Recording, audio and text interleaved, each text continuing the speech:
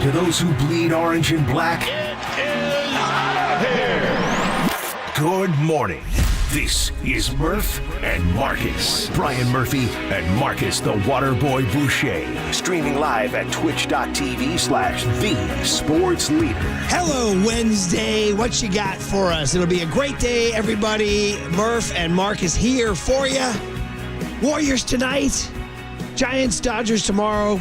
Young pitchers, Andrew Wiggins, all the good stuff. Good morning, brother. What's up, Merv? Happy hump day, my guy. The Dubs are back in town tonight, and I'll be down there to watch Dame make his return to the Bay at Chase Center tonight. So excited. Easily the best development of 2024 is Marcus's move to the city. Every day I want updates. Every day I want city vibes. Now I'm going to picture you're walking down.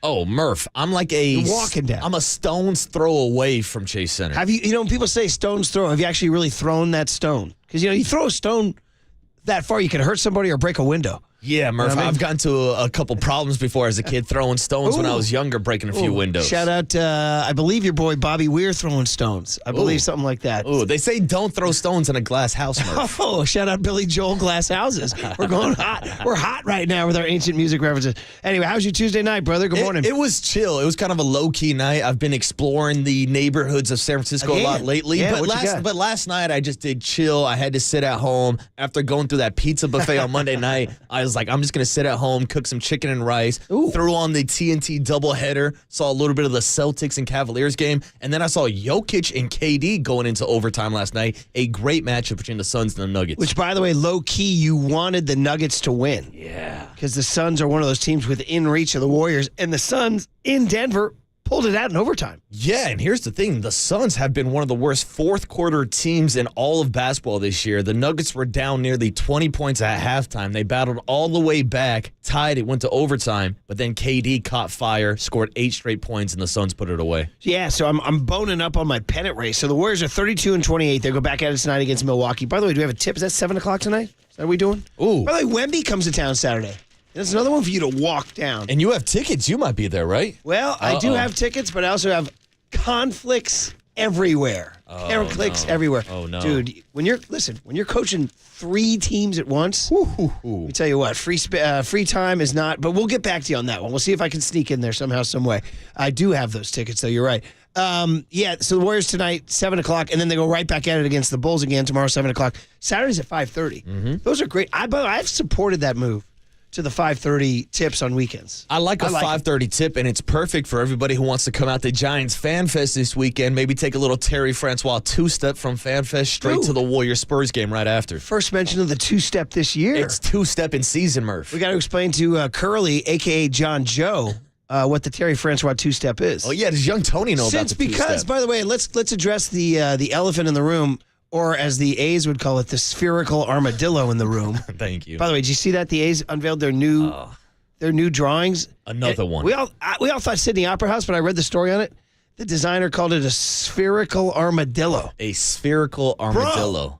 Bro! Now, that blows my mind because I was with you and the rest of the internet that said, what the hell are they doing with the Sydney Opera House on the Las Vegas Strip? Yeah. But, Murph, this is a much, much better breakdown. No, it's a freaking spherical armadillo. I didn't think I'd live long enough to hear the words spherical and armadillo next to each other.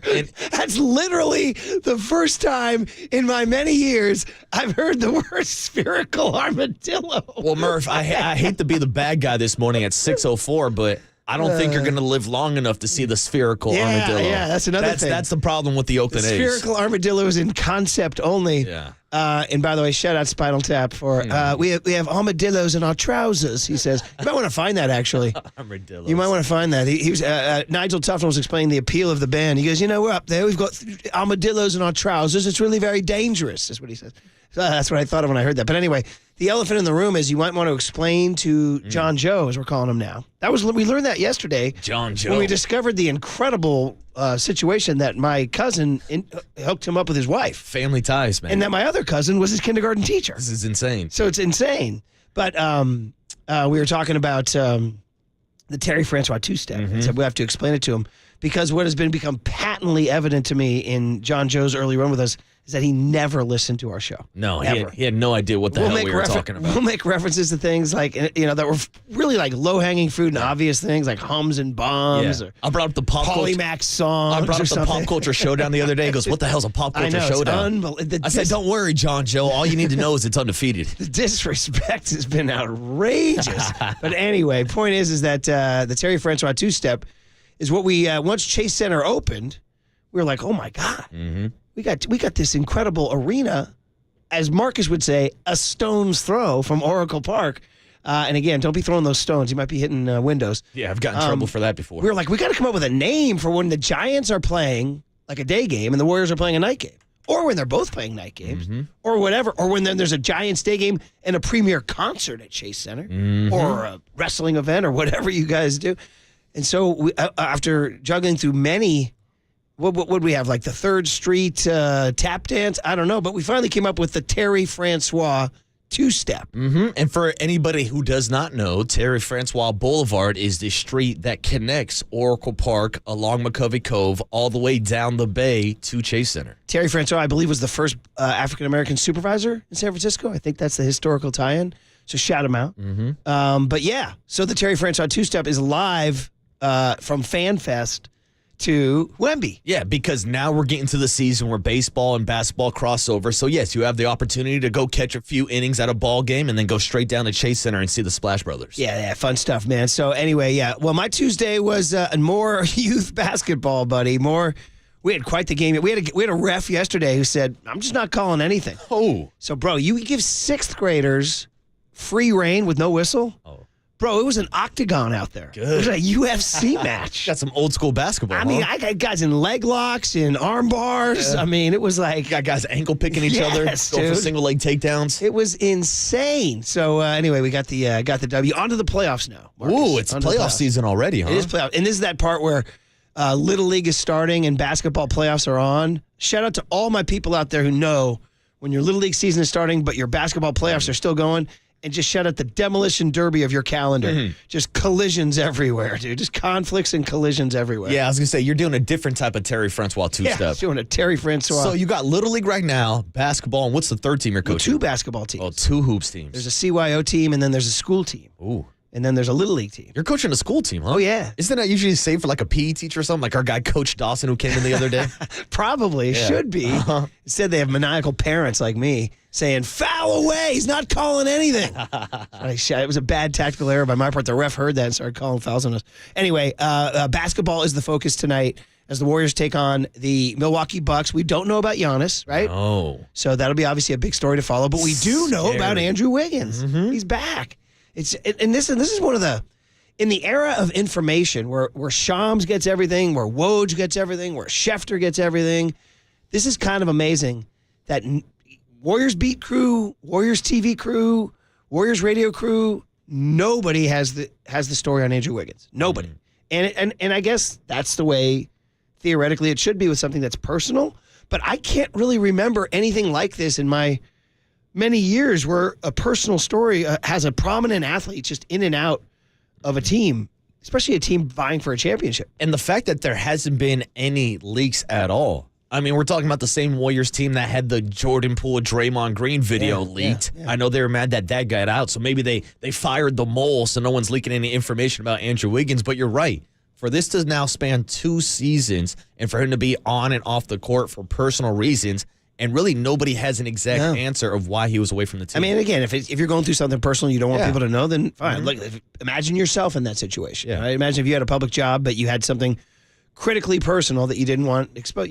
You have to allow that person that space. Mm-hmm. But in terms of basketball, he's back. Yeah. However, did you read? They said there's no guarantee that it's permanent. Like he said, it's day by day. Yeah, like he could leave again. And that's why I think it was smart of Steve Kerr to point out the progression and development of Moses Moody and how he plans to stay in the rotation, because when you have the uncertainty of Andrew Wiggins, a guy like Moses Moody has got to stay ready for these opportunities. I mean, we want more Moody. Yeah, right? Moody's been playing great over the last stretch. So now he's got that numbers crunch in terms of the roster that's going on there. Minutes. Well, listen, that's what's going on tonight. That's the big event tonight. But we also have the eyes on the Giants for sure. The young pitching continues to be the story down there. Andy Bagley did a fun story in The Athletic asking the catchers and the pitching coaches who's standing out Dude, I have, ready for this? 1, 2, 3, 4, 5, 6, 7, 8, 9, 10 different young names that you need to know. Here comes 10. Let the kids play, Murph. Let them play. And they're saying this is the strategy. They're going to go, that like they're like, no, this is not,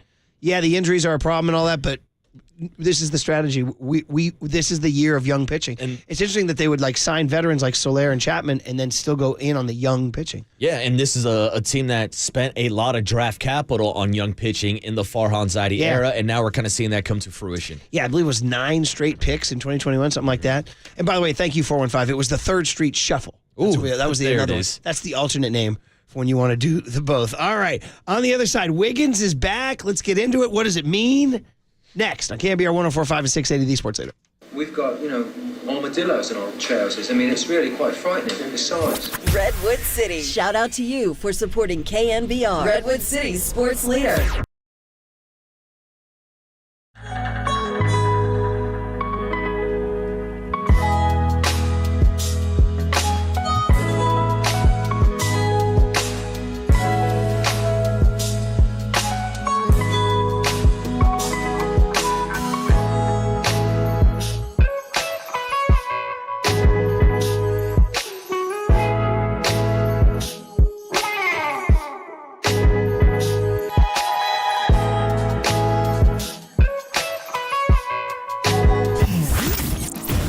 What's trending now? On KNBR.com.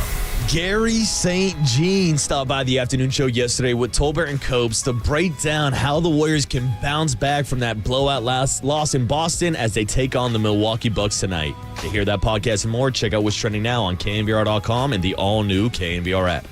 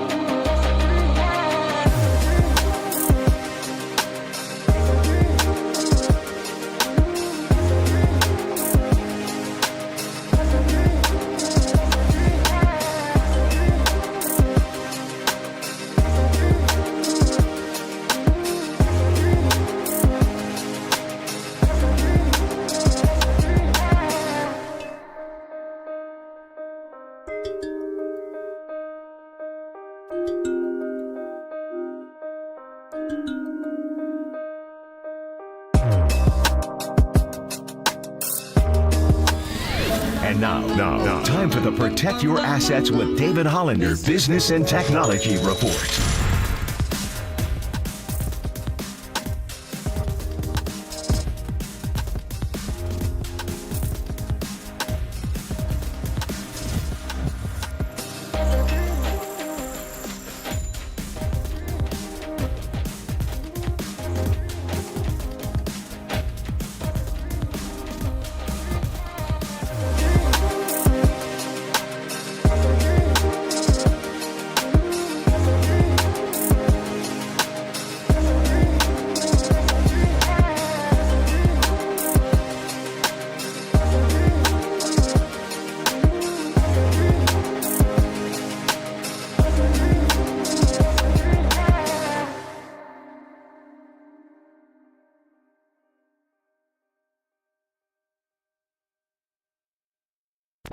Dub Nation, Murph and Marcus keep rolling on the sports leader and streaming live on YouTube at KNBR 1045. All right, there it is from Glass Houses. There you go, Young Tone. There you go. Always a little toe tapper from Bill Joel there. You may be right. I may be crazy, but it just may be a lunatic you're looking for. I'm trying to tie that into the Andrew Wiggins story somehow, some way. I don't know. Well, it just may be a defender we're looking for. Yeah, I like it, Murph. Well, going back to the metaphor of not throwing stones if you live in a glass house, I feel like that's appropriate to the Andrew Wiggins story because I know there's a lot of Warriors fans that are mad about Wiggins not being on the court, but if you're not living in a glass house that Andrew Wiggins is in, you shouldn't be throwing stones at the guy. Look at you tying it in, baby, tying it in. So, yeah, that's the story here right now. Andrew Wiggins back tonight. And how about this stat that just blows me away from Anthony Slater of The Athletic, that this will be the first time since November that they have their entire rotation. That shocks me. So that includes Gary Payton injuries, okay? That includes Draymond suspensions, all right? Multiple. That includes the Chris Paul broken hand and the Wiggins absences. So they've had any number of things that go in and out, in and out, in and out. So they got the full deck. They got the full... What was the, remember that David Lee line from back in the day? Hashtag full squad. Remember that? Full squad, full squad, full squad. Remember that he got into some beef with a blogger and he's like, hashtag full squad. Do you guys remember that? Well, I remember strength in numbers for sure, but I don't remember he had if I remember the full squad. First of all, you were a argument. David Lee guy. I was a David Lee head. Were you? Going back to my New York Knicks roots, I was furious when David Lee got traded from the Knicks to the Warriors, and that's what actually made me start watching Warriors games even more than I already was. David Lee, two trivia notes on what he married Carolina Wozniacki, right? The female tennis player, I believe, is a major champion. And then also one time we had the Greasy Gav, as we like to call him. Oh, dippity-doo. Governor Gavin Newsom, when he was the mayor, came in studio once to hang out, and he was wearing a Warrior hat. This is back when the Warriors were bad, like 2011, 2012, something like that. We said, look at you with the courage rocking the Warrior hat. He goes, my good friend David Lee gave me this hat. I'm going to wear it for my friend David Lee. My good friend David Lee. Yeah, so he was. Who knows what they got? Who knows what kind of trouble they got up to? Yeah. You know what I mean? So two good-looking guys with some dough in their pocket and some influence. Yeah, you know what I mean? Maybe hanging out at the French Laundry or something. I don't know. Probably, buddy.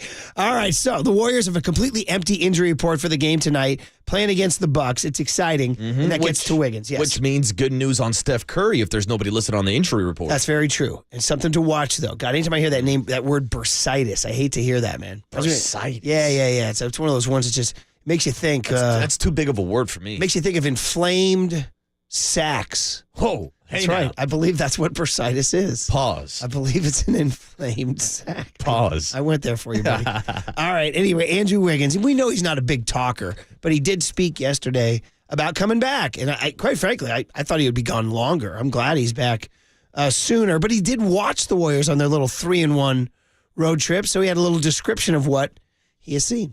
You know, we're sharing the ball, getting up and down, playing fast, aggressive. Defensively, we're locking in. And, you know, most importantly, we're having fun on the court. You know, I feel like when we're having fun, that's when we're most dangerous.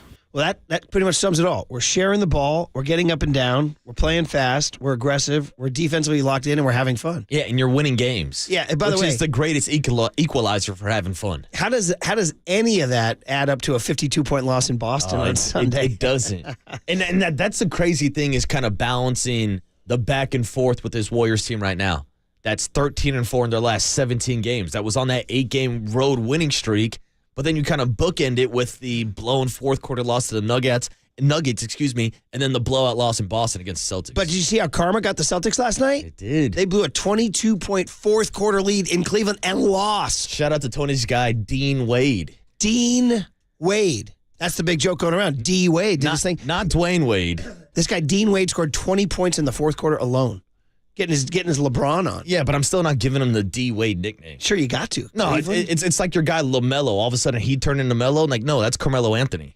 He's the original Melo. Well, isn't anybody whose anybody whose name has the syllable Mello in it? Isn't it viable to call that person Mello? That's a good point. Like anybody who has a last name Murphy has the nickname Murph. Correct. So LaMelos, Carmelos, you got to go with the Mellos. But anyway, point is that I'm glad. I was kind of glad to see the Celtics eat it a little bit.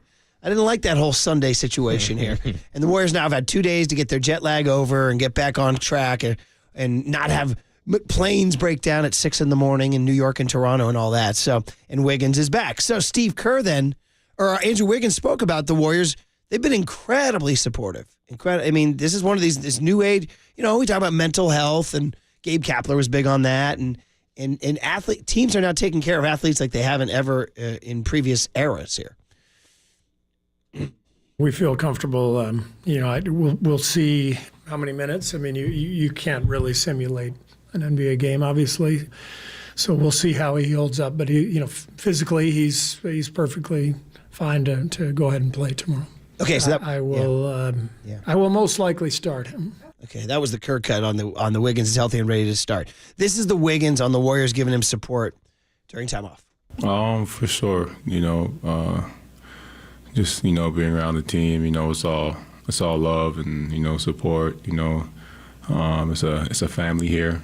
When I was away, I missed the guys and obviously basketball, and I'm happy to be back. Okay, yeah, he's a man of few words, Andrew Wiggins, but yeah, he said he's happy to be back. He missed it, and Kerr, very new age Kerr. He's not going to be one of these, Woody Hayes or Bo Shep or whatever. You got to be out there, get your ass out there, get there and play. I don't care what's going on at home. Listen, I remember it was the 90s, I believe, when I think it was a Houston Oilers player missed time for a birth of his baby. And that was it was called Babygate, brother. It's called Babygate. Babygate. Yeah, because prior to that, nobody left for births of babies. Wow. Yeah. In fact, who was it? Who was it? Gosh, was it the movie? Was it the show Mad Men, or was it somebody's real life? Or somebody told me the story about their dad didn't even leave the office when they were born. Like they just get the phone call. Hey, your kid's born. That's it. That's how it is. And just recently, our guy Shannon Kaler was out here taking like 6 months off because he had a baby. I knew I wanted to go Kaler on that. Hey man, that's inhumane to stay at the office, man. Hey man, I gotta hang out with my baby, man. That's a form of human abuse, man. So anyway, that's not Kerr. Kerr's more like Kaler. He wants to be loving here. I don't care about the basketball part of it. It's life is way more important than the game, and so the main thing is if any of our players has a life situation where they need to be with their family, then that's where they're going to be, and you just want everybody to be okay and to give them the space they need, and that'll always be the case for with the way we operate. Okay. Look at that. Very strong, very 2024, very not 1984 attitude. No. The only riff I'd get, just to keep it light, because it's getting heavy in here, right, is that obviously Steve Kerr's not a fan of Ted Lasso's Danny Rojas, because he says life is more important than the game, but Danny Rojas told us, Young Tone, football is life, right? There you go. Thank you very much. Appreciate that very much. So he did. He said football is life. That's his big line. Kirby like, no, life is more important. So anyway, it's great to have Wiggins back. Yeah. They got the full squad. Shout out David Lee. And they'll be doing it tonight against the Milwaukee Bucks. Yeah, and this, I think, speaks to the culture that Steve Kerr has kind of ingrained with the Warriors. If you're struggling with something, whether it's on the court or off the court, they'll give you time to step away from the team. The Draymond Green suspension earlier this year, it pretty much came down to the Warriors keeping him away from the squad, saying, yeah, maybe take a couple therapy classes, maybe go do what you need to do off the court, and then we'll settle and figure it out. There wasn't a strict timeline with the return of Draymond Green, just like there has not been a strict timeline on the return of Andrew Wiggins. Right, and the other part of it is, guys, I was just reading a story by Steve Buckley in The Athletic about that Celtics blowout. Steve Buckley's a Boston columnist saying he could only think of Tommy Heinsohn, the old Celtics guy, who said, listen, who cares what happens in the regular season? anything that Tommy Heinsohn, old Celtics announcer, said regular season and playoffs, they have, quote, nothing to do with each other. It's two different brands of basketball. Two different, like, kind of lives and stakes and emotions. I told you that's been the best lesson of this 8-9 year Warrior run, because we went 20 years without knowing the playoffs, like, to realize, the regular season doesn't mean anything. All you got to do is get in, just like Farhan's Giants, which we got to talk about on the other side with this pitching situation. So, but first we got to get the guest list going on a Wednesday, March 6, 2024. Shout out 209 saying, yes, Murph, bursitis is inflammation of the bursa sac. See? Inflammation of the sac. That's a little bit young Tony. Pause. Yeah, I don't want to talk about inflammation of anybody's sac, Murph. All right.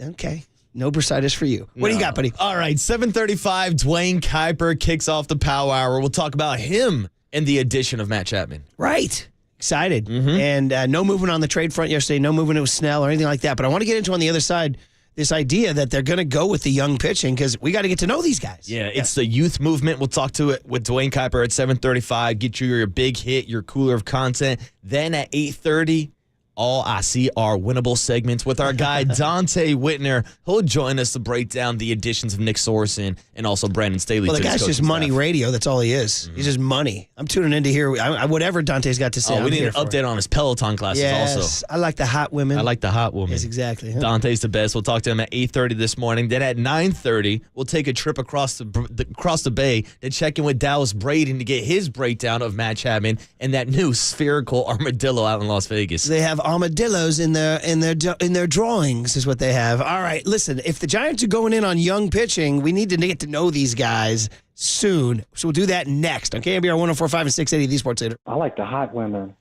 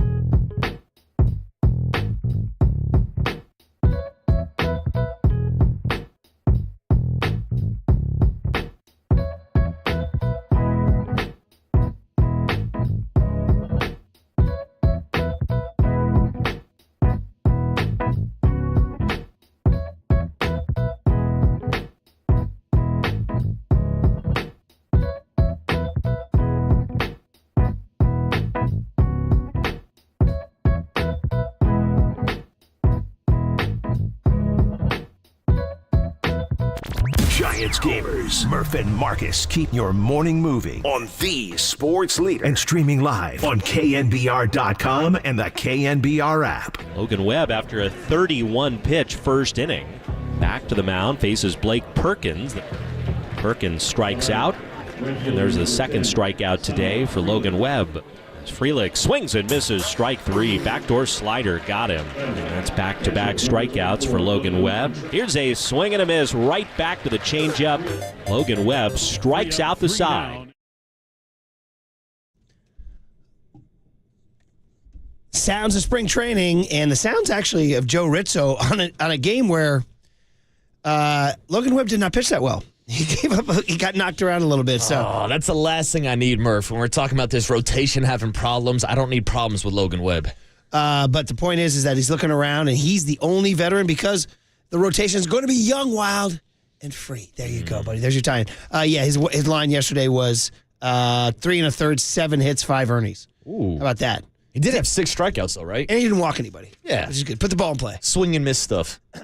We like it when there's no walks and the ball's in play. But this is a big deal, man, because now it's 3 weeks from tomorrow is the opener. Okay, so we're getting down to it. And now even if you sign a Blake Snell, at this point now, if you're Blake Snell, I don't even know. Are you ready? Whatever team you sign with, are you ready by opening day? Well, that's Probably the question. Not. Because we were just talking about Keaton Wynn and his elbow injury, and now he's back to throwing bullpens, but there's no guarantee that he's ready for opening day, and he's been involved in a throwing program all offseason long. Well, I mean, certainly Snell's working out Of somewhere, course. right? He's throwing bullpens, Yeah, but yeah. it's different between throwing in your backyard and getting live reps versus batters. I mean, look at Matt Chapman has yet to make his debut with the Giants. They want to get him up to speed. It's totally different. So we're talking 3 weeks from tomorrow's opening day. So even if you do sign a Blake Snell, I don't know if he pitches opening weekend. And they do need, they open, as we mentioned, the 4 in San Diego and the 3 in L.A.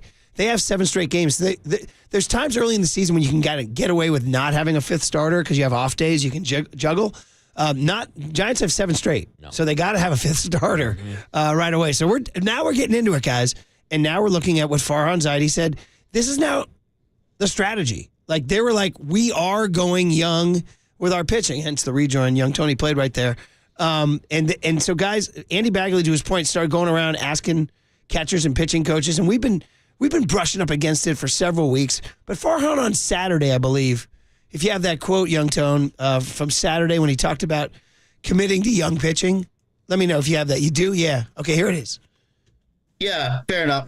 I guess I should address, the pitching side of things. We have talked all offseason, been very consistent that, our plan was to continue to graduate some of the young pitchers that we're really high on to the big leagues, particularly in the rotation. And again, the plan all along has been to give our young pitchers opportunities to, try to create a defense that would, support them in their transition. And okay, so that's it. I mean, so here's the deal. In 2021, they used each of their top 9 draft picks on pitching. And in 2022, they took pitchers with their top 6 selections and 10 of their top 12. So the Giants are telling you, this has been in the works for 3 years. They have been stacking up on pitching prospects, which, A, as a former pitcher, I'm a fan of. But B, I think the counter argument has been something that I've talked about. I've heard John Lund talk about it. I've heard multiple hosts talk about it. When you play in such a pitcher's ballpark, shouldn't your priority be on drafting bats and trying to sign pitchers in free agency? Like, I know that's been the model for the Giants to develop their own pitchers, but it seems like they would have more success getting pitchers on the open market, and that's why they should spend more time developing bats. But as we've seen recently, Farhan has been so invested in all of these pitching prospects. Nah, man. My instinct is to disagree with that. Like double down on your strength. That would be my instinct. Is like, you got, like, if you're a cold weather football team, build all you can on the O-line in the run game, If you're a pitcher's ballpark, develop your pitchers. That's your deal. That's your poker hand. And I get that strategy, but when we talk so much about not having a 30 home run guy here in San Francisco and developing that prospect with the big bat, it's interesting the philosophy that they're going with. Again, to your point, they're playing to their strength, but now they've been missing out on a lot of these big bat prospects. We've talked about it from 10, 12, and 14. They had no 30 home run guys. Pitching right? and defense, yeah. And that's kind of been, I think that's the lesson of 10, 12, and 14. Which is, if you're going to play in cold and windy San Francisco in a big park, You're never going to, I mean, as much as we want the 30 homer guys, and we sometimes make it a bit on the radio, like, it's been so long. Really, the smart move, the intellectual move is to just not worry about that and double down on pitching and defense. And you're right. That was the strategy in 10, 12, and 14. But Farhan was not in the club in 10, 12, and 14. And he's made it pretty clear that he wants to be one of the teams that hits the most home runs in the league. Maybe that was the wrong strategy. Yeah, you might be onto something here, Murph. And so, well, it's interesting because he did, in effect, announce his strategy by drafting 15 guys between 2021 and 2022. And I support it. I do get it. They are at their best when they pitch it and catch it. That's that brand of Giants baseball that we know. Not the Bonds brand. That was the steroid era. It was different. And remember, I got breaking news for everybody. Barry Bonds wasn't the only guy using. All right, you know what I mean? You don't say, Murph. So when guys were hitting him out of the park like crazy in the 90s, it was an industry You're saying thing. those boys across the bay, the Bash brothers, weren't doing anything suspicious, Murph? I used to laugh so hard. Like, man, when A's fans, we'd get into it at a game, Bonds, steroids. I'm like, bro. I used to joke. I'd say, bro, you're literally the Mount Olympus of steroids. You know how, like, in the Olympics, they start the flame on Mount Olympus? I'm like, you guys are the Mount Olympus. Like, Canseco and McGuire, you guys are like the God. You're Adam and Eve, man. You're the Garden of Eden. You guys started the whole thing. They light the needle at the Coliseum. They light the Shout needle. out to the internal flame at the Coliseum and my guy Al Davis. Or shout out to Logan Webb who wants to light a beam. Oh, Murph, I'll give you a beam for that one. My bad. I'll go anywhere just to hear that sound. I don't know why I lose this all the time, Murph. You're like Paulie on the board. Here it is. Light the beam. There you go. He used to have trouble finding stuff, too. The Logan Webb Light the Beam is so elusive. Okay, so here's the names you got to get to know. Okay, so there's three veteran, I say veteran, but three players that they did not develop. To your point about picking up pitching outside. Get to know these guys. Dalton Jeffries, Ethan Small, and dude, you ready for this? Blaine Enlow. You followed him? Blaine Enlow. First time I've ever heard this guy's name in my life. Like, he's like the Dean Wade of my Giants pitching I can staff. give you a little Dalton Jeffries, former Oakland A pitcher. Ethan Small is the guy they got from the Brewers, I believe, this offseason. Left-handed pitcher, former top draft pick, can throw mid-90s, but no, that third name does not register with me. Murph. Okay, so then those are three names who, by the way, could very well be part of your Giants opening day roster. Yeah. So I'm just here to tell you right now, don't be shocked. Okay? Right, throwing a guy like Spencer Howard, who we've seen get some starts so far this spring. Now, around the thing, they took a little survey, and the guy who wins the survey is, I'm going to call him Marcus's guy, the kid out of Rocky Mount, North Carolina, Landon Roop. Survey says, Roop, there it is. Landon Roop, born in September of 1998 in Rocky Mount, North Carolina, went to UNC Wilmington, and the Giants drafted him in 2021 in round 12. Just goes to show you, brother. Now, this guy's getting all the buzz. We talked to Pat Bailey in person, right? And he told us about him. That was the first name that came out of his mouth.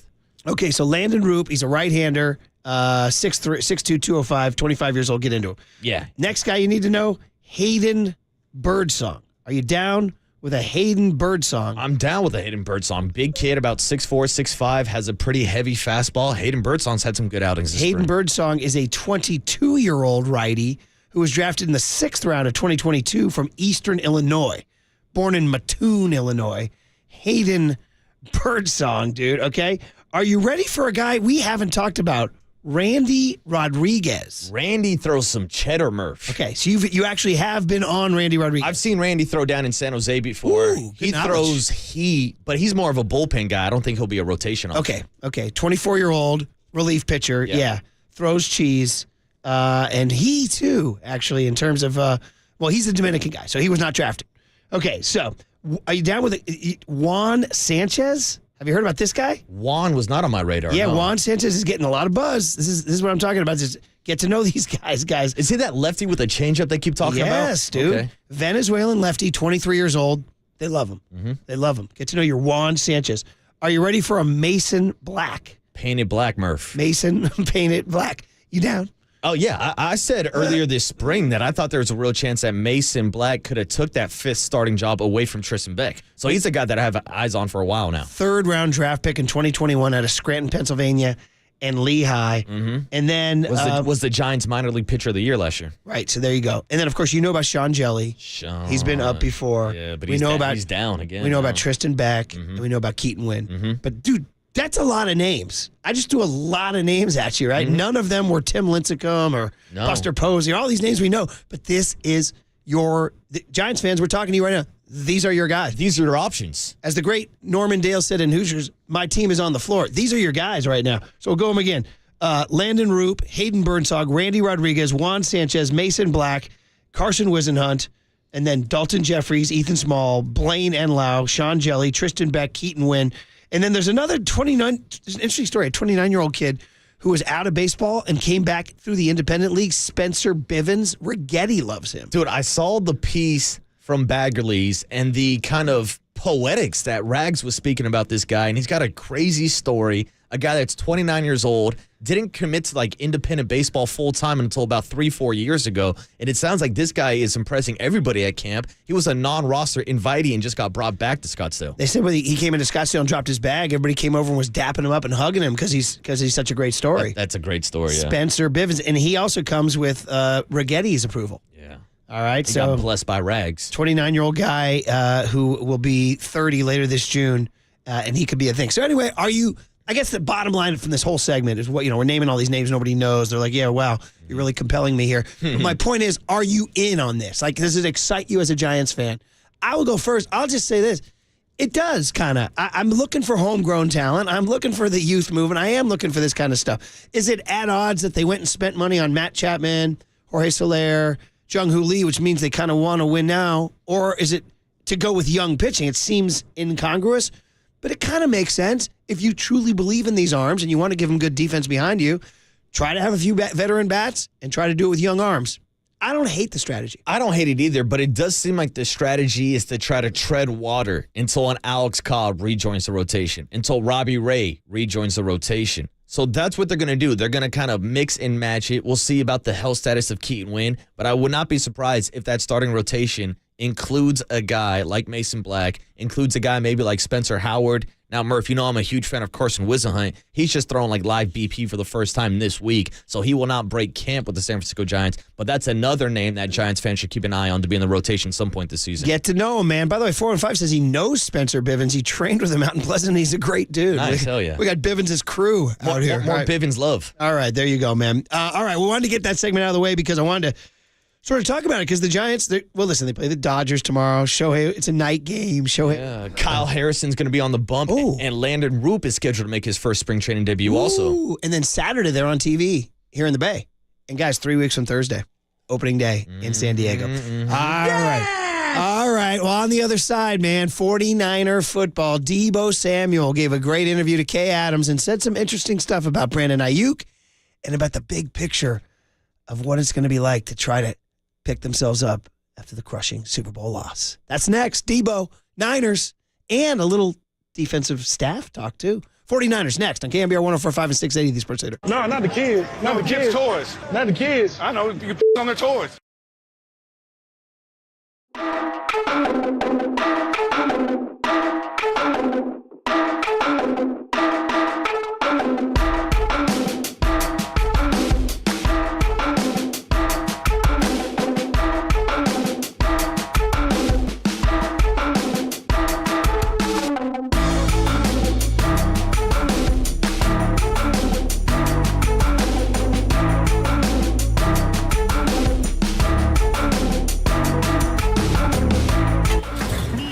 From the Chilton Auto Body Traffic Desk.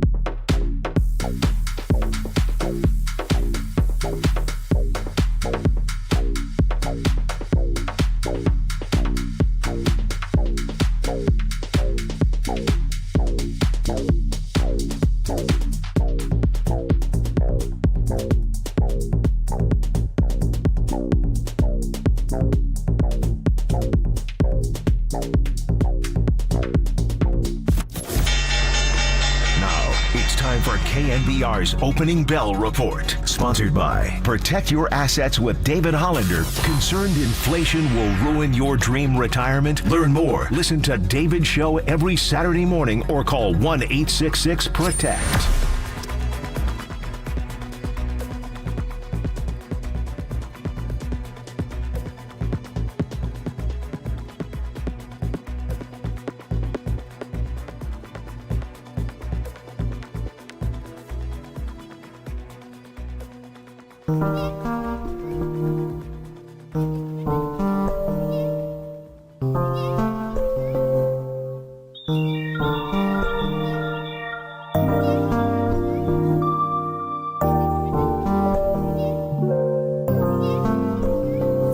Listen to the sports leader anywhere, anytime. Download the KNBR app. Murph and Marcus continue live from the KNBR Casino Matrix Studio. Casino Matrix Progressive Jackpots are here. Where are you? Just drop in. Please play responsibly. 1-800-GAMBLER. All right, everybody. Hey, NBA Fix. Kendra Andrews joins Tolbert and Cope today at 2:50. Warriors-Bucks night, 7 o'clock. We'll get back to that a little bit later, obviously, but 49ers always at the forefront of our minds as they hire Nick Sorensen and, of course, Brandon Staley, although they have not done any media yet. They add former Seahawk rival KJ Wright to their staff, which we'll get into in just a second. And, of course, we continue to wonder what's going to happen with the salary cap that went up and the Brandon Ayuk extension that most people expect to happen. And can they add free agents as soon as Monday? By the way, Monday. We'll be doing that. But Debo Samuel spoke, and some interesting stuff to get into. But first and foremost, Ian Rappaport spoke about Brandon Ayuk. And again, the sense you're getting, usually you hear whispers, grumblings, rumors, all the stuff you hear on the side, hallway, corridor mutterings about, oh, this guy's going to get traded, this guy's going to get cut, they're not going to re-sign this guy. I just keep getting the whispers and mutterings and feelings that this band is staying together. Yeah, and really the only outside source that we've heard from, Dan Graziano, he came on our show. I think he ran the same story this past weekend about maybe Brandon Ayuk being traded. But ever since this salary cap went up this offseason, And after hearing the comments from John Lynch last week at the NFL Combine, it does seem like they're trending in the direction of getting a contract extension done for Brandon Ayuk. Here's Rap Sheet, our buddy. We used to have him on every Monday. Rap Sheet. And then there's a thing called Money, as Young Tony just played, got in the way. Money. By the way, Young Tony made his debut on the mic yesterday, and he has not returned. He's being very shy. A little gun shy on the mic. No, you're. Look at him. He said, "I'm not called upon." That's a good board up. Look at this kid. Know your role. Don't take things personally. Know your role and shut your mouth, Tony. All right, man. That's a wrestling line if you don't know. Here's Ian Rappaport about Ayuk. Brandon Ayuk, the star receiver for the San Francisco 49ers, he kind of raised some eyebrows, I would say, a little bit at the end of the season, leaving his future open with the team. My understanding is, obviously, there are teams who would like to trade for the very, very talented young receiver. The 49ers firmly believe he is in their plans. I would expect them to get to work on a new deal for him probably after free agency. Man, everybody gets paid. It's like the Niners have, DeForest Buckner's the only guy who didn't get paid. Oh, poor Buckner. I know, right? Would they have won a Super Bowl if they kept him? I mean, it's going to the crystal ball, the hypothetical. Athletes will do that to you if you're a reporter and you ask them. They've been trained so well. If you give them an out to say it's hypothetical, they'll use it. That's a hypothetical. I don't answer hypotheticals. You know what I mean? Yeah, it is a hypothetical. It is a hypothetical. DeForest Buckner's a great player, but last time I checked, he played on the defensive line, not the offensive line. Unless DeForest Buckner could have blocked Chris Jones a couple plays. He went to the Colts, and they haven't won a Super Bowl. Yeah. So there you go. In fact, they haven't been to a Super Bowl. Yeah, but he's a hell of a player. But instead, they took Kinlaw and ended up spending money on the offseason on someone like Jalen Hargrave. Kinlaw's best game might have been like the Super Bowl. He actually was decent in the Super Bowl. That whole D-line played great in the Super Bowl. They were just breathing fire right out of the gate. That wasn't the problem at all.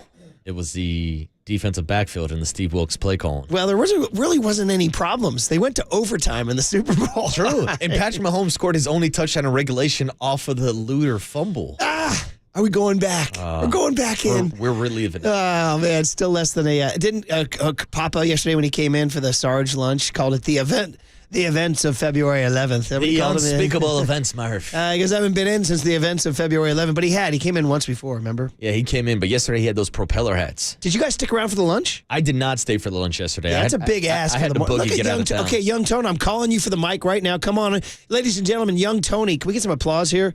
He got the green light from the higher-ups, Cumulus in Atlanta. Wave to the camera, Tone. Wave to the camera. There he is right there. Did you stick around for the lunch? Yeah, it was pretty good. Oh, pretty good. Okay. Yeah, what was on the menu, Tony? Pretty good. I'm expecting like more of a gushing, like it was spectacular, generous, kind. The whole very deal. Nice. Sarge stopped by, had a nice speech. Told us that he was very, sad. Did he get emotional? Seven NFC title games they've been in, but also in the last 13 years, I want to say. Why don't you lean into that mic, buddy? He was Make very love sad. to that microphone, kid. What I'm trying to say, he's very sad. Okay. It was like, did he get emotional? Because Sarge is a big emotional guy. Did he get emotional? No. Okay. Very professional. Were you kind of waiting for his speech to end so you could hit the food? Let's be honest. Yeah. It was good. Because he spoke before the food, right? He did. Were you getting emotional, Tony? No. I'm all business. What were the options on the food? What it was just only chicken sandwiches? That's it? Chicken sandwiches, salad. Are we going like Chick-fil-A or what are we doing? Is this like a Popeyes chicken sandwich? It was mixed. Curly told me the company name was Mixed. Is it a fried chicken sandwich or a grilled chicken sandwich? Grilled chicken sandwiches. I'm a fried chicken guy. Mixed is one of those fancy places, and you know it's fancy because it's spelled M-I-X-T. And if you've noticed in the tech world, since around the tech boom 1.0 and 2000 and all that, you know your tech when you form your company. You call it by, let's say my company's called Company. That's my company, but I spell it Kompane. Company. I'm glad you spelled it that way. Well, that's it. You could have gone in a different direction. I don't think we would have allowed to spell on the radio. He gave a patent-esque speech. Very good, there buddy. It is. You're saying I could have spelled it another way and you would have said pause. Yeah, I would have said pause. Okay, there you go. I would have, Murph. Anyway, well, thank you for the lunch report. I would declare that, I'd give that lunch report about a C+. I expected a little more vibrancy, a little more description, a little more, but we're training the kid. That's it. We're training That's the kid. it, Tony. We got to paint the picture of the lunch. I said, he goes, well, that's how the lunch was. That's it. Tony's all business. He's not here to blank around. He's biting the hand that feeds. He's biting the hand that feeds. You ever hear the phrase, there's no such thing as a free lunch? You ever hear that one?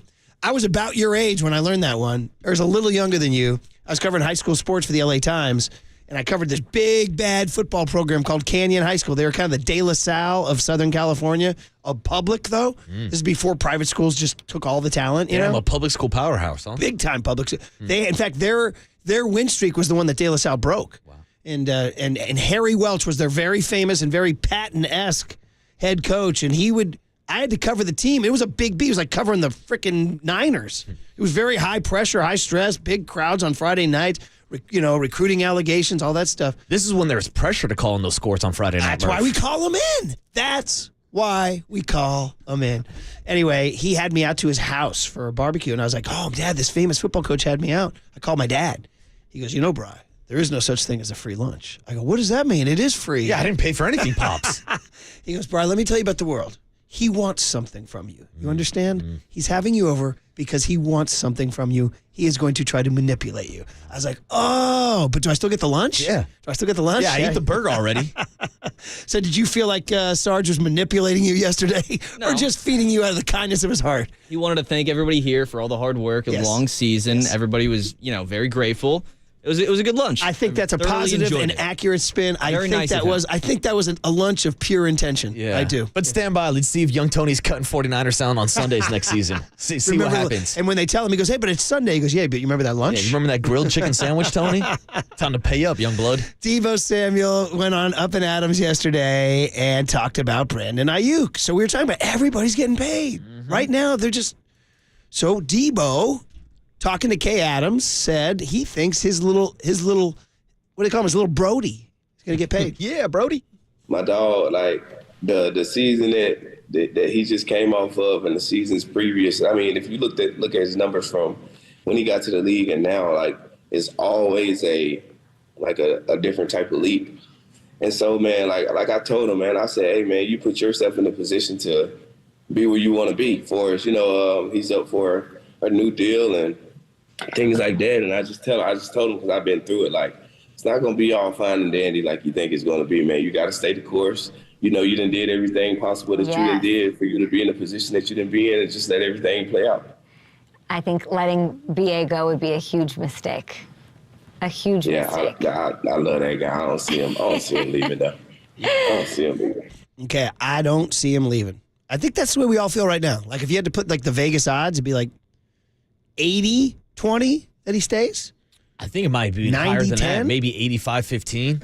I mean, it sounds like, especially for this next season we're talking about, with Brock Purdy still being on that rookie contract, this is the time where you seize the opportunity in the Super Bowl window.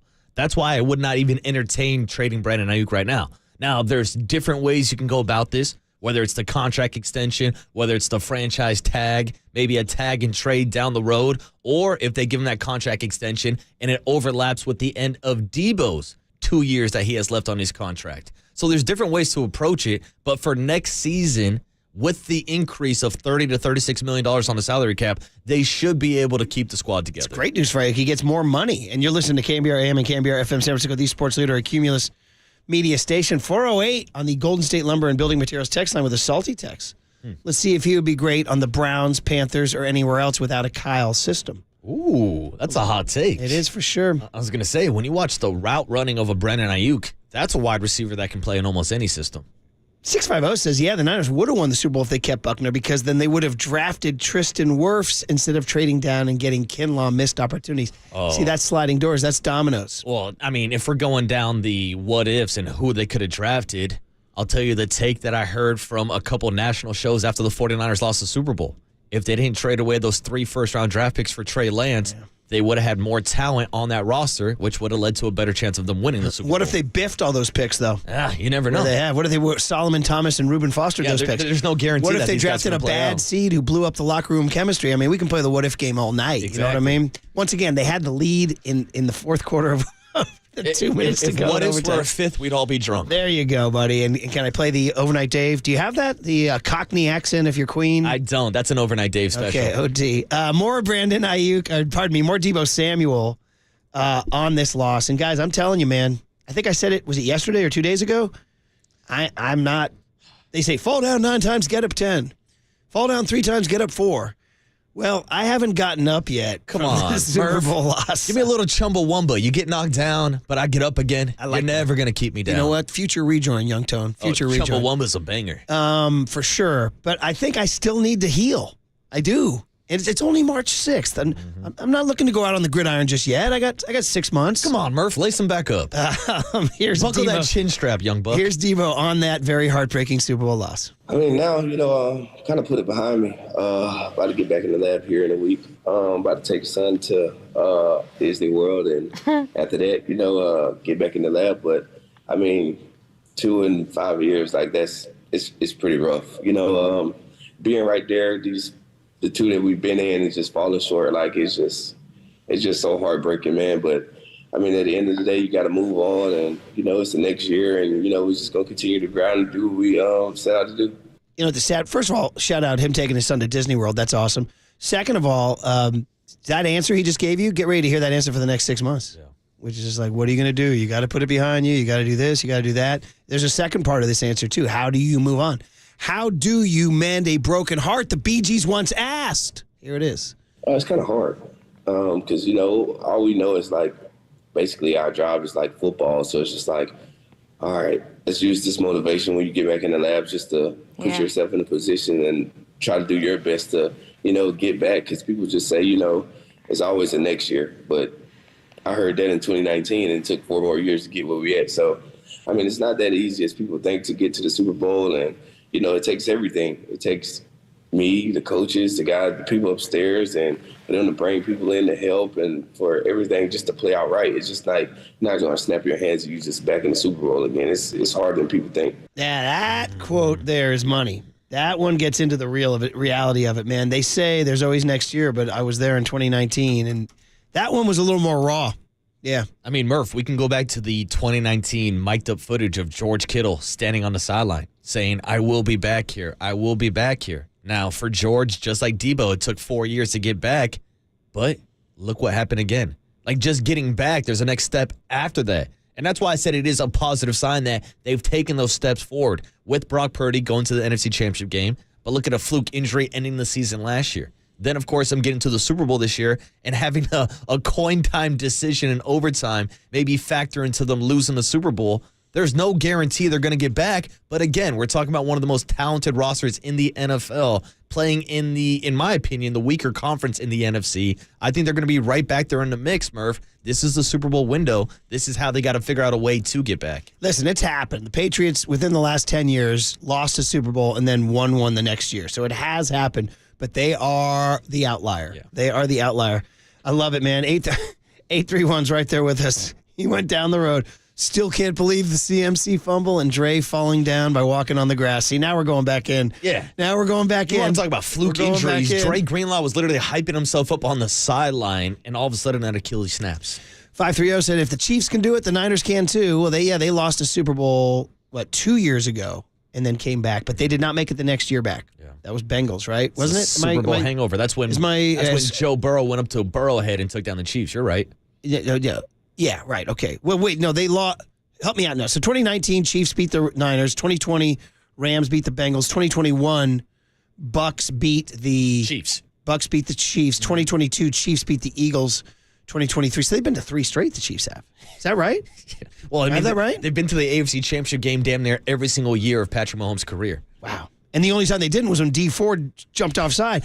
People, I wonder how that Brady legacy would be, that interception in Arrowhead if D Ford didn't jump offside. These little calls that change everything. D Ford in his morning glory routine. See, we're relitigating now. 408 says, does the game change dramatically if Hufanga was healthy? I do agree with that take because I think towards the end of the season, we saw a breakdown with Tashawn Gibson. Jair Brown played well, but not as good as Talanoa Hufanga was playing as an All-Pro. By the way, man, the Golden State Lumber and Building Materials text line is a cruel and unmerciless place, or a merciless place, I should say, dude. Now they're coming for Kittle. Oh, dude, yeah. I mean, dude, 707 says, yeah, I'm still waiting for George to show up to this year's Super Bowl. Yeah. That's cruel. The 925 says, yeah, Kittle really came back with a vengeance. Come on, LMAO guys. with 1,000 laughing emojis. Hey, 530 says, my 8th grade teacher at Pacheco Elementary in Reading always told us never ask what if. Okay. That's one way to go. Shout out the 8th grade teacher. Never ask what if. No regrets. As the great Frank Sinatra once sang, regrets I've had a few, but then again, too few to mention. Ooh. That's what he said. Although he did mention them in the opening line of the song, which is kind of contradictory, right? He says, regrets I've had a few, but then again, too few to mention, but I just mentioned. Yeah, but he's talking about those regrets.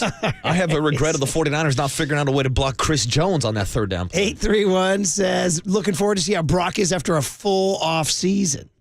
Full off season. And the first time he'll be a starter, getting the starter reps for the first time during an off season. Yeah, very excited about that. He just posted on Insta. Did you see that? Or did you? I saw that. NBC Sports Bay Area put out an article about how Brock posted on Instagram. I'm paraphrasing, but I believe the post said that we win together, we lose together. Murph. Yeah. Did you think there was some sort of message on that? You think he's sending subliminals? That's your job, buddy. Yeah, I'm the subliminal guy. Hey, Debo, were you hurt this year on Up and Adams with K. Adams? Debo on his injuries. Yeah, y'all didn't know about too much. But it is, but it's part of the game though. So, I'm not blaming injuries on, the reason why I didn't play the way I was supposed to play. But this injury's part of the game, and a player like me and a player like that's part of our organization, like Eric Armstead, playing through a knee problem. So, you can't put too much blame on the injury. So, it's whatever. It is true. It is. Every single team. We can go to the Chiefs and probably find a bunch of nicks and bruises and tears and breaks and inflammations and sacks. Yeah. Inflamed sacks. Yeah, we're getting back to the inflamed sacks this morning, Murph. But he's right. Whether it's Debo talking about those injuries, George Kittle, as we know, had a couple hockey injuries he was dealing with. And I'm not using that as an excuse, but when you have two of your superstar players, Debo Samuel, 3 catches for 33 yards on 11 targets, and George Kittle, 2 catches, 4 yards on 3 targets. That was not in the game plan for Kyle Shanahan. Blaming Brock on any of that? He missed the Debo one on the one throw. We do got to give credit to Steve Spagnuolo and that Chiefs defense, because with Ladarius Sneed and Trent McDuffie on the outside, they took away the wide receivers. That's why Debo really couldn't get open for the majority of the game. But I thought that George Kittle and Kyle would attack the middle of their defense. So I don't know if that's more on Kyle or if it's more on Brock Purdy. Again, we talked about Brock's performance. I thought it was good, not great. He missed a couple throws. But the bottom line is you got to get the ball. Was Mahomes great? No, he was not. No, he wasn't. But he was good enough to win. 510 says, what if we ask what if?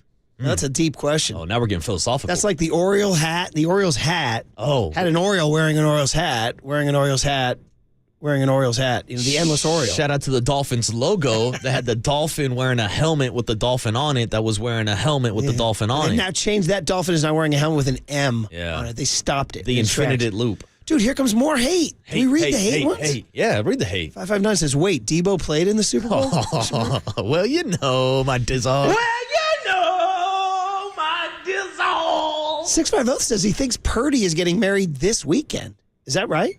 Do we know? Purdy's getting married this weekend? Is it time for the Bull Durham Candlesticks Would Be Nice meeting on the mound? You know what I mean? Here, 6-5. See, but here we open the vein. Here he come on the Golden State Lumber 6-5. The blame is on Kyle. Why are you guys giving him a pass on losing this Super Bowl? I don't think we gave him a pass. I don't think anybody did. Listen, for me, honestly, more important than the coin flip was the third quarter 6 straight passes. Murph. That was more important than the coin flip for me. It's a blessing for our listeners that we podcast all 4 hours of the show. Yeah. So if you want to go back to that Monday morning after the Super Bowl, we were both critical that morning about the 6 straight passes. I know I was pretty critical about the overtime decision. I don't think anybody was letting Kyle off the hook for this one. 408 says, stop blaming Kyle. Oh, there it is. And the other 408 says, didn't Kittle have a big play get called back in the first quarter? Yes, they did on a Trent Williams hold that, quite frankly, given the rest of the game, was not really a hold. It was a slight hold, but compared to some of the other stuff that went on, and then somebody just says, "You're 650. You guys are killing me. We got to move on." So we will. At least for now, we certainly will return to that topic. But on the other side, the Warriors are getting ready for tonight. The Bucks are coming into town. Who are the Bucks? Dame Lillard's coming back into town. Dame time. What's Andrew Wiggins' status? Warriors Bucks preview next on KNBR 104.5 and 680 The Sports Leader. Know your role and shut your mouth, you jabroni. Menlo Park, shout out to you for supporting KNBR. Menlo Park's sports leader.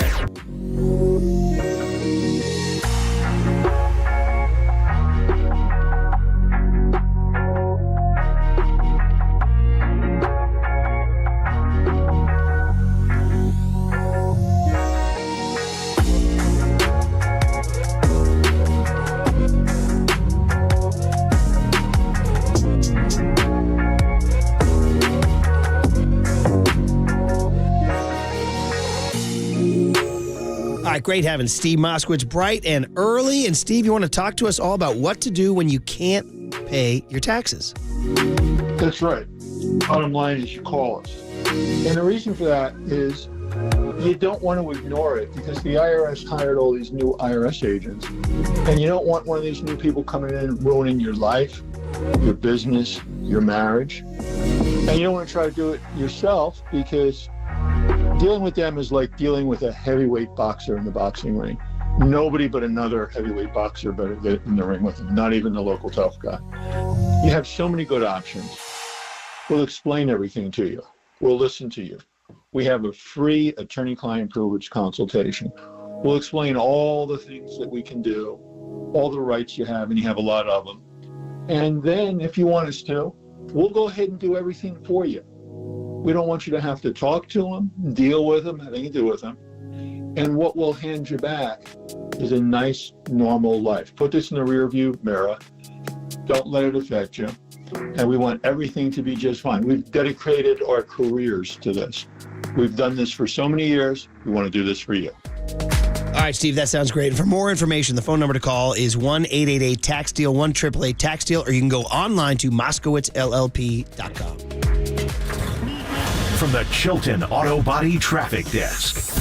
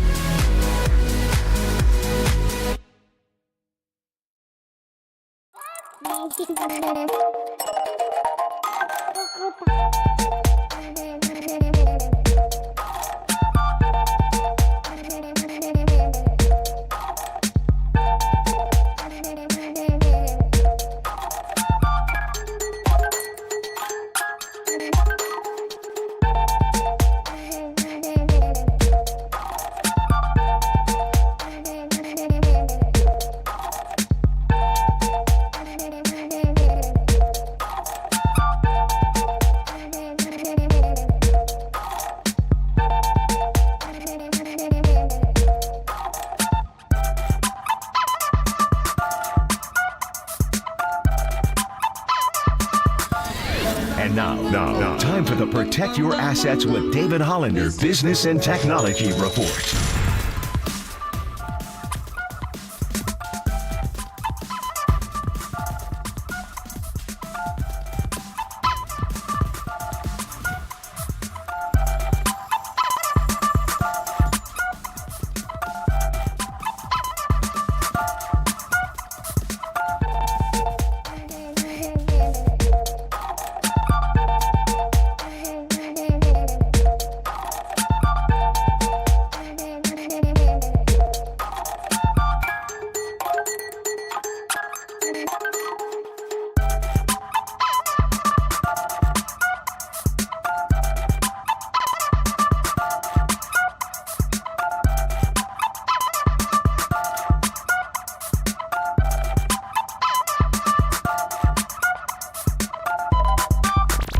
Mob Nation. Murph and Marcus keep rolling on the sports leader and streaming live on YouTube at KNBR 1045.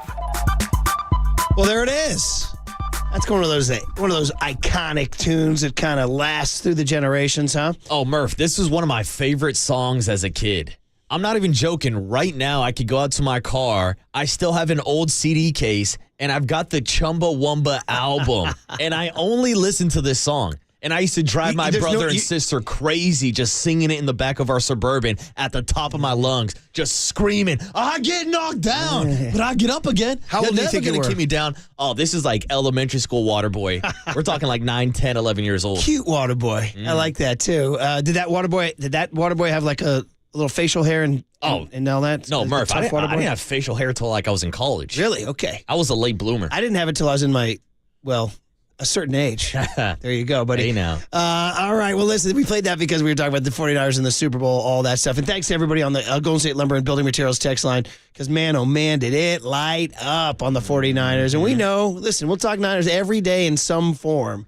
Right now, the form is Debo going on Up and Adams and talking about Brandon Ayuk and talking about the pain of the Super Bowl loss. And, of course, we got to get into still later in the show the addition of KJ Wright, the former Seattle Seahawk rival.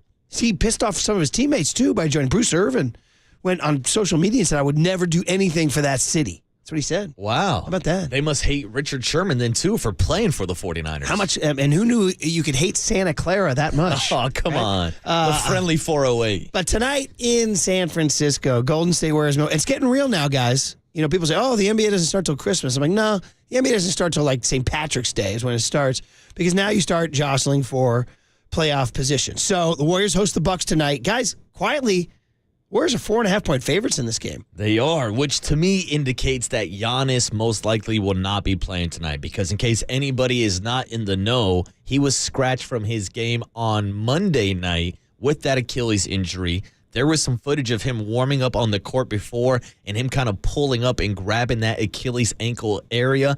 I think they're better off resting him tonight, especially after what Mark Spears told us yesterday about the strategy of Doc Rivers. Well, he's listed officially day-to-day. Yeah. That's the official, so we don't know for sure. The Warriors are all the way back. Pajemski is back. Wiggins is back. And as we said, this is an interesting stat. This is the first time they've had all their pieces together since November. Dude, it's freaking March, okay? We are a long ways away from November and the brand of basketball that the Warriors were playing in November. Yeah, and so we go Draymond suspensions. We go Gary Payton injuries. We go Chris Paul broken hand. We go Andrew Wiggins absences. All of that is clear. Giants have the Warriors have an empty injury report going into tonight. I would say the Giants don't have an empty injury report. No, they do not. That pitching staff. By the way, the Bucks coming off a win in L.A. They beat the Clippers 113-106. That's a nice win for them. Without Giannis. And they're 16-14 on the road. I know, without Giannis, right? For sure. So this will be a very interesting game. The Warriors need them all now at this point, guys. I've been looking at the pennant race. So here's your pennant race if you need to kind of get into it a little bit. Warriors are 32-28. They currently occupy the 9 seat. Do you know you're playing, by the way? It would be Lakers-Warriors if the season ended today, right? And it's just one game only, right? It is. And then the winner of that game would be playing the loser of the Kings-Mavericks game. Right. So there you go. So you want to get out of that 9-10 corridor. And you can. Right now, by the way, good news last night, the Mavericks lost. So that we want to thank who beat them last night? It was the I had it for you, buddy. The Mavericks lost last night to Indiana. the Pacers. Yeah. Tyrese Halliburton. Nice. Who, by the way, is a 49er fan. Well, Brock Purdy and he went to Iowa State together. Exactly. There was some good Cooler of Content stuff we never got to with Tyrese Halliburton talking about the 49ers and Brock Purdy around the Super Bowl. He's worn the Purdy jersey. Also, by the way, I did get it confirmed from my buddy, Toyota Dave, that Purdy's getting married this weekend in Iowa. Wow. In Iowa. I wonder if Caitlin Clark's going to be there. I think she is because her brother is one of Purdy's dudes. There's a connection. I think his name's Bruce Clark. He'll be at. I think he's in Purdy's groom's party or something like that. That's insane. Or Murph, it's unbelievable. This is some kind of good. This is unbelievable. Wow, you kind of went out of the way for that one. Yeah, you dropped the name Bruce. I want to hit you with a Bochy drop. Oh, nice. Yep, Very good. Uh-huh. By the way, will Kyle or John be at that wedding? I wonder. That's a great question. I would assume so. I would like to go to that wedding. If he's the face of your franchise or a guy that you're thinking is going to be the face of your franchise, would think did that Brock the coach invite would him? be there. That's the other thing, too. For example, DJ Robbie, the great producer on this show for years and years, who was just so cool and chill and made great beats and opened up, I believe, 2008 or 9 on our first show of the new year when he was doing the guest list. I said, hey, Rob, man, new year, first day, new year. He said, yeah, let's just get this year over with, is what he said. He famously did not invite the staff to his wedding until 2 days before. Ooh. Then he goes, hey guys, I have a backdoor invite if you want to go. A backdoor invite. And we went. Yeah. And then probably we're a little too active on the dance floor too. So was it just the morning crew that got the invite or the whole station? Just the morning crew. See, now that can cause a divide. Shout out to Harrison Barnes inviting Steph and Clay to his wedding, but not giving the invite to Draymond Green. Yeah, well, Harrison was making a statement there, buddy. So who on the 49ers roster is going to make the wedding list? Right. That's Debo but not Ayuk, Ayuk but not Debo. Uh-oh. Kittle but not Trent, Trent but not Kittle. Wow. You know what I mean? We got drama. Jake Brendel's had his hands, Brock Purdy's had his hands up Jake Brendel's rear all season. Should he be there? Where does Taylor Pepper fit into this conversation? Brian Greasy make it? Tabor Pepper. These are the important questions. Anyway, back to the Warriors tonight. So Andrew Wiggins is back, and that's the big question, too, is what's he all about? And we've talked about this, man. The Warriors have really handled this whole thing in a very new age way.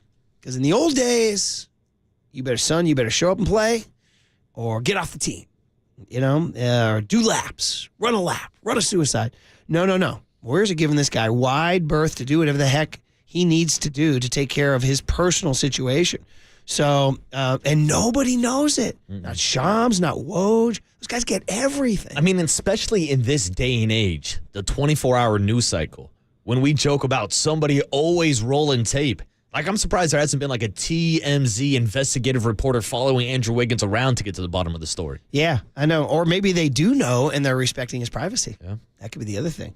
Anyway, Wiggins about watching the Warriors since he was gone, and he had quite the effusive praise about these guys who went 3-1 on the road trip here. We're on the rise. We found something good. Found that identity that we were searching for. And, we put pieces together that worked. And it's been the special, last few games. We really put something good together, and everyone's playing well, playing together, and we look like the real Golden State Warriors. Okay, man. That's interesting because Mark Spears said something yesterday that's been kind of sticking in our head, and that is the real goal. He said, listen, these real Golden State Warriors, they're not title contenders. That's what he said. And it was kind of juicy. We were leaning towards making that the big hit today. Mark Spears saying the Warriors aren't title contenders. Do you buy it or do you sell it? What Spears is saying. Right now, Wiggins is saying they have their identity. Well, in fact, he goes on to talk about their identity. What is their identity about getting up and down and playing great defense, young Tony? I believe this would be F, right? Mm-hmm. Yeah. We're sharing the ball, getting up and down, playing fast, aggressive. Defensively, we're locking in, and most importantly, we're having fun on the court. I feel like when we're having fun, that's when we're most dangerous. Okay, Chris Paul and Klay Thompson coming off the bench. Now Wiggins, this guy who's speaking, plays a huge role in this whole thing. If he can come back and be two-way Wiggs, which we have only seen briefly this year, we have not really seen the full version of two-way Wiggs since he was hoisting up that trophy out in Boston, and that's been the biggest problem. Which, of course, has opened the door for someone like Moses Moody. But getting back to your question on whether or not the Warriors are title contenders, my take has always been if you have Steph Curry on your team, that gives you a chance to win a title. And we could talk about how the Warriors are playing their best brand of basketball right now. We can mention the 13-4 stat since Draymond Green returned. But also, during that stretch, it's been bookend by that fourth quarter blown lead to the Denver Nuggets and the blowout loss in Boston. Right. So as much as I want to sit here and say, yes, they can compete for a championship, to me it's obvious that there is a separate tier in the NBA, and we'll see how the Warriors measure up tonight against a team like the Milwaukee Bucks. But we're talking Bucks, we're talking Celtics, we're talking Nuggets, we're talking Phoenix Suns. I don't see the Warriors in the same class as those teams right now. But it's funny, when they played the Nuggets, the games have been highly competitive and determined by Jokic had to throw in a half-court prayer to beat them. They had to blow a big lead in the other one. Mm-hmm. And so, I agree with you. I feel like the Nuggets have their number. ultimately in the win-loss column, but they've been playing them tough. I mean, yeah, they're playing them tough, but at the end of the day, they've lost 7 straight games against the Nuggets. You got to win. I agree. 7 in a row. It is a huge. We've talked about this earlier. The Warriors' best hope is to have somebody else in the bracket knock out the Nuggets. I don't know if they will. We'll get into that, though. That's definitely going to be the big hit. One more, though, on Wiggins, man. This is definitely a new era. They're respecting his privacy. They're respecting his family. This wasn't always the case. I told you I go back to the 90s when the guy from the Oilers, Houston, that's how far ago it was, the Houston Oilers, he went to the birth of his baby. It caused a huge controversy. It was considered an act of team betrayal, like to leave, at least fans thought it was that way. You don't leave your team to go to your birth of your baby. And it was a big sea change in society because people are like, no, you got to be there for the birth of your baby and things like that. We don't know what Wiggins is going through. It's not the birth of a baby, but it's something. And Wiggins says the Warriors in the new era of mental health are giving him full space here. For sure. Just being around the team. It's all love and support. It's a family here. When I was away, I missed the guys and obviously basketball, and I'm happy to be back. Okay. He's a man of few words, Andrew Wiggins. Soft-spoken Andrew Wiggins. Very soft-spoken. Yeah. Well, you can imagine him being in Minnesota on bad teams as the number 1 overall pick and having that low-key personality. I can imagine that wouldn't play that well in the fan base. They're like, wait, this guy doesn't have a pulse, and we're losing 60 games every year. Well, I remember that was one of the big criticisms about Andrew Wiggins, that he didn't have the quote-unquote dog inside of him. Yeah. Like, he didn't have that alpha male personality that you usually see with a first-round draft pick, and that's why I think he's succeeded as a second or third option with the Dubs. Yeah, for sure. All right. Out of the Golden State Lumber and Building Materials text line, 707 says title contenders don't lose by 52. 408 says full Warrior squad won't get past the Kings or the Mavs. Ooh, they got past the Kings last year. Yes, they did. They got past the Kings last year. And the Mavs, interesting. So I would say I'd ratchet up my attention now. Milwaukee tonight, Chicago Thursday, and then Wemby Saturday. Wemby at 5:30. That'll be really fun. If you got a chance to sneak into that one, that may be a good one. Oh, you got a chance to see Wemby on Saturday, and of course, Oakland's own Damian Lillard makes his return tonight. And I want to give a shout out to Dame because I saw Marcus Thompson tweet last night that Dame actually went out to watch Oakland Tech advance to the state championship in basketball. He's Oakland. 2 different high schools, Oakland High School and Oakland Tech, and they played each other last night. Huge. In fact, now that you say that, you open the door. I told Curly, I'm a big believer in high school basketball playoff time, and last night was the CIF NorCal finals all over the place. The big one was Reardon and Salesian. I hate to tell John Joe Curley that his Reardon Crusaders, despite their incredible season, came up just short in a nail-biter to the Salesian Pride, I believe that's who they are. So congrats to Salesian out of Richmond. They're going to the state championship. So they did that in Division I. I believe shout out public schools. I like when public schools do it. San Ramon Valley Boys. San Ramon Valley Boys are going to the state championship. They beat Granada of Livermore. Division II, I believe, is the one you were talking about. I think that is Oakland Tech 73, Oakland 66. So he would have been rooting for Oakland. Oakland High, which isn't quite as... Oakland Tech has Ricky Anderson, Marshawn Lynch. Oakland doesn't get as much love. And then we'll go down to Division III, guys, just for more. Santa Cruz, shout out Santa Cruz High School. They beat Bullard of Fresno. They're going to the state championship. Division IV bracket. This is my stuff, Marcus. This is the stuff I love. These are the scores you got to call in. You love diving into this stuff. Monterey High School is going for Division IV. So you got Santa Cruz and Monterey from them. And then finally down Division V, where you get some pretty small schools down there in Division V. But shout out Athenian. They edged out San Domenico from Marin. Athenian's out from Danville there. So there you go, man. Yeah, well, shout out to Dame supporting the kids coming back to the Bay. That's a great story. They came up just short. What do you guys are whispering behind my back? Tony is like our breakdown of D5 championship games. You don't want to start this battle. I mean, that's actually some of the stuff that gets the most reaction. Dude, trust me. It's important and meaningful to talk about the NorCal High School Basketball Championships. Yeah, you are. I saw you two having your little chat behind my back. Here we go. Once again, what are you? What are you, like 11 years old? Are you 6? Ding, are you ding, in freaking ding. diapers? Ding, ding, ding. It's time for Kype, Murph. Let's go to Kype next on KNBR 104.5 and 680, the Sports Leader. I'm back here with the team and, ready to get to it.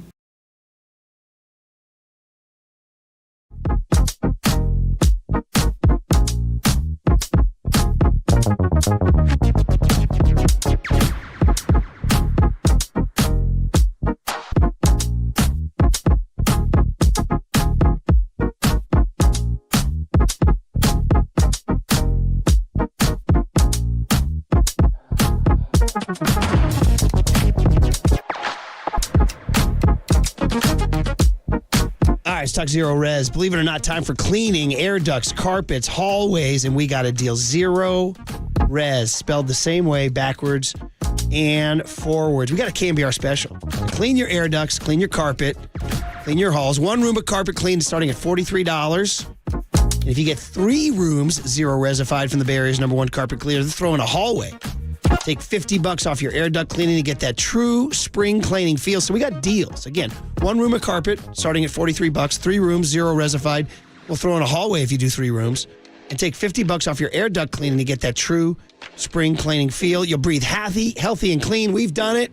It's great. How do you do it? You call my friends at Zero Res right now, 877-321-0739. Once again, 877-321-0739. Say you want the KNBR special, or go online at ZeroResBayArea.com. Once again, ZeroResBayArea.com. Say you want the KNBR special. Clean it up, y'all. It's springtime. Zero Res. Spell it backwards or forwards. It's the right way to clean.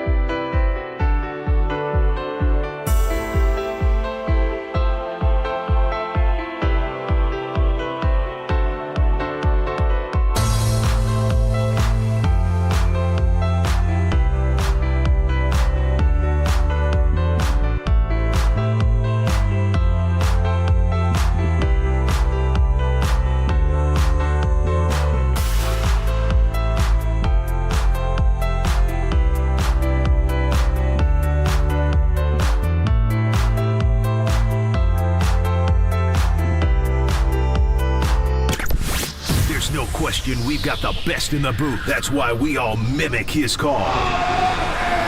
Time for Murph and Marcus to catch up with Kype on KNBR 104.5 FM and 680 AM.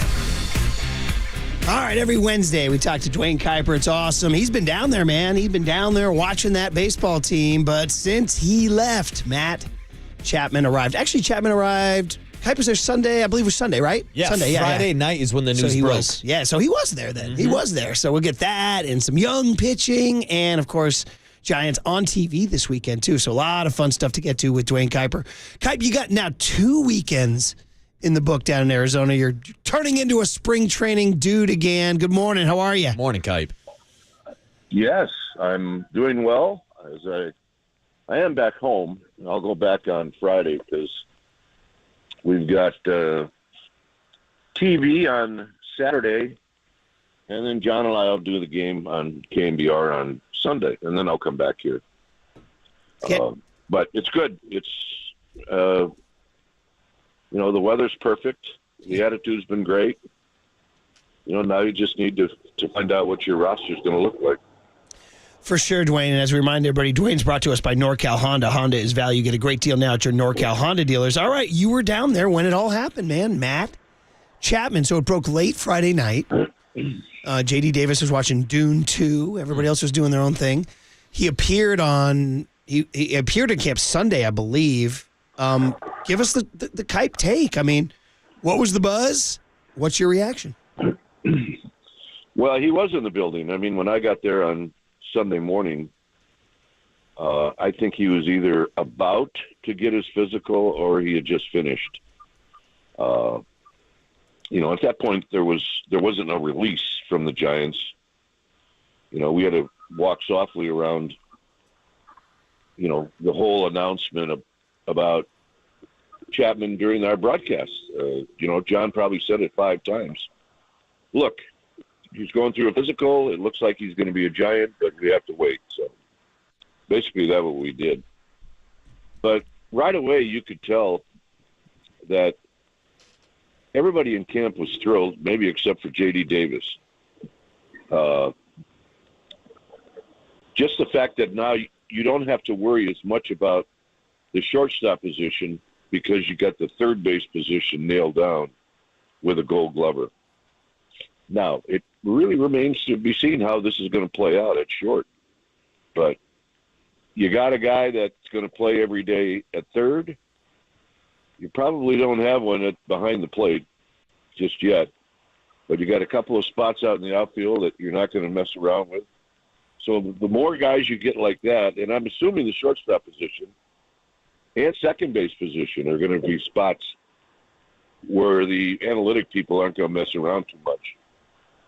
So the more of those guys you get, I don't want to say it's easier for Bob Melvin to make out his lineup, but at least he's got a general idea every day of who's going to play, every day. And Kype, we've paid a lot of attention to the Giants trying to improve defensively over the past couple seasons.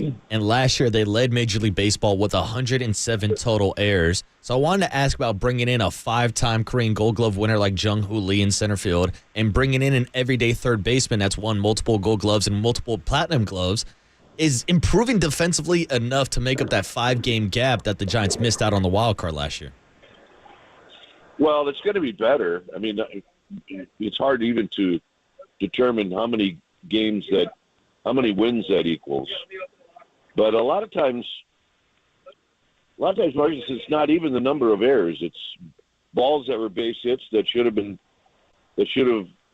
infielders should have gotten to, or outfielders that took a bad route where it's a base hit and those balls should have been caught. You've got really good, superb outfielders in Yastrzemski and Slater. So that's really another spot where if those two platoon, you're going to get some terrific defense. And Conforto's pretty good. So all in all, yeah, I think the defense is better. Now you just got to get some guys on the mound that can throw some ground balls and they can take advantage of that defense. Yeah, two big topics kind of looming out there. You mentioned shortstop. We'll circle back on that, but you just mentioned pitching. Marcus and I spent a whole segment earlier today about so Farhan's going with it, man. He said young pitching is our strategy. He flat out said it. And we talked about they picked 9 draft picks in 2021, 6 in 2022, and a lot of these guys are knocking on the door. So, Kai, we threw these names. There's a couple veterans that did not come through the system. Dalton Jeffries, Ethan Small, Blaine Enlow. But here are the guys that came through the system. Carson Wisenhunt, Landon Roop, Hayden Birdsong, Randy Rodriguez, Juan Sanchez, Mason Black, Sean Jelly, Tristan Beck, Keaton Wynn. Kai, that's a lot of names. And it sounds like this is the strategy, huh? Giants fans, this is the transition right in front of our eyes. And if that's true, Kype, then who are the lead horses? Well, it depends upon who's hurt and who's not. I mean, you're right about the strategy, but the other part of it is the strategy also wasn't to have guys get dinged up. Because now you whittle down that 9 to 4. So it's going to matter. It's going to be a matter of the healthy guys that you've got that have time yet to get ready for that first road trip. You're going to have to pick out of those 4 or 5 guys that are healthy who's throwing the best and who are you most comfortable with to start one of those games in San Diego, in LA. I think Mason Black, I think he's on track to be one of those guys. I mean, I like the way he pitches. I mean, he uses his fastball a lot. And, sometimes that's good, sometimes that's bad. But the fact that he's not afraid to use it, and it's pretty good. He's around 94, 95. You like him. You like his makeup. I mean, the guy's going to retire and be a doctor. He's going to be an orthopedic surgeon. Yeah, I kind of want him out there. Because if he feels something in his shoulder, he's going to know what's going on. Wait, I didn't know that. Mason Black was a darn near doctor? I missed that story. No, I think that's what he wants to be. Wow. All right. At least that's what Joe Ritza told me. So, yeah. Okay. Anyway, so I'm, it's not like I'm pulling for him, but I'm pulling for somebody to help out this Giants team the first month of the season. And he could be one of those guys. If not, look, we're probably going to have to see a game where there's a closer or two, which none of us really want to see, but they may be in a position where you have to do it. And, Cap, I think one of the biggest benefits for this pitching staff this year is having Patrick Bailey behind home plate. And now Patrick has caught these guys in the minor leagues, whether we're talking about Kyle Harrison, whether we're talking about Mason Black, whether we're talking about Landon Roop, who Patrick Bailey has had some high praise for. He's seen their stuff from behind home plate. So how important is it to have Patrick Bailey behind home plate when these guys are making their debuts in the major leagues, and what can he add to this young pitching staff? Well, I mean, look, it really helps to have somebody behind the plate that knows you and knows your stuff. The one thing that you don't know is, all right, what does that stuff look like now that you're in a big league uniform in a big league ballpark with 40,000 people? Sometimes stuff changes. Sometimes it's better. Sometimes it's worse. And that's where you have to have a catcher that can figure out what exactly is going on. By the way, I think I said closer earlier. I meant opener, obviously. Yeah. Not going to throw a closer out there. Hey, to start the game. Camilo Doval as an opener is intriguing, though. I'm in. Don't even start, Murph, because I don't want to start anything. By the way, hey, because I never like to keep it too serious, I need to know. I know you moved. Have you found the new? Are you coming to us from like a new Starbucks? Is this your new spot? I am from a new Starbucks. Yeah. I mean, I've known the spot for years, but it's closer to my daughter because I take the two girls to school. Nice. Did you say an official goodbye to the old Starbucks after all those years? No, I go there twice a week. Okay, all right, good. The I relationship. got to let the people know that I'm still doing okay. The relationship lives. I love it. Hey, before we let you go and get ready for another great weekend, I love your broadcast. I've been listening every weekend. You mentioned shortstop. You said we still don't know. It's 3 weeks from tomorrow. Is the Dwayne Kyper? What's the Dwayne Kyper horse race view at shortstop? I don't know, Murph. I don't. To me, you can throw Fitzgerald in the mix, but because he can play the outfield, and he played very well, I think that doesn't eliminate him from being your starting shortstop. I mean, I really believe it's between Luciano and Nick Ahmed. It's either going to be the old or the new. And, it'll be super interesting to see if Luciano can grab this thing with, 3 weeks left in spring training?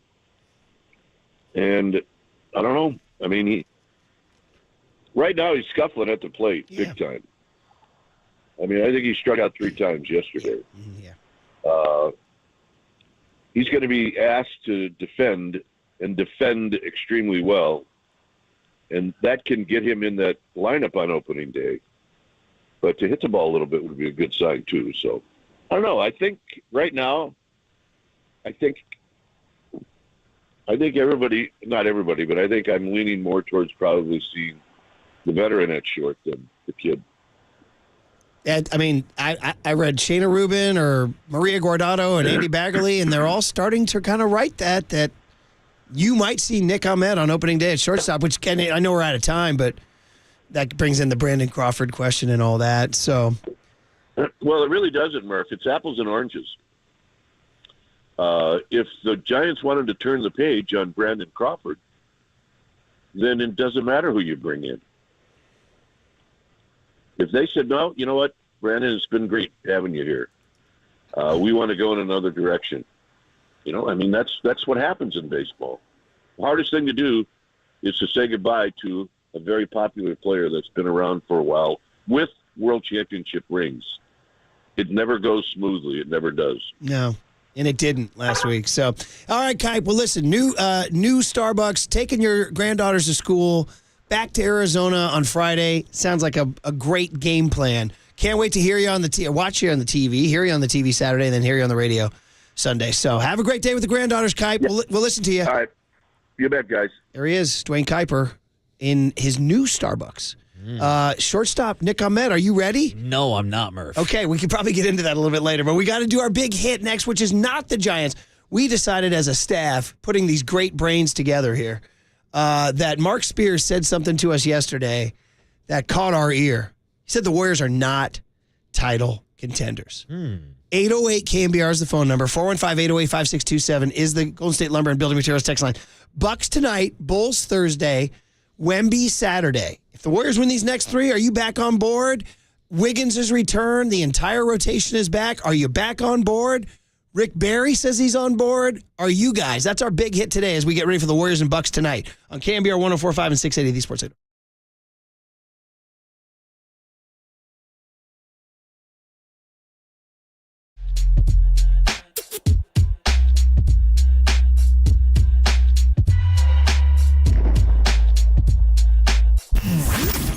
Here's what's trending now. On KNBR.com. Charles Davis stopped by the Pop and Lunch Show yesterday morning to break down the NFL Combine and to let you know some of the prospects that should be on the 49ers draft radar. To hear that podcast and more. Sorry, Tony. Check out that podcast and more trending now on KNBR.com and the all-new KNBR app.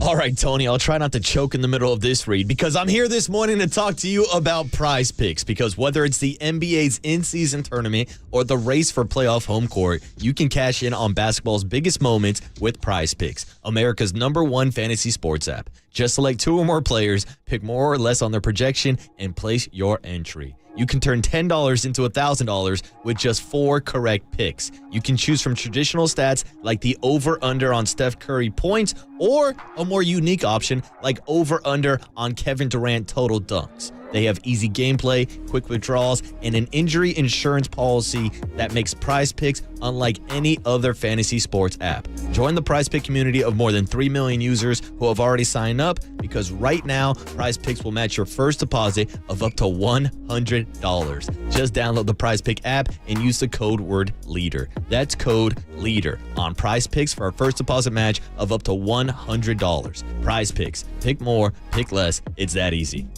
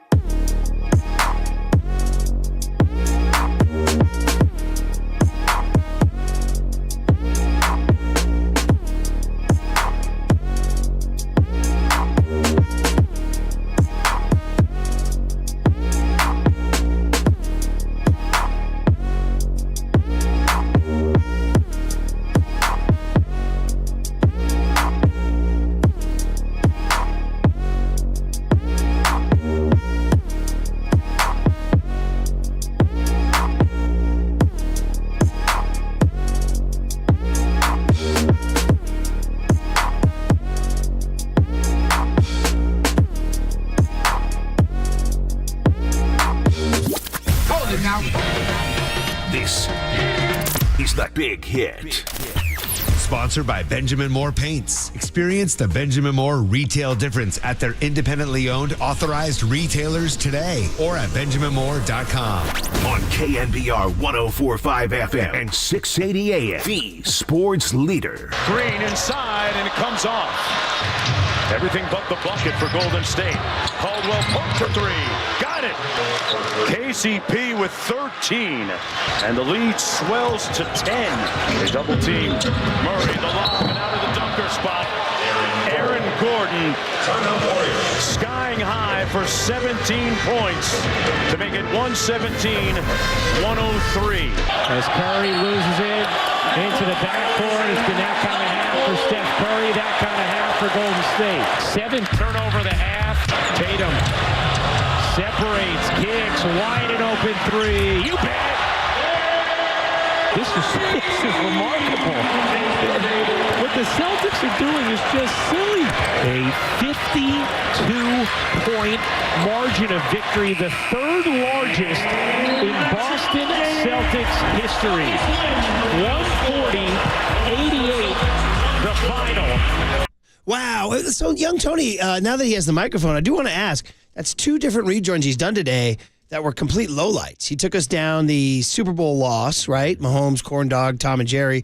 And now the big hit, when we're trying to ask, are the Warriors title contenders, he gives us the Warriors' 52-point loss in Boston. Well, Murph, as a man that used to be on the board sending out subliminal messages all the time, I've passed the torch now to young Tony. Now he's the one sending subliminals to a Dub Nation out there. Does he know about the subliminal guy from Saturday Night Live back in the night? You do! Come on, buddy, come on.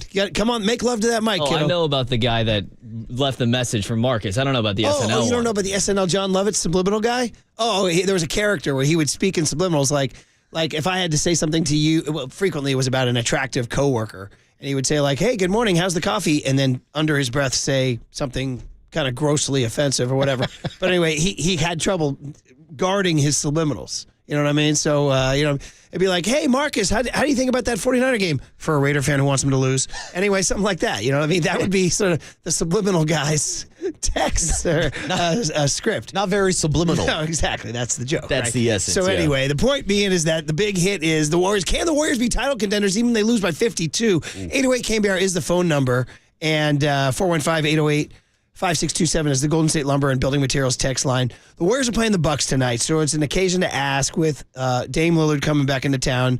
The Bucks are title contenders. I think everybody agrees with that for sure. Absolutely. We don't know if Giannis is playing tonight, but the Warriors have their entire cabinet full for the first time since November. And that means Gary Payton injuries. That means Draymond Green suspensions.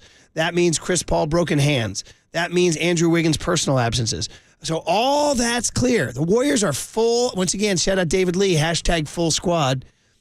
And that's from your era now. That's from like within the last 10 years, guys. You guys are leaving me on the side. You don't remember that. I'm more of a #full house kind of guy, Murph. Okay. Young John Joe, you remember the #full squad with David Lee? Gosh. Okay. You guys got to bone up on your Warriors social media beefs of the early 2010s. Yeah, I was going to say the Warriors weren't moving the needles too much back then. They were Murph. not moving the needles at all. They were not. And in fact, I didn't even understand the beef. It was because we were paying. The Giants were winning World Series. The Harbaugh was going to NFC championships, But there was a beef. It was about should the Warriors have a full squad anyway. Point being is that the Warriors have their full squad right now. And does that mean that they can make a run in the final 22 games? So Mark Spears said this yesterday on our show that he doesn't think so. I think the problem right now, and I don't mean to be the killjoy guy, but are we being realistic with what this team is? Well, there it is. Right? Like, it's in the Warriors fans' eyes, there's just been so much success. I think you think championship, where to me, like, I dare hate say it, is this a successful season if they could make it to the playoffs and perhaps get to the second round? I just don't see this as a championship team at the moment. Just when they're playing the greats, the greats are successful. I just always felt like Denver was going to win that game. I mean, Boston did what it did. So to me, this is a playoff team. It's not a championship team, but I feel like the aura of the Warriors and what it has been makes probably Dub Nation feel like we should view them as something bigger than they are. That's a pretty good quote, pretty juicy quote. Curly heard that and flagged it. Lot to react to in there. First and foremost, I want to get the 808 police help me out. It was Kevin Nealon, not John Lovitz. Anyway, we move on. Do you believe the Warriors are title contenders? Well, I think it goes back to what Mark was saying. What are your realistic expectations for this Warriors team? And to me, realistically, if you have Steph Curry on your team, that makes you a contender night in, night out, year after year after year. And I think right now we're talking about the expectation that your season is not a success if you're not winning championships. Like we brought up this topic with the 49ers and whether or not their season was a failure or a success. That's different because in my lifetime, I haven't seen the 49ers win Super Bowl championships. No subliminals there. That's just me being realistic.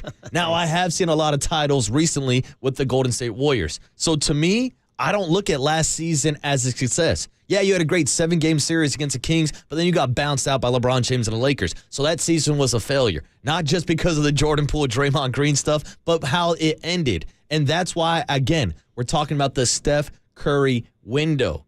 It's championship or bust. Yeah. And that's why this season, or this offseason, I should say, we were all a little confused when the Warriors' strategy was to get older and smaller, yes, bringing in Chris Paul. And that's my breakdown, especially when you're looking at the West. We know all about the size of the Denver Nuggets. There's also a lot of size with the Minnesota T-Wolves. Yes. With Karl Anthony Towns and Rudy Gobert and even Naz Reid off the bench. Like, it's just hard for me to see the Warriors matching up with the size of those teams, but they've defied the small ball logic before and have gone out and won championships. 2022, the biggest guy on the team was Kevon Looney, right? And so they have done it. So 408 has a really good text here on the Golden State Lumber and Building Materials text line. Says, I'm on board, but the margin for error is razor, with a lot of Z's and R's thin. Oh, shout out the Razor in Mississippi. Says they have to be healthy. They have none chance. I would agree with you, 408, on that for sure. Yeah. So I'm not ready to say no.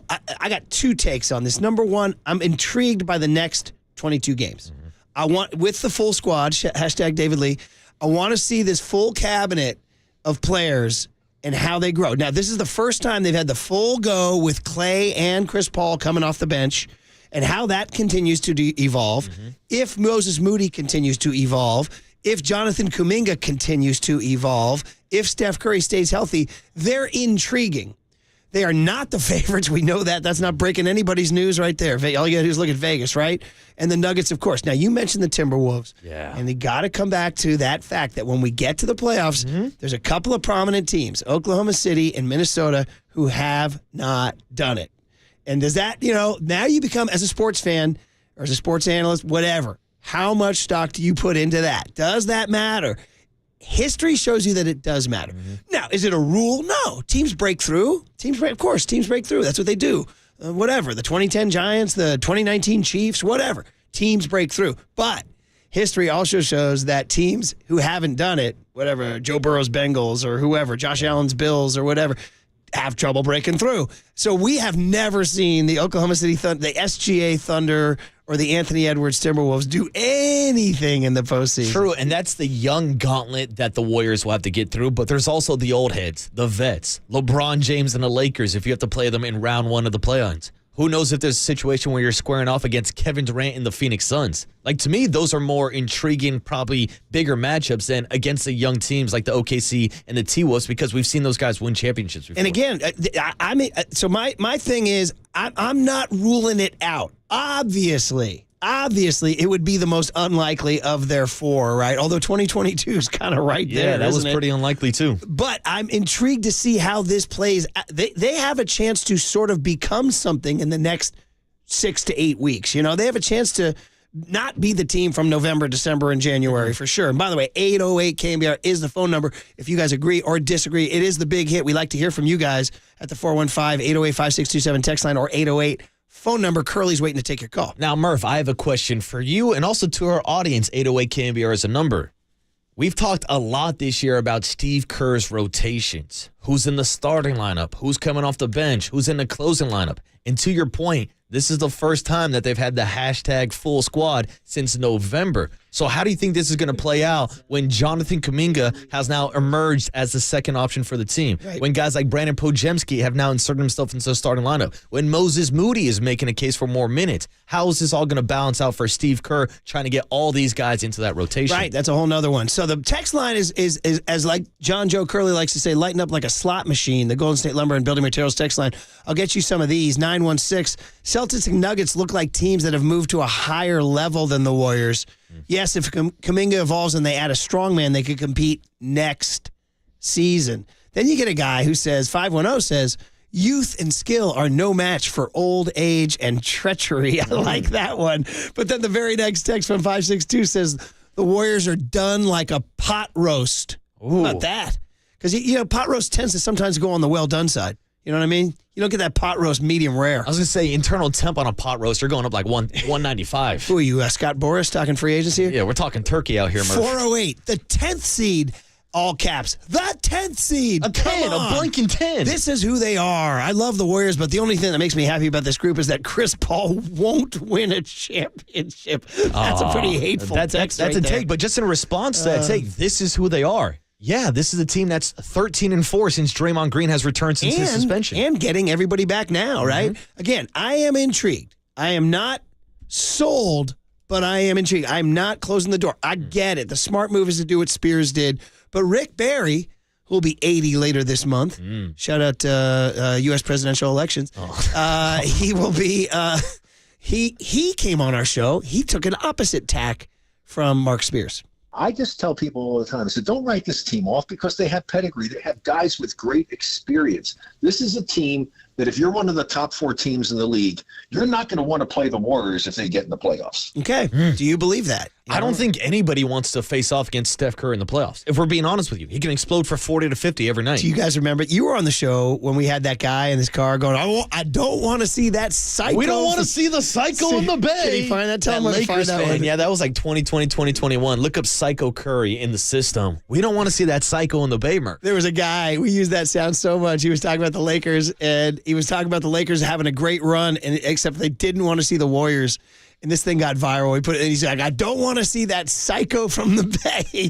Does that still apply? I think it does apply because we're talking about Steph Curry in his age, 35, 36 season. He sees a birthday coming up next week, I think. I mean, he's still playing at an MVP level. He's still one of the best players in the game. We see LeBron out here at damn near 40 years old putting up 40K points. Steph Curry, I think his style might even last longer than LeBron. Like, we're talking about another 2-3 years with Steph Curry playing at this level. Yeah, and so, of course, you don't want to see that psycho from the Bay. Here we go, 623 on the Golden State Lumber and Building Materials text lines. I have ruled it out. Have you watched them play this year? They are woefully outmatched against guys like Anthony Davis, Jokic, etc. It's not happening. Just enjoy Steph.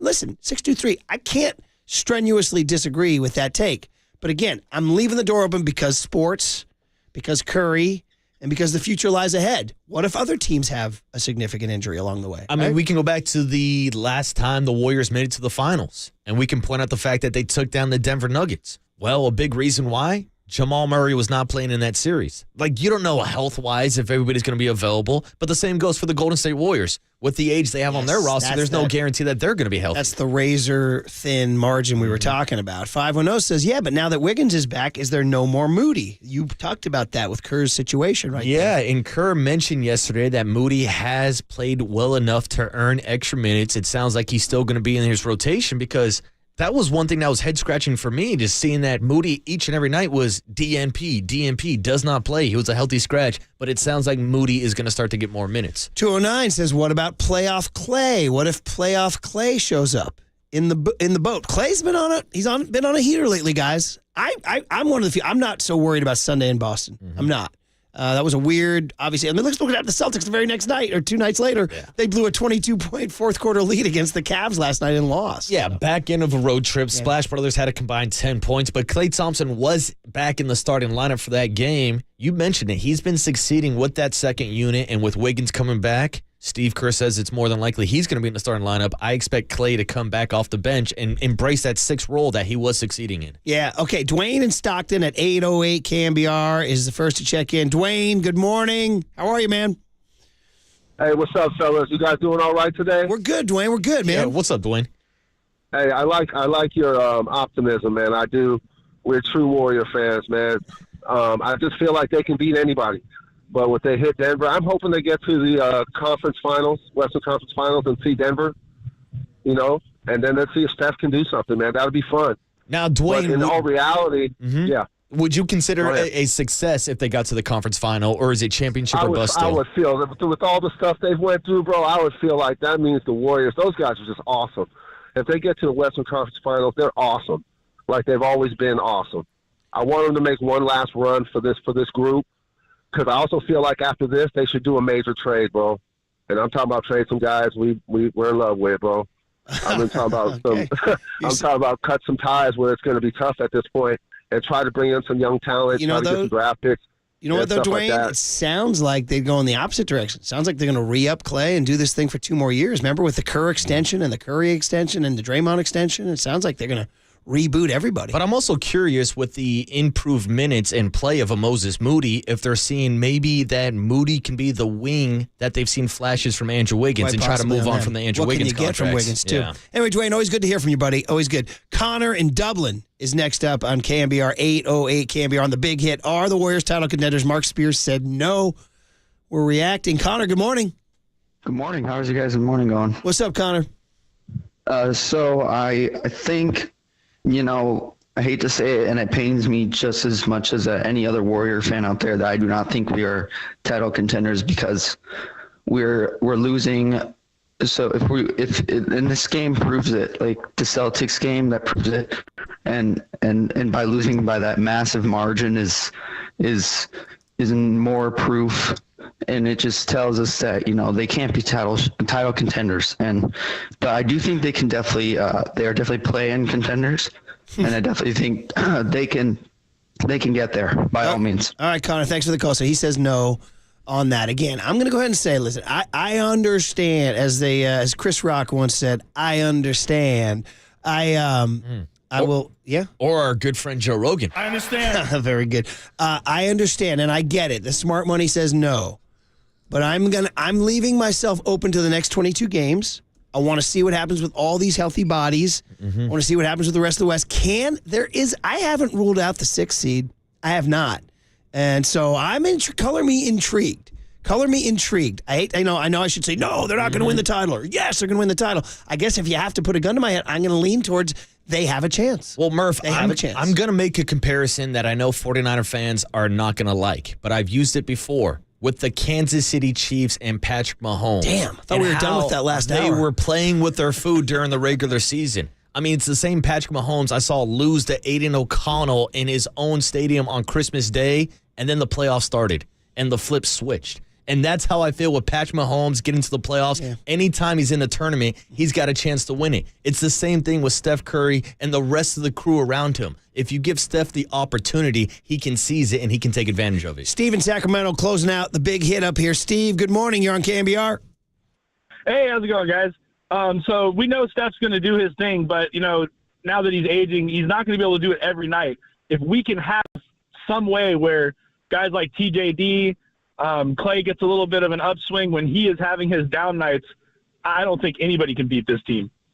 All right, Steve, I love it, man. That's the way. And he's calling, by the way, from Sacramento, from the belly of the beast. Uh-oh. There you go, man. Light the beam. Right from the beast. Hey, we ain't lighting the beam this year. All right, Steve. See, honestly, thanks for the call. Appreciate it. You think Kings fans are probably having the same conversation? Are the Kings title contenders? Light the beam. I mean, right now they're having their problems, right? Mm-hmm. Yeah, they've fallen down into this Warriors sort of. In fact, if you want to kind of wrap it up here, the Lakers are the 10 seed. The Warriors are the 9. Dallas is the 8. Sac's the 7 seed right now, 34-26. Only 2 games up on the Warriors, guys. Mm-hmm. Only 2 games up on the Warriors. So they're within striking distance, Murph. It breaks my heart to hear that you guys are not ready to play 21-year-old Brian Murphy's proclamation. Man, so that was on Paulie's. We lost it in the system. We can find it, but yeah, that's on the 12 to 15 page soundboard. Then I'm going to say it right now. Hi, my name's Brian Murphy. I'm a 21-year-old junior majoring in English from Mill Valley, California, where I'd still like to say we still believe in those fighting Golden State Warriors. There it is. I just recreated 1989 for you there. Live buddy. On air. All right, guys. The cooler of content is on the other side. Then Dante Whitner at 8:30. Oh, Dante. He's money radio. Cooler content, Dante, all coming up on KNBR 104.5 and 680, the Sports Leader. You know what I mean? We need the man to come through. Like, bro, we in trouble right now, and don't none of us want to see that psycho in the Bay. We don't want to see that psycho in the Bay in a play-in game. I'm telling you. Daly City, shout out to you for supporting KNBR, Daly City's sports leader.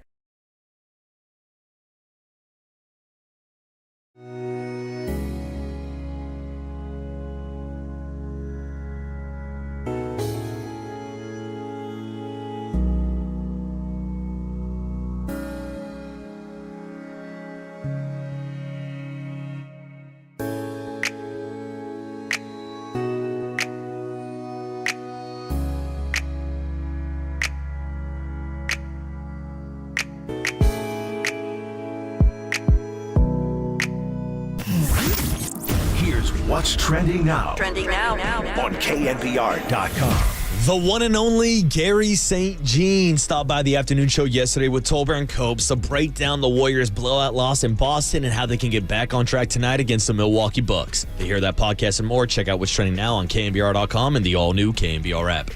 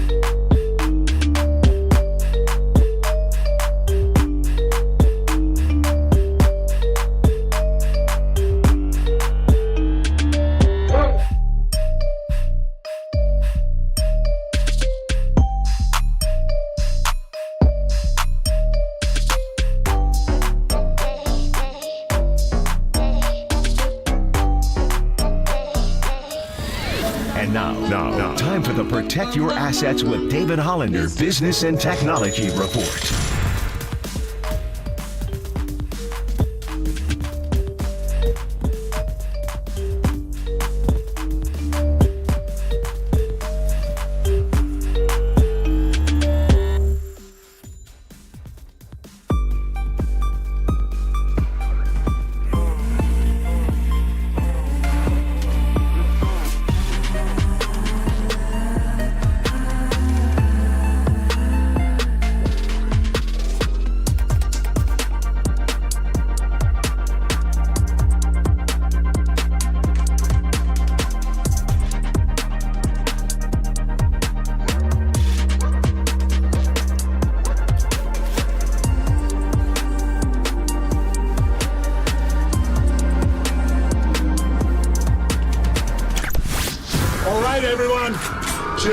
This is the cooler. You're not sending me to the cooler. Of content.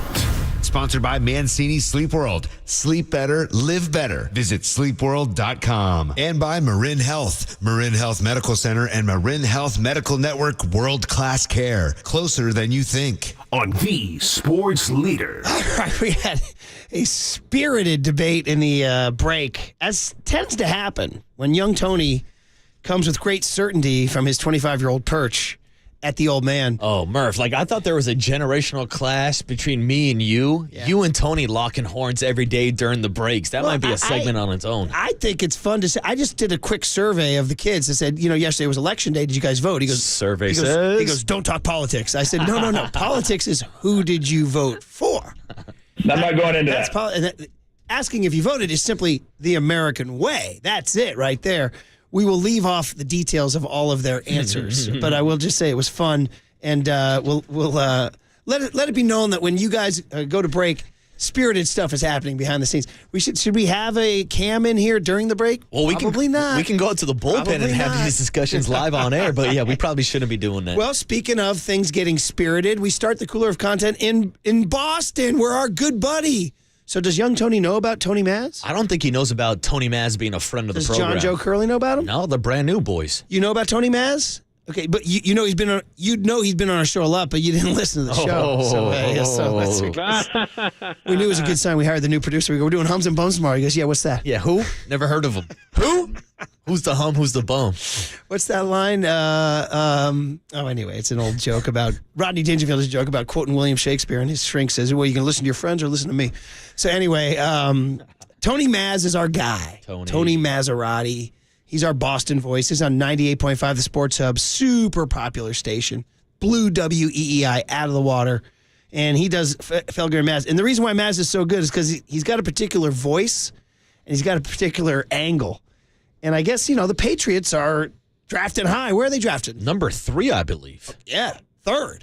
So, dude, and the belief is they should take Drake May. Is that right? Jaden Daniels, Caleb Williams, Drake May, or Caleb Williams, Jaden Daniels, Drake May. Those are the ways that I've seen every single mock draft playing out so far, with those 3 top teams taking quarterbacks, because it seems like the Mac Jones experiment has come to an end in New England. Dude, they're talking Russ Wilson in New England.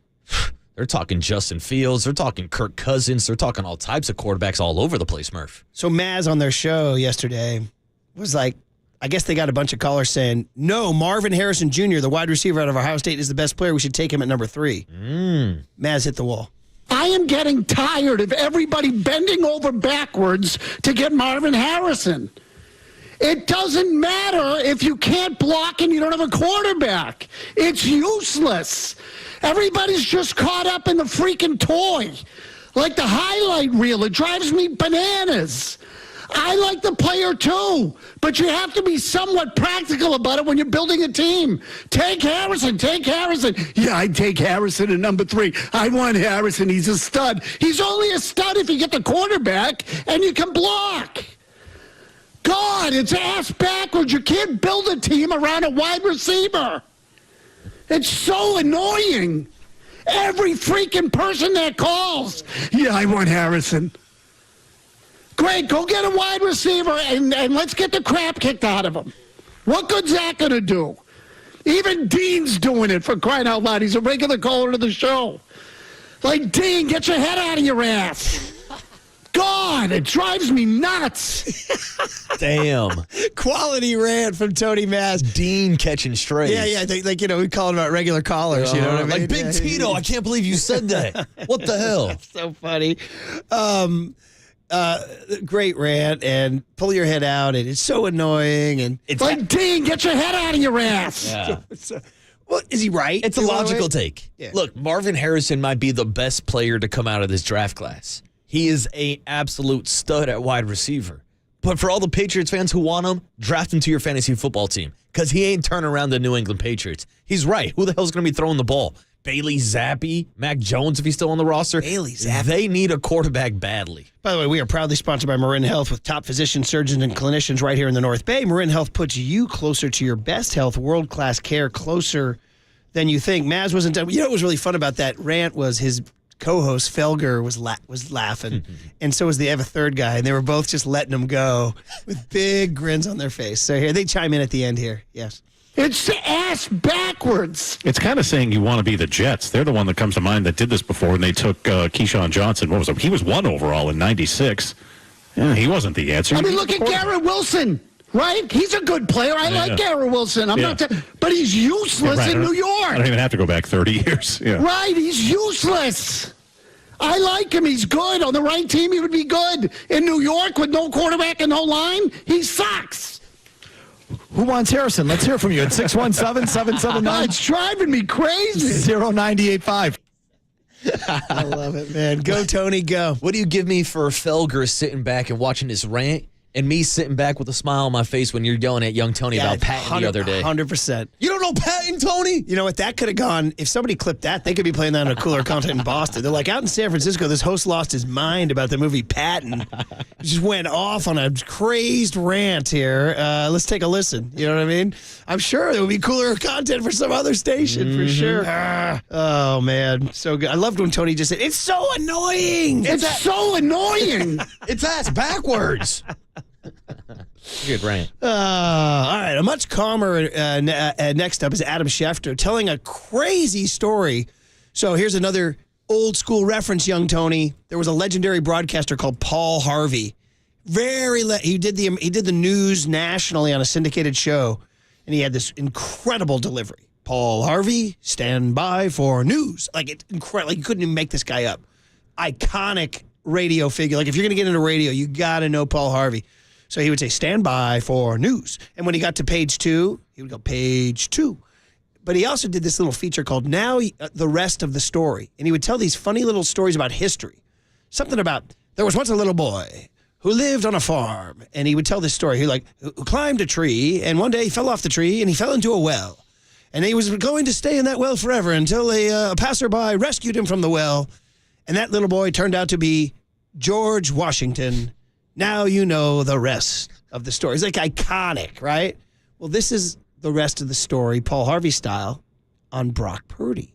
Listen to these crazy dominoes that Adam Schefter tells, worthy of a Paul Harvey rest of the story here.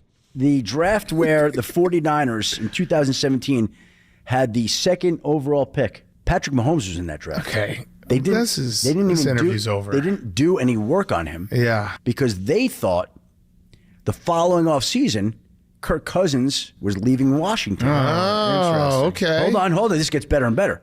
So Kirk Cousins is leaving Washington. They thought that he would want to be there. They would want him there, and it's a layup. So there's no reason to do any real work on the quarterbacks in the 2017 draft. So why do you need to work on Patrick Mahomes or Deshaun Watson when you know you're going to get Kirk Cousins? Mm-hmm. Well, what happens is New England calls up San Francisco that Halloween. It's like, hey, we got to move on from Jimmy Garoppolo.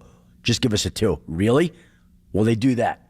So that blows up the Kirk Cousins plan. But back to that draft in 2017, the only quarterback that they did extensive work on, that they wound up trading up for, in the 3rd round, they moved up to take C.J. Beathard.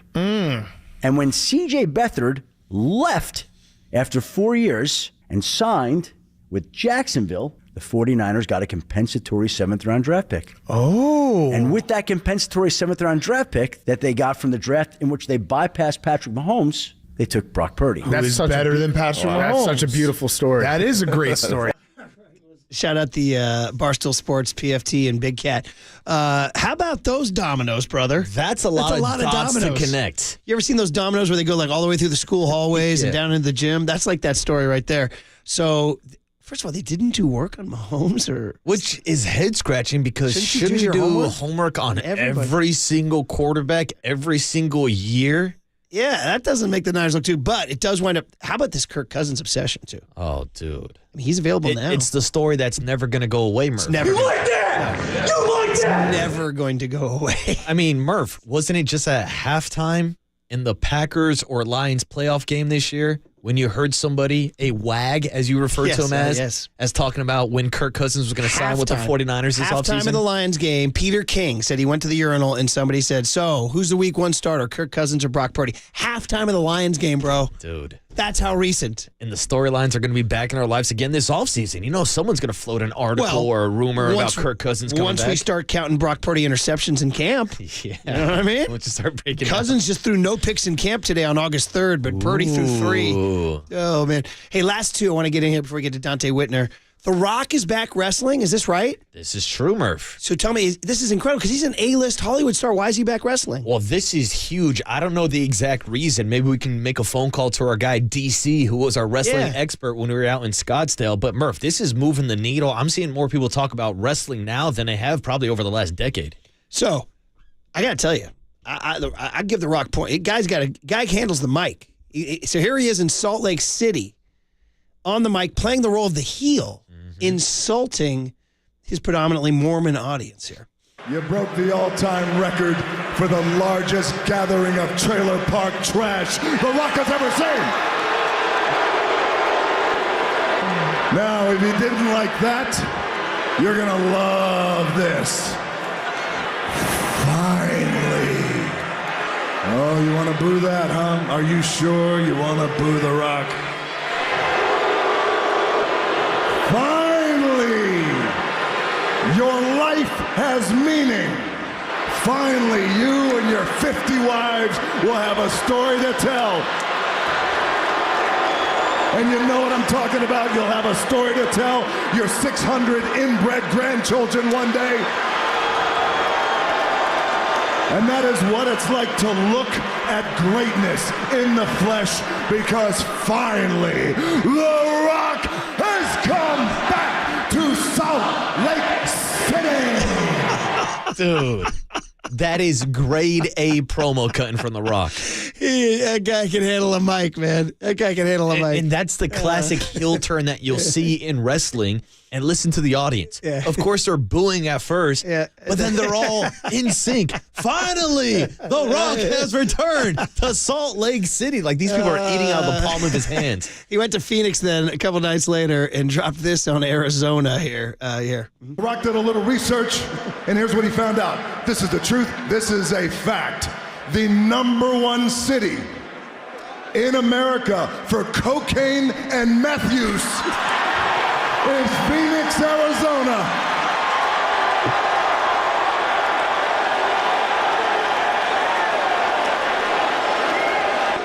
And here's what that means. Finally, your life has meaning.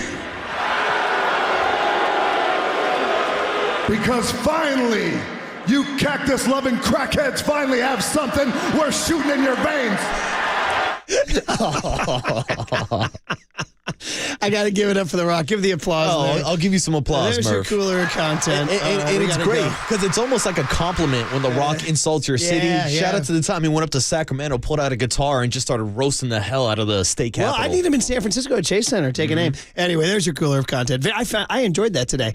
Dante Whitner, I'll very much enjoy next on KNBR 104.5 and 680, the Sports Leader. You'll have a story to tell your 600 inbred grandchildren one day.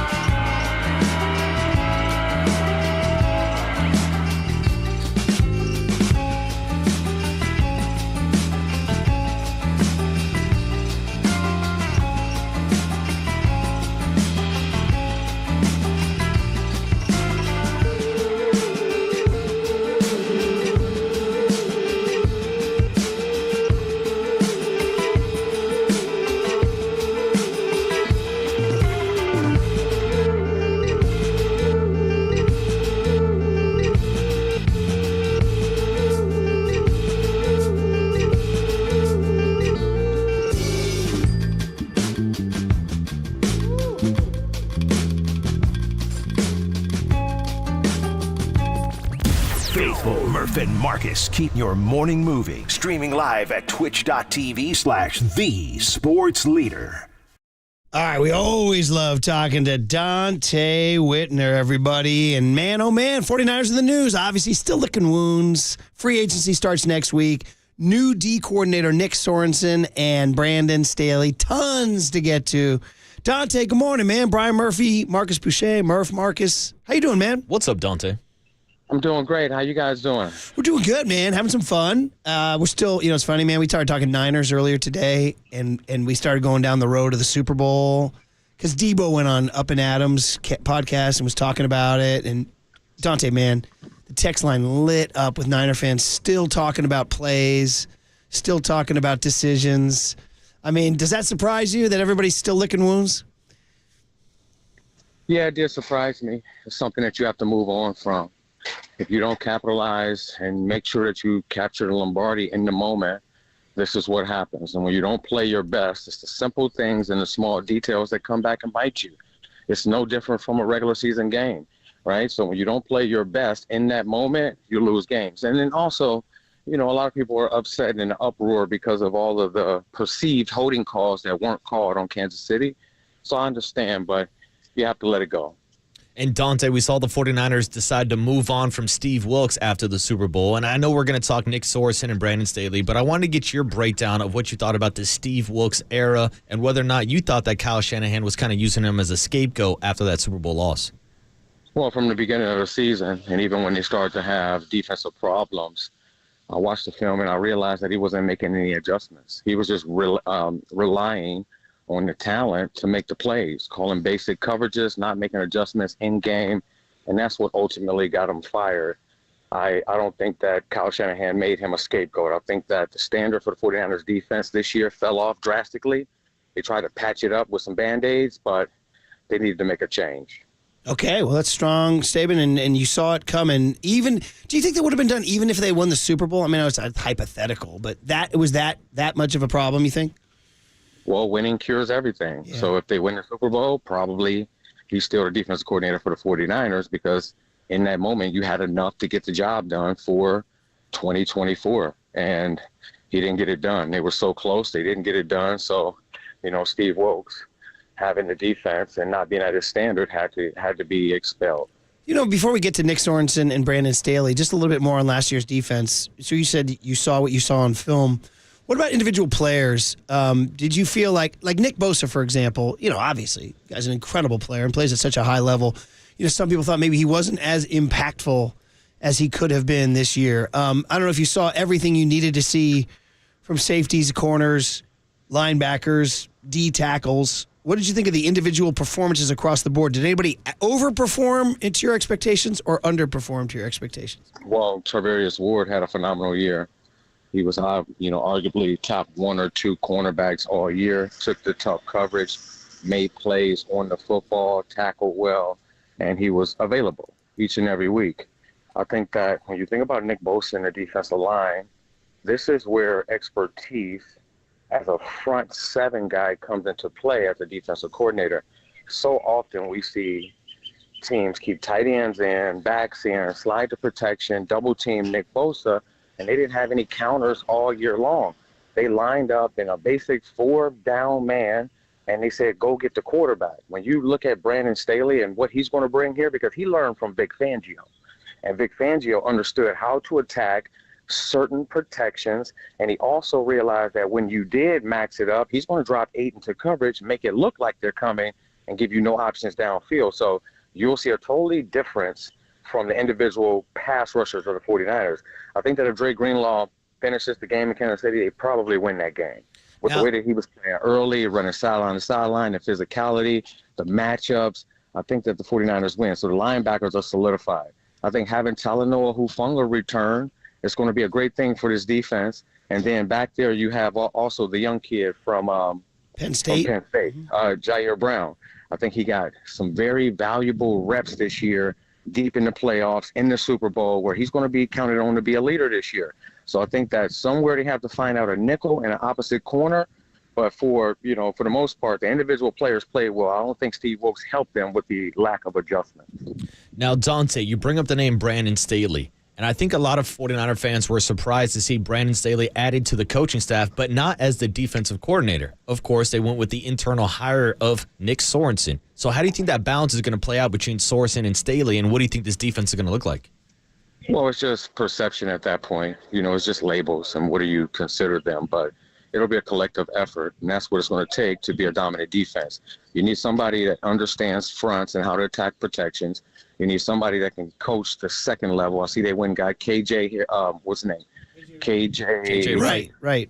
KJ Wright to come in, right, to continue to solidify that spot and develop somebody alongside Fred Warner until Dre Greenlaw is ready.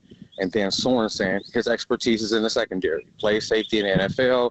He's been working with the safeties and the defensive backs for forever. So that's going to be his expertise. And then you have Brandon Staley, who learned from Vic Fangio with the disguises, pre-snap looks, alignments, right, confusing quarterbacks, being taught what the quarterback is taught. I think you'll see a collective effort of the previous 49ers defenses, also with a twist of disguises and manipulation from that Brandon Staley, Big Fangio era.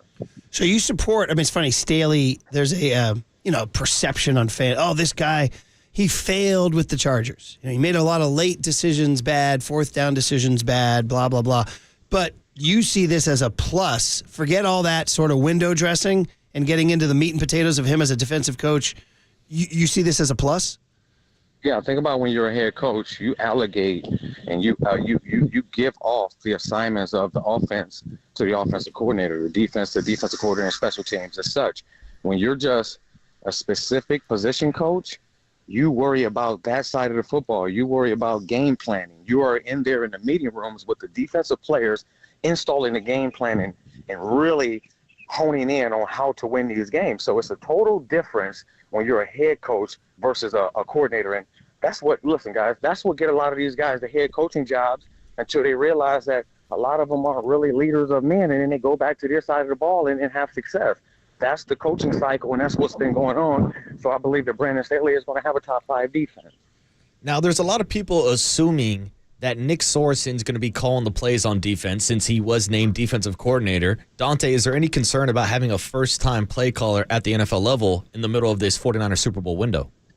I think through preparation, they'll thoroughly, collaborate on, okay, it's not that hard to call defense in the NFL. First and second down, you get base personnel, 12 personnel, you might have 4 or 5 calls, right? And they collaborate on that throughout the week. And then third down, you'll have a number of blitzes and mans and zones that they'll collaborate on as well. So it's not that difficult. You look down on the sheet after collaborating all week, putting in the game plan, and you say, hey, we got 2nd and 8 here, and 8 at the midfield. Let's go something 3 buzz, right? So it's not that hard. So I think that, it'll be a collaborative effort with that, and Sorensen probably will take on that role. Did you ever get to know Nick Sorensen at all in your time around the team? We know nothing about. He hasn't done the interviews or anything like that. No, I don't really know him personally. I do remember him as a player for the Jacksonville Jaguars. So I remember what type of player he was, very diligent, one of the more intellectual safeties back there. And then it takes that to be an excellent coach. So he's paid his dues, and now we're going to see what he is made of as a defensive coordinator. So explain to me like I'm dumb, because I am dumb. If he's a safety and who coached passing game, how does that help the front 7? How does that help? Excuse me, I didn't hear the end front. of that. Like, I'm an idiot, so I don't understand. Like, he played safety. His focus was D-backs and passing game. So how does that help the front 7? Well, there are things that Brandon Staley and Nick Sorensen knows that when it comes to disguises. It's all depth and width perception of the safeties, and the corners and the nickels always looking the same so that you make quarterbacks have difficulty when they're dropping back reading the defense, which allows the defensive line to get home. So often we see so many young safeties just run to the middle of the field and give the quarterback the immediate read, or he just align in the middle of the field. There are things that you can do with your footwork, with your shoulders, and with the understanding of depth and width that can slow down a quarterback's read. So I think when they say pass game defensive specialist, that's what they're really that's really what they're saying. They're saying they're going to teach the players what the quarterbacks are taught so that they can deceive them on defense. Wrapping it up here with Dante Whitner on the UMA guest line. And Dante, of course, with the NFL Combine wrapping up this past week, I want to get your perspective on what the 49ers need to address this year in the draft. We've heard a lot about the defensive backs, whether or not they're bringing a nickel corner or a bookend to pair with Nick Bosa. Which direction do you think they should head in the draft? I think you always have to go defensive back. You can never have enough good defensive backs. I think they're going to definitely have to go linebacker, being that Dre Greenlaw went down with the Achilles injury. I think they need another pass rusher opposite Nick Bosa, somebody that can get linear, get skinny with wiggle, that can get to the quarterback consistently. And then on offense, I think they need a right tackle, and they need a speed receiver, somebody that can take the top off the defense consistently. We didn't see that from Danny Gray. He kind of fizzled out, and they were expecting that from him. So somebody that can get vertical. Maybe that kid from Texas that just ran 4.221. Mm-hmm. Yeah, 4.21 caught everybody's eye for sure. It's always great hearing you, Dante. I know you've been asked this before, just on the record, because when the job was open, a lot of people said, Dante Whitner, but you do or do not have an interest in coaching in the NFL? I do have an interest in coaching. I just haven't explored it yet. And I just know it takes so much time. So when you're really a coach, you have to be dedicated even more so than the players, because it takes that level of dedication to have a top secondary in the NFL. So if I was to do that, it would just take up so much of my time. So, yeah, I always have an interest, and it's really a passion of mine. So we'll see. And well, you have to cut into your workout time, though, right? Yeah. But, you can get up at 4 and get that done and then get to work. All right. You beat all the players there. That's how you're supposed to do it. Did you get it done today or on your way? Well, I'm actually doing it right now. I'm in Fort Lauderdale, Florida, on Las Olas, running about 6 miles. So I just pulled off to the side when you guys called. I hear those Florida birds chirping, man. Look at Dante's always somewhere. We hear the Florida birds chirping. No baby. Peloton this morning, but Dante's still getting that workout in. Got to get it. It's the best thing to get out in nature. You're the best, Dante. We love checking in, and your expertise is invaluable, man. Go back on that run. Go get it. Go get a PR, all right? Absolutely. Thanks, guys, for having me. Talk to you. Dante Whitner, bro. Dante's the best, dude. Unbelievable. So we've got him in Orange County on the beach. Mm-hmm. We've got him right after a Peloton when he said, I like the hot women. Now we got him in Florida on a 6-mile run. This guy's unbelievable. I mean, he might be in contention now with Mark Spears for, hits from across the country. I know Mark Spears likes to go global, but, man, it just sounded nice hearing Dante break down the defense with those birds chirping in the Florida background. birds are chirping, baby. By the way, I believe we might be hooking up with Mark Spears in the continent of Africa next week. Back on the beaches of South Africa. Yeah. All right. Well, that was really fun. You guys want to react to that on the other side? We can. Or, Marcus, dealer's choice. Do you want to go back into the big hit, which was, are the Warriors title contenders? With this thing happening tonight. Ooh, dealer's choice. The Bucks are in town tonight, and it's opening up this window with Andrew Wiggins returning. That do they have all the pieces they need? So we can do that. Kind of return to the big hit on the other side. Dallas Braden's going to join us at 9:30. Talk about Matt Chapman, all coming up on KNBR 104.5 and 680, the Sports Leader. I like the hot women.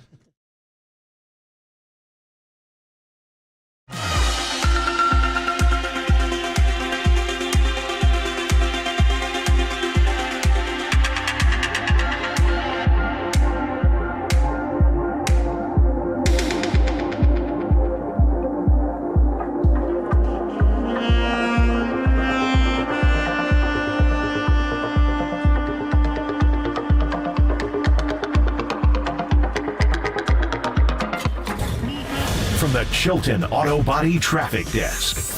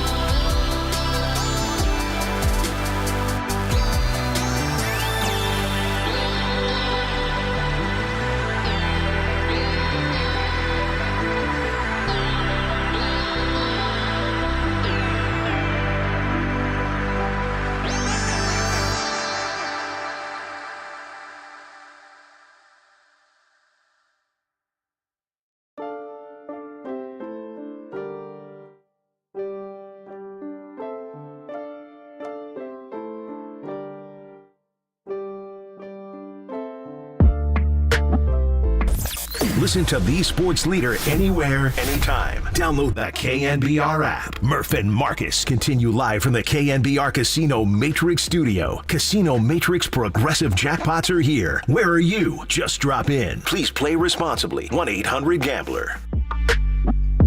All right, that was fun talking to Dante Whitner. God, I wish I had that physical fitness ethic that he has to just carve out time to do it. Some of us are just lazy, fat and lazy. And Dante Whitner, buffed and disciplined. See, here's the thing. Yeah. Some of us go to an all-you-can-eat pizza buffet down at Goat Hill Pizza on a Monday night. Hey. Meanwhile, Dante's up at 5 a.m. running sprints on the beaches of South Beach. And he said if he was a D coordinator that he would be, and I said it would cut into your workout. He goes, yeah, that's why I'd get to the gym at 4 a.m. Dude. And listen to Dante break down the responsibilities of a defensive coordinator. He's like, nah, it's not that hard to call plays in the NFL. Yeah, pretty funny, man. Well, let's get into it here. You know, we kind of teased two things before the break, and thank you guys for sticking with it here. Brian Murphy, Marcus Boucher, young Tony behind the glass, whose mic is beginning to warm up a little bit. Mm-hmm. We do need him to make love to the microphone, though. Got to get in on that bad boy. In fact, right now, why don't you give us a trial run, Tony? Why don't you get in there nice and deep, say, what's going on, bro? Good morning. Yeah, that sounded good. That sounded like love making music right there. That was damn near Paul Harvey-ish right there. You know, can you lean in there and say a page 2 for me right now? Just say page 2. Page 2. There you go. Very good, dude. So let's get into the Niners is the bottom line. I teased a little bit of both the Warriors and the Niners, but during the break we were talking about, we thought Dante was interesting, man. For example, 916 texted in on the Golden State Lumber Building sales text line, said, Dante's birds made my day. That is true. A different 916 said, not even breathing hard, LOL. He did pull over. Dude, it's the ambiance of a Dante Whitner hit. And 510 says, man, I want Dante for a D coordinator. He's such a great interview. He really is. And then 408 said, damn, Dante talking about the Niners in the park with birds chirping in the background is so soothing. He also said 775, did Dante say it's not that hard to call a defense in the NFL? He did say that. He did. Extremely fun. I mean, Dante can literally do it all, Murph, whether it's hopping on the Peloton or breaking down NFL defenses. Now, it was surprising to me the support that he had for Brandon Staley. And I don't know if surprising is the right word or not, because we've heard a lot of negative backlash to the Brandon Staley hire. But that's why it's interesting getting the breakdown from someone like Dante, who has a great NFL mind. But it did seem like he was almost praising Brandon Staley a little bit more than Nick Sorensen. That was my takeaway. Yeah, agreed. And by the way, the Staley thing is interesting. I think people in the know approve of it. The couch fan who just saw his face as he blew a 4th down call or a late call is the one that's mad. Yeah. I'm going more with the Whitner, Mike Silver inside the building call that this guy's a talented coach and that being a D coordinator, Dante Whitner told us that. Being a D coordinator is an entirely different galaxy than being a head coach. Shout out Steve Spagnuolo. Yeah, exactly, 100%. So that's what we talked about this morning. And Debo Samuel also went on the Up and Adams podcast and had some interesting stuff to say about Brandon Ayuk. But first, reacting to the stuff that Dante Whitner had to say, young Tony here with you on the mic. You can guide me, brother, to the bite you want here. So what do we got up first here, kid? Come on, kid. Get in there, baby. So we have Dante Whitner talking about Steve Wilks and how he was not a scapegoat. Okay, that's a good one. This one, so what I love about Dante, he didn't mince words. No. And it wasn't like, oh, yeah, Wilks. No, he didn't like the job Wilks did. Here's what he said. Well, from the beginning of the season, and even when they started to have defensive problems, I watched the film and I realized that he wasn't making any adjustments. He was just relying on the talent to make the plays, calling basic coverages, not making adjustments in game, and that's what ultimately got him fired. I don't think that Kyle Shanahan made him a scapegoat. I think that the standard for the 49ers defense this year fell off drastically. They tried to patch it up with some Band-Aids, but they needed to make a change. Okay, strong words and seemingly rooted in what he saw on film. Yeah, you know what I mean? And Dante breaking down the film week in and week out, because it does seem like that scapegoat narrative surrounds the Super Bowl results. But anybody who paid attention to the 49ers the entire season saw Steve Wilks and his defense struggle the first time Matthew Stafford and the Rams came to Santa Clara, struggle against Kirk Cousins and the Vikings, struggle against Joe Burrow and the Bengals. And so that's what we were discussing the entire season when we were talking about whether or not Steve Wilks would just leave the booth let alone make those second half adjustments. Yeah, so, I mean, man, oh, man. So, again, Kyle just kind of missed on that one. Then again, they were leading the Super Bowl with less than 2 minutes to go and leading in overtime. Yeah. So, and they weren't like a bottom-tier defense. No. They were still a defense that was tied for first in the league in interceptions this year. Charvarius Ward turned into an all-pro player, had his best season under Steve Wilkes. So there were some positives, but at the end of the day, it just did not seem like it was a scheme fit. 415 checks in, says 49ers better jump on Hittner to be a coach before he messes around and goes somewhere else, right? And goes to Seattle or goes something crazy. They're going to get revenge for KJ Wright? We have that KJ Wright sound I want to get to in a little bit. But first, back to Dante Whitner. He's high on Brandon Staley. Now, Brandon Staley, of course, a Vic Fangio disciple, and Dante Whitner is a Vic Fangio disciple. So Dante Whitner has a reason to enjoy him. But here's the part about the pass rush, Young Tone. Dante Whitner saying the pass rush will be different with Brandon Staley. I think that when you think about Nick Bosa and the defensive line, this is where expertise as a front seven guy comes into play as a defensive coordinator. So often we see teams keep tight ends in, backs in, slide to protection, double team Nick Bosa, and they didn't have any counters all year long. They lined up in a basic 4-down man, and they said, go get the quarterback. When you look at Brandon Staley and what he's going to bring here, because he learned from Vic Fangio. And Vic Fangio understood how to attack certain protections, and he also realized that when you did max it up, he's going to drop 8 into coverage, make it look like they're coming, and give you no options downfield. So you'll see a totally difference from the individual pass rushers of the 49ers. I'm going to lie. I mean, I'm an easy guy to persuade. I'm pretty persuadable.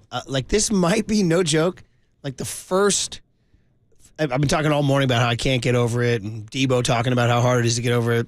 It's like the way he's talking about Staley and Sorensen's like first sign of, for me, like, okay, starting to begin to look towards 2024. Because we're talking about those changes and the improvements that we should be able to see out of this 49er defense with their new coaching staff. And he's right. When it comes to Nick Bosa, when you had that much talent on your defensive line last year, whether you're looking right inside to Eric Armstead, we could talk about Hargrave, we could throw Kinlaw into the conversation, then we can go down the line to Randy Gregory, Chase Young, even Cleve Farrell.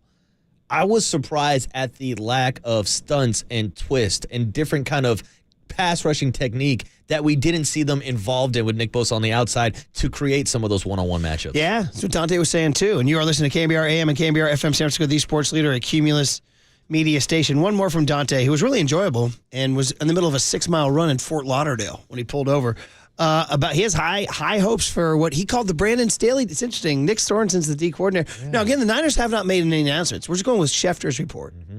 So the Niners haven't. I mean, who knows? Maybe when they make an announcement, we'll hear something different. I don't know. But here's what Dante Whitner said about what he hopes for in 2024. The total difference when you're a head coach versus a coordinator. And that's what, listen, guys, that's what get a lot of these guys the head coaching jobs until they realize that a lot of them aren't really leaders of men, and then they go back to their side of the ball and have success. That's the coaching cycle, and that's what's been going on. So I believe that Brandon Staley is going to have a top 5 defense. Okay, he said Brandon Staley's going to have a top 5 defense. Yeah. So when Nick Sorensen's listening down there and go, wait, I'm the D coordinator. Yeah, it's like I thought I was calling plays over here. It is an interesting dynamic. You got to, they're going to have to navigate it. Sorensen has to know the deal. If Staley's the guy who's kind of the quote-unquote senior guy, I don't know. And that's why I asked Dante about the concern, if there's any, about having a first-time play caller on a Super Bowl caliber defense, which has brought up the question on whether or not, if Nick Sorensen does start to struggle in the first couple weeks of the season, are we going to get to a point where San Francisco fans are chanting on the sideline for Brandon Staley to start calling plays? And bring him down from the booth or get him on the sidelines. I don't know. I'm interested to hear the 49ers explanation. They have not given us their version of events. Yeah, but I like the breakdown that Dante has on Brandon Staley because, to your point, Murph, everybody's going to talk about his failure with the LA Chargers. People are going to talk about Aiden O'Connell and Zamir White hanging 63 points on that defense, where throughout the entire season, the Chargers actually had a pretty damn good defense. But go back to that hiring cycle and read some of the stuff that was being said about Brandon Staley back then, after he was the defensive coordinator for the Rams when they went to the Super Bowl. Yeah. People were talking about him being the flavor of the month, the Kyle Shanahan of defenses, and that's why he got such high praise when he was hired in L.A. Obviously, it just did not work out as a head coach. Might turn out to be a really good hire, I mean, despite people saying he has a punchable face. What was that? Farfignugan? The German word, Talking about that? Do you remember Farfignugan? You remember those VWS for Farfignugan? No, I Come do on, not have that's any your generation. That's your era. Farfignugan? Backpfeifengesicht. Sounds like a cease and desist or something. Volkswagen had an ad campaign extolling their Farfignugan, which was the German word for like a great ride in a car. Farfignugan. You can find that one too, buddy. I'm going to say that was in your lifetimes, okay? I'm not going too. I'm not going patent on you here. Sorry, I don't go right, too deep into my German bag of knowledge. You ever drive a VW Jetta? Me, no, but I had a buddy who had nothing but VWs all through high school and college. Were they Jettas? I believe they were Jettas. So shout out the most reliable, affordable car for a kid just getting out of high school, just getting out of JC or whatever. Like, that's the car you drove because you could do it, and it was decently sporty. Young Tony, on the board right now. What do you got? The only two cars I've ever had are Volkswagen Jettas. Yes. Two of them. You're a Farfignugan guy. And you didn't know Guess the word, what? Tony. I had both a green Jetta and a silver Jetta. So I had two, too. Nice. What is it about the Jetta that brings us in? I don't know. Shout out Jay Jetta. Mildly stylish and yet affordable, right? Especially used and beat up. Okay, the other part we wanted to talk about was KJ Wright. And, listen, the Niners are adding interesting pieces to their building. Mm-hmm. Brandon Staley, we just talked about a lot. KJ Wright is a freaking Seahawk, man. Also, Murph, don't forget, forever Raider. Well, how many years is he with you guys? 1 year at the end of his career. This guy's part of the Legion of Boom, right? Mm-hmm. I mean, and now he's going to be a Niner. I mean, shout out the Richard Sherman vibes here. Yeah. So he has a pod, don't they all, called KJ All Day. And here's what he's saying, announcing himself as the Niners' new assistant linebacker and quality control coach. And I'm sure you guys heard the news by now. And yes, it is true. I am the new linebacker assistant coach / defensive quality control coach of the San Francisco 49ers.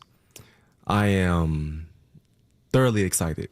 I am really, really happy for this opportunity. I'm really, really happy for the Niners organization believing in me, trusting me with their franchise, and compete against those guys since day one. My first ever NFL game was against the Niners, and I remember after that game, my dad coming up to me saying, "Man, you think you can play in this league?" I said, "Heck yeah, I know I can play in this league." It was going against the Niners, and here I am 13, 14 years down the road, about to be coaching for them. And so to Kyle Shanahan, to John Lynch, the 49er faithful, I'm excited. I'm ready to roll. It's going to be really, really fun. Okay, man. So bringing in the enemy. Yeah, and we should also point out his ties, obviously, to Nick Sorensen, who was with the Seattle Seahawks from 2013 to 2020. That's the KJ Wright era. And we talk so much about Kyle Shanahan wanting to implement that Seattle 4-3 defense that had so much success underneath Pete Carroll and Nick Sorensen. Man, look at the Niners just embracing the Seahawks. Rich Sherman, Nick Sorensen, KJ Wright, stealing them all. By the way, Bruce Irvin, his teammate, was not happy. Did you see this? Another one of these guys, he goes on social media, terrible, exclaim. I hate the Niners, exclaim.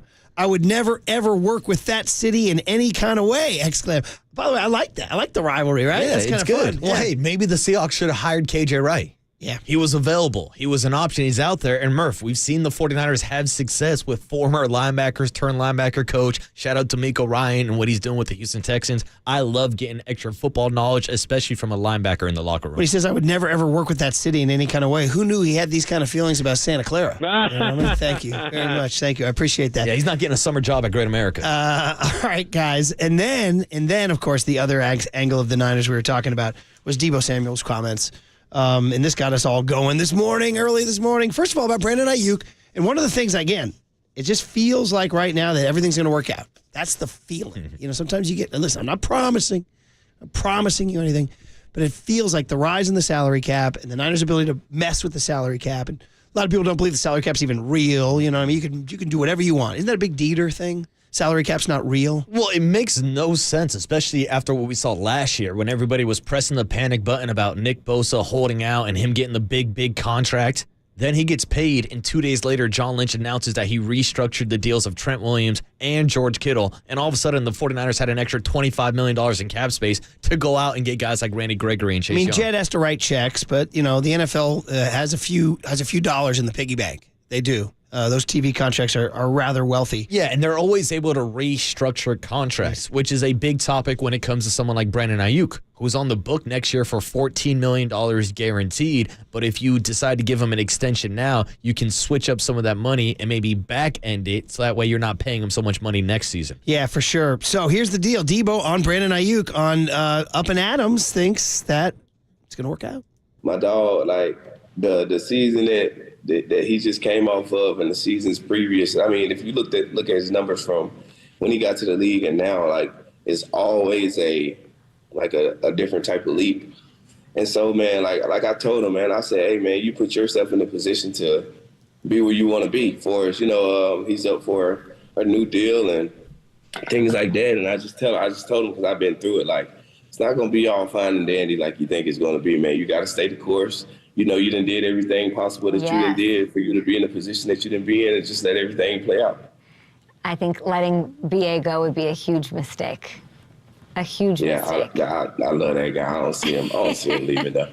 I don't see him leaving. Okay, man. I mean, again, this will all get going next week. Free agency gets going, extensions, all that stuff. I don't know. Maybe the egg thing drags into summer.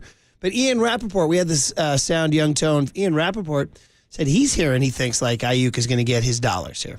Brandon Ayuk, the star receiver for the San Francisco 49ers, he kind of raised some eyebrows, I would say, a little bit at the end of the season, leaving his future open with the team. My understanding is, obviously, there are teams who would like to trade for the very, very talented young receiver. The 49ers firmly believe he is in their plans. I would expect them to get to work on a new deal for him probably after free agency. Okay, there you go. After free agency. Well, so maybe not ASAP. Because free agency starts next Monday with illegal tampering. Wednesday becomes the official signing day. We'll see how long it drags out.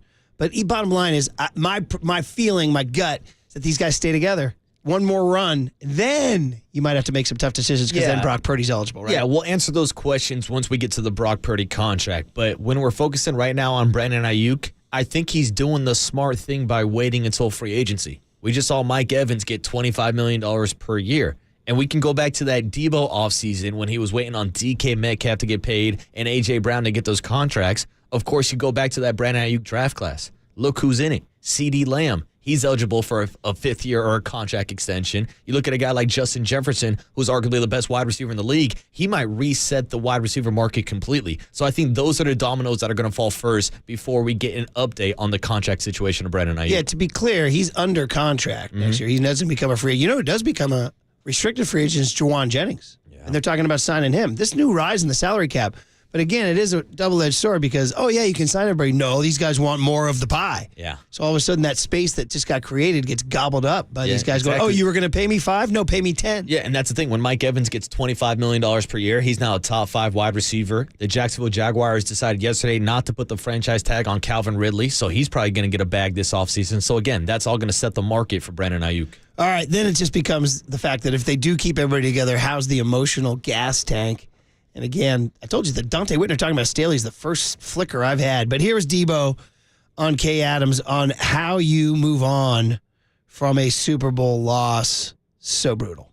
It's kind of hard because, all we know is like basically our job is like football. So it's just like, all right, let's use this motivation when you get back in the lab just to put yourself in a position and try to do your best to, get back. Because people just say, it's always the next year. But I heard that in 2019 and it took 4 more years to get where we at. So, I mean, it's not that easy as people think to get to the Super Bowl. And, it takes everything. It takes me, the coaches, the guys, the people upstairs, and for them to bring people in to help and for everything just to play out right. It's just like you're not going to snap your hands and you just back in the Super Bowl again. It's harder than people think. Yeah, he's speaking truth there, man. It's going to be the long road back. And how about when he dropped that bomb in there? Yeah, that's what they said in 2019. It took me 4 years to get back. Yeah, which we brought up earlier this morning, talking about the mic'd up footage of George Kittle saying, I'll be back. And then, of course, the Golden State Lumber Building Material text line turning on us in the 6 a.m. hour saying, George really came back with a vengeance that game with his 2 catches for 4 yards. People can be salty and kind of darkly funny on the Golden State Lumber. But, like, for example, 408 says, Jed's well on his I mean, I just got to say this because it's kind of funny.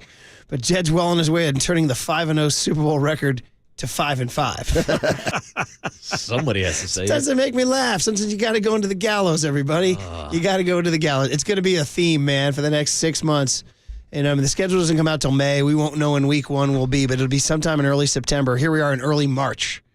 I mean, Murph, I don't want to go back to the caller. Baby. We had a caller earlier this offseason who said the 49ers are turning into the Dodgers of the NFL. Yeah. Oh, boy. By the way, Otani's going to play tomorrow night. Yeah. Facing your boy Landon Roop. Landon Roop making his spring debut and Kyle Harrison on the bump for the start. All right. Hey, speaking of the Giants, Dallas Braden at 9:30. Tell us what it's like to have Matt Chapman in black and orange. Also, the spherical armadillo. Is that right? That's what they're calling that stadium down there? Are they? They have armadillos in their trousers, young Tony. Shout out Spinal Tap. If you really want to get to the old man recommendations, that would be the ultimate right there, buddy. Okay, well, if you watch it, you have to stop and watch it right again because it's so incredibly layered. I've watched it 50 times, and it's funnier every time. That said, that's at 9:30. Next up, we got on this thread earlier today, the Warriors. Mark Spears had that comment yesterday. The Warriors are not title contenders. We're going to play the Bucks tonight. They're going to start a little homestand. We'll address that question next on KNBR 104.5 and 680, the Sports Leader. On 3rd and 7, go to 3rd and Jawan. Sunnyvale, shout out to you for supporting KNBR, Sunnyvale's sports leader.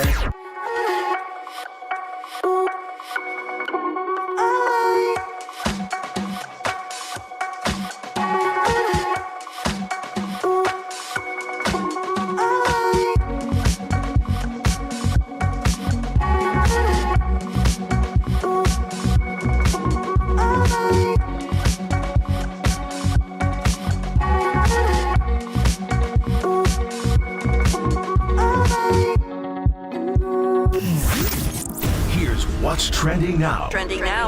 On KNBR.com. San Jose's own Mark Spears stopped by the morning show yesterday with me and Murph to talk about the Warriors' championship odds and whether or not they are true contenders. We're going to talk about it next. 808 KNBR is the number, but if you want to hear that full podcast, check out what's trending now and more on KNBR.com and the all-new KNBR app.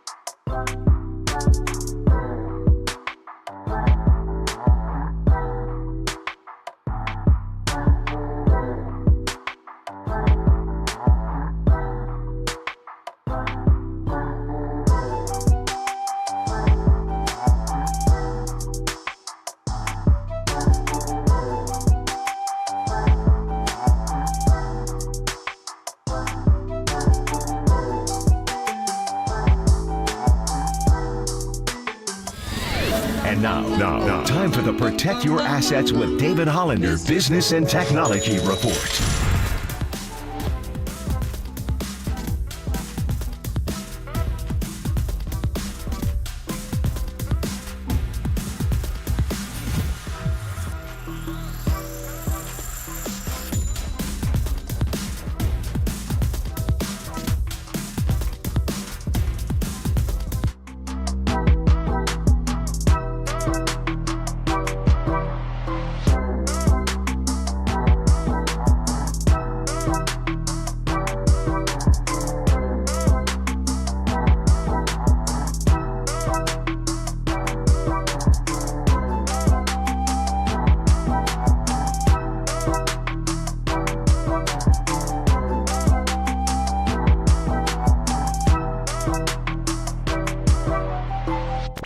Dub Nation, Murph and Marcus keep rolling on the sports leader and streaming live on YouTube at KNBR 1045.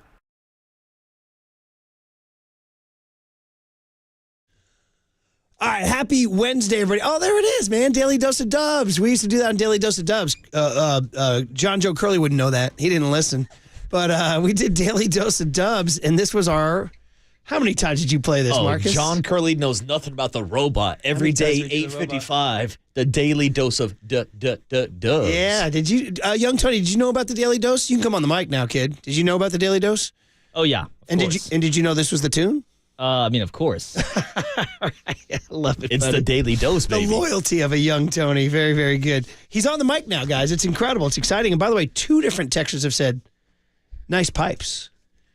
Pause. It's very personal. As Tony likes to say, pause. Can you give us a pause right now, Tony? There? Pause. There you go. Thank you very much. All right. Well, listen, Mark Spears said something yesterday that got us all going here. Why don't we re-rack it right here? Because the Warriors are hosting the Bucks tonight. We don't know if Giannis is playing. Day to day, I imagine that information will come this afternoon or late morning sometime. The Warriors, though, we do know everybody's freaking playing. Everybody. Hashtag full squad, Murph. Did you ever find it, the David Lee thing? Okay. And again, this is not an ancient reference. This is post-2010. All right, guys? I know everybody's like, oh, dude, it happened in 1970, man. No, this is David Lee had a beef with a blogger. Well, see, I don't know, Murph. Young Tony might have been born in like 2015. It might be pre-Tony. This is all true. The kid's only like 10 years old. And it was his big beef was like hashtag full squad. I never really truly, wait, what's that? I never truly fully understood it. Oh, you found it. Here it is. Of the year. Yeah, I think so. I think we play pretty good defense, although our defense has been pretty good overall lately. I was looking, we have our full squad. Warriors World, you'll be able to tell me what's our record, Jordan, with a full squad? What's our record? Full squad when we have everybody. Does anybody know what our record is? We got Andre and Steph and everybody in the lineup. We're pretty darn good, so that's our consistency right now. We're trying to find. We got a full team.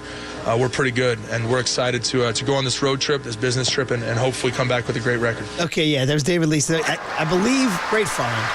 I think it continues, and I think he drops a hashtag full squad. He had beef with a guy from Warriors World. You guys know Warriors World? Oh, of course. Yeah, right. He's great. By the way, he has great T-shirts, too. Shout out Sheed and his great T-shirts. Oh, their merch is unbelievable. My kid wears them all now. He thinks they're super cool. He took them all from my drawer. Oh, damn. Send some into the studio. I'll rep some Warriors Sheed, gear. we'll do it, man. Anyway, Warriors have that full squad tonight.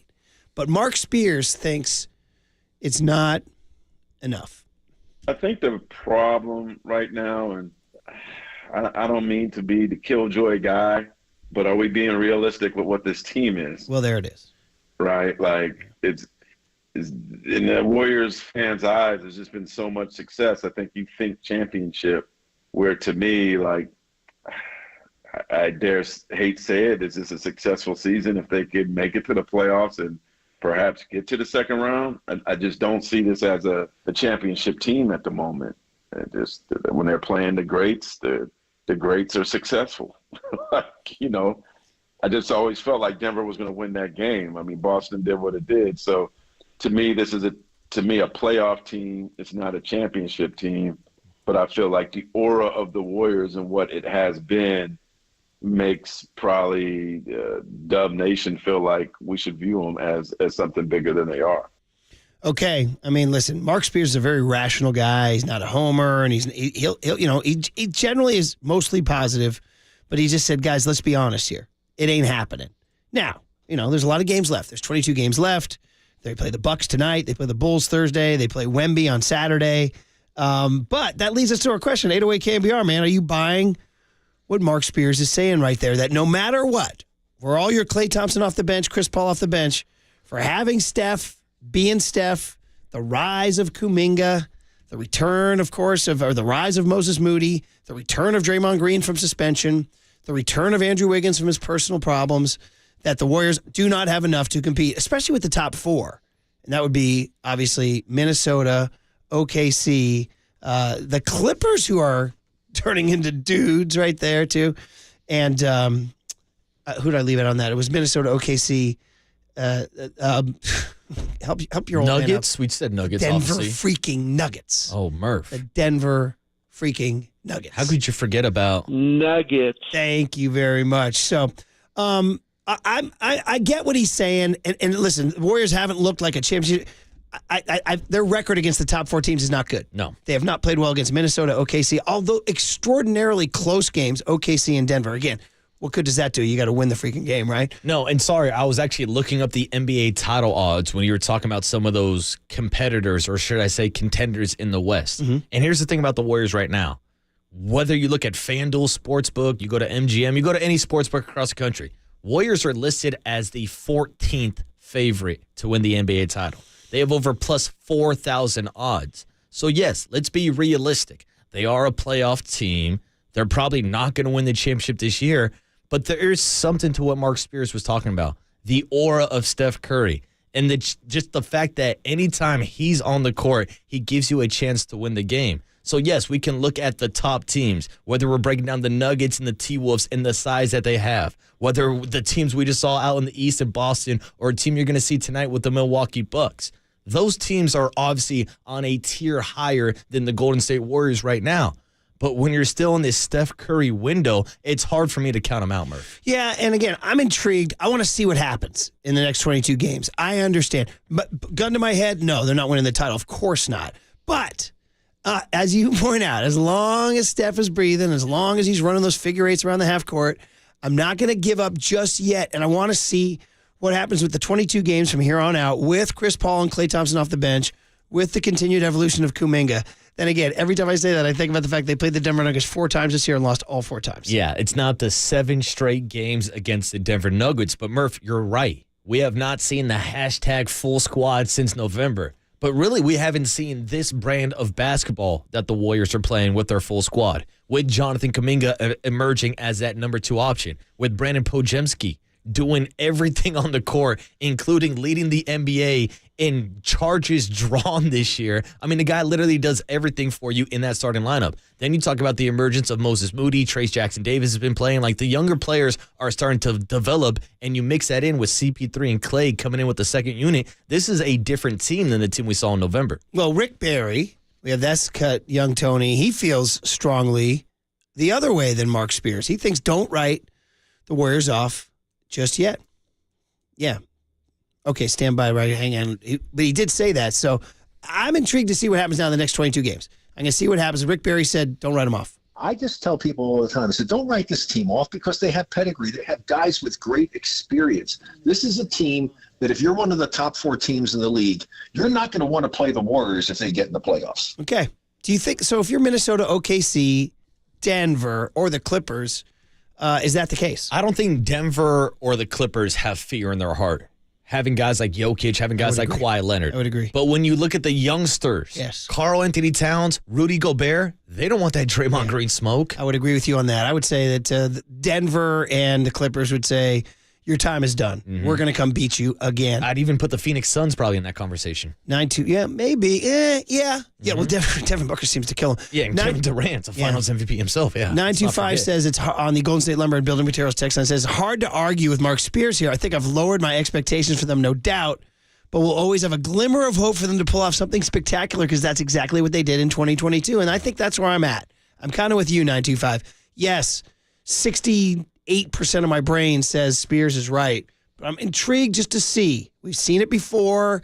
Never underestimate the heart of a champion. How many times did I say that when I picked the Chiefs in all their playoff games, right? And unfortunately, all the way to the Super Bowl, right? I mean, again, we're talking about different sports, but look at the Chiefs during the regular season. Look at a team like an Arizona Diamondbacks making the World Series last year. Nobody expected that to happen. Now, baseball's different, but in basketball, you're also playing in a tournament, and anything can happen. Yeah. 510 says a big guy has destroyed the Dubs every time they face a big this year. They need a big guy down low. There is the buyout market, but we talked to Bobby Marks about that about a week or two ago, and he's like, I don't think there's anybody out there that can really help the Warriors in this situation. No. You're just going to have to go with Looney and TJD, Trace Jackson Davis. Who has been looking pretty damn good on that second unit with Chris Paul. Yeah, for sure. Now, here's Draymond. Of course, Draymond, I mean, granted, he's playing on the darn team, but this is what he said. 100% believe that we are legit title contenders this season. I don't see any team out there that we couldn't beat. Obviously, the cards got to fall in place. Obviously, a lot of things got to go your way. Obviously, you need some luck. That's just the nature of winning championships. But I don't see any team in the NBA that we can't beat and compete for a title. And mama, we still got that man. That's a pretty damn good soundbite from Draymond. Good sound quality, too. I want to applaud that. Yeah, we should also point out that this podcast came out right after the Warriors lost their 7th consecutive game to the Denver Nuggets, and that's when we hit Draymond with the Curb Your Enthusiasm music. Oh, man, tough deal. By the way, you should have it on your board. Should have it on your board. It's all purpose, I'm telling you, man. It really does play a role. There's not a single team except for the Denver Nuggets. Keep it there, buddy. Keep it there. Love it. 831 says, Nuggets. Hey, this may be my favorite text of the day. Hey, fellas, circling back to Murph's earlier report on the high school basketball playoffs, controversial, which pissed me right off. He says, if the Monterey Doors can make it to the state title game as a 7 seed, the Warriors can absolutely. If the Doors can do it, the Dubs can do it, Murph. What are they, the Commodores? Call them the Monterey Doors? The Doors. I don't even know that's got to be the rival of Mike Holler's Carmel Fancy Pants, right? The Matadors, maybe? Yeah, maybe that's too. But, Holler, he's a Carmel kid. That's Carmel it. Kid. Mm-hmm. You wouldn't think he was a 1%er, but he is. Shout out Mike Holder and the 1%ers. Right, man. So listen, it's an intriguing deal. As long as number 30 and mama, we still got that man. As long as number 30 is running those figure eights in the half-court offense, and we'll figure it out. Okay, to the Giants. And by the way, 415 texted in. Dallas Braden's going to. They said, hey, Murph, you keep saying black and orange. Isn't it orange and black? I got to tell you, 415, my whole life, I'm not sure. My whole life. You say orange and black? What do you say? Marcus? I might say black and orange. What do you say, John Joe? What do you say? Black and orange and black? He says black and orange. Ooh. You said orange and black. This guy says it's got to be orange and black. I don't know. See, I would say I don't know the answer. I would hit the Kevin Durant drop. Doesn't really matter. But I know this is a big point of contention in Raider Nation. You always got to say silver and black. Never black and silver. That one's obvious. But I've said black and orange, and people are like, dude. Then I say orange and black, and they're like, yeah. And then here's 4 and 5 say, yeah, it's orange and black. So I don't know. Does it really matter? Thank you. Dallas Braden talking orange and black and orange. Matt Chapman style. Next on the Sports Leader. And mama, we still got that man.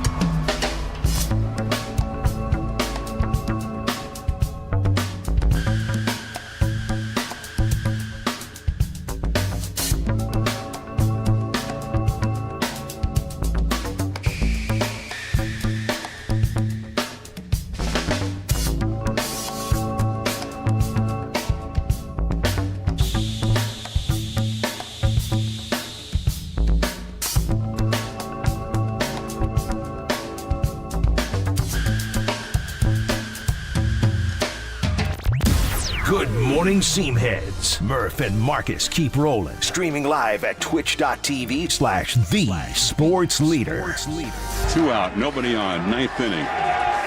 Bartlett's on deck.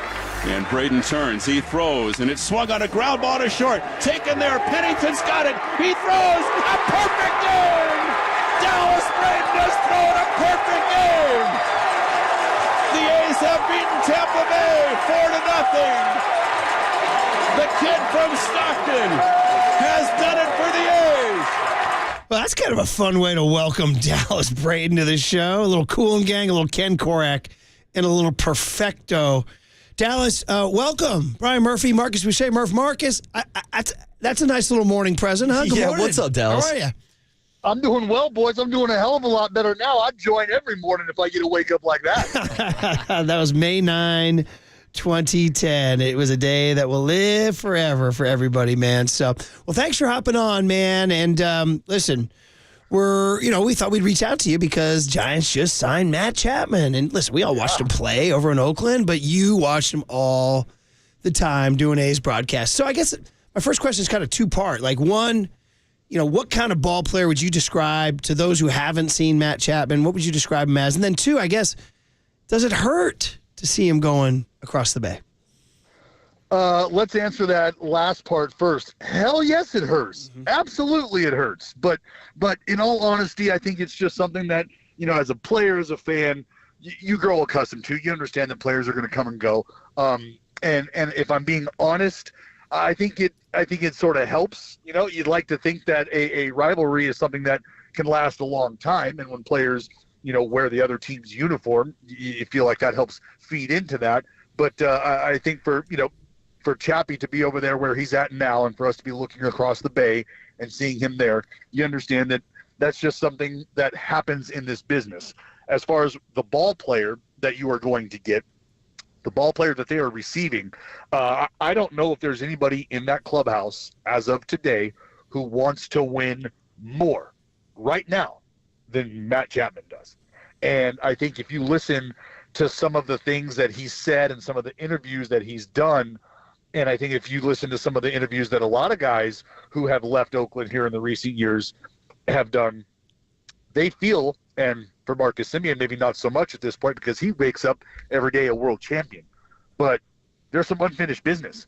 And I think with Bob Melvin at the helm there's a feeling of some unfinished business. So now you've got two guys who really want to bite down and really want to get this thing done.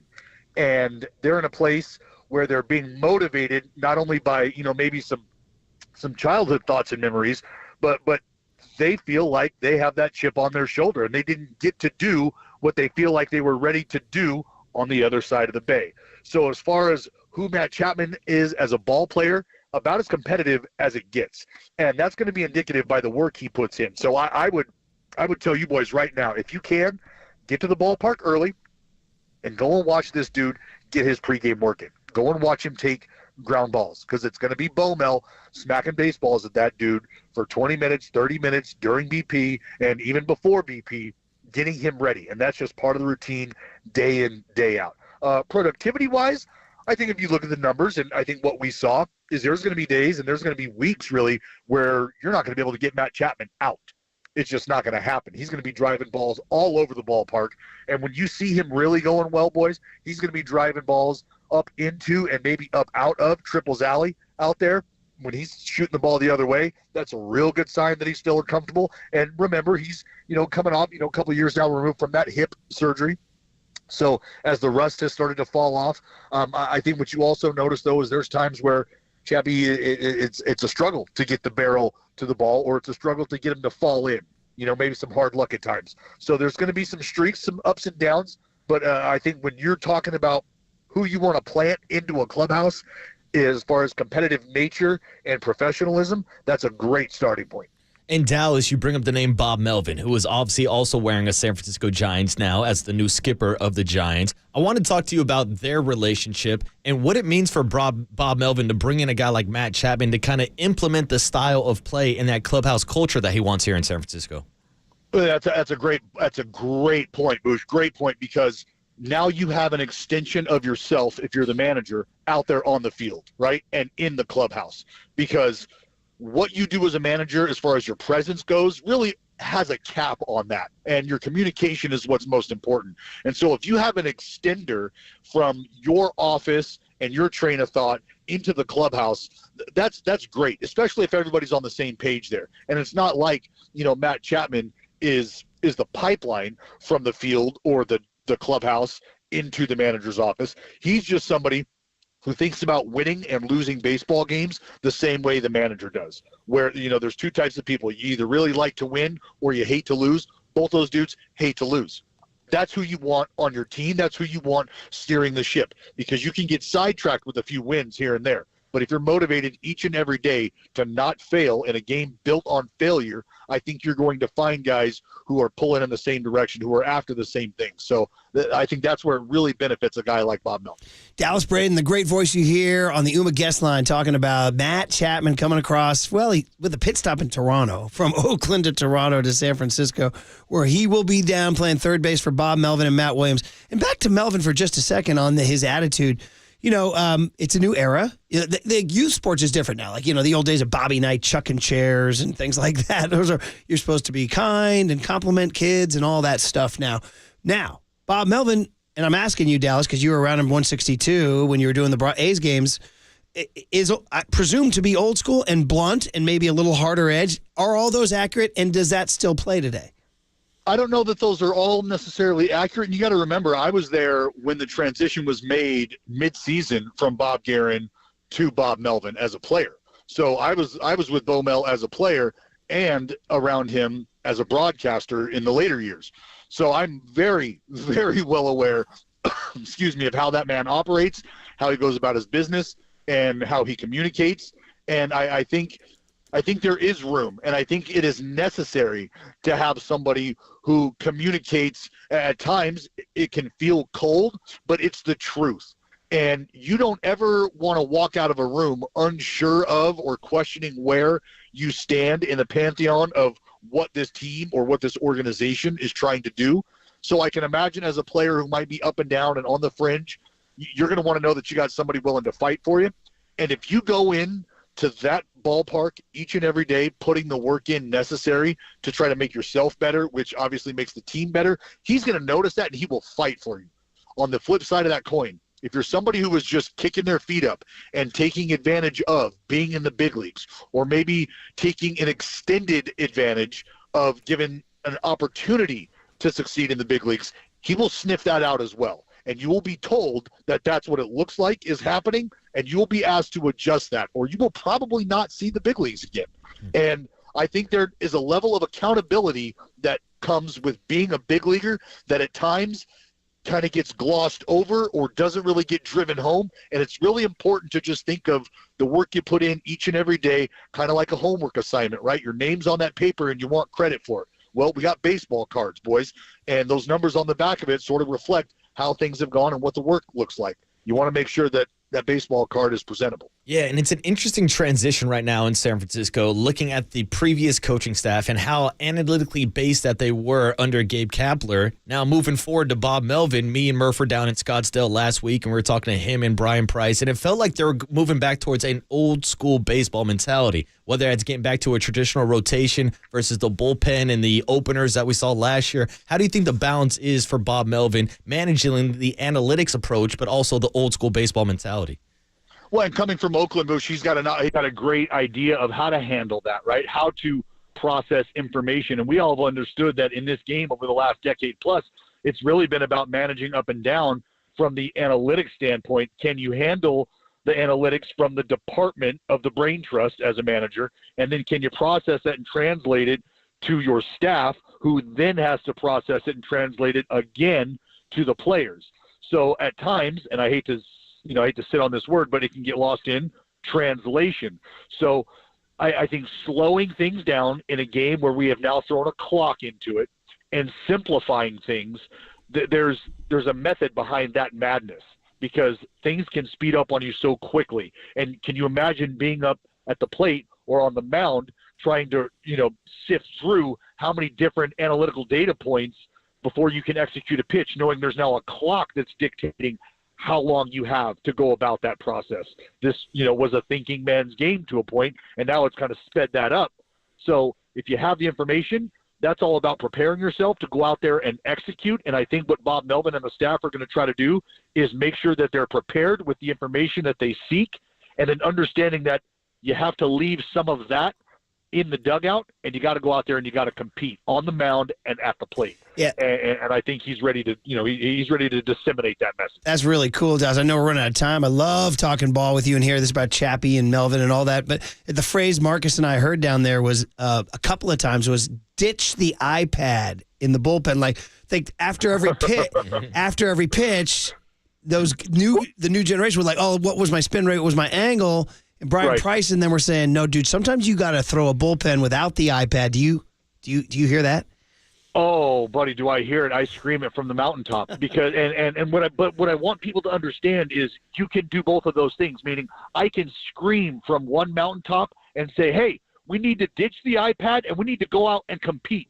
And then while you're like, okay, I'm going to get off that mountaintop and I'm going to run down the valley, and I'm going to come right back up on the other mountaintop and go, hey, we've got a lot of good information here that we need to pay attention to, okay? Right. But we need to understand it's all about application, right? In the middle of June and July, we don't necessarily need to be in the lab dissecting our horizontal approach angle and vertical approach angle. Maybe we've understood what that is, and we need to figure out how to compete with what we have right now, because that's not a building phase. Think about it, how we prepare our bodies to go and compete during the season. We build in the off season, and then we maintain throughout the season. Same thing can be said for your analytical data points. You build and try to shape these pitches and try to create a repertoire to go attack big league hitters. From there, you have to rely on your ability to go out and attack big league hitters. Yes, Dallas, fantastic takes, dude. Love hearing you talk ball. Thank you for sharing some minutes with us. Mm-hmm. Well, Marcus has one. And I can't get out of Bush here. Has one last one, yeah? Before asking Dallas Braden a big picture question, because Dallas, I would love to sit here and talk Mason Miller and Zach Geloff and a lot of A's prospects and get your big picture expectation for the A's. But of course, we can't let you leave without the story about the A's new renditions for their ballpark out in Las Vegas. What's the latest update on the A's, and do you think this ballpark is a realistic option? I got to tell you, man, I think the best thing that has served me is taking the approach that I took to this when I was a ball player and I saw renderings way back then. Is I am not in any of those meetings. I have no idea how those conversations go. And frankly, it hasn't served me well at all to concern myself with any of that. So when the shovel hits the ground, wherever that's at, how many times have you heard that? And I hate kind of being on repeat, but man, I'm just a guy who likes to talk baseball, and I'm the guy who's trying to convey that message to the fans and show the fans how much we love and we appreciate them, not only as old ball players, but as broadcasters who get to spend time with them during their day. So wherever that is, I wish I had control over that. I do not. I just call baseball for the A's fans, man. It's a highly skilled answer there, Dallas. By the way, spherical armadillo. Did you see that? Spherical armadillo, did you see that? I saw that. Okay, all right. We'll let you go, buddy. Thanks, Dallas. Hey, man, great talking ball with you. Hopefully we can do it again this summer. Thank you, Dallas.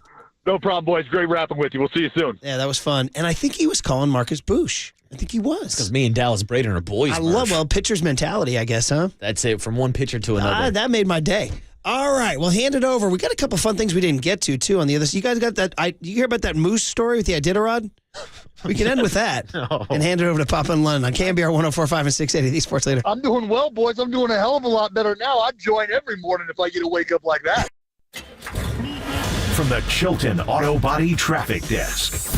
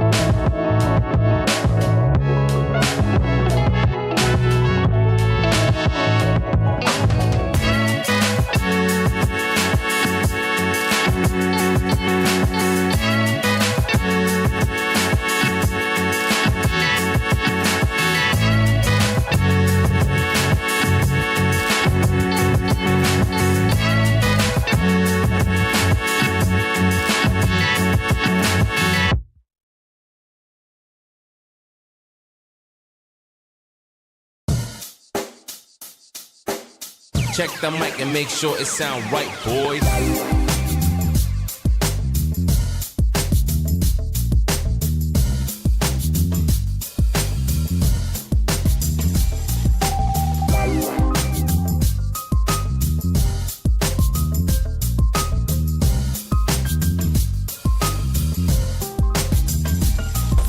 Listen to the sports leader anywhere, anytime. Download the KNBR app. Murph and Marcus continue live from the KNBR Casino Matrix Studio. Casino Matrix Progressive Jackpots are here. Where are you? Just drop in. Please play responsibly. 1-800-GAMBLER.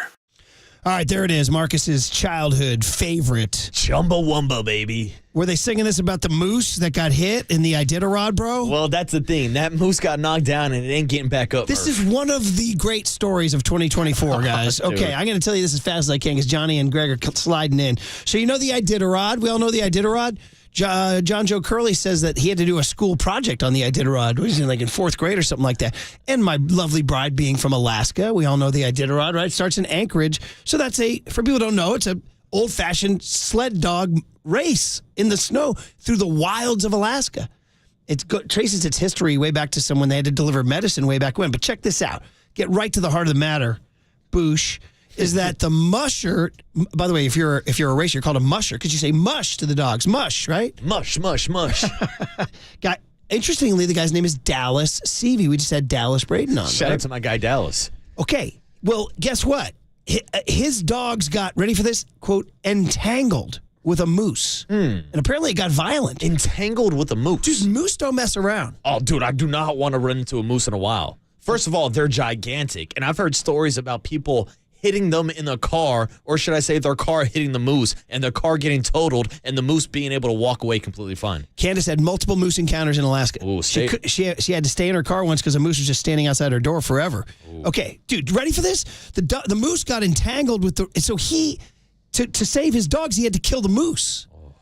By the way, I know, get your copes ready. I mean, probably Woody Allen's most famous comedy bit starts with, I shot a moose once. I was hunting in upstate New York and I shot a moose. Later on, he says, the moose was furious. All right, so that's for my people out there. Listen to this. Dude, at 1:43 a.m. on Monday, so in the middle of the night, you got a moose getting entangled. Sadly, one of his dogs got seriously injured. He had to be airlifted to Anchorage. The dog, Faloo, is in critical condition, so we wish well for that dog. Mm-hmm. But, dude, listen to this. He had to kill the moose. But here's the Iditarod rules. Because they're respecting nature and the whole deal, you can't just leave the moose and keep going. You have to gut the moose completely. Wow. Okay? So you got to, because you got to, use the meat. Yeah, you don't want the meat to spoil, right? Yes.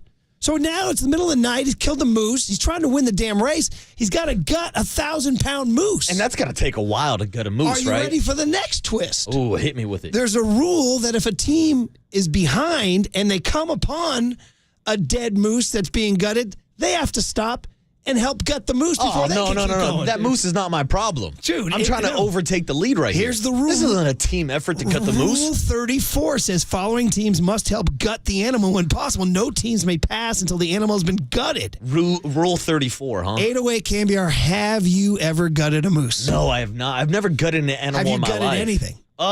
In middle school, we dissected a pig, but I don't think that counts. We did frogs. So you're not a hunter? No, I love smoking my meats, but I've never gone into the wild. I'm not a big hunter, even though I'm not against it. Let me ask you a question. For their own food. Would you smoke moose meat? I would, and I would eat it.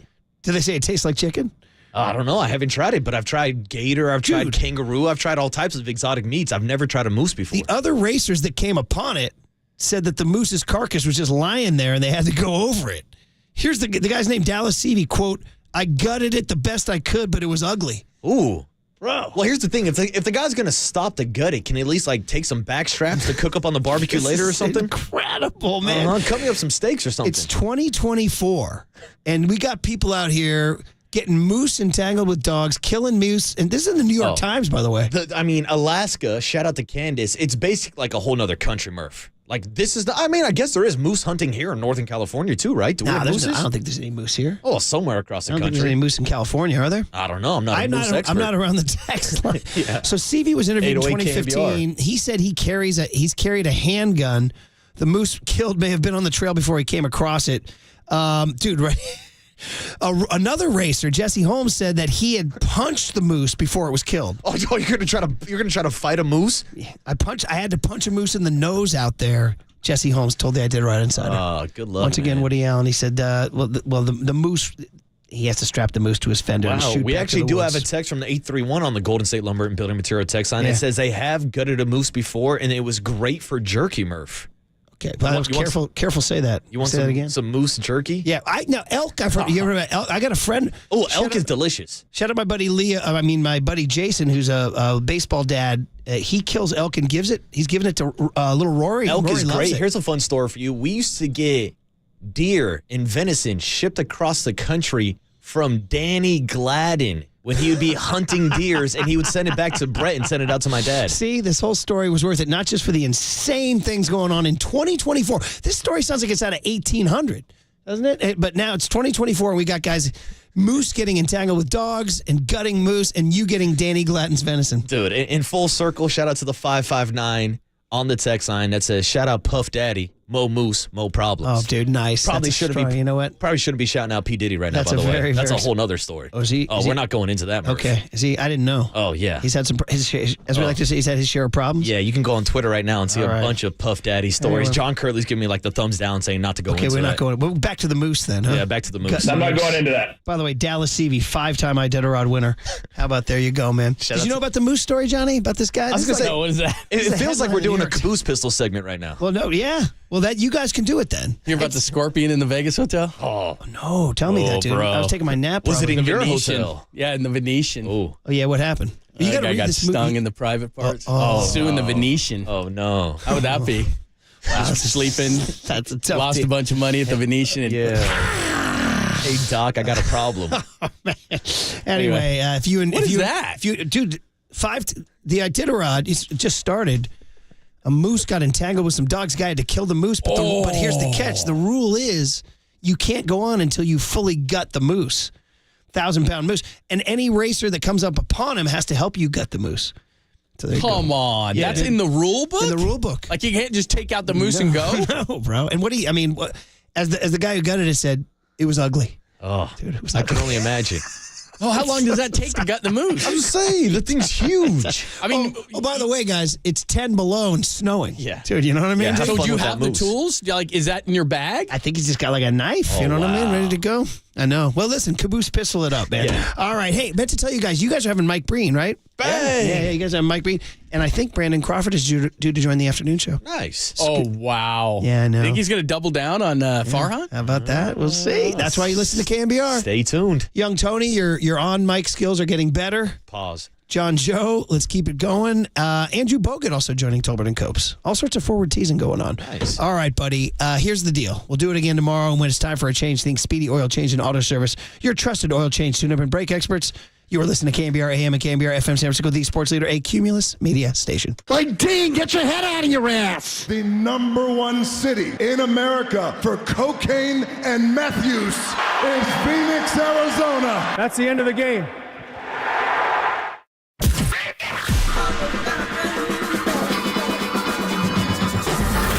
Ladies and gentlemen, Prepare yourself.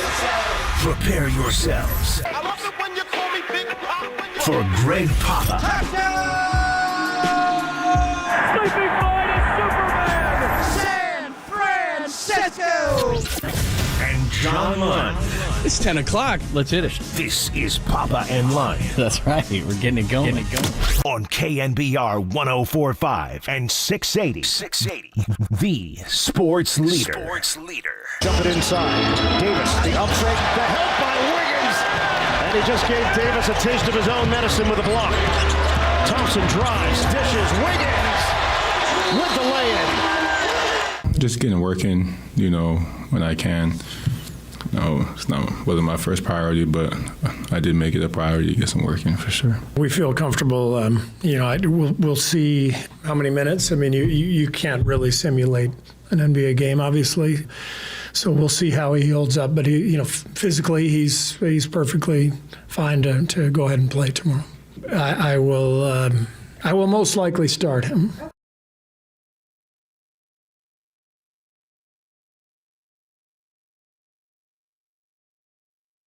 I'm just getting situated here. I had a big meeting this morning. You and I just love meetings.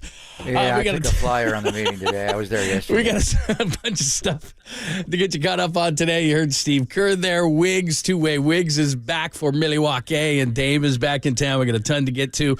I did some 49ers stuff for you. I talked to Kevin Franzen this morning, and he made a list of wild card. I heard Kype today. There's one pitcher in camp that everybody is talking about, and maybe the Giants season hinges upon this young guy. A ton to get to on Wednesday, a hump day edition of the show.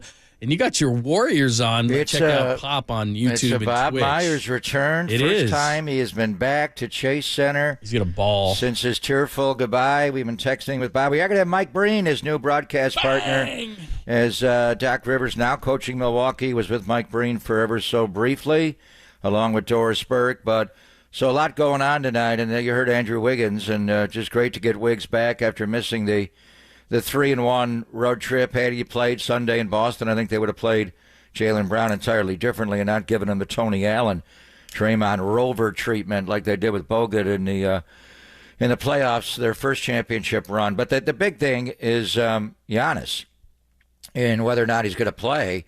Right now, it sounds like it's going to be a game-time decision. Chris Middleton is definitely out from Milwaukee. So if Giannis does play, and I encourage people to get there early. Giannis does warm up aggressively before games. It's a little bit like Steph Curry, more like Larry Bird or Kobe, where he got out there really early before games. And I think it's going to come down to his pregame warm-up and whether or not he's going to go. And that's where he got shut down Monday in Milwaukee at the Pfizer Forum against the Clippers. He was just simulating a triple threat position, to open up a move, and the Achilles gave out. And he called it right off. He was out there about 10 minutes and shut it down. So I'm sure he'll try to re-simulate that, or they'll just shut him down before.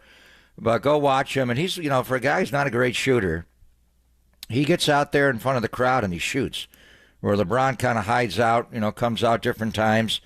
Russell Westbrook, the one thing with him, even though he's a terrible shooter, he would work in front of the crowd to try to get his shot down. And Giannis will. And Giannis has improved, obviously, across the board. But if he does play, I think that opens it up for the Warriors to Tony Allen, Jaylen Brown him. You can sag off of Giannis. You want to stop, obviously, his dribble penetration. So I think you can gap him. You can give him a lot of room to sag off of him and let him take that shot. If he makes a couple, maybe you change the coverage. But that'll be the big thing. And without Giannis, John, and without Chris Middleton, they got some junkyard dogs on this team. Jay Crowder, I always wanted to be a Warrior. Just a good player for a number of years, is in their starting lineup. They've added Pat Bev. They got Patrick Beverley on their team. He is a major irritant. Now, if Giannis does play, then maybe one of these guys, or Bev more than anybody else, would come off the bench because they're going with a three-guard lineup with Pat Bev and Malik Beasley. And then Damian Lillard. So if either of Giannis plays, you got to be cognizant of Damian Lillard, and I think that's the big thing for Wiggs tonight, is to get him back. Podziemski maybe could take a turn. Lillard's not tall. He's 6'2", but he's strong. He's got the Euro step, and he's got Steph Curry range. I mean, he shoots across midcourt. What he did in the All-Star game, what he did in All-Star Saturday night, went in the three-point shootout. He's just got mad range, so you got to go out and guard him. So I think Wiggins would be the guy. And then what do you do with Giannis? He's so big. It'd be Draymond probably. Could Kuminga get a couple of turns, but they only come in once a year. Boston did lose last night. Boston's going to be the number one seed. But Milwaukee's in a real battle with Cleveland for the second seed in the East, and it was Cleveland that ran down the Celtics last night and beat them. Controversial non-call at the end of the game, but great to have, Doc Rivers in Milwaukee in. Their defense has really picked up since Doc has taken over as head coach. We'll see if Giannis goes, but in the Bob Myers return, they're going to have a video tribute for Bob Myers. It's not going to be in the pregame. It's going to be, I think, in the middle of the second quarter when they're going to do it. Let me see what it's exactly going to be. Yeah, after video in second quarter, so sometime in the second quarter, they're going to have a Bob Myers tribute. So at some point, Bob is going to break down and bowl. I think it's before tip with Mike Breen in the open. but it will be at some point tonight. He's got to get emotional. What is it going to be, like him calming Draymond Green down and him like what? No, we've seen Bob cry when Kevin Durant tore his Achilles in Milwaukee. Going after Kevin Durant. He broke down and cried. Yeah, of course. And he then did. when we had him on TV hours after the selection of James Wiseman, when he got the news that Clay ruptured his Achilles on top of the ACL, he broke down and cried. Bob's an emotional guy. He cried when he had his press conference to say he was leaving the Warriors. So it'll be great to have him back. I want to hear his insight on the Warrior players and the overall state of the franchise tonight, but we'll find out more from Mike Breen at 10:30 on that. He's going to have a lot more fun with Mike Breen calling the Warriors games than he does sitting in the studio. We talked about that yesterday. So it's going to be cool having Bob Myers back in the Bay Area. And I'm going to ask you about a Bob Myers question at about 10:15. Mike Breen's going to join us at 10:30, so that's going to be a lot of fun to catch up with him. At 11:30, I'm extremely excited, always excited to talk to our good friend, Mr. Lombardi. Is it Mike Lombardi today? Is it Mike Lombardi today, or is it It's David Lombardi. Yeah, David Lombardi. Vince is not available today. Joe wouldn't come on with us. For some reason, I wrote Mike Lombardi, but I knew it was David Lombardi. It's David. He and Matt Barrows have the spreadsheet that I love to do every single year, and I haven't gotten to it, but I did look at it last night. I haven't made my changes, but I'm very excited to do, because now that the players have been tagged, we know now who are the true free agents, and you and I salivated over Donnell Hunter, and I don't know if they have the finances to get him, but we'll figure all that out. So we'll have a lot of fun with David Lombardi today about the spreadsheet at 11:30, and then our good friend Monty Poole at 12:30. So at the bottom of every hour today, save 1:30, and I think we'll do another Caboose, because they were just the morning show was just telling me about the Diderot where you have to kill a moose. So if there's something in the way and you kill the moose, then you actually have to gut the moose before you can move on, which is a great story. So we have to do that at 1:30. But at the bottoms, 10:30, 11:30, 12:30, we have great guests today.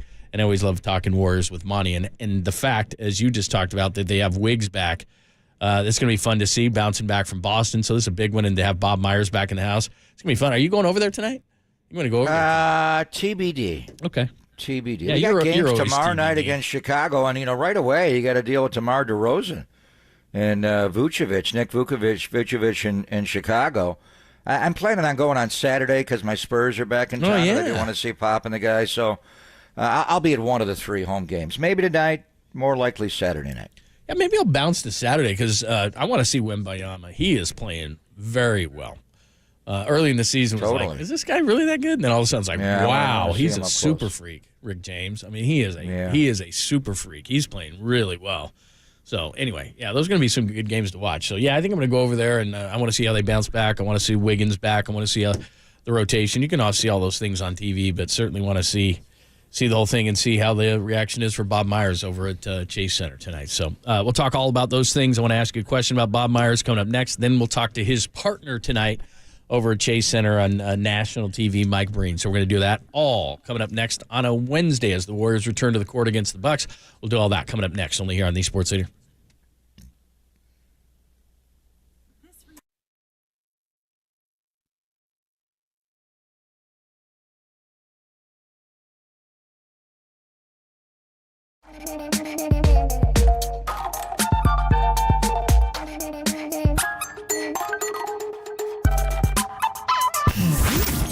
Here's what's trending now. Trending now. On KNBR.com.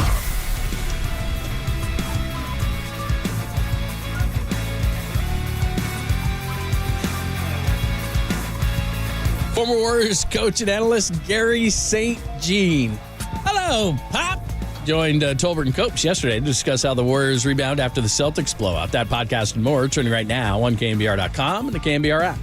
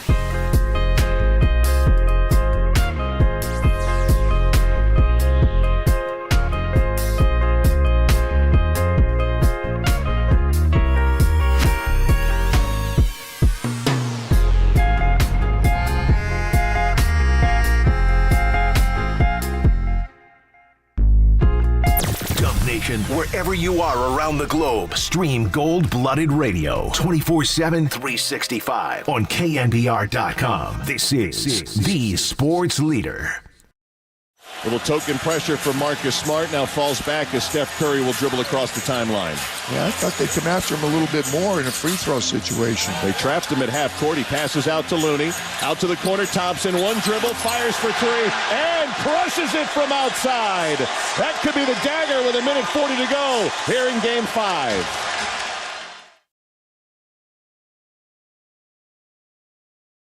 Thanks for joining us. Pop and Lund on a Wednesday edition of the show. Thanks for hanging out. Golden State Lumber and Building Materials text line always open at 415-808-KNBR, 415-808-5627. We're on YouTube and Twitch as well. Warriors and Bucks tonight as they look to bounce back. Big loss against the Celtics on Sunday, and Andrew Wiggins is back as well. Dame Lillard back in the Bay. So Bob Myers on the call with Mike Breen, who's going to join us at the bottom of the hour. So I want to ask you how much credit Bob Myers gets in what was a crowded front office for the Golden State Warriors. 4-time NBA champion, 2-time NBA Executive of the Year. Joined the team as the assistant general manager in April of 2011 and was elevated in April of 2012 to the GM spot. So how much credit does he get? How much does he deserve? Joe Lacob is a high-profile owner. If you said to somebody that someone was the 4-time NBA champion as the GM and 2-time Executive of the Year, you might be talking about the Hall of Fame. I don't know if anybody's talking about the Hall of Fame for Bob Myers, but now that we can look back at his tenure over those years, how much credit does he get? A lot. I mean, and when Bob announced his retirement and had that emotional exit press conference, and they were all there, and Joe sat next to him, he got highly emotional. And we said at the time, when you rank the greatest executives in the history of the Bay Area, Al Davis is in a category unto himself because he not only was the GM of the Raiders, he was their time head coach and obviously their owner. So it's a different category. Brian Sabian and what he was able to accomplish with the 3 World Series championships. And then you get into categories of guys that have been really good that have not been able to win, like Billy Beane, John Lynch, Doug Wilson of the San Jose Sharks. But I would compare Bob to John McVay with the run with the 49ers. And John McVay is in the 49er Hall of Fame, one of the great GMs in the history of the sport. But kind of like Bob with Joe Lacob, and not to that same degree, but it was Bill Walsh. And Bill did become the president of the team later after he retired from coaching. And so, you know, how much was the decision-making John McVay's versus Bill's? And it was like anything in life. It was a compilation. It was a team. But John McVay would be right there. As far as Bob, I think his career is not over yet. We don't know what he's going to be. I think the broadcasting thing is interesting. Before he joined Wasserman and went to work with Arn Tellem as a player agent, and that is more like Bruce Allen and his role into being a general manager when Al brought Bruce in. Bruce was a player agent. And a few people, Arn Tellem now, owns a piece of the Pistons or a big chunk of the Pistons. So that's why we keep wondering about Scott Boras. Will he eventually buy a team? But for Bob, he's one of the great GMs in the history of the Bay Area. And it's not just his player acquisition. Mike Dunleavy's off to a great start with his initial draft class to get Pajemski in the first round, 19 overall, then get Trace Jackson Davis in the second round. And they had to buy that pick as well from Washington in the 50s. And that was something Bob and Joe did years ago. They would buy draft picks, buy second-round draft picks. So Mike's off to a great start, but he's got a long ways to matching the first draft class that Bob ever had, which was Harrison Barnes at number 7, Festus Ezeli at number 30, and again, Draymond Green, one of the best second-round picks in the history of the NBA at number 35. And then, go out and get Kevin Durant when Harrison Barnes' contract was up, and Bill Duffy was the agent there, and they rejected a big contract offer from the Warriors. He moved on. And they went and got Kevin Durant. It was able to put that relationship together. And even though it got rocky in Durant's third year, Bob was the one that kept it together. And again, but beyond all that, It's his connectivity with people, and I got to know Bob well. Interviewed him on television a lot, on radio a lot, did open forum Q&As with him, whether it's in Sonoma or other venues. We text back and forth a lot. He's going to be emotional coming back. It's just, he's just different. He's different. Al Davis and I were close, but Al could get prickly, and I'm being kind. You know, he'd bite your head off. John McVay was distant. Brian Sabian was someone you could have an honest conversation with, but he was also a little bit distant. Billy was Billy with his ego, obviously. But honestly, you know, I think Bob is most like, and I don't know Doug Wilson all that well, but he had a great run. I think he's more like John Lynch than anybody, and they're pretty good friends with their San Diego ties as well. But he's special. And I think the fact that he had to do it with a demanding, knowledgeable basketball owner. Joe Lacob is not someone that just turns the franchise over to the front office and the coaching staff and says, just check with me at the end of the year. You know, you can't sign a guy to a 10-day contract with the Warriors without the approval of the owner. That's how hands-on he is. And Bob, and they both admitted when Joe and Bob had that press conference when Bob retired or stepped away from the Warriors, retired for the time being in the NBA, he said he would, you know, first thing in the morning they talk, and they talk a half dozen times a day. I think that makes it harder to be the guy because, you know, Joe's involved, and none of those decisions are made, any of them, without the owner's approval. But I think it makes it more difficult and frustrating that do I have to check everything through you? I can't bring up a guy from the G League in Santa Cruz without going through you? Well, yeah, because Joe's involved. And so was that part of the reason that Bob decided to step away? Was it a career change? Maybe he becomes a great broadcaster and he becomes John Madden. He has a whole career as a broadcaster after, but I think we're all anticipating because he is also working, speaking of John Lynch, with Adam Peters in Washington. He was hired by Josh Harris, the new owner of the Washington Commanders, the football team, who also owned the Sixers in the NBA and the Devils in the NHL, to help, you know, hire Dan Quinn. And, you know, I heard Adam Peters talking recently at the Combine, and Bob's still involved with Washington, so the Commanders. So to some people, it'll be Joe Lacob was the dominant guy, but I think people that really know, it was Bob's not only basketball intel and wisdom, but his relationships. The way his relationship with Steve Kerr is beyond GM coach. They're friends forever. They've had major heartbreak in their lives. Bob with a family member losing his life. Steve going through the whole back trauma. And then everything else that Steve has had to endure off the court and being away from the team so long. His relationship with Steph. His relationship with Draymond is just special. All of them. Clay. And then obviously with Kevin Durant through the good, getting him here and the bad, and keeping it all together. So I think for a lot of reasons, John, he's on the Mount Rushmore of Bay Area general managers, along with Al Davis, John McVay, and Brian Sabian. Talk more about it with Mike Breen coming up next. Of course, he's going to team up with Bob tonight, and they're going to have that video tribute to Bob Myers, and tears will be streaming down his face. It's going to be fun to watch tonight over at Chase Center against Dame and the Milwaukee Bucks. We'll do that coming up next. We'll get more into it with Monty Poole in the noon hour as well. But Bob Myers, give us your thoughts on Bob and what kind of credit you give him. 4-time NBA champion, 2-time NBA Executive of the Year, the former Warrior. And you and I were talking about this. Maybe he's just taking 1 year off, and maybe he'll head over to the Clippers or something like that. I could see that. I could see Bob getting back in the game, maybe just needing a year off. We'll talk about it with Mike Breen coming up next, only here on the Sports Leader.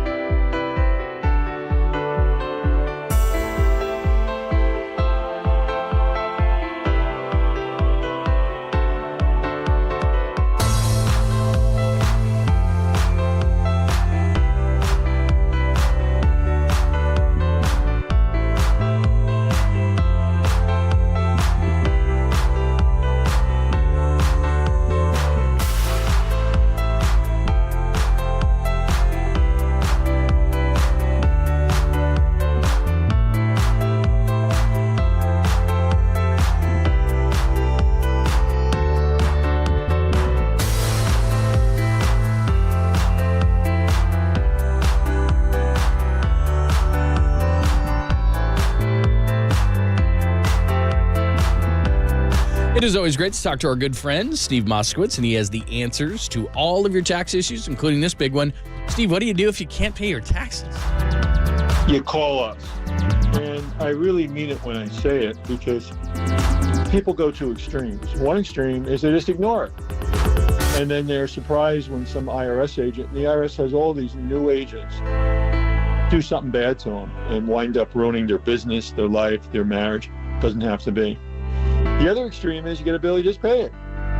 So many times the bill is wrong. We just had a client the other week who came to me with a big bill and wanted a monthly payment, and I said, but you don't owe it. You don't owe the taxes. We're going to the IRS explaining the bill is wrong. Client doesn't owe anything. There's so many good options. We have a free attorney-client privilege consultation. We'll talk to you. We'll explain all your options.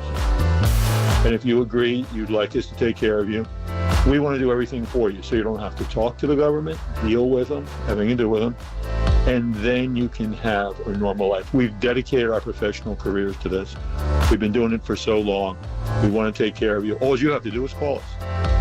That number to call, 888-TAX-DEAL, 1-888-TAX-DEAL. If you can't pay your taxes, do not bury your head in the sand. Steve Moskowitz can help you out. MoskowitzLLP.com.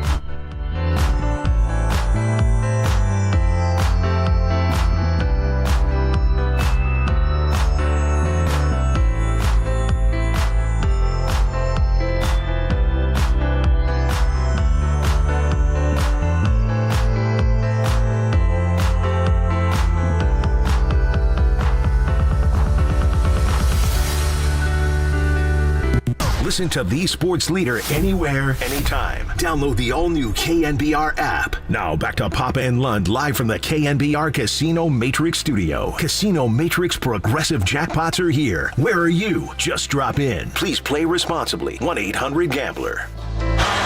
They do have a timeout. Decide not to use it. Curry, way downtown. Bang! Bang! Oh, what a shot from Curry! With 0.6 of a second remaining. There you go. Maybe Mike Breen's greatest call, right? We think it is.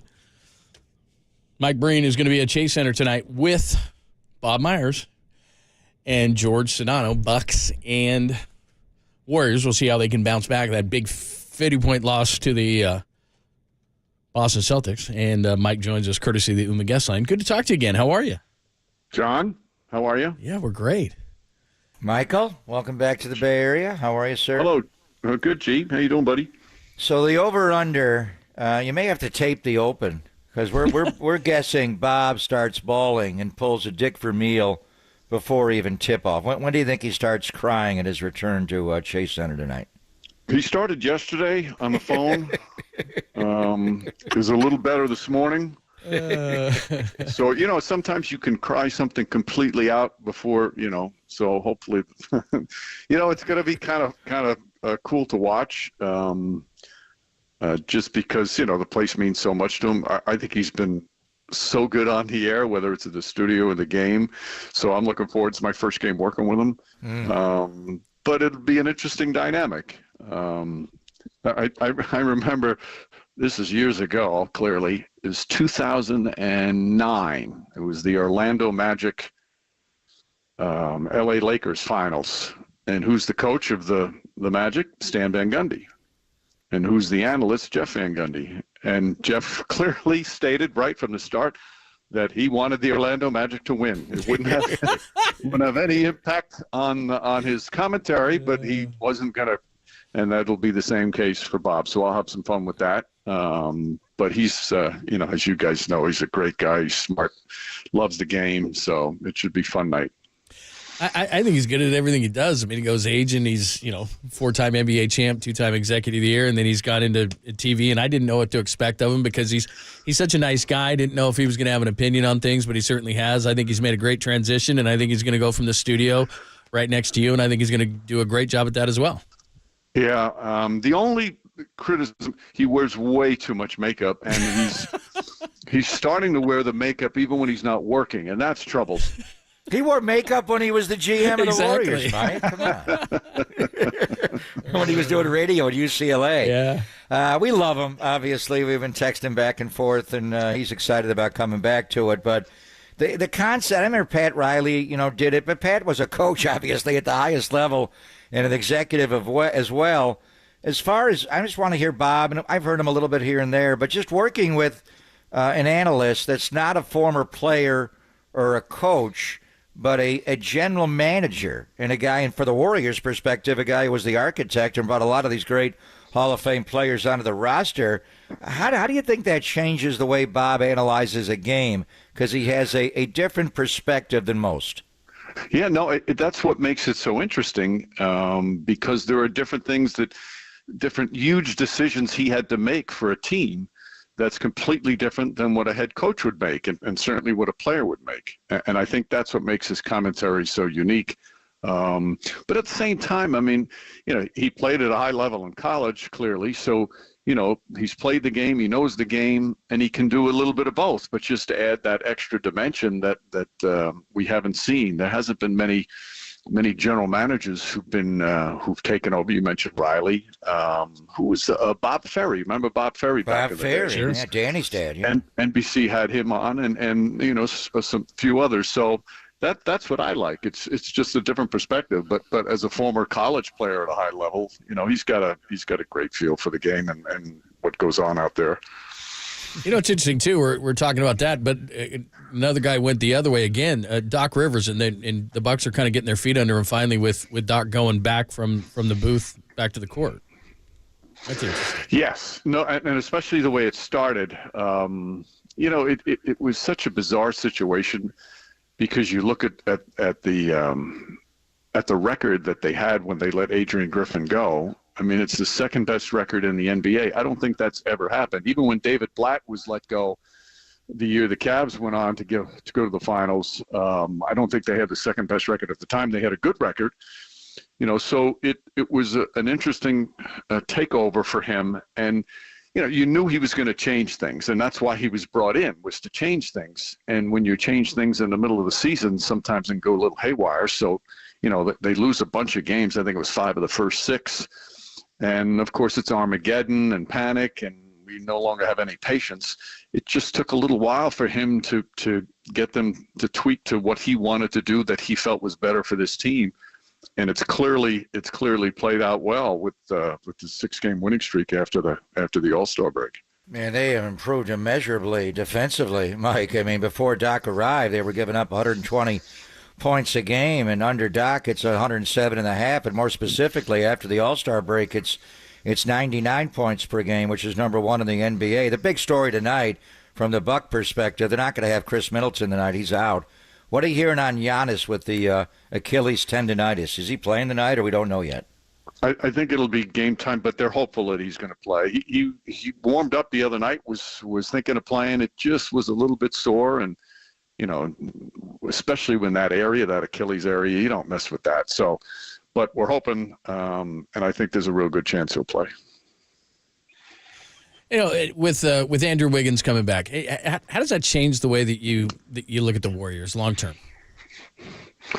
Oh, everybody who remembers John what he did during the finals run just shows you the impact that he could have. And, clearly he hasn't been the same player this year. Clearly there's a lot going on in his personal life from last year to this year, having to go away from the team. So there's no question that has had an impact on him. But if you remember them, those were the biggest games of his life. And he played maybe the best basketball. Not to say he scored the most points, but in terms of impact winning. Michael? We might have lost him. We lost Mike Breen. We'll catch him. No, he's had more points per game, as Mike was saying. But as far as a two-way player, that's why I think getting him back tonight. I was surprised, John, that Steve Kerr came right out and said he's going to start Wiggs. He usually likes to play that dance, but probably easier to get him back in the lineup. That's why I think he's going to be on Damian Lillard tonight. But it sounds like Mike's hopeful, at least the Bucks are, that Giannis Antetokounmpo will be able to play tonight. I know Mike was having a issue with his phone line earlier, so hopefully we'll get him back. I did text Bob Myers asking him what Mike did confirm. Have you ever worked with Mike Breen? He said, never have, but I hear he's pretty good. Mike Breen, yeah. He is. He's a Hall of Famer, Bob. He is pretty good. Yeah, it's going to be fun tonight. I think he's calling back. I see. Yeah, we'll get him. Is he there? Yeah, I think he just hung up on the question, John, and he went bang. Yeah, bang. Yeah, I think he's back. He was talking about Andrew Wiggins. We'll get him back. His line was nice and clear though. When we Sound like he's in a hard line in the hotel room. Yeah, there he is. He's back. I think Mr. we got Breen, you were saying about two-way Wiggs and we got you. How he had scored more points in his career, but was probably playing the best basketball during their championship run a couple of years ago. I just gave such a well-thought-out answer. Sure you did. I'm sitting there talking. You're like, The maid loved it. The maid loved it. No, it was the biggest games of his career, and he played the best he's ever played, not scoring-wise, but in terms of impact winning. And for them to have a chance to win a couple of series and get to where they want to go, they need everybody to contribute. I mean, let's face it, they've obviously played much better with the exception of the Celtic game, and you can never count them out because of their pedigree. But it's going to be a tough road for them to win multiple playoff series, and they'll need everybody, all hands on deck, and he's a critical part of that. Just give me your take on what's going on in the East. Boston coughed up a huge lead last night in the fourth quarter. There was a controversial non-call at the end of the game, as you know, in Cleveland. But the Cavs are right behind Milwaukee. Boston's going to be the #1 seed. And Milwaukee's playing a lot better coming out of the All-Star break, tightening up their defense. And Orlando's still hanging around your New York Knicks, despite all the injuries that they're trying to battle through with OG Anunoby and Julius Randle and Mitchell Robinson. They're right there. Miami's always in the hunt. Philadelphia minus Joel's in the mix. So is it clearly Boston in the East, or do you see one of these teams like Milwaukee or Cleveland running them down? Yeah, no, it's clearly Boston, but I'll say this, G, and I hate to use the if word, but if Miami gets healthy, if the Knicks get healthy, if Embiid comes back, you've got 6 teams in the East that can beat anybody. And again, could they knock off Boston? They'd be underdogs, but can be done. The question is, can any of these teams win multiple series? That's the whole thing. Yeah, you can get by one team, you can do it, but can you say you're Miami, can you beat Milwaukee, Philly, and Boston to get to the finals again? That's a tough task to do. So clearly Boston's a favorite, but those other 5 teams, if they get their full strength back and healthy, I think we're going to see, some of the most epic playoff series in both conferences. I mean, we were talking last night at dinner that you could have in the first round of the West, Denver playing Phoenix. I mean, just think about that. The Denver Nuggets, the defending champs, might have to play Kevin Durant, Devin Booker, and Bradley Beal in the first round playoff series. That's incredible to think of. Wow. Yeah. Oh, my gosh. I just know this. I don't care how Miami's playing. I would not want to see them in my bracket. They just always, come playoff time, something happens. They just flip a switch. It's weird. No doubt. And Butler, he's one of the best playoff performers I've ever seen in 30 years covering the NBA. But they're more than him now. Bam Adebayo has had by far his best season. That guy is just playing such great basketball. So, and Spoelstra is a magnificent coach. So I agree with you 100%, John. Yeah, John asked you earlier, Mike, about Doc Rivers, and I loved your line when Doc left your trio with Doris and went back to coaching, and you wanted to thank him for his weeks of hard work with you, which was the line of the year. But I think we all knew if it was there. Doc's been coaching going back to Orlando a long time ago, and Boston and the Clippers and Philly. Obviously, you're growing closer to Bob, and this is maybe an unfair question to ask since you're going to work your first game with Bob tonight, Bob Myers. Do you see him doing broadcasting long term? Is this a 1-year layover, do you think? And he goes back into running an NBA team or doing other things? He is working as a consultant for Josh Harris, who owns the Commanders, the Sixers, the Devils, but working with him in the NFL side to build their front office. Do you see Bob doing broadcasting long term or not? I couldn't possibly answer that for him. I just know that he's enjoying it. And he hasn't, he doesn't have a crazy schedule, so he's kind of testing the waters and see how much. But he's also so good at his other job that they're going to come knocking on the door. Teams are going to come knocking and try and get him to work for him. So, that's a personal decision he has to make. And as you guys said earlier, he's pretty much good at everything he tries. So whatever the case is, I'm glad we have him for now, however long we have him. because I think, like I said earlier, he gives a unique perspective. Mike, always great to talk to you. We'll see you over at Chase Center tonight. Have a great call with Bob and George. Thanks, John. Thanks, G. Appreciate Thank you, Hall of Famer. I know the line dropped out, but, man, when it was on, it sounded good. It was like he's sitting right next to us. That's Mike Breen, John. That's a nice. And speaking of, he took over for Marv Albert. Yeah, he's Think so about good. that. You're trying. Marv was with NBC. He wasn't with the ABC crew, but he was so big on TNT. And then with the Knicks, he has replaced Marv. And there's one guy, you didn't want to be the guy to come in right behind Chick Hearn in L.A. or Bill King with the Warriors. Luckily, I had Ted in between when I came in. But for Mike to be, and Mike was already in the market for a long time, and he filled in when Marv was gone doing, the national stuff when Marv was the voice of the NBA. What a career Mike Breen has had. He's called more finals than anybody, even more than Dick Stockton or Marv. And it's a whole new year. We didn't get into it. We'll get into it more when we get to the springtime and the finals are upon us. But they had such a great relationship with Coach Van Gundy, Jeff Van Gundy, and Mark Jackson. They were so tight. So it's been a changing year for Mike. And Doris has been there, but you go from Glenn Doc Rivers and his raspy voice to J.J. Redick is now in that booth. I mean, that's sports, though. You got to be ready for change. Yeah, no doubt. How did he get that voice? Like, are you just born with that, or do you smoke a bunch of Camel studs? Or I think he has a deep voice. Mike has a very clean. It's just good. That's what I mean. Voice. It's just it's not like a Harry Callis. Yeah, right. He's not Wolfman Jack, but I mean, he's it's not just Lon Simmons. Yeah, right. He has a clean. Yeah, it's just clean. Yeah, very clean. I don't know. He speaks so nice and clear. Right. I mean, he probably doesn't drink a bunch of old fashioned like I do, but I got to do something. I don't know. I got to figure that out. Mike's fun. Mike is fun. Yeah, you hit it right on the head. It's this clean, great voice, man. I mean, it's totally different than Marv. Right. Despite the jam toe. Yeah, that's a totally different staccato. All the Alberts sound the same, though. Whatever they do, I mean, that's God given, right? You think Kenny sounds a lot like Marv? You think? It's got an Albert voice. Yeah, absolutely. He's got the staccato, but Kenny's got a different texture. It's different, but you can definitely tell. It's got that tone to it. It's got the Albert tone. Just not skate save and a beauty. Yeah, not quite that. It's definitely not that. The facial. I mean, that's the best. That one's the best. Patrick Ewing with the facial. I mean, that's just incredible. You have a much better mark. John Lund with the facial. That is beautiful. Oh, that is beautiful. Different kind of facial. Yeah, different. Yeah. Totally different kind of one. Dr. Bobo. All right.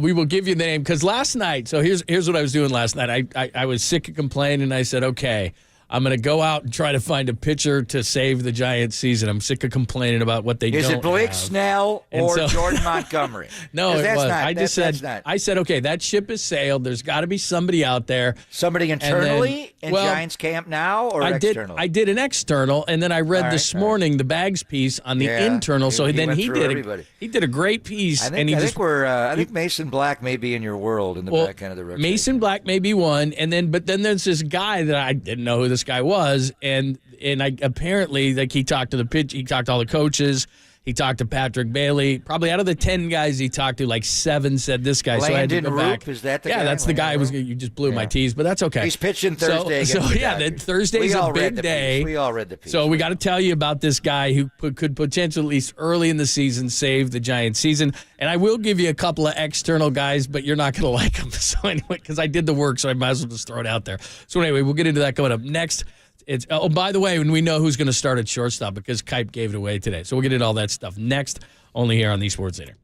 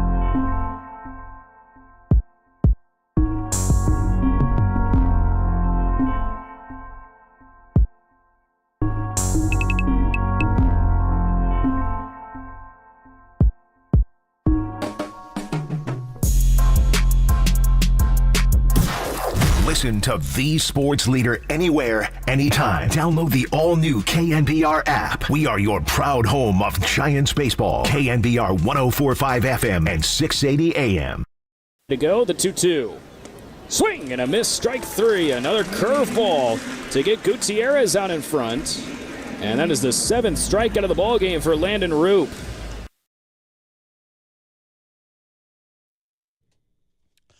That's the guy. So Bags wrote a piece, and it's a great piece.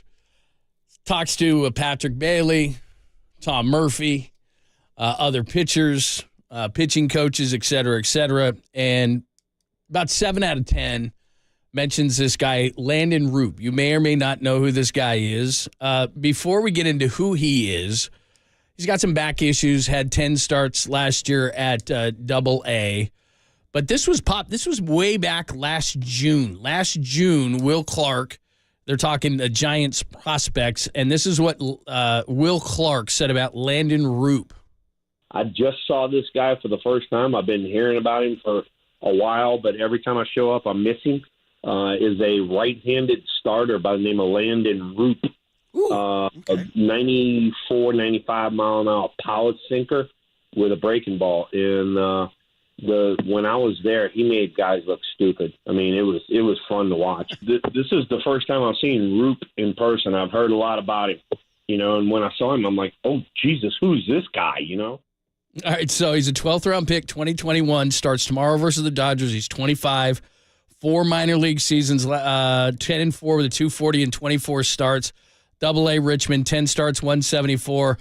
Was out in the middle of the year with back issues, but did have a 1.74 ERA, 42 strikeouts, 9 walks. So there you go. 31 innings, though, only last year. So this is the guy that is going to save the Giants season. There This year? This year, he has to. You know that he is a non-roster Just telling you. invitee. That's He's what not everybody even on said. the 40-man roster. Well, they're going to have to clear somebody. He hasn't appeared in a spring game. Just telling you. And you're saying he's going to be the guy that, because Baggerly wrote one column. No. Baggerly didn't say it. This is from the guy. This is from the players on the team. I read the whole piece. Yeah, I'm just telling I think this is under the futures column. Just telling you. You think he's going to move it? No, I'm not saying it. These are the guys. I'm just saying. Between him, like you said, the number 1 guy they said was Roop, the number 2 guy they said was Mason Black, and the number 3 guy they said was Wisenhunt. I can give you the list of guys that are still free. How about Birdsong was mentioned as well. The reason I'm saying this is because I got home yesterday and started thinking about things we were going to talk about from a Giants perspective. And I said, okay, I'm going to quit being negative about this, what can happen. And you and I were saying, okay, there's got to be a pitcher out there, right? There's got to be a team. I tried to match up J.D. Davis with the team. And so I went through every major league team. Seattle. Okay, I looked at Seattle. They've got a decent third baseman on their team, and I looked at what they would have. How about Toronto, since they didn't bring Toronto, Matt that's a great point on Toronto. Toronto does not have a good third baseman. They do have Justin Turner, but they've got him mentioned as a DH. They've got Isaiah Connor-Phillips. Exactly. He's their third baseman. He's not great. Now, who they do have, would you do this? Early in the season, maybe Toronto would get sick of Alek Manoah, who was terrible last year. From the All-Star game. Remember they mic'd that guy up? They did. They had him at the All-Star game, but last year he just couldn't find himself. He was absolutely awful. He is penciled in as their 5th starter, but not in pen, in pencil. I do wonder if they might just say to heck with it and go J.D. Davis and maybe something else for Manoah, so they just say, okay, let the Giants. Manoah's got stuff. He does have stuff. So what about a guy like that? Maybe take a chance, 1 for 1. That's okay. Or maybe 2 for 1. Manoah could be a guy. Manoah, is he fine? Is he clear? Could he go right in the back end of the rotation? Yeah. I mean, he's penciled in as their 5th. So that would be a guy. He's pitching in Dunedin. He's good to go. Yeah, that would be a guy, and I'm not saying it's perfect, but I'm just telling people that you're not going to find, your perfect starter here. I was looking at 5th starters for teams, or a guy who could give you a few innings early in the season. Well, that's what you need is the back end of the rotation. That's what I'm looking at. So again, don't get on me about this because there's not the perfect guy around here. And they're not going to sign, I don't think, a big-name guy. So DeSclafani is the 5th starter in Minnesota, just telling you. Tony D? I'm just telling you. He's the 5th starter in Minnesota. Just don't bring the piano bench. Don't love him, but I'm just telling you. Now, DeSclafani was terrific in 2021. Drew Smiley's is not in the starting Another rotation for the Giant? Cubs. I'm just seeing, these are guys that they would know. Jacob Junis, he pitched against him yesterday. You want him back? He's the third starter, by the way. He's mentioned. Mero Petit, you want to bring him back? No, I don't. Madison Bumgarner? These are true free agents right now. By the way, Michael Lorenzen would be perfect, but Michael Lorenzen wants 2 years at $20 million per, and that ain't happening. That ain't happening. I know you were an all-star last year. That ain't happening. And then here are old guys who are true free agents that I really don't want, but I guess it could be worse. Johnny Cueto is attempting a comeback at 38. The ever-elastic-armed Rich Hill is 44. What happened to Dallas Keuchel?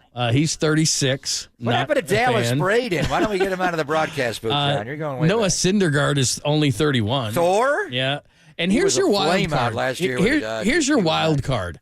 Nobody went after Dylan Cease. He is the number one starter with the White Sox. Marty Lurie is listening. And he makes he went, this is his last year of ARB. He's making $8 million so far. Now you're talking. You're talking. Now, he didn't make a ton. Now the White Sox want to move him. Yeah, too. now you're not getting him for J.D. Davis. You're not getting him for J.D. Joey Davis. Bart? No, that ain't happening. All right, what if we throw in Marco Luciano?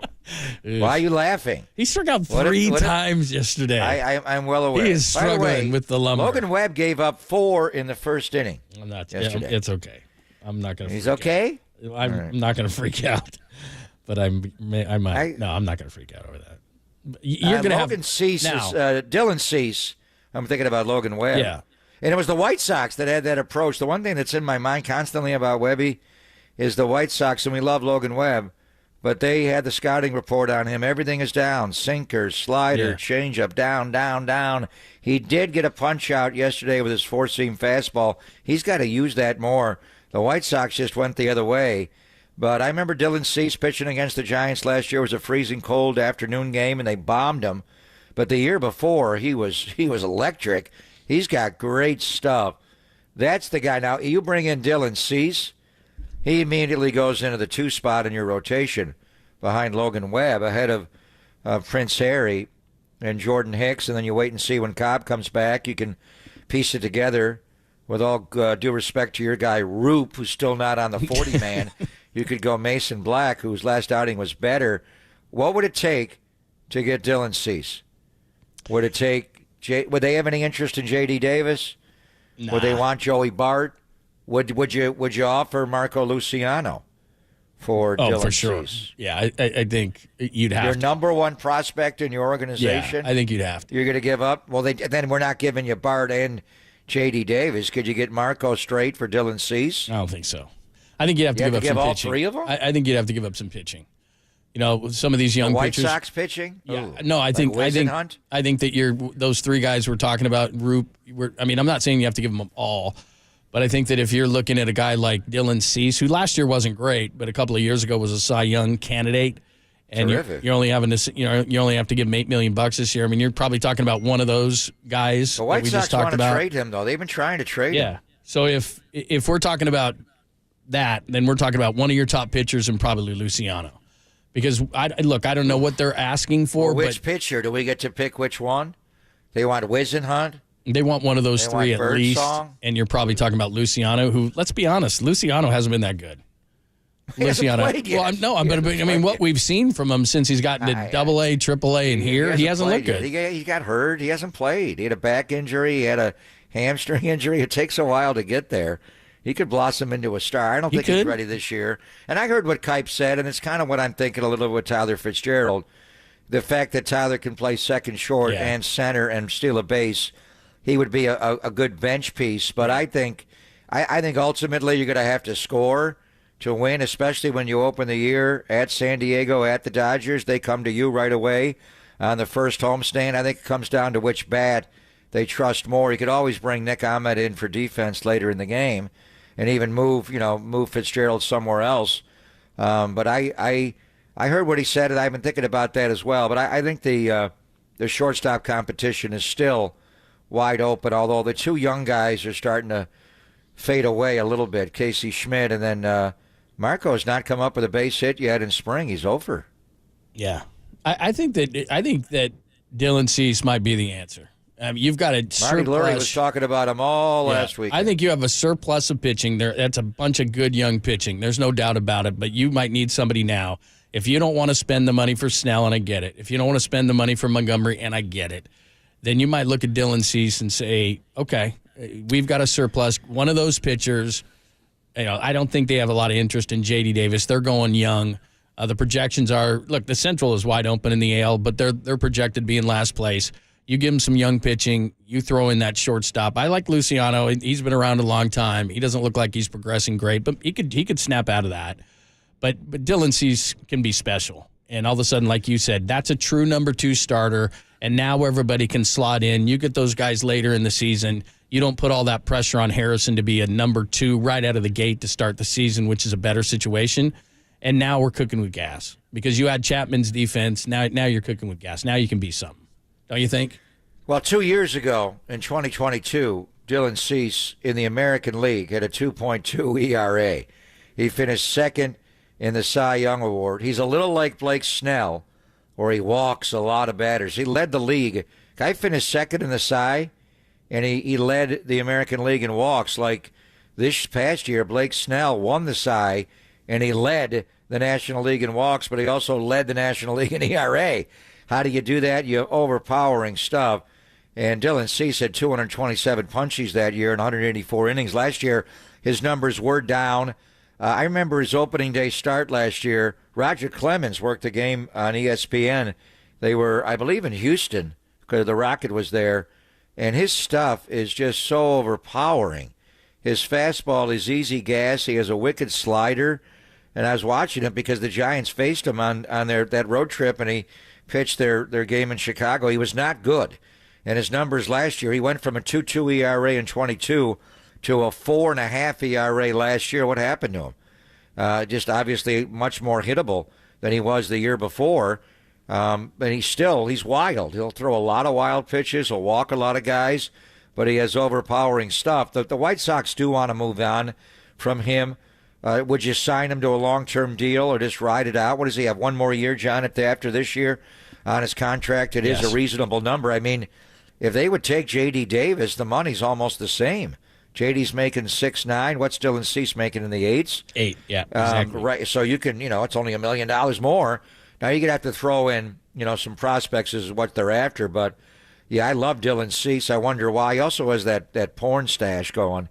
I do wonder why he fell off. You'd have to look at him more. But Marty was on him all last weekend. He already moved on from Blake Snell, like I did, because I just don't think they're going to take the salary. If you go get Blake Snell, you're over the tax line, and you give up a third-round pick after giving up a second-round pick. You give up another $500,000 in international pool money. It's just too much. I don't know if that would be the case if they signed Jordan Montgomery, but it would be for Blake Snell. But you are going to – the trade-off is you're giving up – if you have to give up Luciano, that seems a little excessive. Could you get by giving up Elliot Ramos and Joey Bart? Probably not. He's really good. I mean, last year he wasn't good. Look, that's a 4.58 ERA, I understand. But I think you're getting the guy from the year before. He's only 27 years old, and here's a key. Last 3 years, 32 starts, 32 starts, 33 starts. You've got to get a guy in the rotation that is going to give you innings, and you're hoping that you're going to get good innings. But again, Logan Webb's at the top. Dylan Cease would be 2. That kicks Harrison for now to 3. And now you're okay. And if you got to get some younger arms, at least they're to the back of the rotation. Now you can, because again, we're talking about 800 innings. Hopefully Cobb, after the first month of the season, can come back. And now, again, Ray's going to be at some point in July. Now you can piece this thing together. Now you can see that you can piece this thing together. But the point is this guy's going to give you, the last 2 years, again, 184, 177 innings. He's going to give you 32, 33 starts. Now you're okay. Now you can see that, and he fits in the salary structure of what you want to do with $8 million. But you got to give up prospects. I understand that. But it looks like, and look, people are texting in saying, no, don't throw away the next Zach Wheeler. I understand that. There's the potential to do that with these young guys. How about trading Marco Luciano? There's the potential of that. Yet. There's the potential of that, and I understand that. But sometimes you got to. I think they're in a desperate situation. But Dylan Cease, I think, might be worth it. He's in the prime of his career, And look, there's a chance to be taken because if he's the guy that pitched to a 458 last year, that's a problem. But if he's the guy that the 2 previous years to that was really, really good, then you're getting a guy in the prime of his career who, he's under control for 1 more year after that. And hopefully you can keep the guy around because, as you pointed out, if people go watch this guy, he's have nasty stuff. Overpowering. He has swing and miss. He's like Blake Snell, but a right-hander. Yeah. He, and your point, he led the American League in game starts. Even last year, when his ERA was 4.5 and he was 7-9, he still started 33 games for the White Sox, and he started 32 to lead the league in 21 and 32 last year. So he's led the American League in starts 2 of the last 3 years. So we shall see. Our good friend Adam Peters was trying to sign Zach Ertz last year as a Niner. He signed him this year. Zach Ertz, like Bob Myers from Monte Vista High School in Danville, is a Washington Commander. That's his first signing, huh? Well, he signed the head coach. Yeah. He got Dan Quinn. That's right. But that's his first player signing, huh? And he goes right to the Bay Area to get Zach Ertz. How close was Zach to being a Niner? I heard not really at all. And then he wound up going to the Lions, and I was surprised they didn't even bring him up for the NFC Championship game. Zach Ertz was not on the roster. Yeah. They left him on the practice squad. Yeah, that was an interesting one. Bottom of the hour, we will talk to our good friend David Lombardi, and I just jumped online, and he and Matt Barrows? Matt Barrows, they just filled out their spreadsheets. So, their own? Yeah, they filled out their own. Who does Lombardi have? Are they keeping Furl, Givens, Kinlaw? Yeah, I got to double check that. I know he didn't address corner. Warner? He didn't address corner, and I gotta take. Did he make a big expenditure and go after our guy? Last year it was the guy. How do you pronounce his first name? And it turned out to be Javon Hargrave. Oh, yeah. This year it's Daniil. Not Danielle or Daniel. You're my brother. It is Daniil Hunter. Does Lombardi open up the bank account to go get a big expense? No, I'll double check that one. Yeah, I'll double check that one. And does he address, because those are the issues, right? The right side of the offensive line, edge, they got to address corner because they got 3 guys, their top 3 corners on the last year of their deal. They got to address that. By the way, our guy, Charles Davis, remember yesterday? He hinted towards 3 positions and 1 corner in particular. Oh, he did his mock today, yeah. Yeah, I saw it. Who's the guy? He did. He went for the corner from Missouri. He did? Yeah. Rake Straw, I think is the guy's name. Yeah. Yeah, he went after that guy. By the way, he's an outside corner. He's a big guy. He says he's nasty. I like that. Yeah. By the way, I dorked out on this today. I found the 6 most. I'm not going to call them influential, but like Bell Kuiper Jr. and Charles Davis, Daniel Jeremiah, those guys, where they went with the thing. So the consensus, I guess they call it, the consensus mock draft for the 49ers. I'll tell you about that because we're going to get you ready for David at the bottom of the hour, who will tell us what he did. This is my favorite thing of the offseason, other than the draft itself and free agency frenzy. Maybe the third. I said it was the most, but it's not. It's third. The spreadsheet. So he's going to tell us that at the bottom of the hour, which, of course, you don't want to miss. It's Bob and Lund on a Wednesday, only here on the Sports Leader.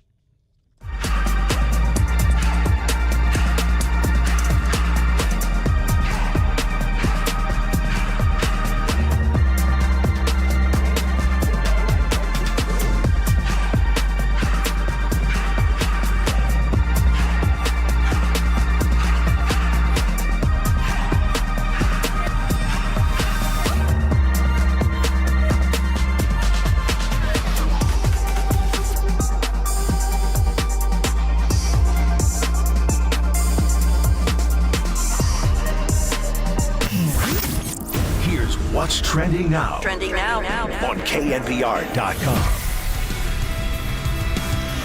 Dwayne Kyper joined Murph and Marcus this morning to discuss how Matt Chapman changes the dynamic of the Giants on and off the field.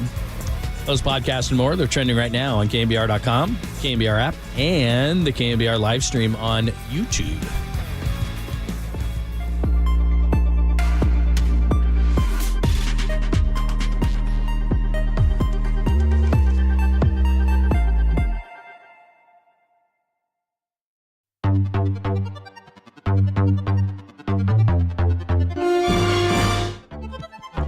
John Lund here. Did you know that many of the attorney ads, I don't know why I'm laughing at that. It just makes me laugh every time. Did you know that many of the attorney ads you've seen or heard, they're not even based here in the Bay Area. Some are not even based in the entire state. So it's like, why would you do that? Well, that is not Chris Dolan. That is not the Dolan Law Firm. They are based right here in the Bay Area, and they've been that way for more than 25 years. They're award-winning personal injury and employment attorneys, and they're fighting for you where you live. So if you've been discriminated against at work, wrongfully terminated, or sexually harassed, your rights matter. Go to DolanLawFirm.com and learn more about your rights. Now, unfortunately, over the past year, Chris and his team, they've seen a sharp increase in no-fault injury accidents. Now, remember, because weather's going to be better, so you're going to see more people outside, motorcyclists, pedestrians, cyclists, children playing. They're all around us, so please be careful. Let's work together in making sure that the Bay Area is a safer place, and feel confident that you're in good hands with the award-winning California Lawyer of the Year, the Dolan Law Firm. And they've secured more than, and this is where that sound effect comes in, $1 billion. That's a billion with a B in verdicts and settlements on behalf of their clients. But this is great. You pay nothing up front. No hourly rates, no upfront fees. They don't get paid until you get paid, which is nice. They live here. Told you that. They work here. They win here. That's the most important part. DolanLawFirm.com.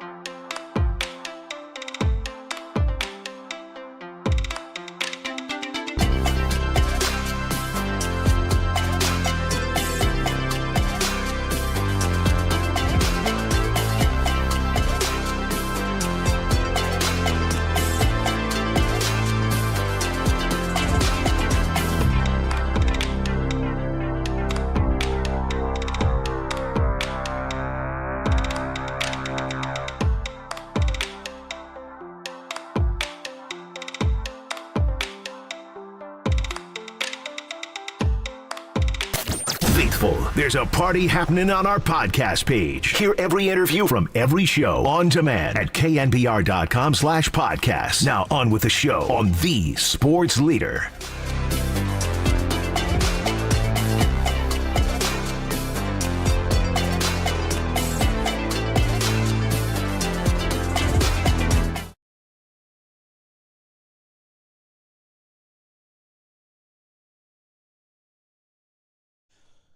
What's happening? Thanks for joining us, Pop and Lund, on a Wednesday. Warriors and Bucks tonight. We'll get back to that. Some Giants talk. Got jacked up about Dylan Cease. Let's see if we can do something there. But we're going to talk to David Lombardi at the bottom of the hour. Love talking to David. And he and why am I forgetting Matt Barrows? Matt Barrows. They do their annual, one of my most fun things in the offseason, they do their annual spreadsheet, and they've both revealed theirs. I'm going to do mine tonight.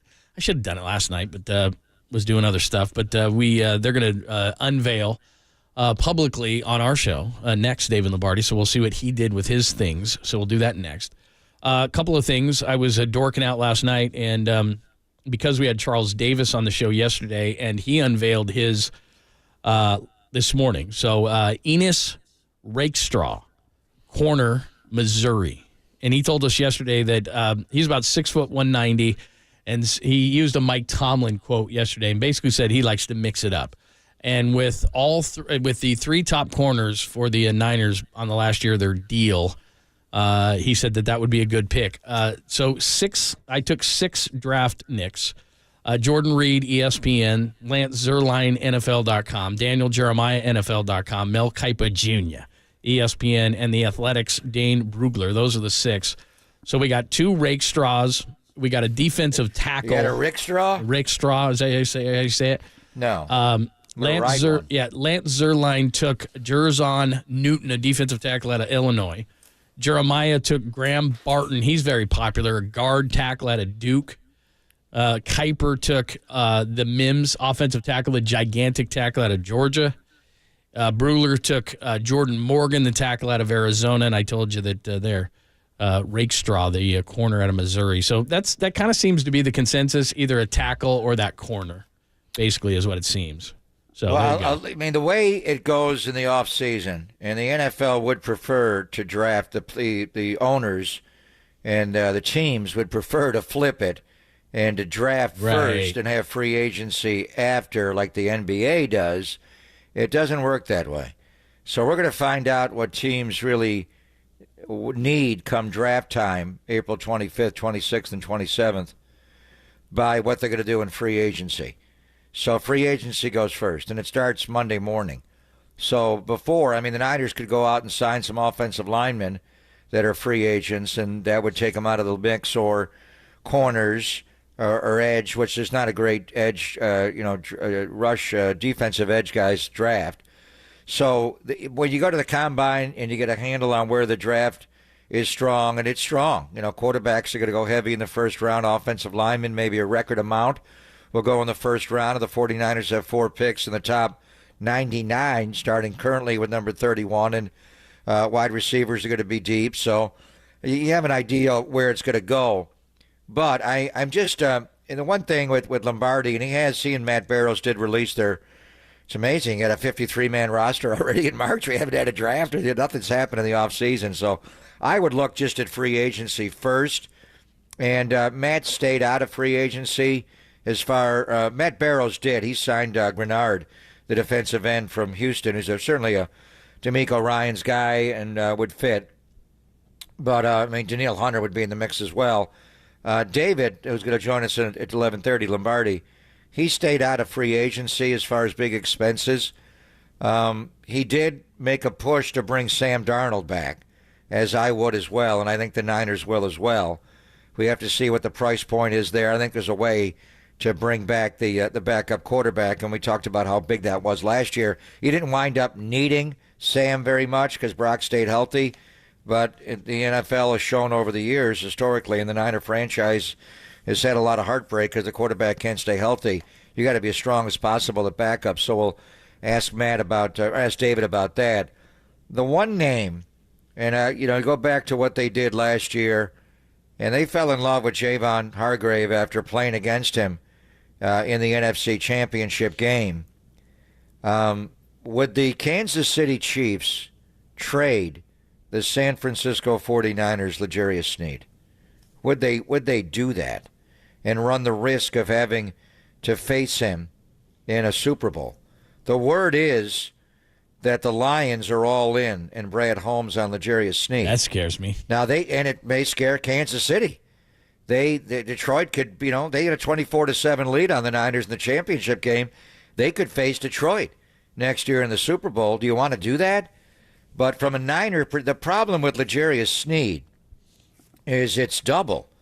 The Chiefs have already franchise tagged him. They gave him the 9 exclusive.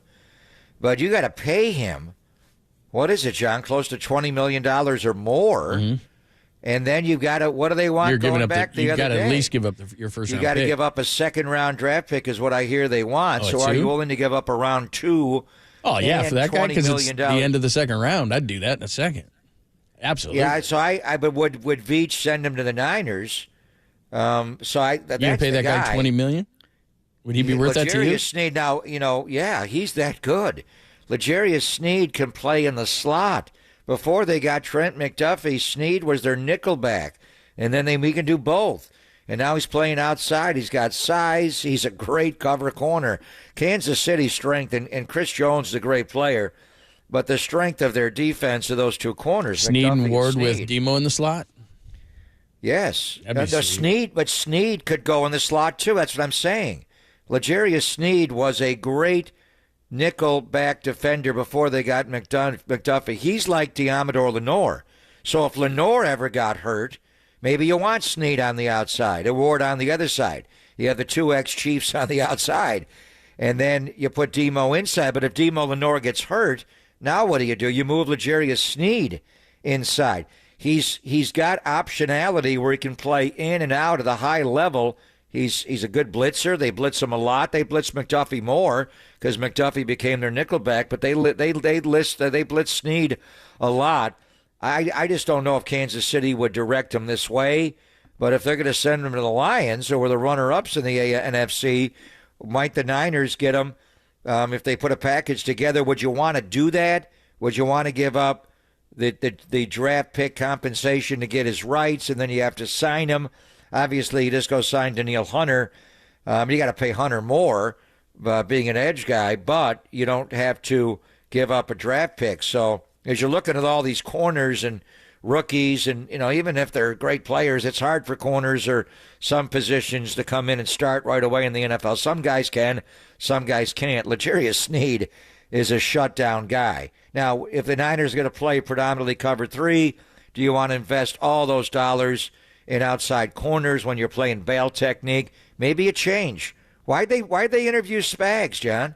Spags is great. There's no doubt. Because he kicked their ass in the Super Bowl. No, but it's the press man. It's the way that he plays and what he did with the Giants and the pass rush. He kind of brought the NASCAR package. We know who he was. He tormented everybody. He beat Buffalo. He beat Baltimore. He paralyzed Miami. He's a great coordinator, but they did it with a press man concept, which would be different than what the Niners play. But there's really, structurally, you can run a cover 1 on one play and a cover 3, and nobody knows. It's the same shell. Your corners are up and they're not bailing. You bring in L'Jarius Sneed along with Charvarius Ward and Demo. You can play Those are the kind of guys man who can play across that. the Yeah, board. absolutely. You can't double press a slot. But Danielle Hunter would be a guy. Is there any way in hell they could go get L'Jarius Sneed, trade for his rights, and then sign him? That would be big. Well, I think Kansas City would do it only because you wouldn't want to throw them in the AFC if you're them. So, yeah, it's the 49ers, and I understand that. But if they feel like they're getting good value, now they'd rather do that with a team that has a better draft pick than that, not near the end of rounds. But, I mean, if I'm Detroit, if I'm Kansas City, the end of the second round, I'd like to try to do better than that.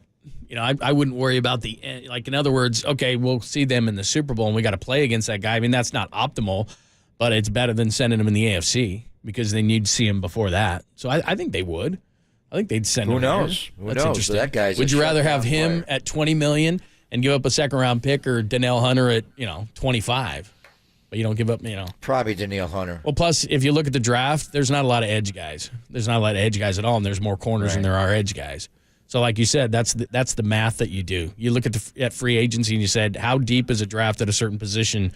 Can we get a cheaper guy that we think is better? Because it is deep at corner. Now, that doesn't mean you're going to get a great corner, because the 49ers have put money into the corner position, or they've put draft picks into the corner position. It hasn't worked. I mean, Ambry Thomas is a third-round pick. At this particular point, next year when Ambry's contract is up, I'd let him walk. He just hasn't been consistent enough. So. Yeah, I mean, Ambry's had great off seasons and made a push, so we'll see where he goes. But it's just interesting how Kansas City does this. And Charvarius went to the Cowboys initially, Mooney Man, and then he was undrafted player. The Chiefs got their hands on him, and he turned into a great player. They let him walk. Well, L'Jarius was a late pick, right? L'Jarius Sneed was a 4th-round pick. McDuffie was a first-round pick, but they've got a couple of young guys, Josh Williams, who mixes in, and Jalen Watson. Jalen Watson was a 7th-round pick. He had that pick 6 against Justin Herbert his rookie year. So I think they think those guys are ready. Watson, they already mix in anyway. Some of their nickel, they rotate guys around, they move safeties around. But Snead, this is his first contract. This is his 4th year in the NFL. He was a 4th-round pick. So you can't afford to pay everybody, but it is interesting, like they let Charvarius Ward walk, why they wouldn't try to re-sign L'Jarius Snead. The bottom line is they got Chris Jones. Well, they got to make a decision, right? They can't sign them both. So they've got a decision to make. They're not going to franchise tag Jones. They tag Snead. They can't tag Jones. Apparently they're going to sign Chris Jones. He may even get signed before Monday rolls around or right around. They're going to re-sign him. They're confident of that. But, I mean, the strength of their team this year was their defense. Their linebackers are really good, getting Tranquil on top of Bolton and Gay and Chanel. But the strength of their team, and the reason they beat the Niners in the Super Bowl, they could play press man with those two corners, McDuffie and Snead, and they're going to let Snead walk. Might he walk all the way to Levi Stadium? All right, let's talk to David Lombardi about it coming up next. He did the spreadsheet. It is awesome. It is one of the most fun things of the offseason. You get to play GM. He has. We'll talk to him about his sheet and the moves he made for the 49ers to potentially get them over the top. We'll do it next, only here on the Sports Leader.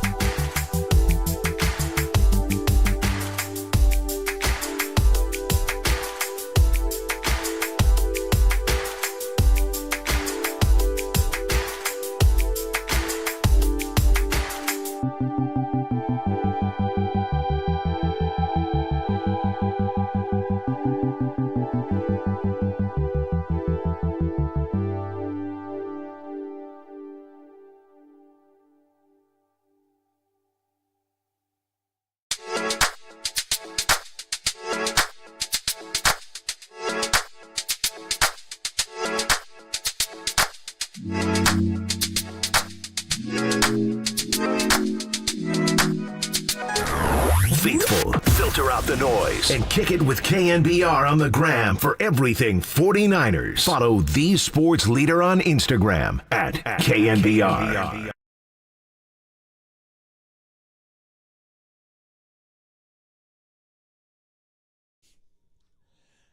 Thanks for joining us. Wednesday edition of the show, Papa and Lund. We appreciate you hanging out. YouTube and Twitch, you can see our bright, shiny faces. For example, you would know what we were talking about if you saw Papa's wardrobe change. He's got the Niners hat and sweatshirt on right now, which tells you that we're going to talk to David Lombardi of The Athletic, at Lombardi himself. And one of the fun things to do in the offseason is their spreadsheet that he and Matt Barrows put together. It is one of the most fun things you can do because you can be the GM. You can spend the money and all those kind of things. And David joins us courtesy of the Uma Guest Line. What's happening? Not much. Just got out of the pool, doing a little bit of swimming. Nice. Yeah. You swim every single day, don't you? Every day. Yeah, but this time of the year, I'm not in the Bay Area. Here, I got a palate cleansing for about a month, Nice. and I get to actually swim in a. Yeah. And there's one place here that has a pool open outdoors year round, and so I signed up to be a member there. They heat it year round. Oh, nice. And so it's ironically the weather is colder, but I get to swim in warmer water than I do during the regular season. Go over to the George Kittle barn. Doesn't he have a pool over there? You could go over there. He's got an ice tub. I don't think that he's got a pool. He's got a football field, though. He's got a 40-yard field. Nice. Yeah. All right, so ready for tight end you. Before we get into what you did, explain to us where the 49ers are financially. What's their situation? Who could restructure potentially? How much money do they have? So what are we working with here? The 49ers are working with exactly $296.6 million. That's their adjusted salary cap. So the NFL's salary cap is $255.4 million. But remember, the 49ers ran a bunch of restructures around week one before they played Pittsburgh, and they freed up about $40 million of space this past year, and everybody was saying, what's that for? Well, most of it was for carrying over because unused cap space carries over. So 36 of that $40 million was unused, and it carried over from 2023 to 2024. And then you have incentives that counted against the cap last year but were not earned.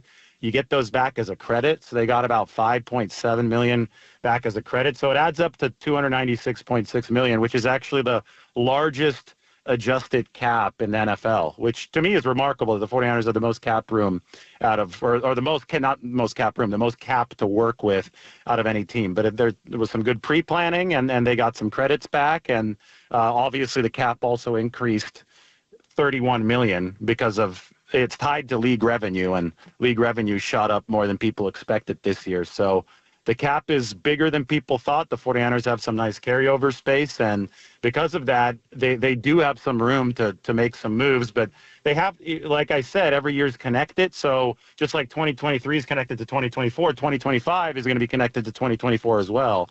And 2025 is when Brock Purdy will probably get his new contract if things continue at this rate. So you've got to look at it in a big picture and make sure that you're staying sustainable, not just for this year, but for next.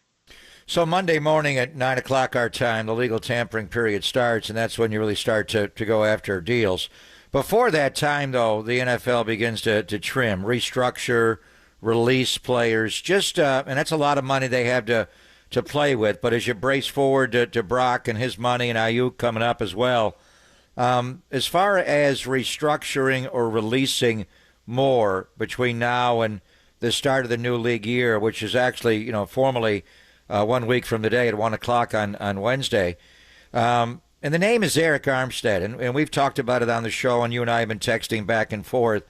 Do you see the 49ers either releasing or restructuring Eric Armstead's contract?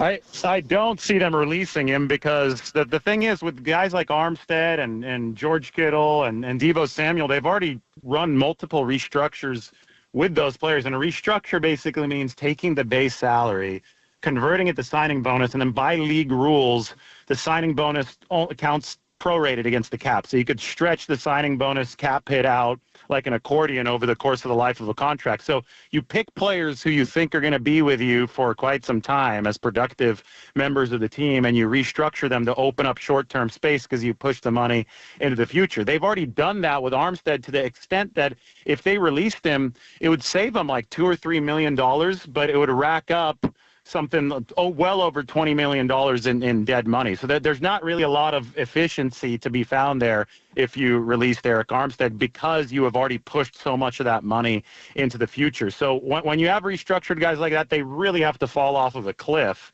to make sense for you to move off of that contract early. And I don't think Eric obviously has dealt with injuries over the past couple of years, but he's still a really, really important part of this team. And Greg, the way I look at it is these guys are coming off of yet another devastating, heartbreaking Super Bowl loss, but they still have a core of players that obviously is very capable of winning huge games and obviously is right there. That they want to keep that core together. They don't want to get worse this offseason, right? They want to try to fortify what already is an excellent roster with what it takes to get over the hump. And when I hear a lot of these, they should trade this guy, they should cut that guy, I think that directly contradicts the near-term goal of trying to kick the door down and finally win one of these things.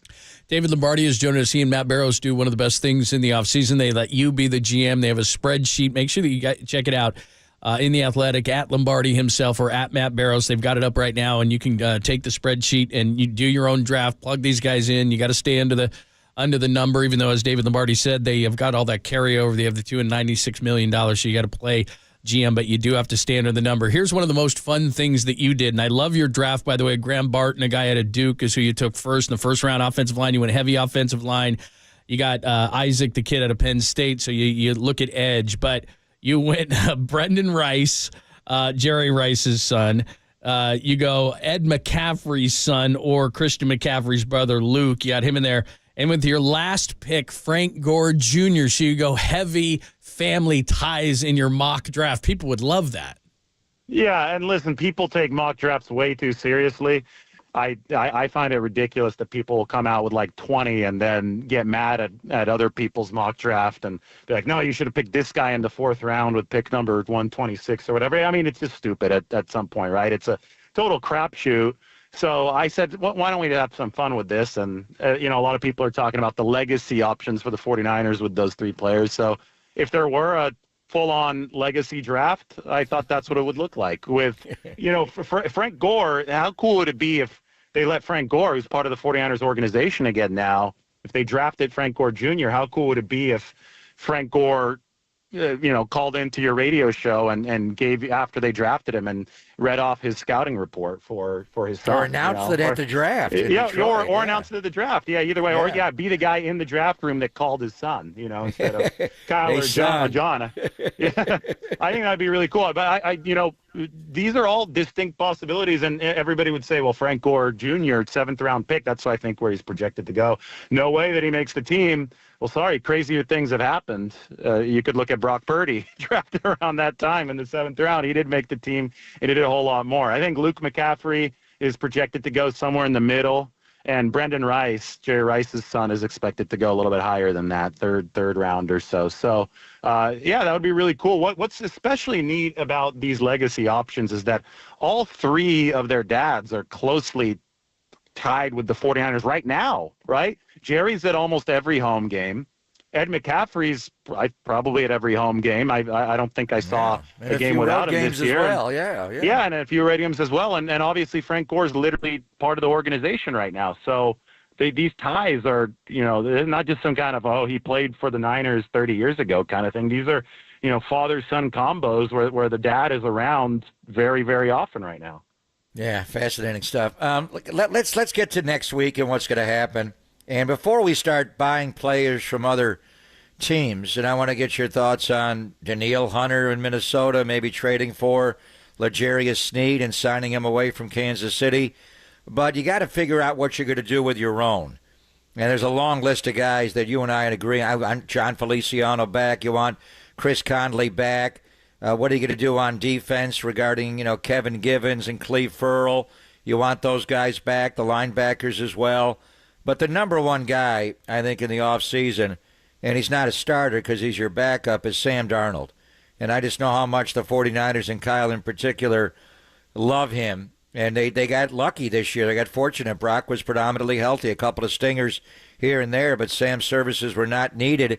Played well against the Rams. His first half was really good.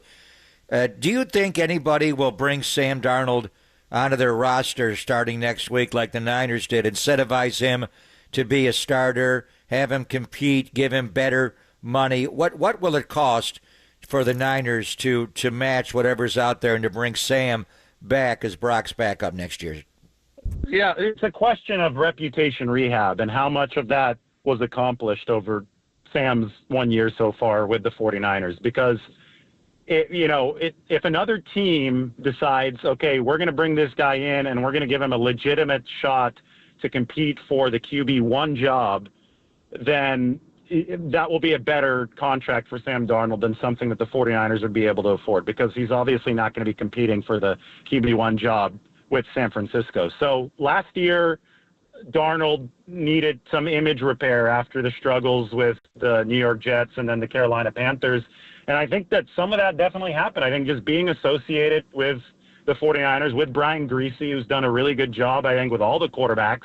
That includes Trey Lance. That includes Jimmy Garoppolo. Obviously, Brock Purdy. Just being in that building has helped Sam Darnold's reputation. Now, it's also a matter of timing and opportunity. We'll see what other team might be in a position to offer Sam Darnold that kind of opportunity that the 49ers can't. If that's not out there for Sam at this point, maybe because he didn't get to play that much, because Brock Purdy was mostly healthy throughout the season.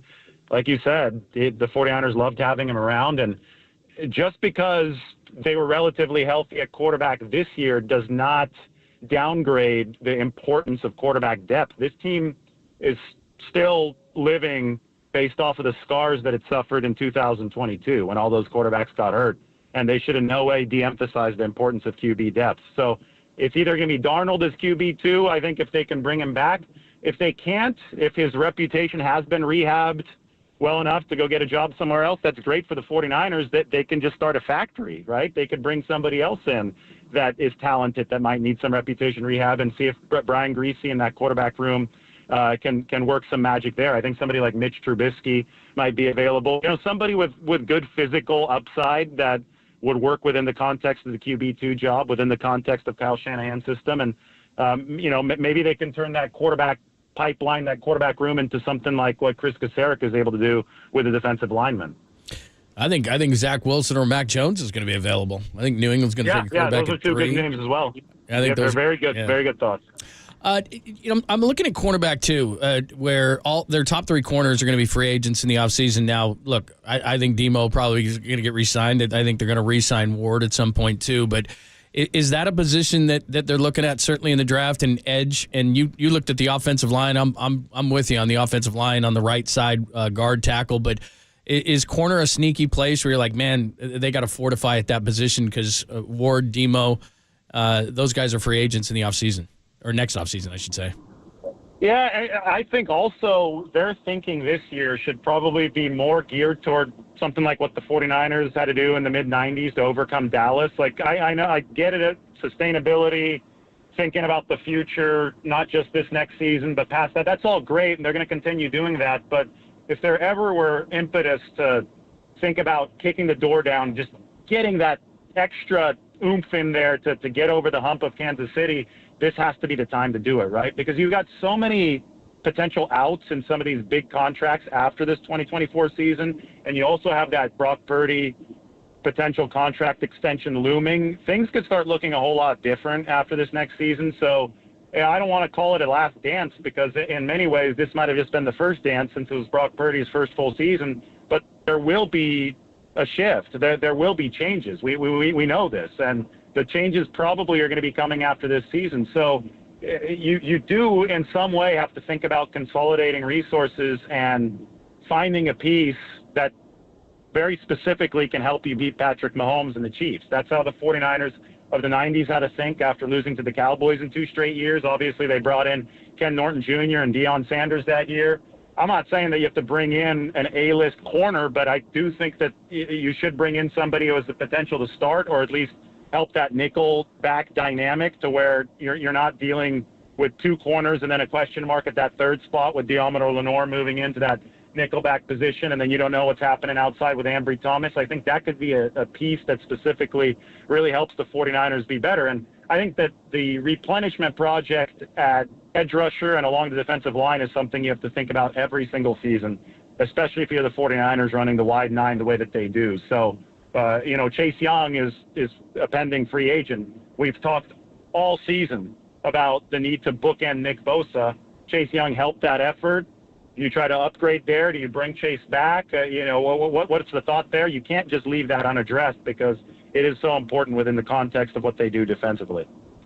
Yeah, I'm with you. And you and I have talked about Chase Young since before they even got him. I'm not a big fan. There are other people out there that were not franchise tagged, in particular Danielle Hunter with the Vikings coming off a 16.5 sack season, and we saw it in the Monday night game. And that inside move that he had on Colton McKivitz, he's overwhelmingly good. He stops the run. So as far as, going off your own roster, and when Monday morning at 9 o'clock rolls around, and we were stunned when they got Javon Hargrave, I think Danielle Hunter could be that guy this year. Can they do that? You talked about them carrying over the $36 million of unused cap space from 2023 to this year, so the number is $296.6 million. David, Matt Barrows did go out and get a D lineman. You did not, as you were looking at it. But how much money do they have to spend there? Is it realistic to think they could be involved in Danielle Hunter or probably not both, trade for L'Jarius Sneed and give him a contract extension?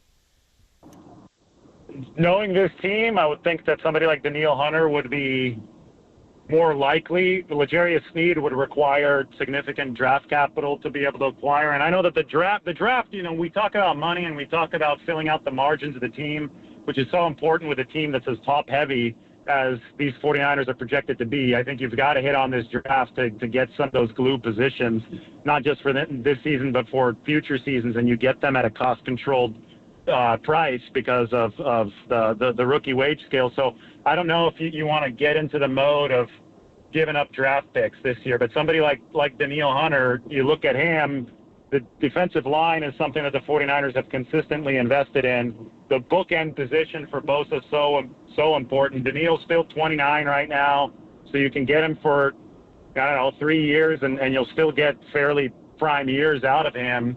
It's something that I definitely wouldn't be shocked if the 49ers went out and spent on. I think if they do spend, that is a position that they would be willing to spend on because they can get back to having that dominant defensive front. And I think at times this past year when Chase Young was playing well, I remember that Jacksonville game, his debut with the 49ers, he was meeting Bosa at the quarterback. They met at Trevor Lawrence a couple times that game. They even forced a fumble.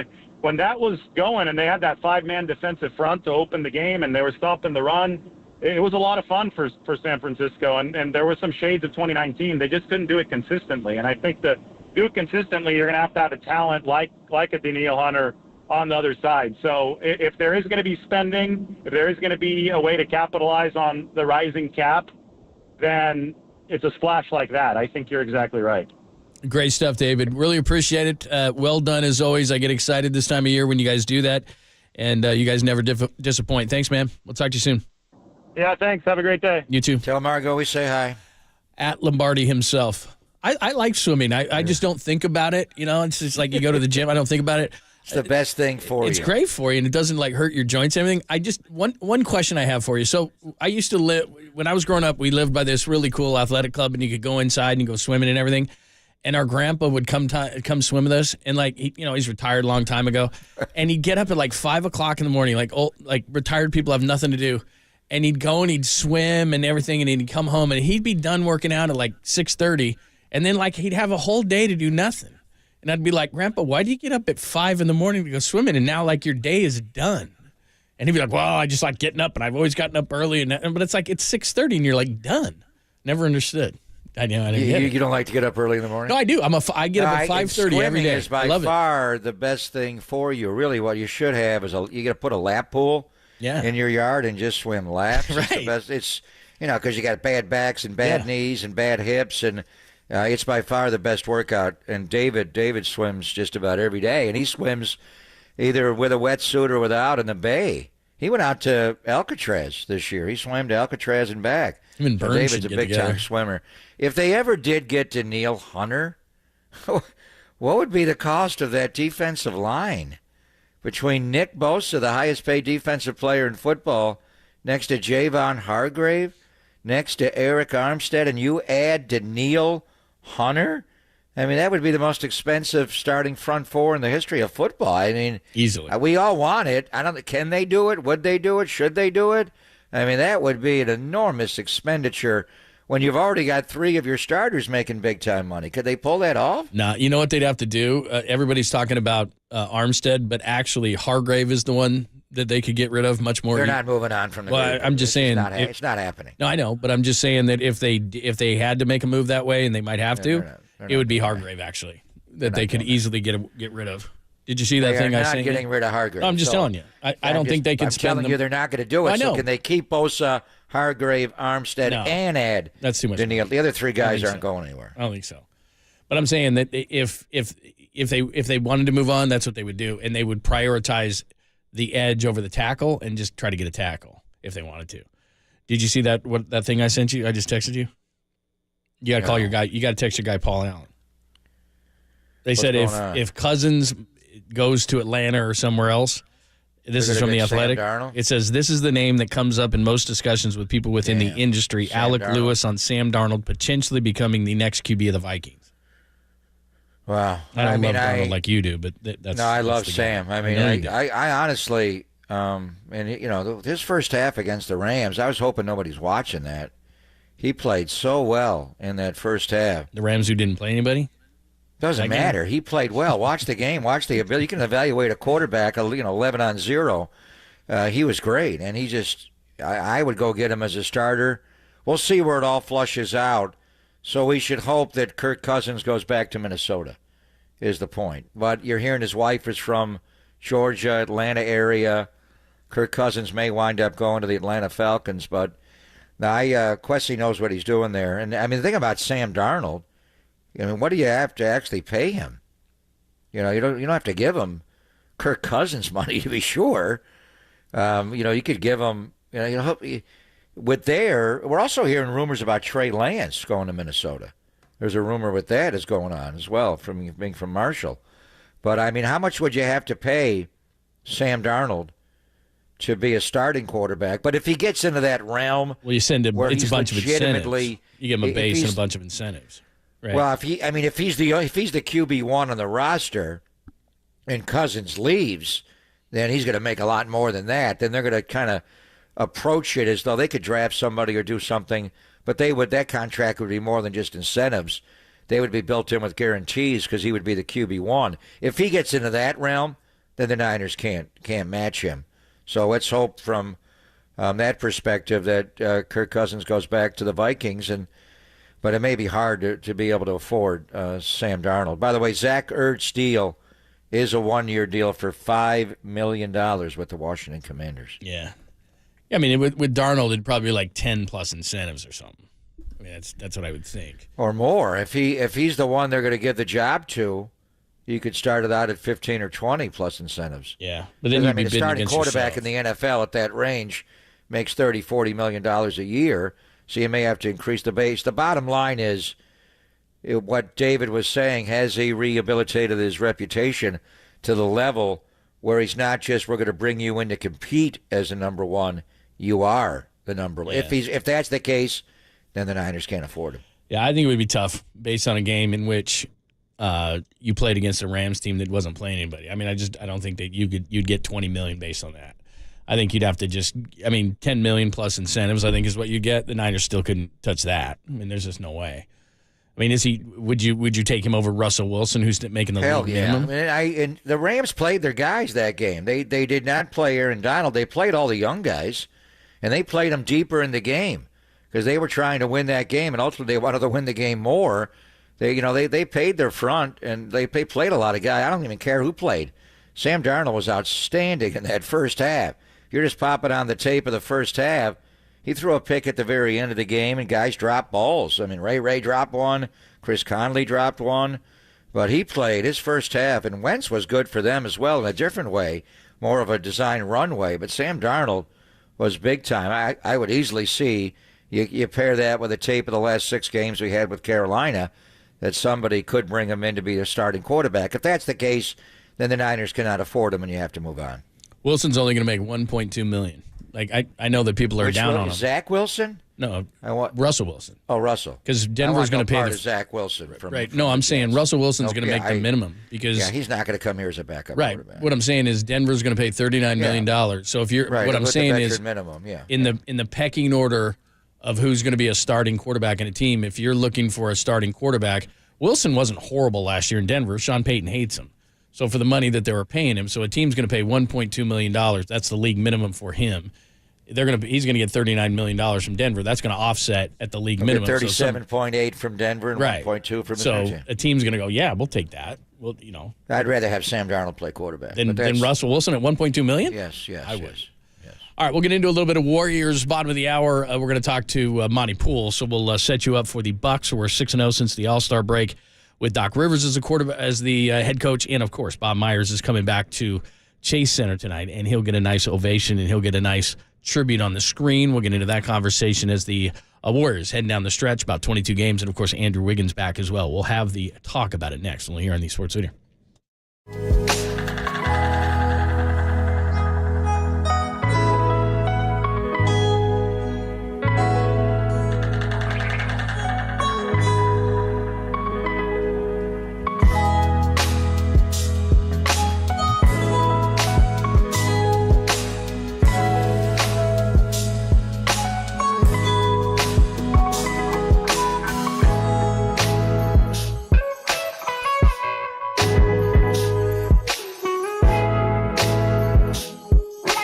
Imagine, if you will, waking up this time next week and being 100% debt-free. No credit card, no car loan, no personal loan.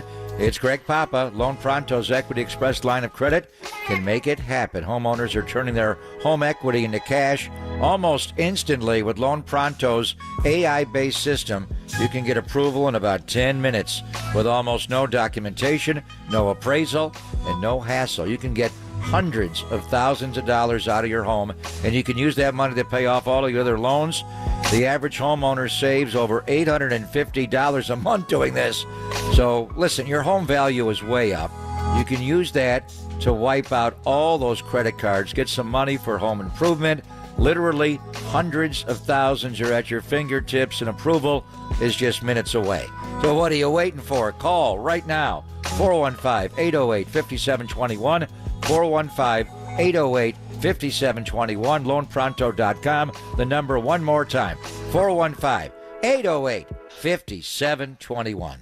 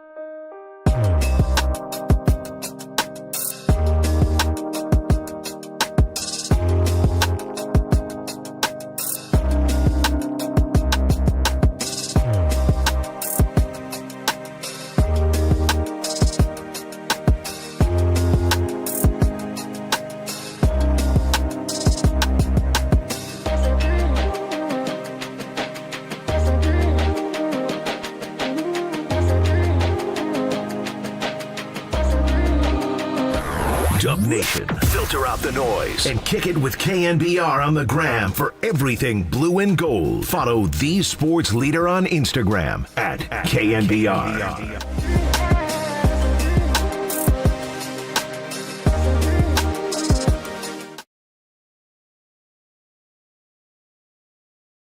We'll give you a little bit of Warriors, and then we got Monty Poole coming up at the bottom of the hour. A couple of questions on the Golden State Lumber and Building Materials text line, and that is the call-in number as well at 415-808-KNBR, 415-808-5627.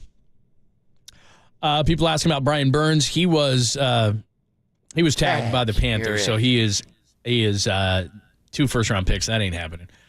Somebody asked, is Jamal Adams washed? Yes, he is. I don't want Jamal. Somebody talking about him being a linebacker. He can't cover tight ends.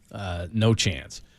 I would say with Jamal Adams going forward, the point is you need to use him coming forward. Yeah, not he bad. He had the greatest sacking of a quarterback season in the history of pro football from the third level. He had 9.5 sacks that year. He struggles in coverage. Obviously, he's had some significant injuries. You would think about inserting him possibly to make the transformation to a big nickel where he's not playing in the third level, he's playing in the second level, and he's playing more downhill. He'll get a chance to play somewhere. You just have to use him differently than Seattle did. Yeah, I would love it if he could cover tight ends. You would think that he could, but he can't. And like you said, don't ask him to then. Yeah. If he's not good at it, don't He's ask gotta him to be cover moving. tight ends. He's got to be moving forward, but the problem is that once he's in the game and what happened in Seattle, teams just ran tight ends at him, and he absolutely couldn't cover anybody. So that was a problem. I do like Diggs, their other safety. So like you said, you were talking about, would they need a veteran? Would the 49ers need a veteran back there? I don't know what Diggs, he'd probably still want some more money. So I don't know that that would be a situation for the 49ers. Well, we'll see what the league says about him next week. Awesome. But what is Seattle? I know they got Julian Love from the Giants, and for a lot of snaps, that's where it made sense with Jamal Adams to have Quandre Diggs, Julian Love play the 2 high and insert Jamal down low as an edge rusher. You could move him around. Who has Seattle got beyond Julian Love? I understand the enormous savings in Diggs financially, but who do they have? Who's going to be their starting safety? Opposite Julian Love now that they cut Jamal and Quandre Diggs. I texted the guy up there, and they could be targeting McKinney of the Giants. They didn't tag him. The Giants did not franchise they didn't tag him. The kid out of Alabama, and so that could be a guy they could tag. Also, Mike McDonald, their head coach, Geno Stone had 7 interceptions for the Ravens. He's a free agent.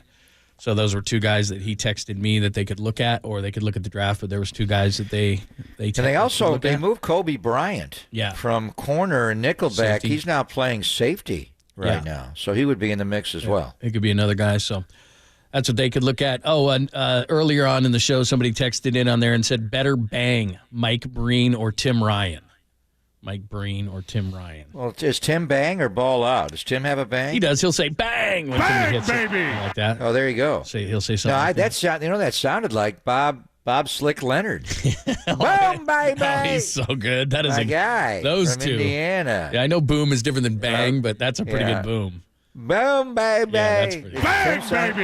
Yeah, so that's Yeah, not bad. I mean, Mike's got the double bang. Yeah. Which is he brings out in special occasions, like Steph shot on February the 27th. So you're 8 years ago now in Oklahoma City. Yeah.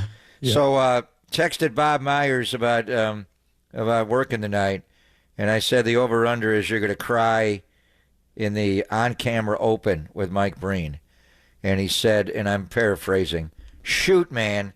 I'm going to try and keep it together." So I said, be you, brother. Yeah. Honestly, he won't cry in the open, right? He may cry when the Warriors roll out the video tribute. Yeah, when is that? When is he going to do that? Second quarter, they're going to do a video tribute to Bob. God, they should do it before the game because he's going to bawl during that, and then he's going to have to go on camera and call the game. He's going to be blubbering. Yeah, he'll get a huge standing ovation for sure. Yeah. But it's going to be in the second quarter, the video tribute. So I want to hear him analyze the game and have it be the Warriors. Isn't that going to be fun when they run the drag series with Steph and Draymond, the split action in the post, when Jonathan Kuminga gets isolated in his development?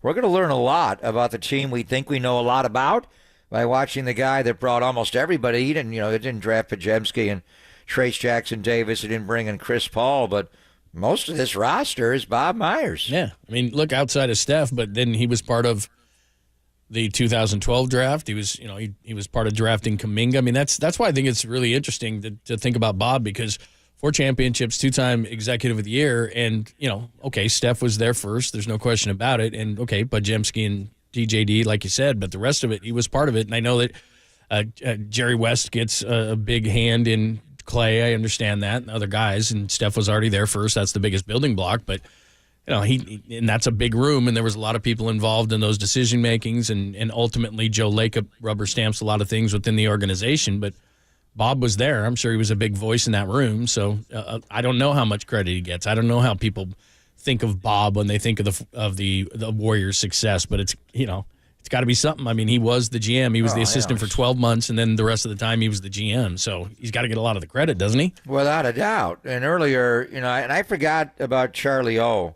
When you think of the great architects of Bay Area dynasty. I mean, Al Davis and Charlie Finley would be in a different category. And Charlie Finley was his GM. He ran that whole franchise, when they came from Kansas City, and he had all those guys in the minors. His brother worked them as well, but Charlie O, found Catfish and Reggie and Sal and Campy and Joe Rudy and all those guys.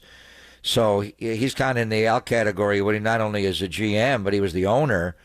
Then Brian Sabian obviously is there, and the guys that have had great runs but haven't been able to win, Billy Bean and John Lynch and Doug Wilson of the Sharks. But to me, he's more like John McVay with the 49ers, where, he's there, but Bill Walsh is also there. And I'm not saying Joe Lacob is Bill Walsh, but you do wonder how the decisions are made. But beyond all that and the player acquisition, and Bob was involved, and he also had to negotiate the contracts. It was just his human touch, how he touched those guys. And they didn't draft Steph. That was Larry Riley and Nelly. But Steph became Steph under this coaching staff, this ownership group, and Bob. And at the top of the pyramid is Steve Kerr, Bob Myers, and Steph Curry, and the quality of people that they are. And, Monty Poole's going to join us coming up in a little bit, and Monty wrote about it.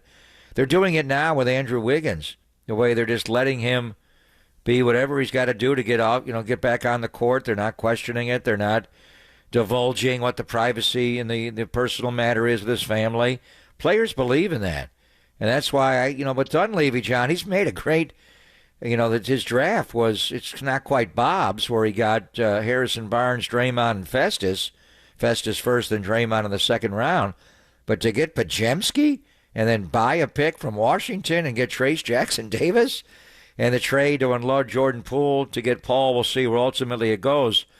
But does Mike Dunleavy touch people's heart and soul the way Bob does? So it's more than just player acquisition. And then you got to be a guy, and you got to go massage a guy. And when the coach yells at him or doesn't play him, be there to pick him up and, be there and cry with players when they get suspended for finals games or tear ACLs or Achilles. He's there. So, I mean, when you look back on this run, do the Warriors do any of this without Bob Myers? They had great ability, but he was the guy who brought a lot of the players in along with Joe. But I'm not sure they connect the way they connected on every level. And also keep the owner, out of the coach's office after a tough loss. All of that. I mean, in so many ways, he was the perfect GM for this team. He was a tremendous buffer. I mean, as much as Draymond Green went off, imagine how much more without Bob Myers. I mean, how many times did you see Bob Myers behind the Warriors bench going, dude, chill? I mean, my God, man. Come out of the stands, right, to go down to the bench to talk to him, and nobody else could many control times.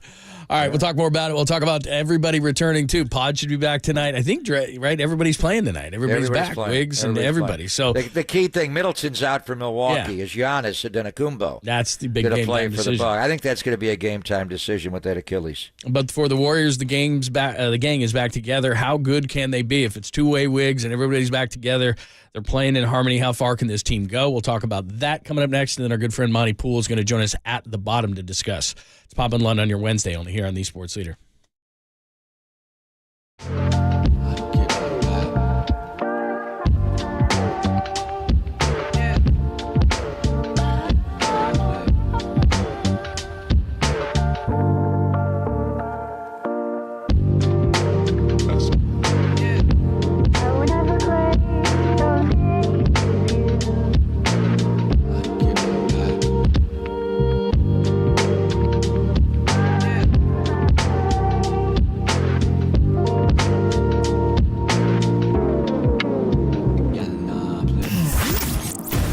What's trending now? Trending now. On KNBR.com. Andrew Wiggins is back now that the Warriors are at full strength. It's go time. That story and more trending right now on KNBR.com and the KNBR app.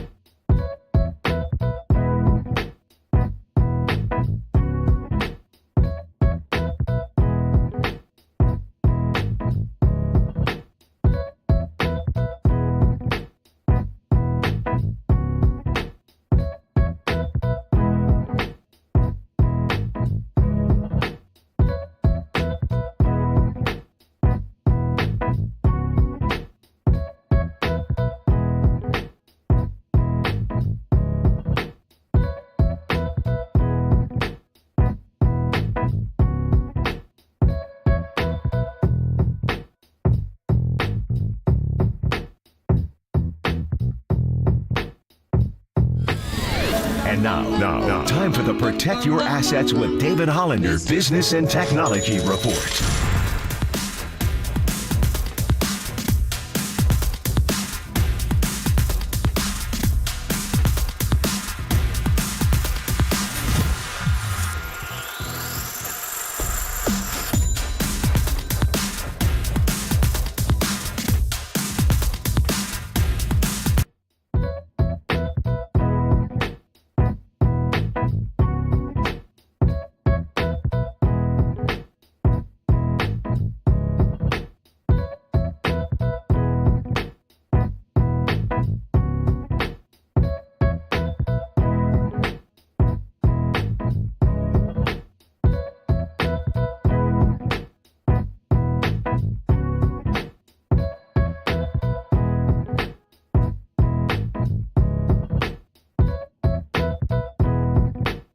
appetite, gonna grab some afternoon delight. My motto's always been when it's right, why wait until the middle of a cold dark night? Thinking of you's working up my appetite, looking forward to a little afternoon delight. Rubbing sticks and stones together make us sparks ignite, and the thought of loving you is getting so exciting. Sky rockets in flight. Woo! Afternoon delight. Whoop. You guys have it, I think. Afternoon delight. KNBR heads, fill your feed by following the sports leader on Facebook. This is KNBR 104.5 FM and 680 AM. Real quick before we get to Warriors talk, as they're taking on the Bucks tonight, and Bob Myers has the call along with Mike Breen, who joined the show earlier. And if you missed that, go to KNBR.com. It was a fine conversation. And Monty Poole's going to join us at the bottom of the hour. Omaha Productions, which is Peyton Manning, they're talking about having, we were just talking about where Bill Belichick may end up, talking about have him joining the Manning cast on a permanent basis. How would Belichick be on the Manning cast? Permanent basis, meaning he's going to retire from the NFL? He'd be the third wheel, at least for this year. How would Belichick be on the Manning cast? Wow. That'd be interesting. That would be interesting. But he wouldn't be the guy. People got to realize he wouldn't be the guy in the press conferences. He's much better. He's very good. No, I think his calling would be as a game analyst. He'd be outstanding. I don't know. It's hard. I mean, he's been in studio when they did the NFL 100. He won an Emmy with Rich Eisen, and his knowledge of the players from the early part of the 20th century was amazing. But I think ultimately a great coach like him, you'd like him in the booth. During the game, he may not want to go to games. You know, you imagine having a production meeting as a head coach of the NFL and Bill Belichick comes into your building and he's watching your practice. I'd be like, what are you doing here? Get out of here. I mean, especially if you're in the AFC. That'd be intimidating as hell. I'm Buffalo. Well, I don't want him there because I know he's here to glean information for next year. So he may want to avoid that. You know, he could do it via Zoom and not do that, although I'm sure he'd like to do that.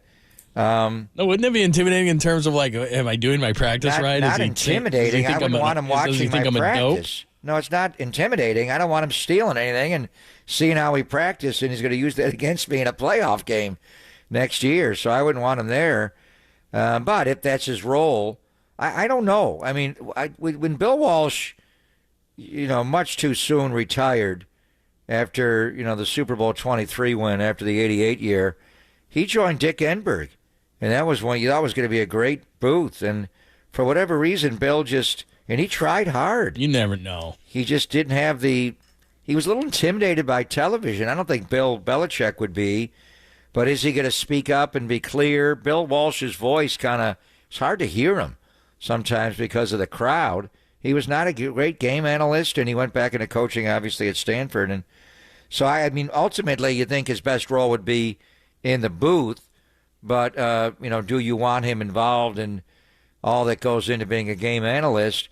Maybe the best role, because he would be analyzing the game on Monday night with the Manning cast, but he wouldn't actually have to be on site. He could do it from his home. So, but how would that change the dynamic of them screwing up? Belichick's fun.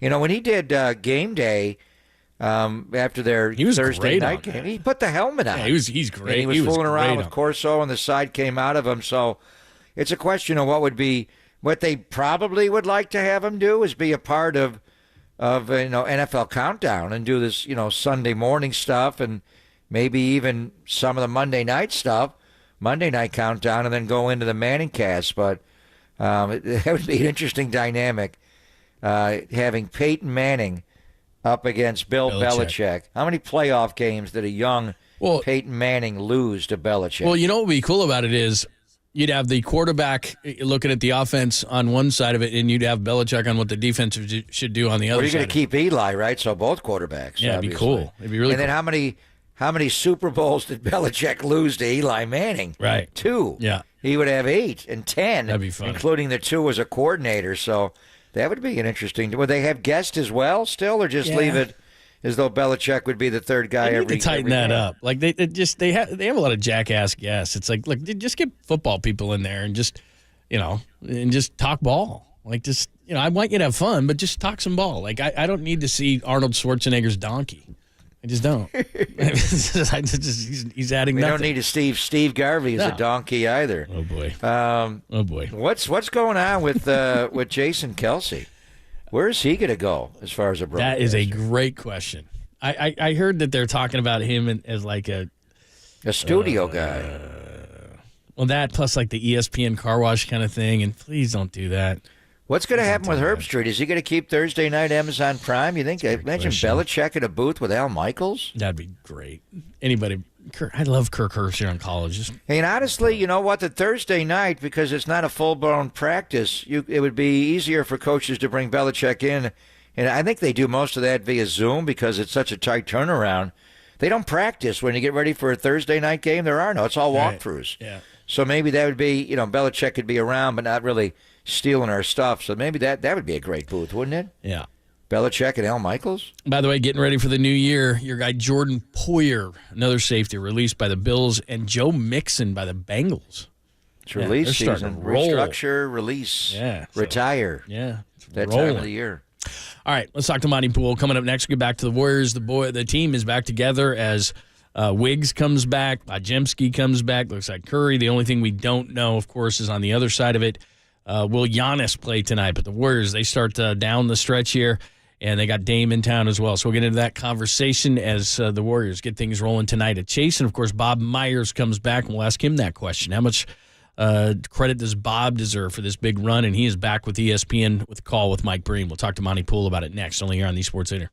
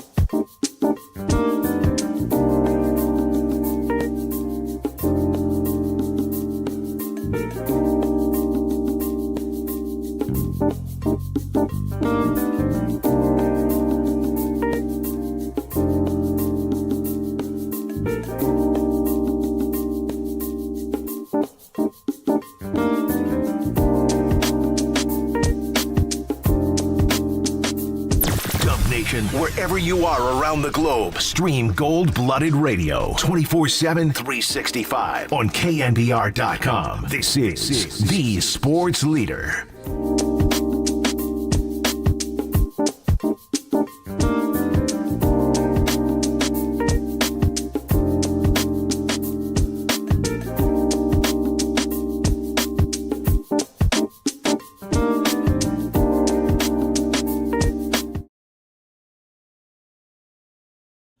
Thanks for joining us on a Wednesday. Warriors and Bucks. Dame is back in town. Wiggs is back with the Warriors. Bob Myers is courtside, crying at the tribute video. That's what's going to happen. And let's talk to Monty Poole all about it. Of course, NBC Sports Bay Area. Make sure you're following, reading all this great stuff. He joins us courtesy of the UMA guest line.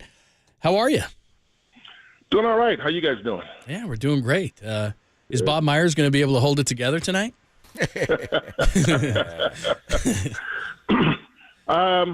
Knowing Bob, probably not.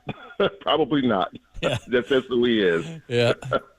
He said he's going to try, Monty, but we have him crying in the on-camera open with Mike Breen tonight on ESPN, and they are going to have a video tribute to him in the second quarter of the night, which will get people charged up. So you've been around the Bay Area for forever. You look at the greatest general managers, executives, roster builders in the history of Bay Area sports. You got Al Davis and Charles Finley in a different category because they owned their teams, and Brian Sabian would be there as well. John McVay, understated role with the Niners with Bill Walsh as a men's shadow, which leads to Bob. And, Joe Lacob is a hands-on owner. He may not be as involved as Al or Charlie O, but he's pretty damn involved.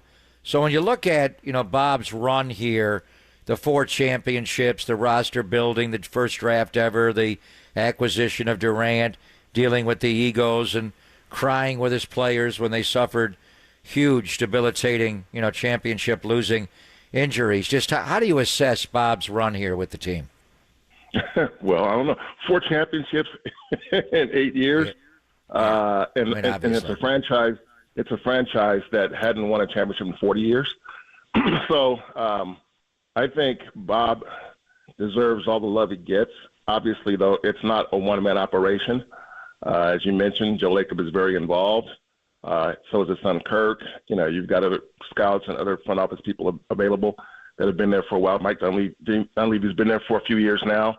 But Bob's ability to deal with people is top-notch. That's what sets him apart, is that he has an ability to connect with people, whether it's someone like Draymond, who, as we know, he needs to have someone have that human touch, or it's someone like Steph. He's just so good at that. And when they all went to the Hamptons to recruit Kevin Durant, Bob was there, and Bob was a huge part of that too. Yeah, KD wanted to hear what the players had to say, but Bob and Kevin had a pretty good relationship too. So you look at that, and it's funny when Bob said he was, they announced his departure, he joked that he would come back and help if he needed to help Mike with Draymond. I don't think that quite happened, but I think Bob has spoken with Draymond though since over the course of this year, so since he left. So, but yeah, I think just Bob, not just as a roster builder, but as a person who knows how to put people together that fit in terms of chemistry wise. So yeah, but to me it comes back to winning, and I tell people all the time. I said, 10 years ago, 12 years ago, you could walk 8-9 blocks and not see any Warriors gear. Now you can't walk 5 feet. Somebody's got a T-shirt, a cap, a hoodie, something, and so that speaks to a lot of people, obviously, Steph, but Bob was a huge part of that. That's a great point, because even when you travel, around here, yeah, absolutely, you see so much Warriors stuff, but when you go away from here, you see that stuff all the time, and you never used to see Warriors gear outside of here. Let alone, that's right. It's like, like you see Bulls stuff, that's how you see Warriors stuff now.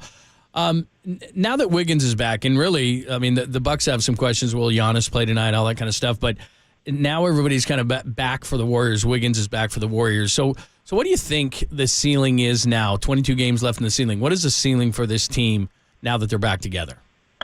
Well, you know what? The thing is if you look at just the teams that they're ahead of them, you'd say, it's a pretty slim chance of getting to the top 6. But so many of those teams have their own issues. Injuries are playing a role here. Devin Booker's going to be out for a while with the Suns. That should hurt them. They won last night in overtime, but the Suns, that's going to compromise them. And you look at the Kings are having their issues right now. They're ahead of the Warriors. The Lakers have some issues. They're right there. So you look at that and you think, okay, who can they pass? And obviously they got to pass 3 teams. And to do that, they're going to have to win some of the games that they've given back. And by that I'm saying, the first half of the season and even into the last, up until a couple weeks ago, they had these games where they would be seemingly in command and they would give it back. And so those fourth quarter collapses can't keep happening. And they've had a couple since, in the last 15 games. And you can't keep doing that and expect to win. So I still believe that they have to get into 48, 49 wins at least to get in that top 6 spot. But what's in their favor is they have a pretty soft schedule, relatively speaking, and teams are going to be beating up on each other, and so that's going to help them, the Kings tonight, and so you got Kings-Lakers going on. You got all these games that teams are going to – somebody's going to have to lose, and the Warriors' issue is that they have to keep winning the games that they've already won through 3 quarters. If they start giving more of those games back, they're going to end up in the play-in tournament. Yeah, going back to Bob leaving, and we wondered how that would impact Steve Kerr because they're so close as any head coach, general manager pairing you've ever seen in the Bay Area. I mean, they cried together when they've lost family members and went through it, won championships, lost championships, which leads to Mike Dunleavy Jr. With Bob coming back. Mike's done a hell of a job. His first draft may not have been, Harrison Barnes, Festus, and Draymond, but to get Pajemski at 19, buy the 57th pick and get Trace Jackson Davis, Monty, who I know you love. He's doing a great job. The Paul acquisition for Jordan Poole. And then to have Steve Kerr sign the contract extension, we wondered about that relationship. So give me your thoughts on Steve's signing and the job that Mike Dunleavy's doing his first year is replacing the great Bob Myers. Yeah, I mean, this is just me talking, but I believe there have been moments when Steve had to ask himself if he wants to keep doing this. And in the end, the answer is yes. And publicly, he's always said, no, I want to coach. I want to keep coaching. And, I heard rumors early this season about, he might leave and go to some other place, or maybe he'll replace Pop in San Antonio. And I'm like, I don't really see that, I don't know if Steve wants to live in Texas, all these things. So, but the fact that it's a 2-year deal, which lines him up with Steph and Draymond, and I'm going to assume that, they will try and get played in the fold also. I think that's what the plan is. And for him, maybe after those 2 years, given what he's being paid, maybe after those 2 years, he could say, okay, I've had enough. I can retire at 60 or whatever he'll be at that point. So actually, he'll be 61, I think. But either way, I think if you're looking at what Steve's decision was, yeah, it's based on being with that group and being able to maybe, if he does decide to leave after 2 more years following this year, that he will have the franchise will be in decent position to keep being competitive because I think we all know that ownership group here is going to ensure that the Warriors do whatever they have to do to remain competitive. They're going to have some off years. We've seen that already, but the ownership is committed. When you have committed ownership, you tend to be around the playoffs most every year. Monty Pool's joining us, of course, tonight. The Bucks and the Warriors as the Warriors try to bounce back from that game in Boston. That was a disaster.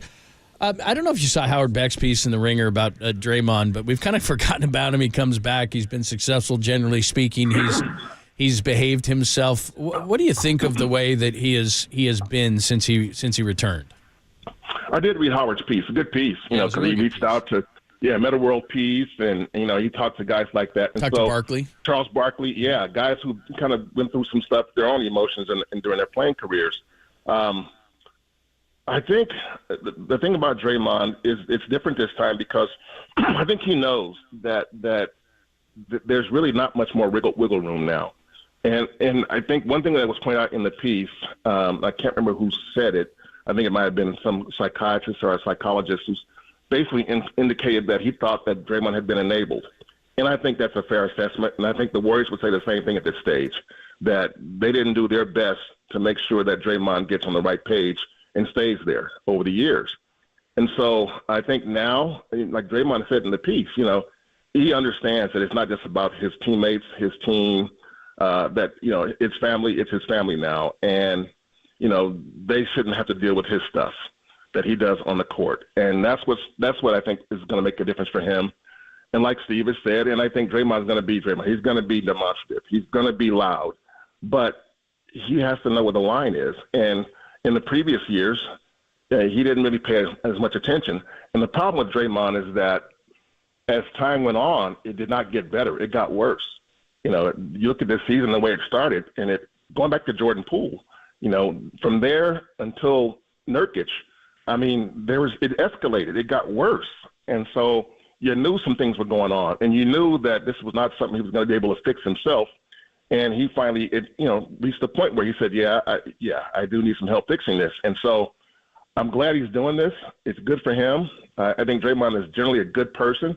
But, he does some stuff on the court, has done some stuff on the court that he can't even explain and certainly can't justify. So you look at where he is now, and he is so important, so crucial to this team's success, and that's why they've enabled him to the point that they have. They know they wouldn't have all the championships without him. They know that without him, they have no chance of making a deep playoff run. But we've seen it happen in sports a lot where you enable someone because of their ability to impact a team. And that's what happened here. And I think now, it's at a point now where the Warriors and Draymond realize that, okay, you know what? There can't be a next time. There can't be a next time like the last couple of times where he choked somebody or hit somebody. You can't be that. You can get ejected maybe, but you can't be to the point where you're doing something that you simply cannot even begin to justify.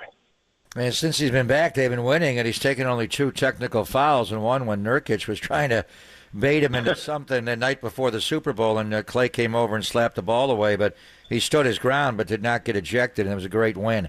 On to tonight, and if Giannis Antetokounmpo plays, Draymond's going to have him. And you may see the Warriors employ the same strategy as they did with Jaylen Brown and going back years, Monty, to Tony Allen in Memphis when Bogut roamed off of them. You got to gap, Giannis, and let him take the outside shot. So we'll see if he goes with the Achilles. That'll be a great matchup. But I want to ask you about a young man from Oakland, Brookfield, nearby to the old arena, Damian Lillard. And I'm thinking, is this the first? When was the last time Damian came in to play the Warriors and had a better team than the Warriors? We saw him so many years get knocked out by the Warriors with Portland, whether it was the conference finals when he got swept, maybe when he was a younger player. But getting Wiggins back, and I think we assume, and Steve did say he's going to start, I think they start, Wiggins on Damian Lillard, and you got to get up on him because he's got Steph Curry kind of range. But just Dame coming back, and it's not Oakland, it's San Francisco. But when was the last time Dame came to play Steph's Warriors, and he had the better team around him? Ever? Yeah, well, you said Steph's Warriors. Initially, you said the better team. I was going back the year Steph missed.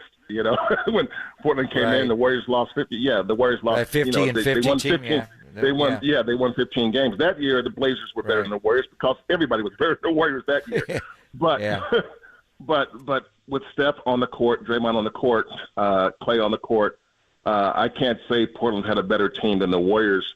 Even early in their career, in the early when Mark Jackson's last couple of years, Portland had some good teams. When they had Lillard and they had Wes Matthews, Aldridge. They had some really good teams. But the Warriors were either with them or better.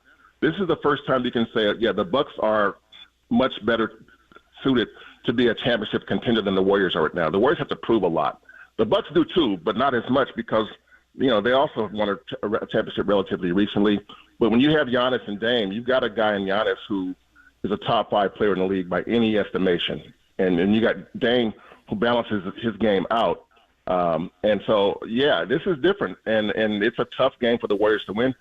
The Bucks are playing much better now. Initially, when Doc Rivers got there, they didn't look good at all. And I was thinking, okay, did they pull the trigger too quickly on Adrian Griffin?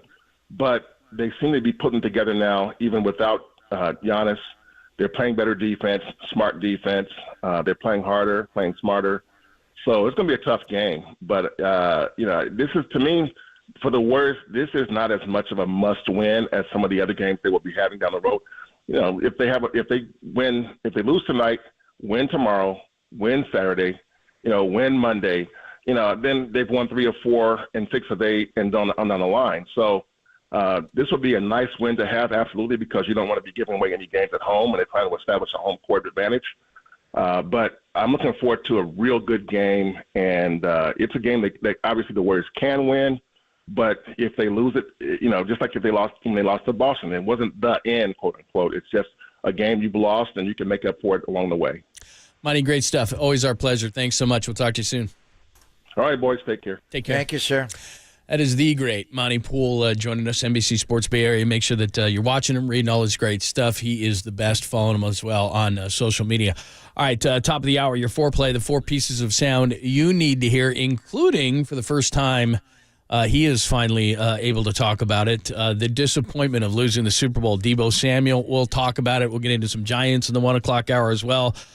Maybe solving the pitching issues. I think I have what I did last night in going through some things, some of the bad pitching out there that is available. That's not the answer. Maybe we did come up with an answer. We'll get into that as well. By the way, make sure you're making an appointment for this with Tolbert and Coast today. Brandon Crawford at 4:50. Will he double down on Farhan? Remember what he said when he was on was in the Extra Bags piece.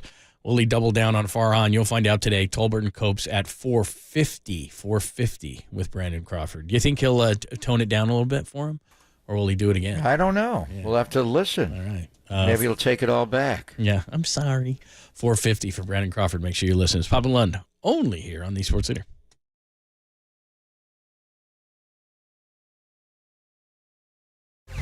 It sound right, boys.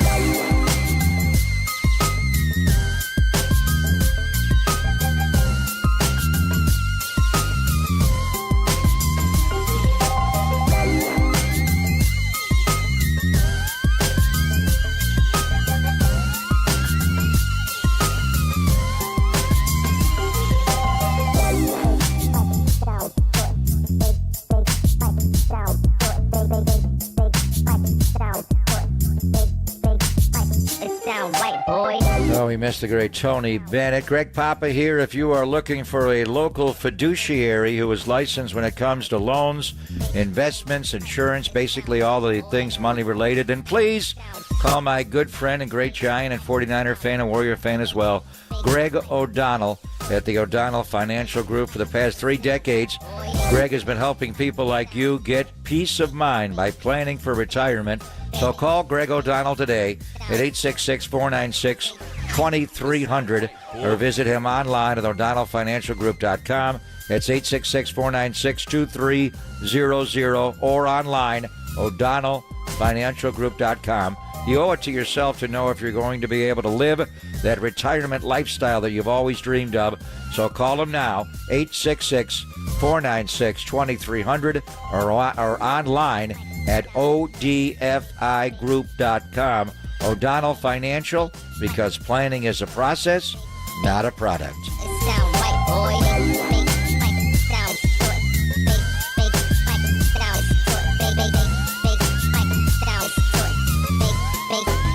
It sound right, boy.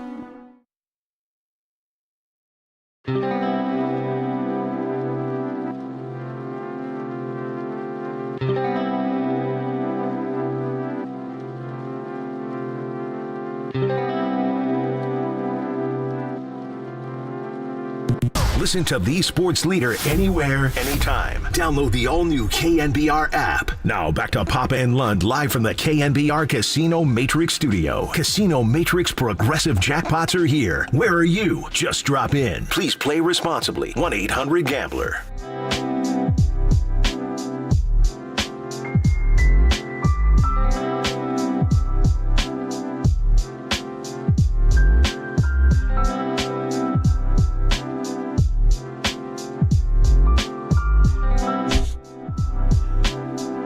I hate having to run in here because I'm so out of shape. Where'd you go? I was just in the studio. Like, in the studio, and I'm out of breath. Giving Danny the 1 o'clock, the foreplay stuff. Foreplay. Yeah. No Giants baseball today.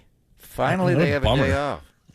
Tomorrow, the Dodgers at night. You know what's a bummer is Susan Slusser initially tweeted out, X'd out, whatever, that Shohei was going to play tomorrow, and my son is covering that game, and then she tweeted out later that Shohei's playing today, so he's not playing tomorrow.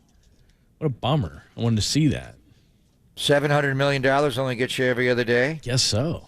They're starting in 2 weeks. Dodgers are almost in go mode. They got to go to Korea. I mean, that's what I was going to say. Like, to play the Padres. So dude, you're only hitting. You're not even pitching. Can't you he's play every day? He's going to have to start cranking it up.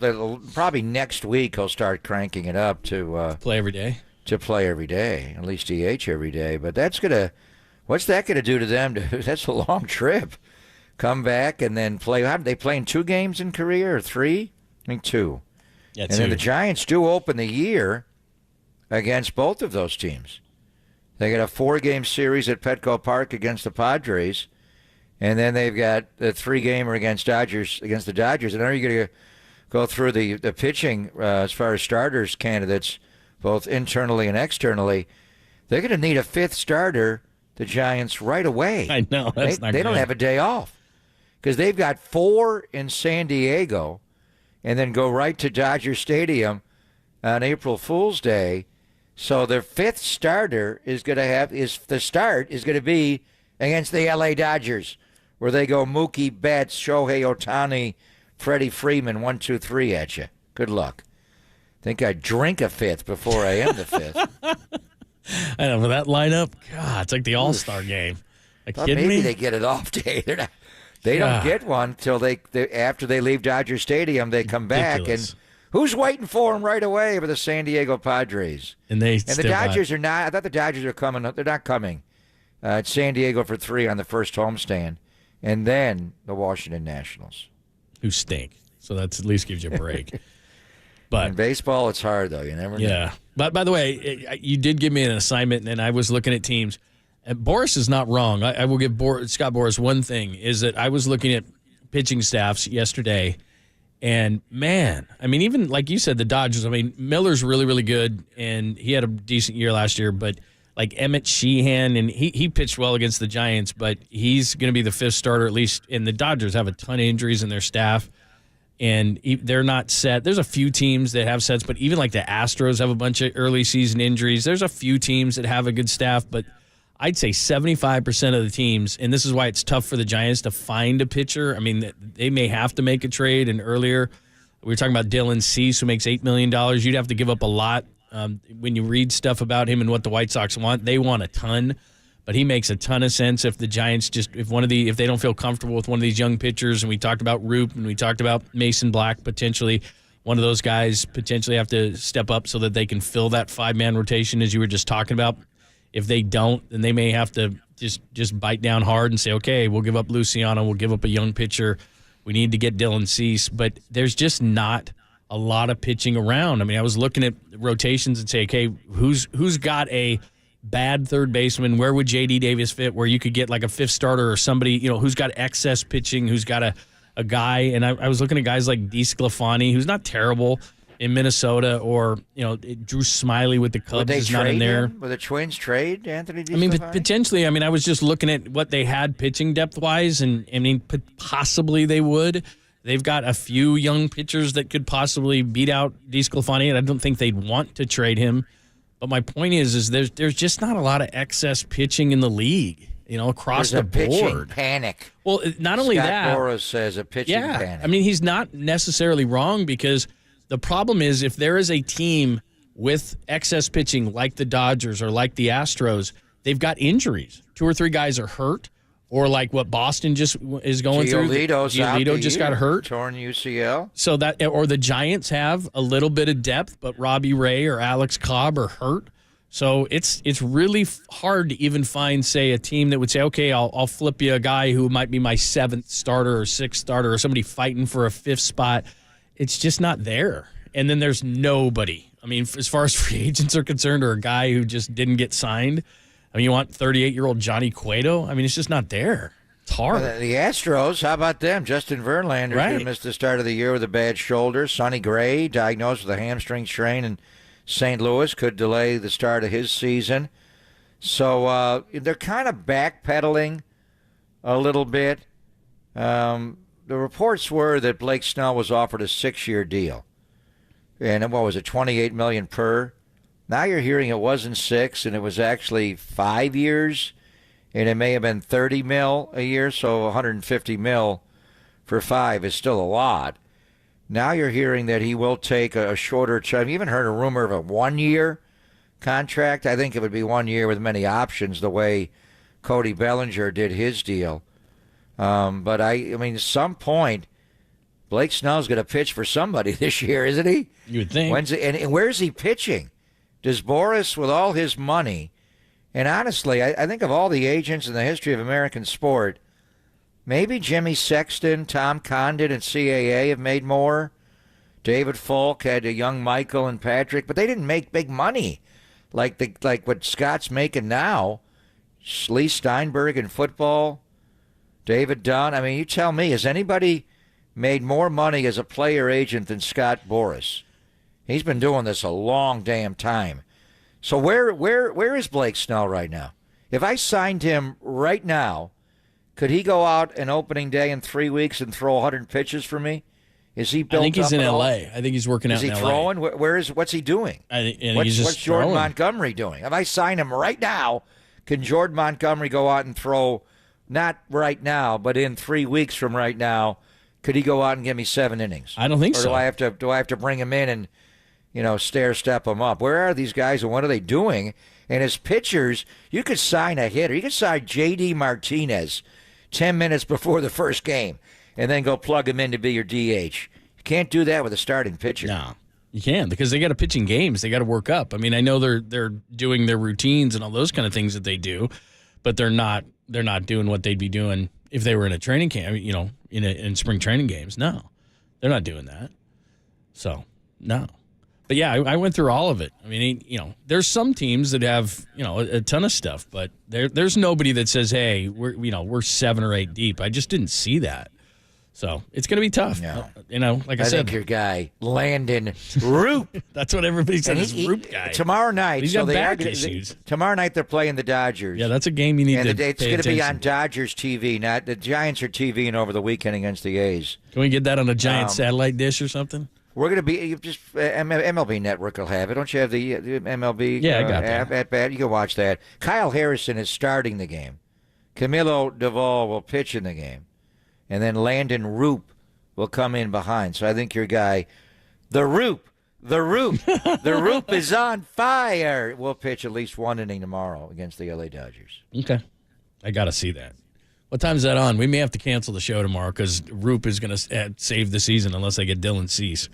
And I believe it's 7:05 Pacific time. All right. Oh, yeah. Fine. It's a night game. Yeah, okay. It's 7:05 or 6:05? 6:05? Either way. 6:05. All right. Will Clark said he's going to save the season. Do we still have that cut?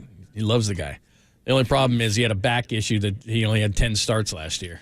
That's a problem. He's not even on the 40-man roster. That's a bag's piece. He's going to save the season. Him or Mason Black. That's a great name, by the way. Mason Black. Who's pitching for the Giants The today. best is Shino Black. Chicken wow wow. That's Mason Black. Sean Elliott's alias on the road. Is Shino Black. Is By it the really? way, we're going to reach out to our guy Sean Elliott, unless Tolbert gets him. Probably on Friday. Oh yeah, there you go. Because we got to get a full scouting report on Victor. Did you have to have an alias on the road when you were traveling around? Yeah, I want his Doc Rivers. Very nice. Doc Rivers. Now, the best was Ruben Sierra. He was, whenever his wife was on the road trips with us, he was, I think it was James Bond or 007, so they couldn't find him. But when his wife was not traveling, he was Ruben Sierra. Of course. Get the room key at the front desk and come right out. Exactly. And spend the night with a village idiot. Well, the best one ever was Terry Bradshaw was in a hospital and he was getting shoulder surgery, and his alias was Tom Brady before there was a Tom Brady. Isn't that amazing? TB12. Yeah, when he goes amazing. TB12. Amazing. All right, let's get to it. It's Pop in London on KNBR, AM and FM San Francisco, the Sports Leader, Cumulus Media Station, for playtime. Time for some foreplay with Papa in Lund. I'm Dirk Diggler. 4 chunks of audio that really get you going. I have a gift, and I am trying to not be selfish about it, but to use it. On KNBR 104.5 and 680, the Sports Leader. I'm out of breath. Giving Danny the foreplay. Oh, boy. That did sound weird. Wow. I didn't even pick that up. I'm slipping. Wow. I am Is it heavy petting slipping. between you guys? Yeah, next week. Heavy petting starts on Monday. And that was Danny that played that back. Jeez, So how did I not pick whole, that up? Whole thing was odd. We are tight here. Yeah, we are. Tight crew. It's a big deal, man. All right, here's Steve Kerr. Warriors playing tonight. You know that. Everybody knows that. Steve Kerr talking about Andrew Wiggins coming back and what he expects in Game 1 for his return. We feel comfortable. We'll see how many minutes. I mean, you can't really simulate an NBA game, obviously. So we'll see how he holds up. But physically, he's perfectly fine to go ahead and play tomorrow. I will most likely start him. His voice is getting raspy as Doc's, isn't he? I want to hear the pregame confrontation between the two coaches, the former broadcasters. Getting raspy. More than likely, he will start. He is starting, on, and he's going to get the great Dame. Yeah. He's got Damian Lillard, and I say pick him up in the backcourt. Don't wait till he crosses midcourt because he's going to be locked and loaded to shoot the ball. The two best range shooters in the history of the NBA, Damian Lillard and Steph Curry, I would say, right? Yeah. I saw a video the other day of you'll love this. When they used to do on Sundays, they used to have horse, and one would go against another, and it was Pete Maravich versus Bob McAdoo. And they need to do more of that. They played one-on-one. Did they play horse? No, they did horse. And I'd love to see Curry versus Dame and horse. Why can't they do that? Pistol Pete against Bob McAdoo? It was close because Pistol Pete was doing all the crazy stuff, and then McAdoo was doing like big man stuff that Pete couldn't do. So it was cool. Those were two great. They should have played pig. Horse would take all day. Yeah, it would. But why can't they do that? Man, they just take long shots. They used to play one-on-one. It used to be awesome. Halftime. It was red on round ball, and it was cool. One-on-one. But they're not going to play one-on-one now because somebody's going to get hurt. But you can do pig or horse. You do pig. You could have a three-point shootout. There's no doubt. Yeah, it'd be fun. Where's Damian Lillard going to finish? Damian Lillard has 2,555 career threes. He's number 5. He may get Reggie Miller tonight. Reggie's got 2,576. Then you get up to Harden's made 2,900 threes. Dear God. And then the Jesus, Ray Allen. God. 2,900 step-back daddies for him?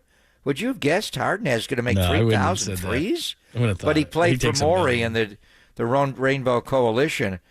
But who's going to finish number 2 behind Steph? I thought it was going to be Clay, and then he missed 941 days. Right. But, is it going to be Steph 1, Damian Lillard 2 when it's all said and done? Or could Damian Lillard, how long is he going to play? Could he ever get to Steph Curry range? Who's older? Harden? Steph. No, I know Steph is, but between Harden. Harden's older. Yeah, Harden's older. Blackbeard's older. Right. Well, he was coming off the bench when they went to the finals as kids. Here's Wiggs on the return. Appreciates the Warriors' support. For sure. Just being around the team. It's all love and support. It's a family here. When I was away, I missed the guys and obviously basketball, and I'm happy to be back. All right, let's go. It sounds like Andrew Wiggins. He's just like, His pulse He's got never a big rises, assignment does he? tonight. He's got to guard Damian Lillard. That's a tough cover. This is one of our favorite guys, Dallas Braden, and he knows Matt Chapman well. So he talks about his relationship with Bob Melvin. Now you have an extension of yourself, if you're the manager, out there on the field, right, and in the clubhouse. Because what you do as a manager, as far as your presence goes, really has a cap on that. And your communication is what's most important. And so if you have an extender from your office and your train of thought into the clubhouse, that's great, especially if everybody's on the same page there. And it's not like, Matt Chapman is the pipeline from the field or the clubhouse into the manager's office. He's just somebody who thinks about winning and losing baseball games the same way the manager does, where, there's two types of people. You either really like to win or you hate to lose. Both those dudes hate to lose. That's who you want on your team. That's who you want steering the ship, because you can get sidetracked with a few wins here and there. But if you're motivated each and every day to not fail in a game built on failure, I think you're going to find guys who are pulling in the same direction, who are after the same thing. So I think that's where it really benefits a guy like Bob Melvin. I like Dallas. Totes. He's just awesome. I agree with him. Or as Farhan said, an advocate. Yes. I love that. He's an the best. advocate. Yeah. So when is Matt Chapman going to start earning his money?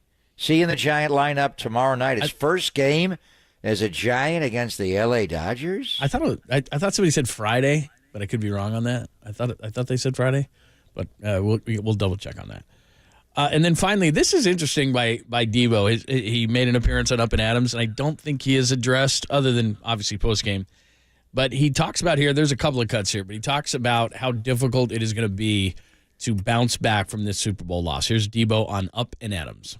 I mean, now, kind of put it behind me. About to get back in the lab here in a week. About to take son to Disney World, and after that, get back in the lab. But, I mean, 2 and 5 years, like it's pretty rough. Being right there, the 2 that we've been in is just falling short. Like, it's just so heartbreaking, man. But, I mean, at the end of the day, you got to move on, and, it's the next year, and, we're just going to continue to grind and do what we set out to do. It's kind of hard because, all we know is, like, basically our job is, like, football. So it's just like, all right, let's use this motivation when you get back in the lab just to put yourself in a position and try to do your best to, get back, because people just say, it's always the next year. But I heard that in 2019, and it took 4 more years to get where we at. So, I mean, it's not that easy as people think to get to the Super Bowl, and, it takes everything. It takes me, the coaches, the guys, the people upstairs, and for them to bring people in to help and for everything just to play out right. It's just like you're not going to snap your hands and you just back in the Super Bowl again. It's harder than people think. He still sounds really bummed out, doesn't he? It should be. I mean, that's hard. To lose the Super Bowl, and, when he was a rookie, it was up 10 with 7:13 to play. And this one, it lost the Super Bowl in overtime. So hard. And I like the line about getting in the lab. And Debo's got in the lab. Last year he got in, and he came out chiseled. Easily the best shape, at least going back to his rookie year, maybe of his life. And his route running improved a lot. But the one thing, John, he's got to figure out a way to beat press man. He does. Trent McDuffie just climbed in his jersey. He had a rough game. He was targeted 11 times in the Super Bowl, and he caught only 3 for 33 yards.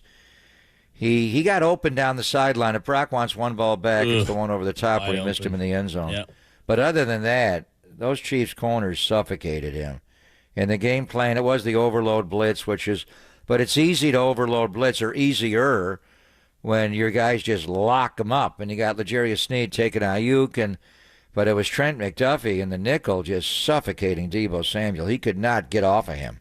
Yeah, he had a rough game. There's no doubt about it. And one of those guys, L'Jarius Sneed. I mean, that was the deal. And like you said, McDuffie really got on him. That right sideline, he was open. Brock didn't see him in time and couldn't hit him. But that was really the only thing. He just couldn't get off that press coverage. They wound up scoring later on that drive on the double pass. So we let that one slide. But that was a big play. Debo got behind him. But his point is taken, because I remember after Super Bowl 54, I remember leaving that stadium, and I remember what you guys said. You kind of signed off. What did you say? Not a dream denied, a dream delayed. And you guys said it. Yeah, I meant it in Miami. And I felt good about it. And then when you guys said it in Las Vegas, I don't know if I believed it as much, man. It just seemed like a bummer. I stumbled on the line. I couldn't get it out because I don't know if I felt it. Yeah, and the team's older. And I'm not. I mean, I'm not saying they can't do it. It just felt different. It did. It felt different, man. Delay, not only denied, but delay. Got to delay a game. Yeah. I mean, it's a 5-year run that rivals any heartbreaking run in history. You know, Buffalo got to 4. Can you imagine going to 4 straight Super Bowls and losing all 4? And losing the first one to the 47-yard field goal. It's wide right by a length of a football, the width of a ball. I mean, it's a heartbreaker. But you can hear in his voice, at some point you're going to come out of it. And, you know, he's got to get back in the lab and try to get out press coverage. But, yeah. Hard. But there, you know, I give the guys a ton of credit because we had Lombardi on earlier, and he lives in Nashville in the offseason. And, you know, there's already videos of George Kittle back home in Nashville doing drills, and Debo's talking about it and all this kind of stuff. And I know there's a lot of offseason, and it starts Monday, and we have a lot of fun with it. And we already start talking draft, like we move on, and you got to do it. But, I mean, literally as fans, I mean, we think it's hard on fans and us and all these kind of things. I mean, these dudes, man, they're, like he said, he's going to take his kids to Disney World. Although Danny just pointed this out, you're not supposed to go to Disney World if you lose. Mahomes went. But, you know, you got to take your kids, If Debo's son wants to go to Disney World. Was it Disney World or Disneyland? I think he said Disney World. And it's been 3 weeks and 3 days, so Kermit the Frog How long is has it probably been? 3 weeks and 3 days. Oh, man. But who's counting? But Kermit the Frog. Kermit the Frog has probably left Disneyland or Disney World, so it's safe to go there. Yeah. Who was the dude during the combine that did a Mahomes? My God, that was the best one I've ever heard in my life. He imitated them? Yeah, it was amazing. Yeah, they had a comedian up in the booth there. He was great. Yeah. Although it does bother me when they have the coaches up there. It's not as funny anymore. It's not as funny anymore. But they bring coaches at the wrong time. Like, I want to hear Jeremiah talk about the guys running the 40. It's like, come on, man. I need information on this guy. Who is this guy? They're going to take in the 7th round. I need my information. We got a draft show to do. By the way, we had a meeting about the draft show. I'll fill you in later. Because I know you love meetings. Like I love meetings. It was a beautiful meeting. What are we doing? We're doing the first round on. The Giants are actually off that day. Oh, they are? Oh, that's beautiful. I'm glad they could do that. Didn't that come up in your meeting that we could do the show? I think that came up. Kind of important. And the next day is a home game against Pittsburgh. So I think we'll be able to cover all 4 of those draft picks through number 99, right? We'll be on the air for. Thank God they have a first-round pick this year. My goodness. We just sit there. We vamped for 99 picks last year. Well, then they traded up to get Jair. He was 87. So that's right. They traded up to get him. Oh, that's right. Yeah, I remember us getting very excited. But this year they have 31, 63, 94, and 99. And we should have 99 done before Giants baseball starts at 6:15 on the 26th, right? That'd be nice. Yeah, I'm getting excited about it. Meeting adjourned. Let's go. It's very good. All right. I had a conversation with Kevin Francois this morning. Well, a text conversation. He couldn't be bothered to pick up the phone. And the reason why we did is because he was doing Phillies camp yesterday. I flipped on the radio, and he was doing a Sirius XM from Phillies camp with Steve Phillips, and it jarred me into asking a couple of questions. I'll tell you what that result was. We'll do that coming up next. Only here on The Sports Leader.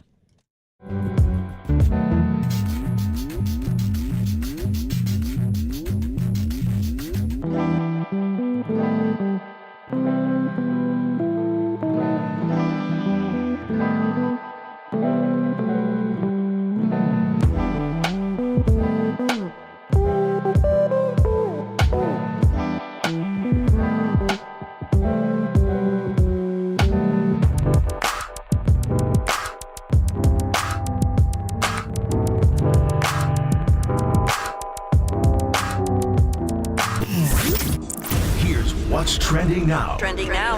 On KNBR.com. Former Warriors coach and analyst Gary St. Jean. Hello, Pop. Joined Tolbert and Copes yesterday to discuss how the Warriors rebound after the Celtics blowout. That podcast and more trending right now on KNBR.com and the KNBR app.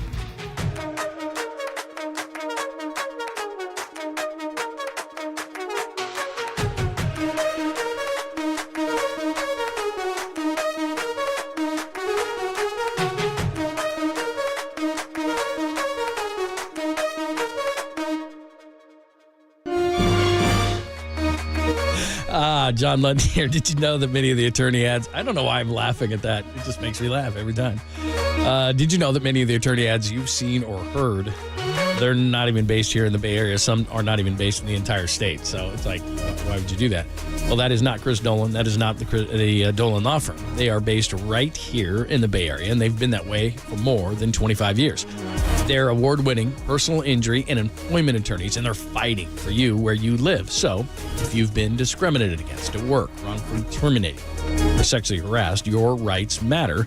Go to DolanLawFirm.com and learn more about your rights. Now, unfortunately, over the past year, Chris and his team, they've seen a sharp increase in no-fault injury accidents. Now, remember, because weather's going to be better, so you're going to see more people outside, motorcyclists, pedestrians, cyclists, children playing. They're all around us, so please be careful. Let's work together in making sure that the Bay Area is a safer place, and feel confident that you're in good hands with the award-winning California Lawyer of the Year, the Dolan Law Firm. And you know they've secured more than, and this is where that sound effect comes in, $1 billion. That's a billion with a B in verdicts and settlements on behalf of their clients. But this is great. You pay nothing up front. No hourly rates, no upfront fees. They don't get paid until you get paid, which is nice. They live here. Told you that. They work here. They win here. That's the most important part. DolanLawFirm.com.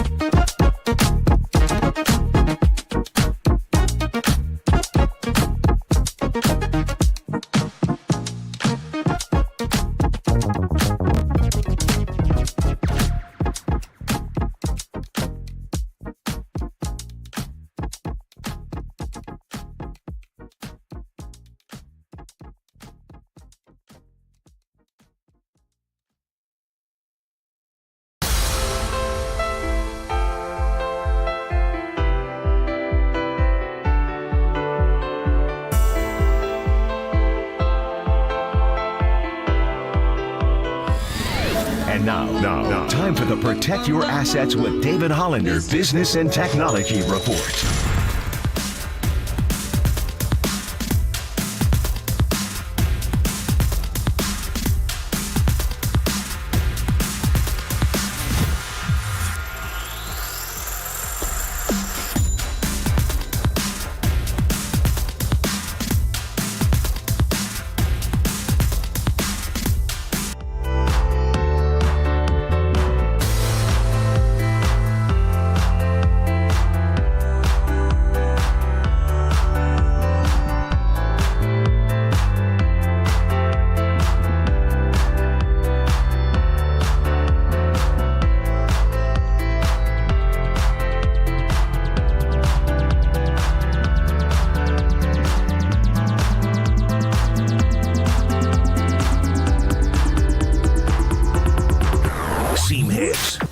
Stop the noise and kick it with KNBR on the gram for everything Giants. Follow the sports leader on Instagram at KNBR. I cannot be a bigger Logan Webb fan. You need to get guys like him. Surround him. He's the next rock star champion for the San Francisco Giants. And Matt Chapman, Platinum Glove winner at third base, is starting to get you what you need. The new center fielder's a Gold Glove caliber defender. Catch the ball, throw strikes, win one-run games, and the Giants shock some people in the NL West. No one saw the Diamondbacks coming last year. Why not the Giants this year?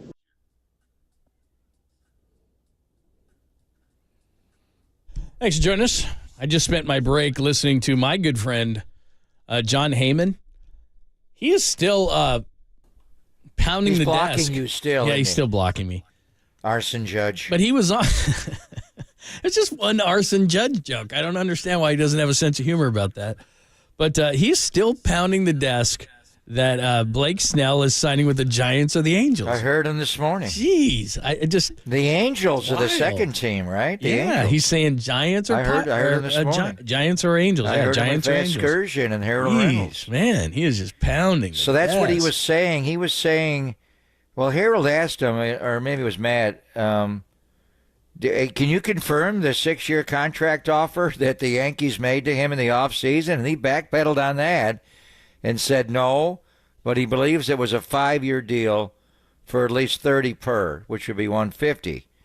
Is that off the table now? And then he did say about the concept of Blake Snell taking a much shorter deal, much like Bellinger and Chapman have taken from the Boras 4. So we'll see. So the Yankees are out on him completely, and now it's Artie Moreno and the L.A. Angels are going to get Blake Snell, which is interesting to me. So what are we looking at here? I mean, could you sign him to a 1-year deal? And if he turned down $30 a year for 5, what does he want for 1? You're going to have to pay him at least $1 million to start. Mm-hmm. I mean, are the Giants willing? The bottom line is, and where I don't think they are they willing to go substantially over the luxury tax line? Are they willing to do that? The owner has said no. So you have to think they're not going to do that. And then trading J.D. Davis is not going to clear up enough money to do it. You'd have to trade Conforto. Do you want to do that? So I don't know. So we'll see where it all goes. And then it did say, listen to John Heyman this morning. He seems to think Jordan Montgomery's going to Boston, John. Boston needs pitching. Oh, yeah, they're losing Giolito. They need pitching desperately. So when are these guys going to sign? I mean, the bottom line is they're starting pitchers. It's March the 6th, assuming they don't go to the Dodgers and Padres and have to pitch in 2 weeks in Korea. They've got 3 weeks and a day. The season starts in 22 days, March 28th. Are they going to be up and rolling? I mean, you got to give these guys $1 million to start, and Blake Snell can't even give you a full start on opening day or in the second game of the year because his arm is not built up. I don't know where they're at. I assume Boras has him pitching somewhere, but you'd like him to be in a camp. So in order to start the year on time, don't they have to be in a camp like this weekend at the latest? Right? Yeah. They're starting pitchers. It's different. Yeah, absolutely. I mean, he would have to be. I mean, I just look. I've been an advocate for Blake Snell from day one of the offseason and even before that. But I'm looking at I'm just listening to what the Giants are saying now. Look, Farhan said their offseason was over weeks ago, and then they signed Matt Chapman. And then afterwards, he said he wouldn't say no on moves, but thought that pretty much they've moved on to regular season mode. So, they could. And certainly the penalties in baseball are not what the penalties are in basketball, and you could go over for a season. So if they did 1 year for a certain amount of money for Blake Snell, it wouldn't be as substantial of what it is in the NBA, and then they could move under it. The question the Giants have to ask themselves is Blake Snell the difference for us in making the playoffs and not making the playoffs? So would he be worth X amount of games? So do they look at themselves and say, right now we're an 81-win team and it would take 87, so is he worth it? Or are we an 82-win team and we're an 87 team? Are we a playoff team with Blake Snell and we're not without him, right? Is that the question? Yeah, He could be a difference maker. And then even if you get into a short series and you are going to get Robbie Ray, who is very much like Blake Snell with pure stuff, and then you're going to get Alex Cobb back, who's completely different and ground ball pitcher. And then you've got, obviously, Logan Webb. You got Kyle Harrison. We'll see. The one thing about Blake Snell is he really does pitch well against the L.A. Dodgers. Yeah. He pitches well against the entire National League West. Exactly. He has a 2.59 lifetime ERA against the Dodgers in particular. The Dodgers only hit him at a 171 clip. So he has a good record against the NL West numbers with a 2.59. Against the Dodgers, he's 5-1 with a 1.11 ERA. He also pitches well against the Arizona Diamondbacks. He's 5-1 with a 1.61 ERA against them, and he pitches well against the Giants. So, I mean, if he doesn't sign with the Giants, I don't think he's going to sign with the National League West team, but you may see him here and there. But the one start that you remember vividly was in Tampa Bay in the World Series against the LA Dodgers, and he was just mowing. He was going through their lineup, and then they took him out of the game, as they often did at that stage of his career, and they lost the World Series. But he does pitch well against the LA Dodgers, where some of those guys, Kevin Gausman did not. Anthony DeSclafani did not. Sometimes you have to move on, and you got to get out Mookie Betts, obviously. But just a left-hander, the way he throws the tie-up, Shohei Ohtani and Freddie Freeman and Max Muncy and the other left-handed hitters they have as well, John. I think that's the one thing. So he's going to cost you money unless you move substantial payroll off the roster. You're going to go over the tax line. To your point, how much better will he make you in the regular season? Will he get you over the hump to get to postseason? And then if you do get into a short series, could you imagine having Robbie Ray and Blake Snell?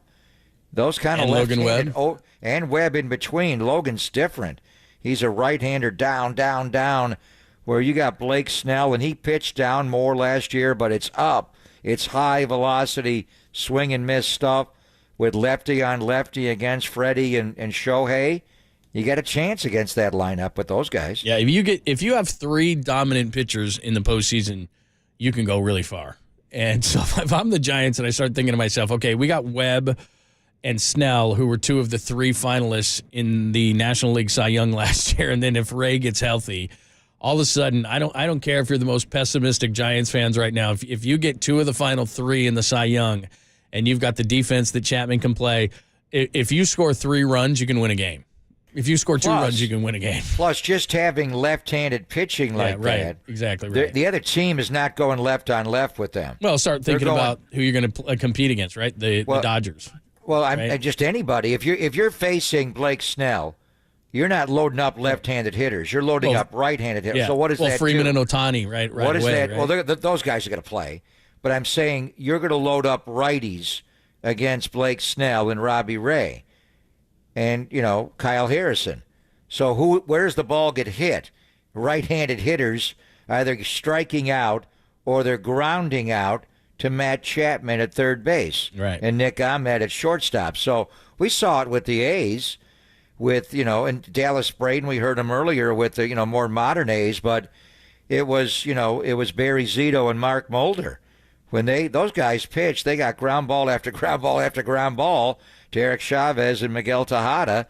They ate them alive. And then you had, Hudson with the splitter down and the sinker, and got a lot of ground balls. So, would you like to add a left-hander like Blake Snell who's got swing and miss stuff? And if they do put the ball in play, they're going to top it and ground the ball right to your Gold Glover at third base, your Platinum Glove winner at third base. So it makes sense. But, the dollars and cents come into play as well. So, I mean, how many more people can, what Boros said the other day, though, is ridiculous. He thinks the Giants are going to draw 500,000 more people if they sign Matt Chapman and Blake Snell. Do you think that's going to happen? All of a sudden you're going from 30,000 a game to 40,000 a game? That's not happening. No, he's not Ohtani. Ohtani does that. But right. But he could, But if you win more, you stay in the race longer, your TV ratings are more in demand, and you do play an extra playoff game or many of them. I mean, how do you, from a baseball standpoint, hell yes. From a financial side, a Larry Bear side to ownership, if we spend this money on the player, are we going to get that money back in revenue? That's debatable. My God, your bills are just falling by the minute. What happened? So, Josh Allen's pants fell off in Paris, I saw. Couldn't get out of a cab. Jordan Poyer didn't cut Micah Hyde, did they? Not yet, but Poyer's gone. Mitch Morse is gone. Tre'Davious White is gone. Mitch Morris, the guard? The center, yeah. Center. And Tre'Davious White. They cut him? Oh, he's got an ACL. God, which man, I know Adam Peters loves Tre'Davious White. If he was healthy, my God, he'd be an awesome corner. What did he tore the ACL last year or the year before? He's had a lot of injuries. Yeah. I'd go get him anyway. He is going to heal. It's not like he's... They were 40 over the cap. My goodness, man. Anyway. This is release, restructure, retire week. Yeah, my God, man. I mean, where's Tre'Davious White? Somebody's going to go see how healthy he is. I'd go after him if he was healthy, but I don't know that he is. I mean, he's a shutdown corner. He's had bad injuries, but... Right. So... No, he knew, and Poyer just, the safety play wasn't great. Yeah. They had the game they lost to Philadelphia when Hurts rolled to his left and hit Zacchaeus in the back of the end zone. Look at Jordan Poyer on that play. By the way, what just are you doing? As we were speaking, Freddie Freeman hit a home run, and Ohtani and Betts were on base. That's going to happen a lot. That would be a 3-run homer, John? No, there was another guy on base, but those guys are on base. That'll happen a lot this year. Wait a minute, so it was a grand slam? Yeah, it was a grand slam. Say it with me. Dodgers suck. That's a hell of a 1-2-3. That sucks. And they go Mookie. Go get Snell. Shohei and Freddie? Yeah. Yeesh. That's a problem. All right. I know we have some Caboose stories. Let me double check on those. Like I said, I talked to Franny. Maybe we can move that to tomorrow. And I know we're going to have Franny on the show because I was driving home and he was in Phillies camp, had some fun. One of the questions he asked, they were talking to Kyle Schwarber, and he hit 47 last year, but I think it was on the Mendoza line. And Franny goes, you got 50 in you? And Schwarber's like, bro, calm down. He's like, I'm trying to go Oppo and not hit 200 next year. It's pretty funny. Schwarber's got 50. Yeah, for sure. Tre'Davious White, by the way, was a torn Achilles last year. Oh. In week 4. So he's had the dreaded Klay Thompson. Oh, yeah. The ACL followed by the Achilles. Yeah, that's probably not good. What's he got left? But that was in week 4. Yeah. So he'll come back and play. He's worth taking a look at. Yeah. He's a great player when healthy, but damn, he can't stay healthy. Yeah, that's not good. Oh, geez. I'm looking at numbers, by the way. They just guys are throwing up some numbers on the Giants. Jung-Hoo Lee, 6 of 13 with a double, a home run. Yeah, he's having a spring. He's had a good spring. Yeah, yeah. He had a bomb of a home run. All right. We'll see what we got on the Caboose. We'll hit a few things as well. It's Pop and Lund only here on the Sports Center.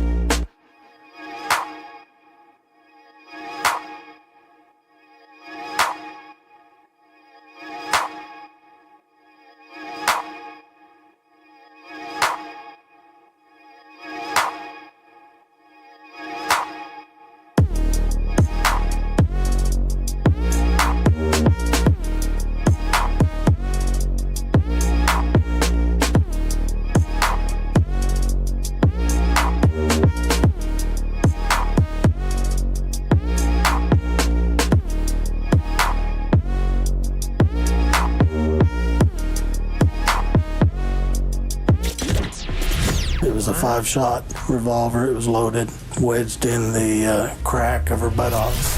Papa and Lund presents the Caboose pistol. The old Caboose pistol, everybody has one. A few stories that slip through the cracks. Did you say Caboose? I know some women who could hide a machine gun in there. Yeah. I'm sorry, we're getting off track. On KNBR 104.5 and 680, the sports leader. Mahomes you're doing is really good. What's the process of the Mahomes that you got here? Yeah, I mean, pretty much I just took you have Al Michaels, who's kind of more like down here, he's kind of more like down here, and then I just took it up a little bit, so pretty much I'm good to go. I hang out with Taylor Swift now. If Coach Reed, all he really wants me to do is throw touchdown passes and bring him chicken nuggets, so. That's not bad. That is not good. That is not bad. I don't know how people do that. I don't think I can impersonate anybody. I mean, unless it's really easy, I can't do it. It's pretty impressive. By the way, shout out to Middlecoff, man. When he was at the combine, he had Andy Reid on. And you know what Andy Reid? He's tight. He used to work for him. Yeah, and that's what he did. He introed it by saying, "Hey, you gave me a career and all this kind of stuff," and then. You know what first thing Andy Reid said? He goes, "Well, I really like your mom." It's like, that was awesome. Wow. Andy Reid's first words to Middlecoff were, "Well, I really like your mom." He did his mom a favor, or you sitting there? I don't know. It made it sound like it. So, anyway, this is Middlecoff's moved down to Scottsdale. He's doing well. And I don't know how he did it. Like talking about people who outkick their coverage. His girlfriend is beautiful. My God, man. We hung out together. She must have bad eyesight or something like that. Beautiful. Poor eyesight, and then keeps the lights dim in the house or something. She's got the eye of a scout. Yeah, she is. She's got a great 40 time. Yeah, something like that. My God. All right, this is the story that the morning show was talking about. So this is crazy. The Iditarod sled dog race in Alaska. Mm-hmm. This is a rule. So they had a messy start with a 5-time champion shooting and killing a moose to protect himself and his dogs. So under race rules, they call them mushers, Dallas Survey had to stop to gut the moose before continuing the 1,000-mile race. So the rule is if you kill a moose, then you have to stop and gut the moose before you can continue. How wild is that? How long does that take? It's got to take forever. Like, wouldn't you think that entail to gut the moose? Well, you gotta cut the thing open, and I understand. Like, you don't want to have okay, you killed the moose, so you can't just leave the damn thing there. But I understand. But wouldn't you have race officials who could just gut the moose for you, and you can still race? It's part of the rules. That's wild. If you kill the moose, you got to gut the moose. Anyway, yeah, that is wild. So anyway. I understand. It says Iditarod race rule 34 addresses the potential killing of edible big game animals, including caribou and buffalo, in the course of the race. So they have to gut the moose before they can actually move on. So anyway, I think that would set you back a little while, wouldn't it? Anyway, I don't know. Well, I mean, it's like a pit crew on a race. How long does it take to gut the moose? Exactly. So anyway, all right. This is more our style. This is called Balls Out Bowling. Balls Out Bowling. Fort Worth rules? And this is in Pittsburgh, and I can tell you, having lived in Pittsburgh for a while and worked for ESPN, what would be maybe a 3 somewhere else would be an 11 in Pittsburgh. So, you got to kind of grade on a curve. A Pennsylvania naturalism group announced bowlers will be able to roll in the nude at its upcoming Balls Out bowling event. It's not just balls out. It's everything. They're completely full Monty? Yeah. Pittsburgh area naturalist group announced it rented out the Crafton Ingram Lanes in Pittsburgh for its bowling in the Buff event. Do they still wear the bowling shoes? Yeah, I think you got to do that, right? That would be a really good look. Those are so ugly. The only thing that can save you are exceedingly long pants wearing those things. If you are completely naked, that has got to be. Do you have any pictures of this? Oh, so ugly. I just want to see him in the bowling shoes. Do you have a news story on this one? Wow, that is a look. Plus, I would say no. I would just nothing says Pittsburgh like Iron City beer in your left hand. It's a bowling 10-pounder in your right hand, and the bowling shoes on each feet. Now, here's what's funny, too. It says nudity is required, with the exception that women can wear bottoms. Oh, please. it said that please bring a towel, though. Please bring a towel because when you sit Men down. can't wear bottoms? No, you can't wear a bottom if you're trying to pick up the 7-10 split. That could really get in the way. If I pick up a 7-10 split, I'd probably be aroused, and that would be a problem. By the way, how about the 6-9 split? That would really do it. It says that balls out. Women can wear bottoms, but they don't have to wear bottoms. Yeah, that would be that would. And something tells me in Pittsburgh, John, we're going shag carpet. I was going to say the same thing. I don't. We got to get clean up on lane 7. Balls Out Bowling is the ultimate bowling experience for anyone who loves to have fun and show off their skills in the buff. Wow. The group said. I'll meet you on the Brooklyn side. By the way, it does say that it's open to bowling fans of all skill levels who are over 18. Just so you know, you got to. Yeah, that's good to know. Anyway, there you go. And it does say that safety and privacy will be paramount during the event. No photography or video. No photography. Yeah, believe me. So, Nobody would there's want no video to of photograph this? that. I want to see the video of them completely naked wearing the bowling shoes. Could we? Do they have to wear the bowling shoes? Could they wear socks? Does not say. God, I don't care how much you spray those shoes out. Wow, Thanks. Nothing says No Pittsburgh like naked bowling. Ugh. They got Iron City beer going as well? Oh, I'm sure. There's no doubt. I mean, that's the one thing. What's your Pimanti brothers? Are they loading up on that between lanes? Oh, yeah, of course they would. Put the fries on there, all that stuff. Wow. Oh, yeah. They're going to be scarfing down Primanti Brothers sandwiches, icy and icy light, and bowling shoes and the balls. Can you imagine sitting behind a Pittsburgher while they bowl? Wow. It's like, oh, full Monty, right? Like he could see everything. Wow. Naked bowling. Yeah, balls out is what they call it. Balls out. You know what you could do there, John? You could do a shocker with each hand. You got one for the bowling ball and one for lane 7 on the Brooklyn side. You're just going to have to Google the shaka. Come on. I can't really We're all adults. tell you there, the shaka. All right, that's enough for today. Naked bowling. Yeah, balls out bowling, if you will, in Pittsburgh. Imagine, in Pittsburgh. Is that bumper bowling as well while you're doing the naked bowling? Man, imagine. Hey, Bob, you got to work that balls out bowling event. No! It's not just balls out. It's everything out. Bob, sorry, you're on shoe duty that night, and Barb, you'll be manning the bar. No Those chance. saddle shoes. That's a good look, isn't it? By the way, Yeah, it's terrible. Can't we come up with cooler bowling shoes? Yeah, I mean, come on. All these years, that's what you do. The worst look ever, isn't it? Plus, I remember when they were in, like they actually made bowling shoes and people like bought them. It was like, what are you talking about? Yeah, they were like in as Can't a fashion they come up with statement. cool ones? You don't have to have the saddle shoes. Terrible look. Yeah, and then Charlie Sheen in 2.5 Men. That was a funny show, and like he wore bowling shirts and was like, dude. Oh, bowling shirts, yeah. Yeah, I didn't like the Tommy Bahama. Yeah, Looked I like a like skinny those. Andy Reid. Exactly.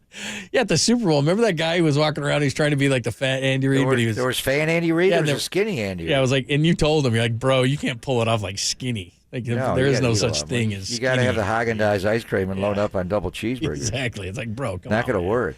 No. Anyway, the naked bowling. Wow. Yeah. Balls out bowling.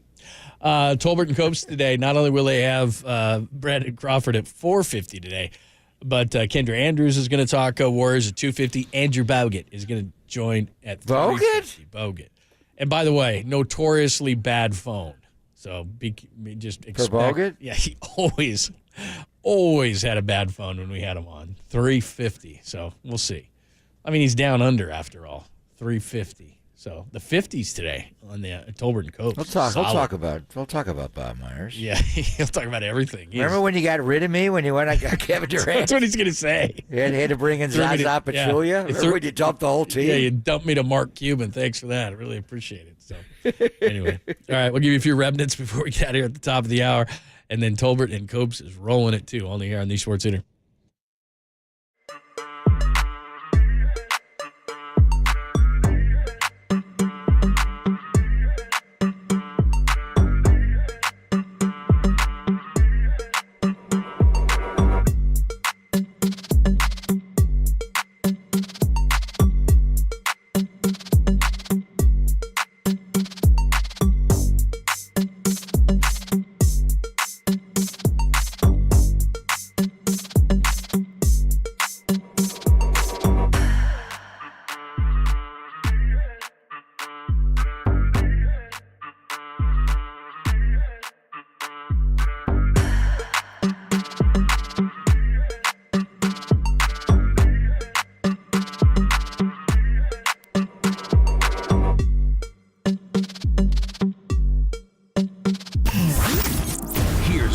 Trending now. Trending now. On KNBR.com.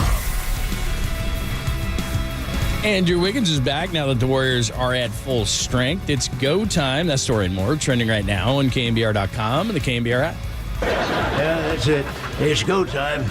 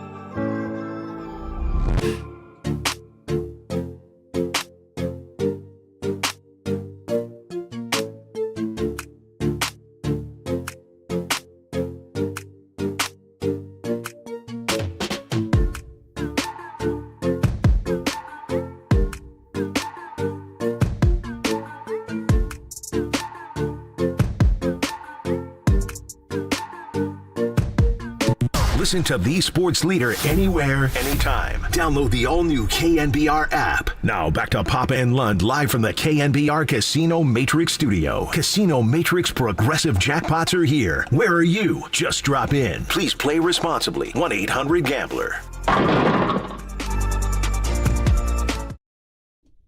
God, that hurts, John. Balls out bowling. Not just balls. balls. Out Everything out. Everything out. So tomorrow, Dodgers, no Ohtani. Yeah, see, night game. Yeah, I'm looking forward to that. So let's look at the Dodgers, for example. We were talking about the lack of pitching. So Yamamoto, Glasnow, Miller are their first three, but Buehler is hurt. Then Paxson, but he's 35. Emmett Sheehan is going to be their fifth starter probably, but he's banged up. Clayton Kershaw's on the 60-day. Then young guys, Gavin Stone, Michael Grove. So that's what the Dodgers are doing. I'm saying. Yeah. Pitching panic. So the second-rated staff, this is according to Fangraphs, the Phillies. Zach Wheeler just signed that deal. Aaron Nola. Taijuan Walker is banged up. Then Ranger Suarez, Christopher Sanchez. That's their 5, but Walker's dealing with stuff. Braves third-ranked staff, Spencer Strider, Max Fried, Charlie Morton, Chris Sale, he's a question mark, Bryce Elder, that's their 5. Mariners, and this is a team you talked about. I mean, are you a fan of Brian Wu? He's their 5th-ranked That's starter. the name I think we're all hearing. Brian Wu? So he might be a guy. For Wu-Tang. Yeah, so that might be a guy. I was talking to Anthony DeSclafani coming back. That's the 5th-ranked rotation. Pablo Lopez, Joe Ryan, Bailey Ober, Chris Paddock, Anthony DeSclafani. And they've got some young guys in their system who could be their 5th starter. So DeSclafani, he's had a lot of your injury issues, though. By the way, if you want to give Farhan some credit, and maybe you're a Farhan guy, maybe you're not. Carlos Rodon got bombed again today. He's been a terrible signing. At least he's pitching. Yeah, but he is pitching. I'll give him that. The Yankees with Cole, Stroman, Rodon, Clark Schmidt, and Cortez. That's their 5. So anyway, I don't need to go through every single rotation. rotation. Where are the Giants ranked? Where are they ranked? Let's see. By the way, I'm looking at the Blue Jays. Gosman has been really good. Let's see. He's banged up a little bit now. He is. Yep, he is. 14th. They've got Logan Webb, Kyle Harrison, Jordan Hicks, but then you got Wynn and Cobb, but they're mentioned, but they're hurt. Mason Black, Beck, Ray, hurt, Jelly hurt. So yeah, they've got the old cross there for injury on 1, 2, 3, 4, 5 of their pitchers. So that's not good. But yeah, I mean, when they're healthy, they're calling them the 14th best rotation in the league. So you add Snell to that. How high does that get them? At least top 10. Maybe top 7 or 8. So that's the big question mark. Yeah. I mean, you could get Giants are off today. No spring training game. It's the first off day they've had since they got there. So they'll be able to watch the Warriors and Bob Myers on ESPN tonight. I'm stoked for that. Find out about Giannis right before game time. We've been talking about Wiggins guarding Lillard all day, but the real matchup is Patrick Beverley against Steph Curry. Steph's already got a banged-up knee with the bursitis, so I remember the 73-9 team, first playoff game against Houston when he went up for that jumper, and Beverly was right there, and Steph wound up rolling his ankle, then he slipped in a wet spot in Houston and wound up tearing up his knee or banging his knee a little bit, and then they wound up losing. But Patrick Beverly, what an annoyance that guy is. Jeez. So that'll be a great matchup tonight, and we'll see if Giannis plays, but Bob said he's going to try to hold it together and not cry tonight. So get through the on-camera open. But you know they'll have a camera on them when they have the video tribute in the second quarter tonight. So we're expecting a thunderous ovation. How many GMs get thunderous ovations when they come back to a city? But Bob Myers will tonight. There may even be, you know how Steph likes to play to the broadcasters in midcourt? How many times is he going to run over and talk to Bob? It's going to be weird for the Warriors, the old guard, Steph and Clay and Dre and Kavan, even Jonathan Kuminga and Moody. You know, Bob drafted those guys. How is it going to be playing a game with Bob Myers in midcourt with headsets on, analyzing their game? You know Steph's going to shoot him a couple of signs his way, right, when he makes a three? For sure. Is he going to be able to criticize? Like, what if they make a boneheaded play? Is Bob going to be able to say? He won't criticize him. He won't criticize. He won't be able to say, we'll see. It'll be really interesting to see what he says about the guys that he brought in. Is he going to be completely deflecting of any Warrior problem? What if they get bombed tonight like they did in Boston? I don't think it'll happen for a home game, but Milwaukee's good, so it'll just be fun to hear Bob Myers call a Warriors game that are doing at Chase Center tonight. It'd be funny if, like, Draymond went off and went crazy on an official. He'd have to say something. Well, he'll run over to Bob and say, what did the replay show? That'd be funny if Bob walked out there and calmed him down. He's going to run over and yell, calm down, man. It's cool. Calm down. It's going to be interesting to see how it goes down, though. So. I think on camera early in the game he'll be fine. When they do the tribute video, that's when they need to zoom in on him. That's when he'll be crying. He's going to be crying driving to the arena from the East Bay. What are you talking about? He's going to have I know his parents. He's got some of his parents. Yeah, that's the old thing. His brother's going to be there. His mom and dad. I mean, it's just not only the Warriors, but Bob grew up here. He's a Danville guy. Yeah, they're going to give him some good tickets. I hope. Jeez. Maybe they got to be sitting next to Lake Up, right? His family. Oh, that's it. Yeah, maybe they will. Give him the Lake Up tickets. Maybe they will. Thanks to Mike Breen. He's going to be right next to Bob Myers tonight, along with George Sedano. Be a good game tonight. David Lombardi, remember, his big spreadsheet is up there next to Matt Barrows. Go ahead and fill that out. You can be the GM for that, so make sure you check out David Lombardi's stuff. Tre'Davious White. Add him. Man, let's see if he's healthy. That wouldn't be a bad deal. And then Monty Poole from NBC Sports Bay Area. He is great, so make sure you check his stuff out as well. We will see you tomorrow for the Thursday edition. Yes. Thursday edition of the show. Make sure you hang out. And I will not see you over at the arena, but maybe San Antonio. You never know. Wemby. We'll be there at some point. Wemby. I'm going to go buy a Powerball ticket, John. Yeah, it's getting big there. $458 million? But you'll still come on the show, right? You win it? Hell no. I'll buy Blake Snell for you and then leave. The boys are coming up next. I see them. They are chomping at the bit to come up. Thanks to Danny. Thanks to Walter. They are great. So the boys are coming up right now. KNBR AM and FM San Francisco, the sports leader, Cumulus Media Station. The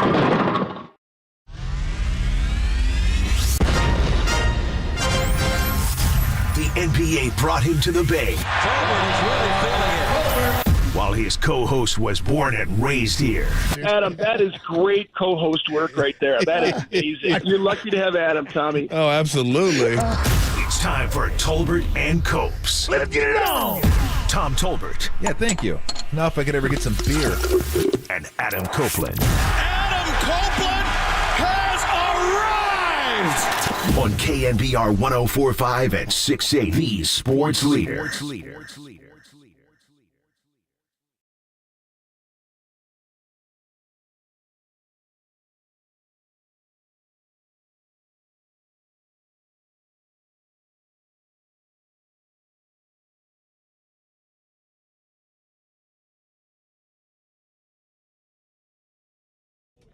How's it hanging? Shaking. Adam Copeland, Tom Tolbert along in just a couple of minutes here. Warriors in action tonight against the Bucks. We got plenty to get into as far as the Dubs are concerned after the have not seen our heroes since they last got blown out in Boston, in Beantown on Sunday. A 52-point blowout to cap a 3-1 road trip. We'll talk a whole bunch about that with Tom. What, Tim? I don't know what you're doing. I don't know what the international sign is for what you're doing back there. Hands above the table. On the show today, we'll be joined by former Golden State Warrior and noted Australian, Andrew Bogut. Angry, what's it called? Rogue Bogues? What they used to call him? The Angry Aussie. That's what they used to call him. I feel like anybody who yells in pro sports or shows any emotion, they just become the Angry Aussie. I think Grant Balfour was like that. And again, I've noted this before. Bad name for a pitcher, Balfour. Again, I like Josh Outman. Outman is a way better one. We will be joined by Andrew Bogut at 3:50. He'll check in with us. We'll talk a little bit about the Warriors' size, because much different looking Dubs team than when he played. Now, the Warriors had kind of run the league into a smaller league, right? They had sort of transitioned the league into a football, or they do that with football now. They call it basketball on grass, but really have gotten smaller, have gotten more agile. And then what sort of happened was players started coming to the league that were of enormous size, but had the guard-like ability. I mean, a guy like Anthony Davis with the Lakers, he was something like 6'1" or 6'2" when he was a freshman in high school, and then shot up to be damn near 7 feet before he goes to Kentucky. So he was playing like as a guard, had some point guard-like and wing-like skills before he becomes a center, and the league then transitioned to that skill set. Used to be that was kind of a freakish or unique thing to have. Now, it seems like the top players at that position, at whether you'd call it a power forward or a center or whatever, it's positionless basketball at this point. I mean, Jonathan Kuminga traditionally would be like a 2 or a 3. He runs the 4 for the Dubs. Back then it was like Danny Fortson. I mean, like, you put Kuminga against Fortson, you're like, those guys don't play the same position. But because of really the Warriors style of play a decade ago, or nearly a decade ago, the league transitioned to a smaller size, Andrew Bogut even transitioned into a different role and became a role player. Then they had that position. You had Kevon Looney playing it. Remember, Zaza would play the first 6 or 7 minutes of the game, and then again in the third quarter. So we'll get into plenty of this with Bogut, the transition of the size game, because really the best players or the MVP candidates each and every year now, you end up with a guy like Jokic, who's the best player in the world and really fits the mold, like body-wise and size-wise, of what a traditional center was. He doesn't even run the floor the way the modern center does, but he does things that make him unstoppable. His court vision, his touch. He's not a powerful player, but he's like agile. He's athletic with the most unathletic body. Then you've got a guy like Joel Embiid, who's a freak athlete, right? Looks like he can jump out of the gym. He can shoot from outside. He's 7 feet tall. He can pass. He does everything well. He's an MVP candidate each and every year. And then you have a guy like Davis, who we talked about, who can shoot from outside, can pick and pop, can run like a guard or a wing. Even Karl Anthony Towns. I mean, he was like a 7-footer. Victor Wembanyama comes in at like Yao Ming style size. I remember when Yao hit his first ever three-pointer in his career. I think he did it at Oracle. He did it against the Warriors. And he hits the three, and he put his arms out. I remember as he ran back down court, I was like, he's like a field goal post with the way his arms are standing out. So plenty to get to in terms of the size of the Warriors and their game today against the Milwaukee Bucks and Giannis Antetokounmpo, who's another one of those size guys. And then a really, really fun thing later today, we're going to catch up with former San Francisco Giant, current St. Louis Cardinal, Brandon Crawford. Brandon Crawford joins the show today at 4:50. Set your timers, set your alarms, set your watches, whatever you got to do. Be in the car, be by a phone, by a computer so you can stream us on twitch.tv/thesportsleader, YouTube, KNBR.com. Hell, open the KNBR app, download the app, all that good stuff, because Brandon Crawford, the greatest shortstop in Giants history, joins us at 4:50. We'll talk a little bit about his career in San Francisco, about the decision to sign with the Cardinals, if there were other offers out there, if there was ever a doubt that after he wasn't going to come back to the Giants, that he would not continue on with his career. Anyway, Brandon Crawford at 4:50 today will be a lot of fun. So we'll get into some basketball and then definitely some baseball in the career of Brandon Crawford. How we celebrate him, because it's a funky situation where he's going to be here early in the season. We'll talk about that. What's up, Tom? What up? I hear you breathing. I felt it on the back of my neck. Yeah, I was like, Did you really? No, I was like, there he is. What's up, bro? It's Darth Tom. Dark helmet. Dark. Yeah, there you go. Take it off so you can breathe. No, I'm good. Just trying to get this camera set up here, because everybody needs to see me, of course. Yeah, we got to see you. Yeah, because it's radio. You see what you're wearing. Yeah, absolutely. What are you wearing?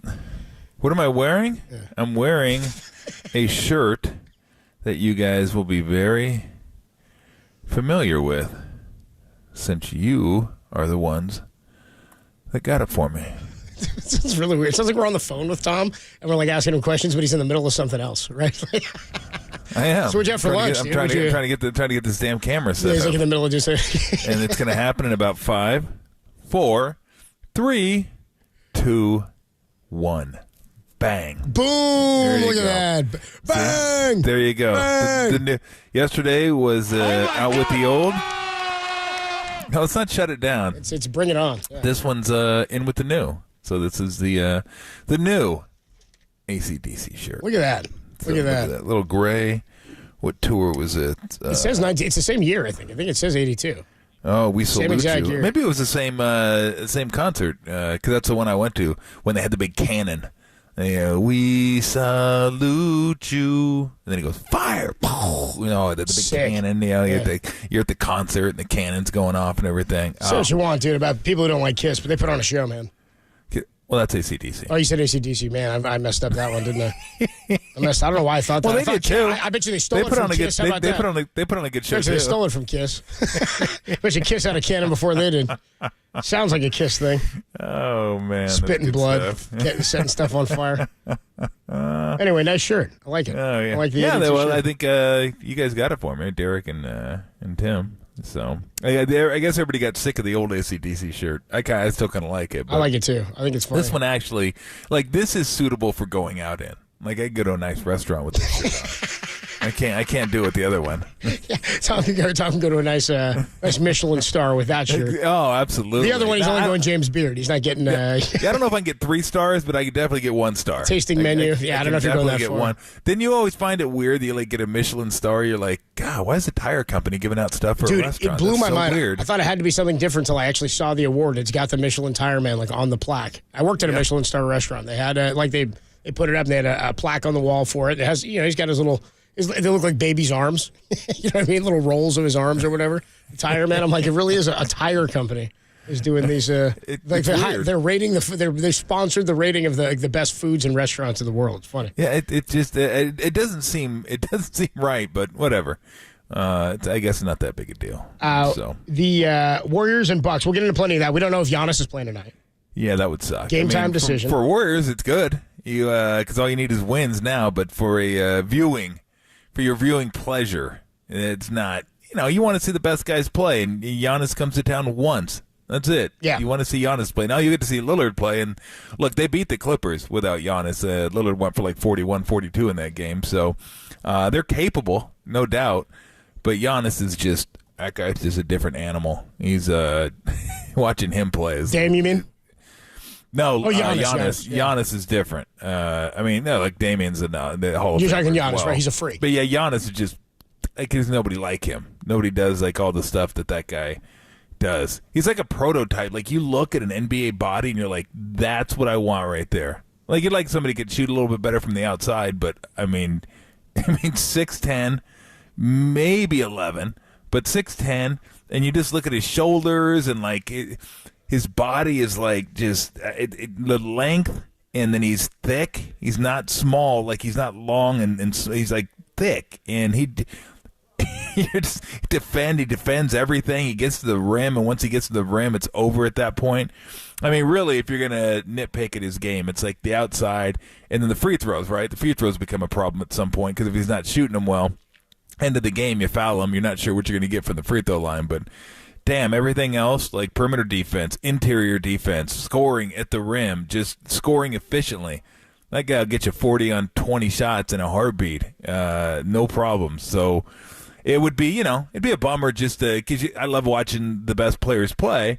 So it'd be a bummer to not have him play tonight. But definitely give the Warriors a better chance to win and wash the taste out of their mouth from Sunday and kind of get back on the winning side of the ledger. Kind of a bummer if you're a Warrior fan. The Suns pulled one out last night in Denver. That was a really fun game to watch too. So, anywho. So we'll get plenty into that. And we also, by the way, have another opportunity for you to win a couple of tickets to go to the Aftershock Festival. This festival looks cool. Again, Slayer, Slipknot, Iron Maiden, Motley Crue, Pantera, Judas Priest, Disturbed, Five Finger Death Punch, Mastodon, Flogging Molly, and many, many more. Check out the details, AftershockFestival.com. It's going down October 10th to the 13th at Discovery Park in Sacramento. Listen all day, 2 to 6, and we'll give away tomorrow and on Friday. When we give you the cue to call, be caller 10 to the studio, 415-896-KNBR, and you'll win. Tim, what's the cue to call for Wednesday? You'll take my life, but I'll take yours too. You fire musket, but I'll run you through. So when you're waiting for the next attack, you better stand, there's no turning back. When you hear that, be caller 10. Little trooper? Caller 10 to the studio, 415-896-KNBR, 415-896-KNBR. When you hear that between now and 6, and you will be the winner of a couple of tickets to go to the Aftershock Festival October 10th to the 13th, presented or furnished by Danny Wimmer Presents. Grab the official rules at knbr.com. Again, going down at Discovery Park in Sacramento. Yesterday, somebody on the text line said Aftershock damn near killed with shock. I was like, that's pretty good. That one got me. Tolbert and Copes with you. We were just talking Steph and Giannis. We may not see Giannis tonight. We could see Steph against Dame tonight. Are they the two best shooters in the NBA right now? We'll get deeper into how their careers have aligned and how Damian Lillard might have looked a little different in Warrior blue and gold. The best shooters in the NBA square off tonight. That's next on the Sports Leader. San Francisco, shout out to you for supporting KNBR, San Francisco's sports leader.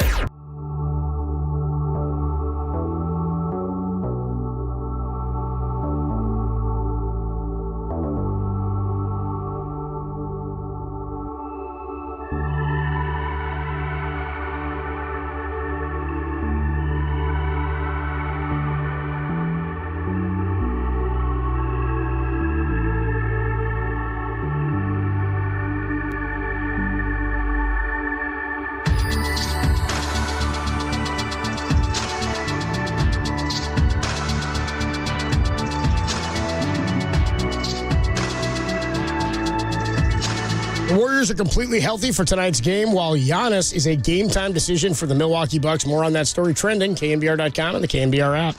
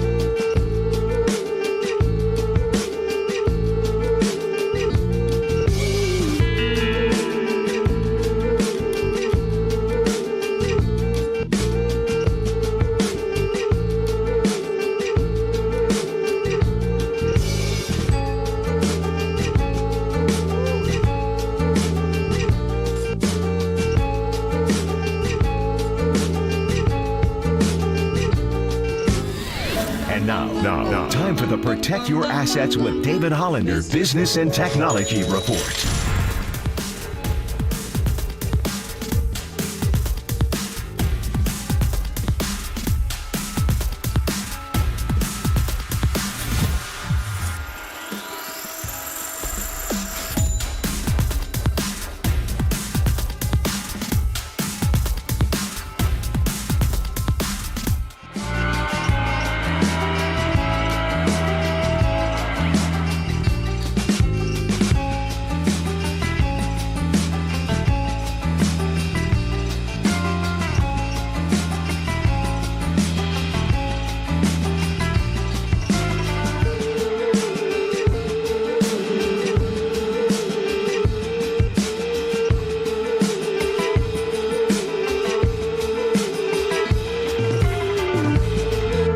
Catch KNBR at your crib on your Amazon Echo smart speaker. Now back to Tolbert and Copes on KNBR 104.5 and 680. The sports leader. They do have a timeout. Decide not to use it. Curry, way downtown. Bang! Bang! Oh, what a shot from Curry! With 0.6 of a second remaining. The brilliant shooting of Stephen Curry continues. Lillard, a chance to send the Thunder home. Lillard, long-range three, and it's good! At the buzzer! Damian Lillard! Are you kidding me? Couple of big shots from Steph and Dame Lillard. A couple of classic three-pointers there as they square off tonight at Oracle. Wow. How about that? A little blast in the past at Chase. Well, they're not going to be happy with me on that. The Bucks and the Warriors tonight. Giannis, a game-time decision, but the Warriors fully healthy and at full strength with their entire roster ready to go for this evening. Are these the two best shooters in the NBA, Tom? Well, I mean, it depends on what you mean by best shooters. I mean, Steph, yes.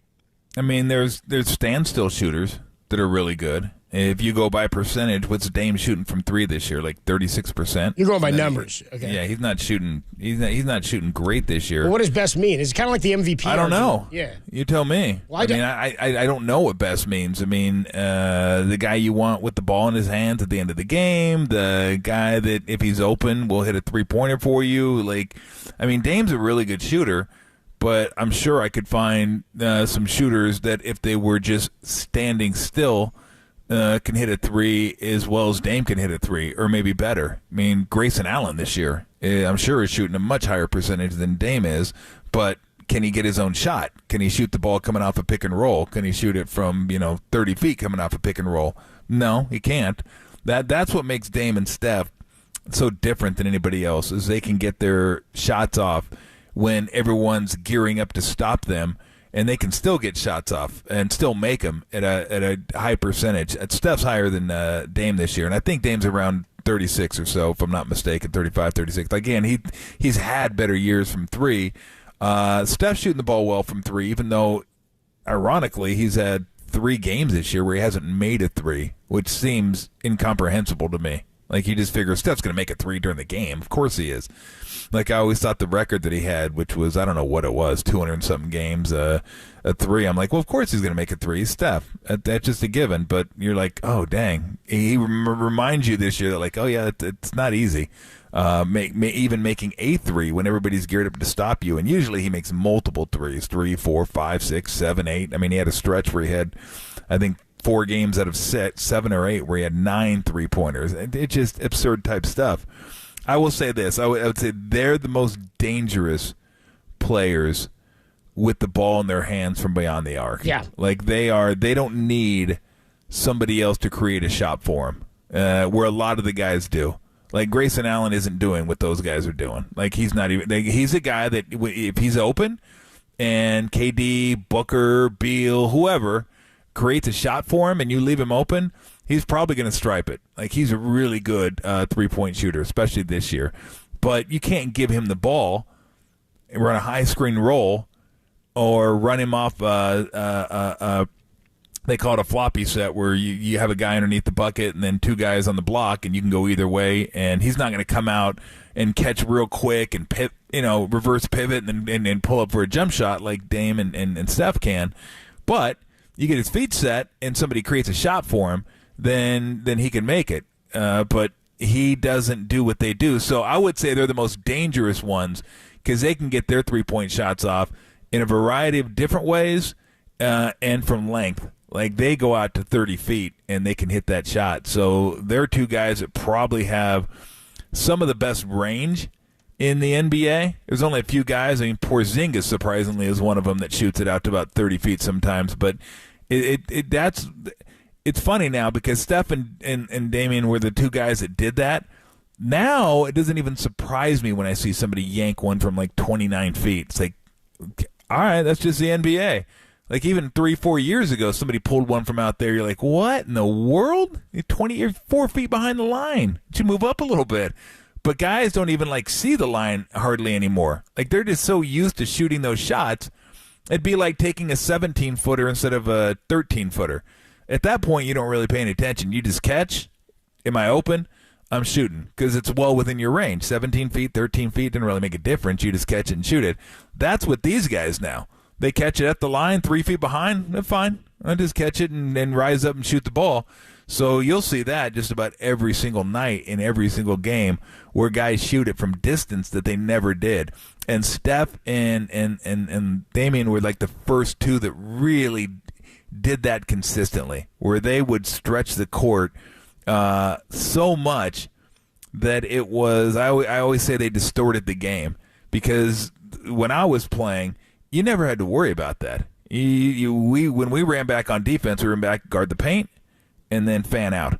Now you can't go to the paint. You got to fan out and have like one guy go to the paint so somebody doesn't get an easy layup, but you got to protect the three-point line. You have to. And now with these guys, you got to protect further out than you ever have before. And I always said that's part of what makes Steph as great as he is that he distorts the game so much, is that you got to move your defense out 30 feet now to guard him.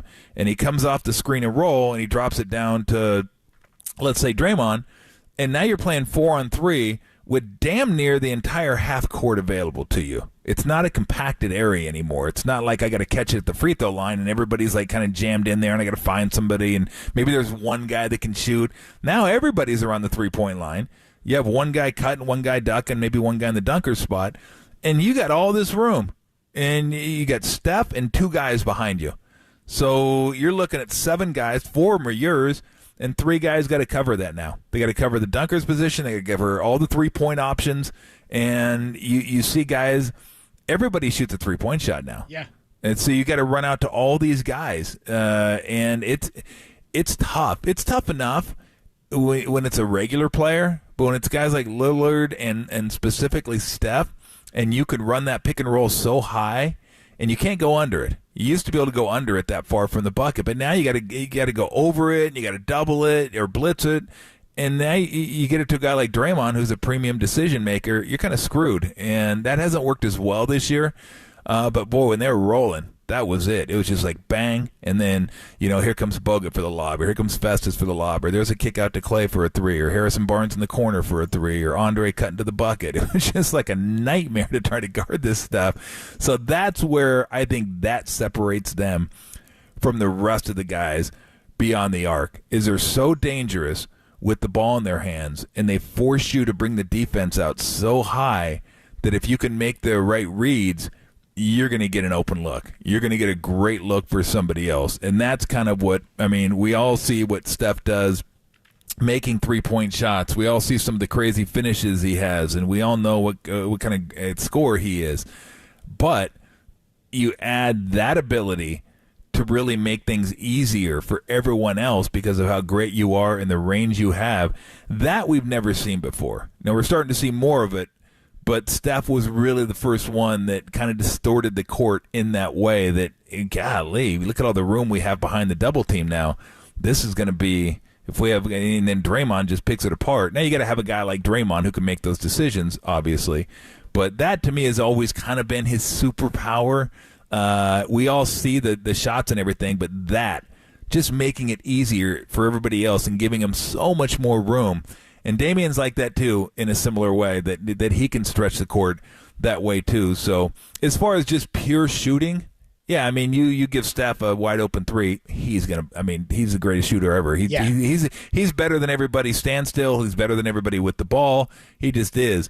Damian's, really good, but like I said, I could probably find guys that are just as good, if not better than him, if they could just stand there and shoot it, as good as him. And there's just a lot – because that's the NBA now.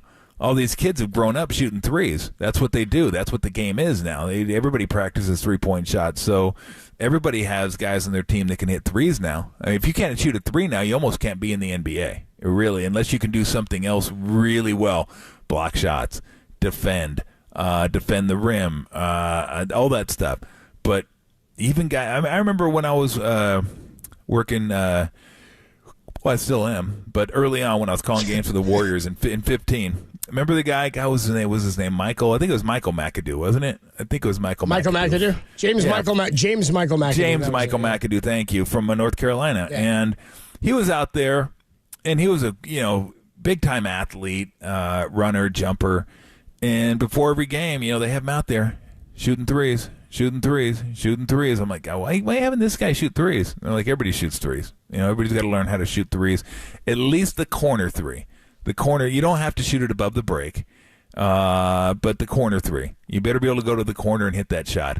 And it's just wild that, that's every player works on that now. Even guys you don't think work on it, they work on it. Because the more guys you have shooting threes, the harder it is to cover the entire court. And Steph takes advantage of that more than anybody because of his accuracy and his range. I mean, he's just different. That's why he's so much fun to watch, because he's just different than most. Yeah, I'd still say he's the best, and I'd say Dame is right there, and they're definitely, to your point, the most feared. And they go head-to-head tonight. We still don't know yet if Giannis is going to play. The question, with the Warriors being back at full strength for the first time since November, how much better could they have been, and how much better will they be now that everybody's healthy? Not tons of time. If no Giannis tonight, beneficial for the Warriors, but it might not tell you much about their ability. Back at full strength for the first time since November. That's next on the Sports Leader.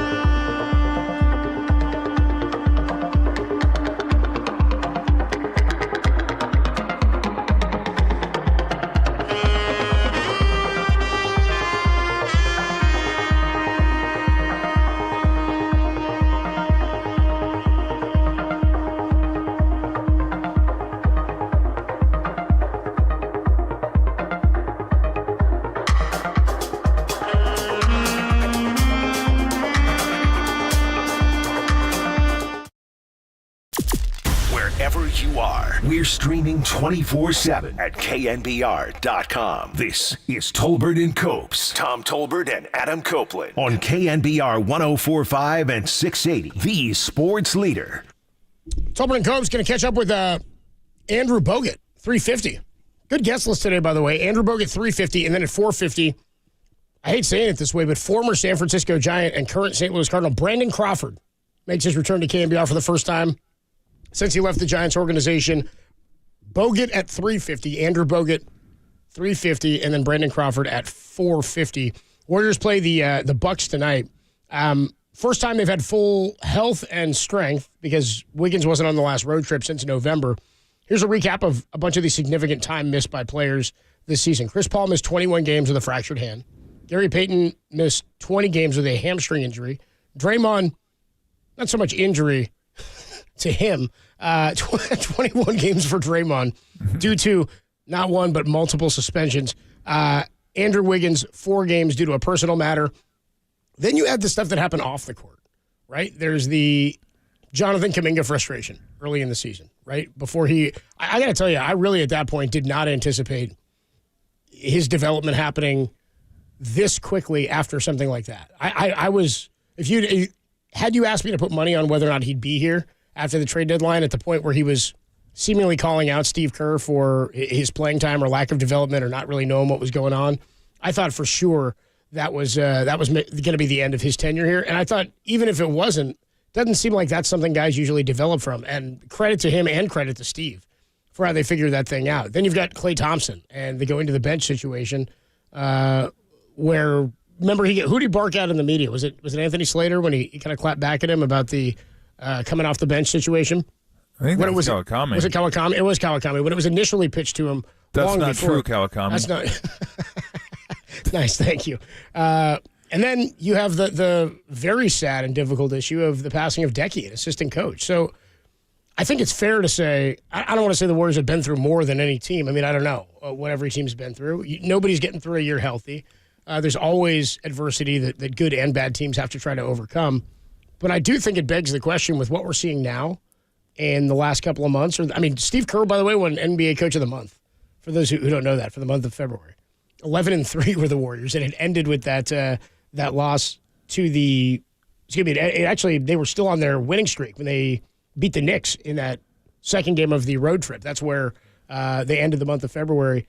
And he wins Coach of the Month. You get a ribbon for that? He gets a ribbon. But I'm just saying, Nice. it's funny. It put it in perspective for how the last month has gone relative to that game on Sunday, where it really is not indicative of how this team's played. How much better or how much higher do you think their ceiling would have been? And I don't want to say had they not been through this stuff, but there's a lot that's gone on this year for this team, and I just wonder where it can go at full strength at this point. And by the way, if you're making $17.5 million a year, you better win a couple Coach of the Month awards, okay? It's his first since signing the deal. I'm going to tell him he one for one, by the way, since he signed the deal. He owes them Yeah. if he doesn't get a couple of those. Coach of the year, I don't know. months. Right. Yeah, I don't know. I could go a lot of different ways with that. I could say they'd be better. Their record would be better. They'd be in better position to do something in the playoffs. I could also say that it might not have resulted in the insertion of Podziemski in the starting lineup. That's fair. Or Kuminga getting the role that he's earned.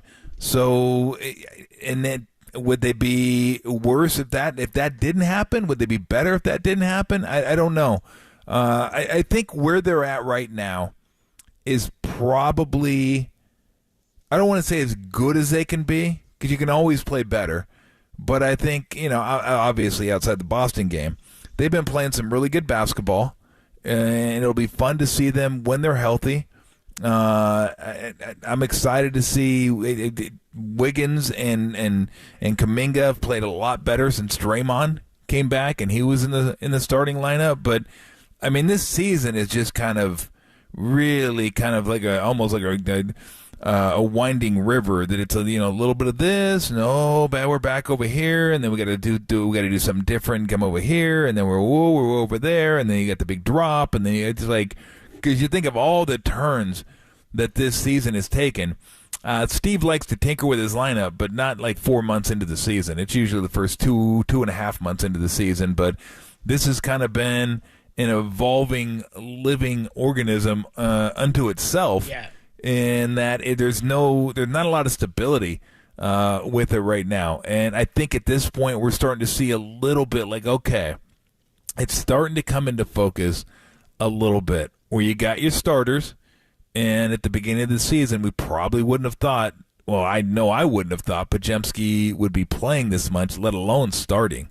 Kuminga, maybe you could forecast that one, but he was on the bench. Hell, he was going to be on the bench for a while after that Kings game in Sacramento where he didn't play well at all, and then Wiggins slams his finger in a door. And Steve really had no other choice but to play Kuminga, and at that point he kind of started figuring it out, and now he's a key contributor on this team. And, Chris Paul coming off the bench, Klay Thompson coming off the bench, TJD having an impact on some of the games that he's had. Who would have thought that he'd have a bigger impact in some of these games that Looney would be having? I mean, Looney really hasn't had much of an impact this year for this team. So Quinones, nobody would have ever thought he'd be playing at all.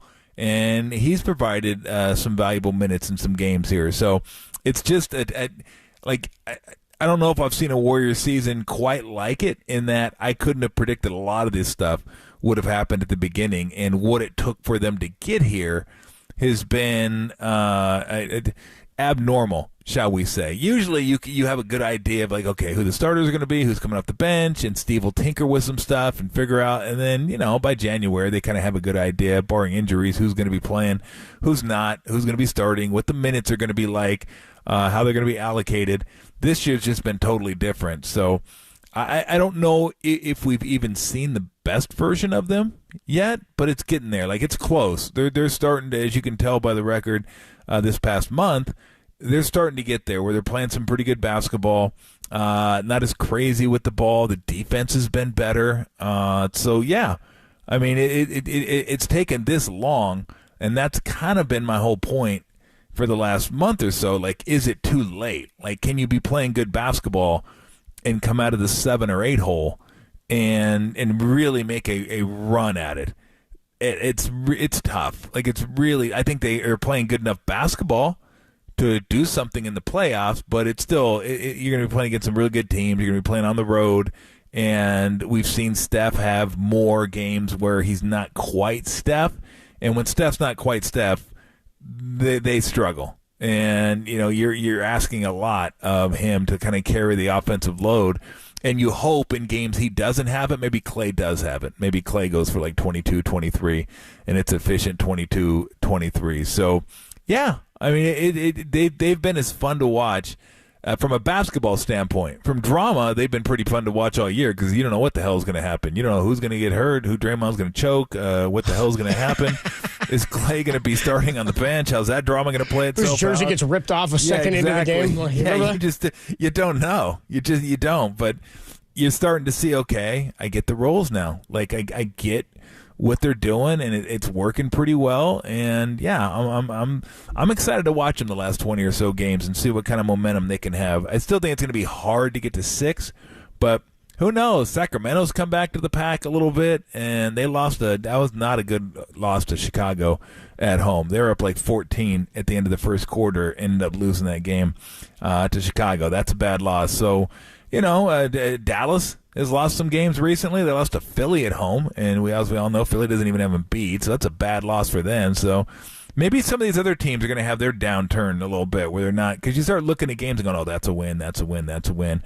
That's the worst thing you can do in sports, start assigning wins and losses to teams, because it usually doesn't play out that way. So I am excited for the last 20 games of the season to see how this thing plays out. 808 KNBR is the number to call, 415-808-5627. I want to get your thoughts on this. Do you think the Warriors can improve now that they're at full strength, or have we seen their ceiling this season? I can also ask you, Tom, how big of an impact is both on court and off court? How much better do you think or how much of an impact, I should say, did that have on their success? Because to your point, they developed, this might be their most potent development single season under Steve Kerr. I'd have to think back year to year, but again, it's the first time they've really had to transition and rely on those young guys. And you mentioned Podziemski, Face Jackson Davis, even Kuminga making the big jump. I still think Kuminga's is maybe of them all the most alarming based on what was happening in season this year. But how big of an impact, as a player, off-court stuff affects everybody outside of work, right? But in terms of the team impact or the team success, they were able to weather the storm. I think a lot of credit needs to be given, but how great of an impact is that stuff? Well, you look at it and you say, okay, why didn't he? Because I know that was a lot of fans would say, he doesn't know how to develop young guys. He should play the young guys more. And I always told them that with the Warriors, development came what's the word I'm looking for? It definitely came behind winning, but there was like a massive gap there. Like it wasn't the priority. Yeah, it wasn't like, okay, let's win, but let's also develop. It was winning and then kind of chasm and then developing because they wanted to win. They had a chance to win championships. You can't say they're wasting Steph's years and then say, oh, we got to develop the young guys. I mean, either you're going to try to maximize Steph and the greatness that he is and try to win. And if you're going to win, you're going to play guys that know how to win. And a lot of the young guys don't know how to win. They don't know what it takes to win. They don't know what winning basketball plays are at that point. So they prioritized winning, which they absolutely should have, and I absolutely agree with. And if the young guys are ready and they can find their way into the lineup, great. If not, then you know what? You wait till next year to develop them. This year is interesting because Podziemski probably wouldn't have gotten the minutes he got if Clay hadn't been playing the way Clay was playing. If Clay played the way he thinks he can play, and he did it consistently, he'd still be starting. Podziemski would be coming off the bench, and Podziemski was going to get minutes just because of the way he plays. Steve values the fact he knows how to play basketball. He just has a good basketball sense about him. So Clay wasn't playing great. And then, the last game, I forget who it was, who was that against where he fouled at the end of the game? And Clippers, I think it was. And it was just like, I think Steven, like, okay, it's time for a change at this point. So put Podziemski in the starting lineup. And Podziemski earned it through a few minutes here, a few minutes there. And every time he was on the court, Steve liked what he saw from him, so he gave him a little bit more and then thought, okay, it's time to start. And really what happened with Kuminga was not only the Wiggins injury where he kind of figured it out, but it was also Looney not being as effective as he could be. And I know people are saying, well, he doesn't play Looney's position. Yes, but Draymond does. So Draymond took over at 5. Now you need a 4. And that's where Kuminga slots in. He played 4. And then it took a while because him and Wiggins weren't playing well together until Draymond got back. When Draymond got back, he kind of sorted everything and organized everything out. So, it's if Looney had been playing the way that Looney normally plays and Clay had been playing the way Clay normally plays, yeah, these guys would still get some minutes, but we wouldn't be looking at them like we are now, like, wow. They did a great job with developing these guys. Look where they're at now. The circumstances dictate that a couple of the guys you expected were going to start aren't starting now because they just weren't playing as well as they normally play. So, I know it's great, and this is what every team would like to do is win and develop. You hear that. I mean, that's just like, yeah, okay, I know. Right. Everybody wants to do it, but it's really hard to do it. Because if you're winning and you have veterans on your team, those are the guys that are going to play because you want to win. And I know people love to see the young guys. Hell, I love to see the young guys. I was stoked last year when all the guys came up for the Giants. It was like fun. Like every other day, somebody new was playing. It's like, oh, cool. It'd be fun to watch a new guy play. It wasn't your team, so. And see and see what he could do. But, if you're winning, you don't want to see those guys. You want to see the guys that are helping you win. Right. So again, it's really hard to win and develop. And when you're a team like the Warriors and you want to win championships, every game is let's try to win this game. And what's our best path to winning that game? It's not, well, yeah, we'd like to win, but let's make sure we develop these guys along the way in the process. No, it's if they're ready for it and they've earned it and you think they can help you win, then you play them. If you don't think they can help you win, well, then you don't play them. And this year, Steve, through their play and maybe lack of production from a couple guys, put him in there, and they delivered. And there you go. There's winning and developing because they're developing those two guys, and they're also winning. But may I remind everybody, they're like still in like 7th place or 8th place or 9th place, whatever they are. I think 9th maybe at this point. So it's not like they're winning like at a massive clip where they're like a number 1 or number 2 seed and developing. they're developing and winning. And again, it's kind of all coming They've needed together. it. They've had it's been development by they've had to because they didn't have the players. We talked about it. Steve was saying it to us earlier this year. He's like, well, they have to play. They're going to have to perform if we're going to win because they didn't have other guys out there. 808 KNBR is the number to call and the number to text 415-808-5627. Danny is in Tracy. Danny, what do you think? Can this team hit a higher ceiling, or have we seen their best year on KNBR? Hey, what's up, guys? I honestly think that I've seen enough. I think with all the drama and all the injuries and stuff going around with the team, I think we drew the last straw, and it's been a good little run, and it's, possibly if we do make it to the playoffs, like Tom says, it's going to be very tough because there's a lot of young, hungry teams, probably that haven't achieved much, but they're much quicker, and I think that's the lack that we got. We don't got the speed to go against these younger teams right now. So I appreciate it, guys. Have a blessed day. You too, Danny. Appreciate the call, man. We'll put that back out to the callers, too. Do you agree? I mean, he's saying, I've seen it. He said, by the way, I like him. Nice little run. I was like, that's 4 championships, dude. And a couple other finals appearances. Yeah. It was a cute little run the Dubs had over that decade. That's cute. Well done. Over that decade. Patriots, too. That was cute of you guys. Pat him on the head. Tolbert and Copes with you on a Wednesday afternoon. But Andrew Bogut is going to join us from Australia at 3:50, and we'll catch up with former Giant Brandon Crawford at 4:50. We'll talk to you next at 808. Give me a call right now. KNBR. Do you think the Warriors can improve now that they're at full strength, or have we seen them at their ceiling this year? Do you agree with that last caller, Danny? Have you seen enough? Tolbert and Copes, the sports leader. That's not true, Kawakami.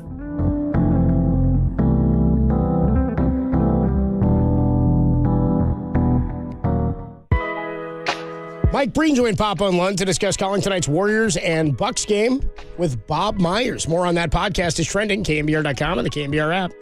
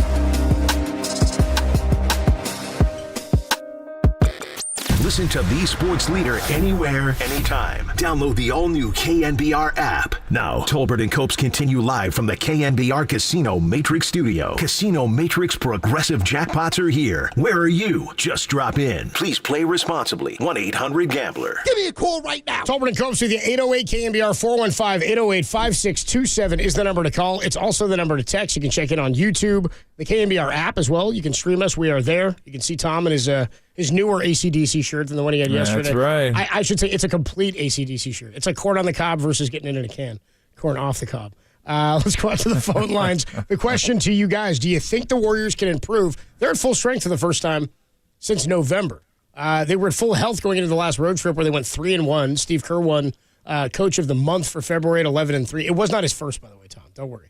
Okay. It wasn't his first. And I don't think that's going to go on his basketball reference page.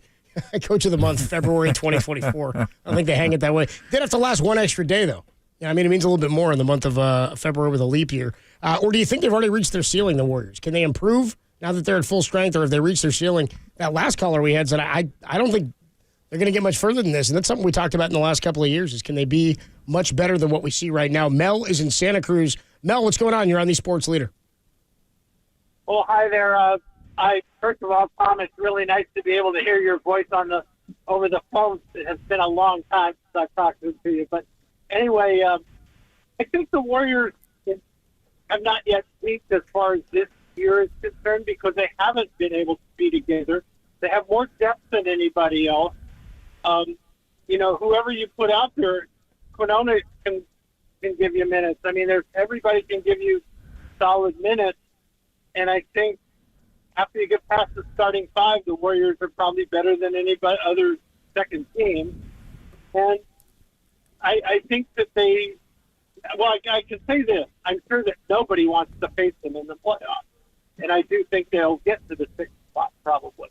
Because I think absent this last game, they've been playing very well. They lost a lot of close games, and now they're finishing those games. And that's the big difference. I'm with you, Mel. Thanks for the call, man. We really do appreciate it.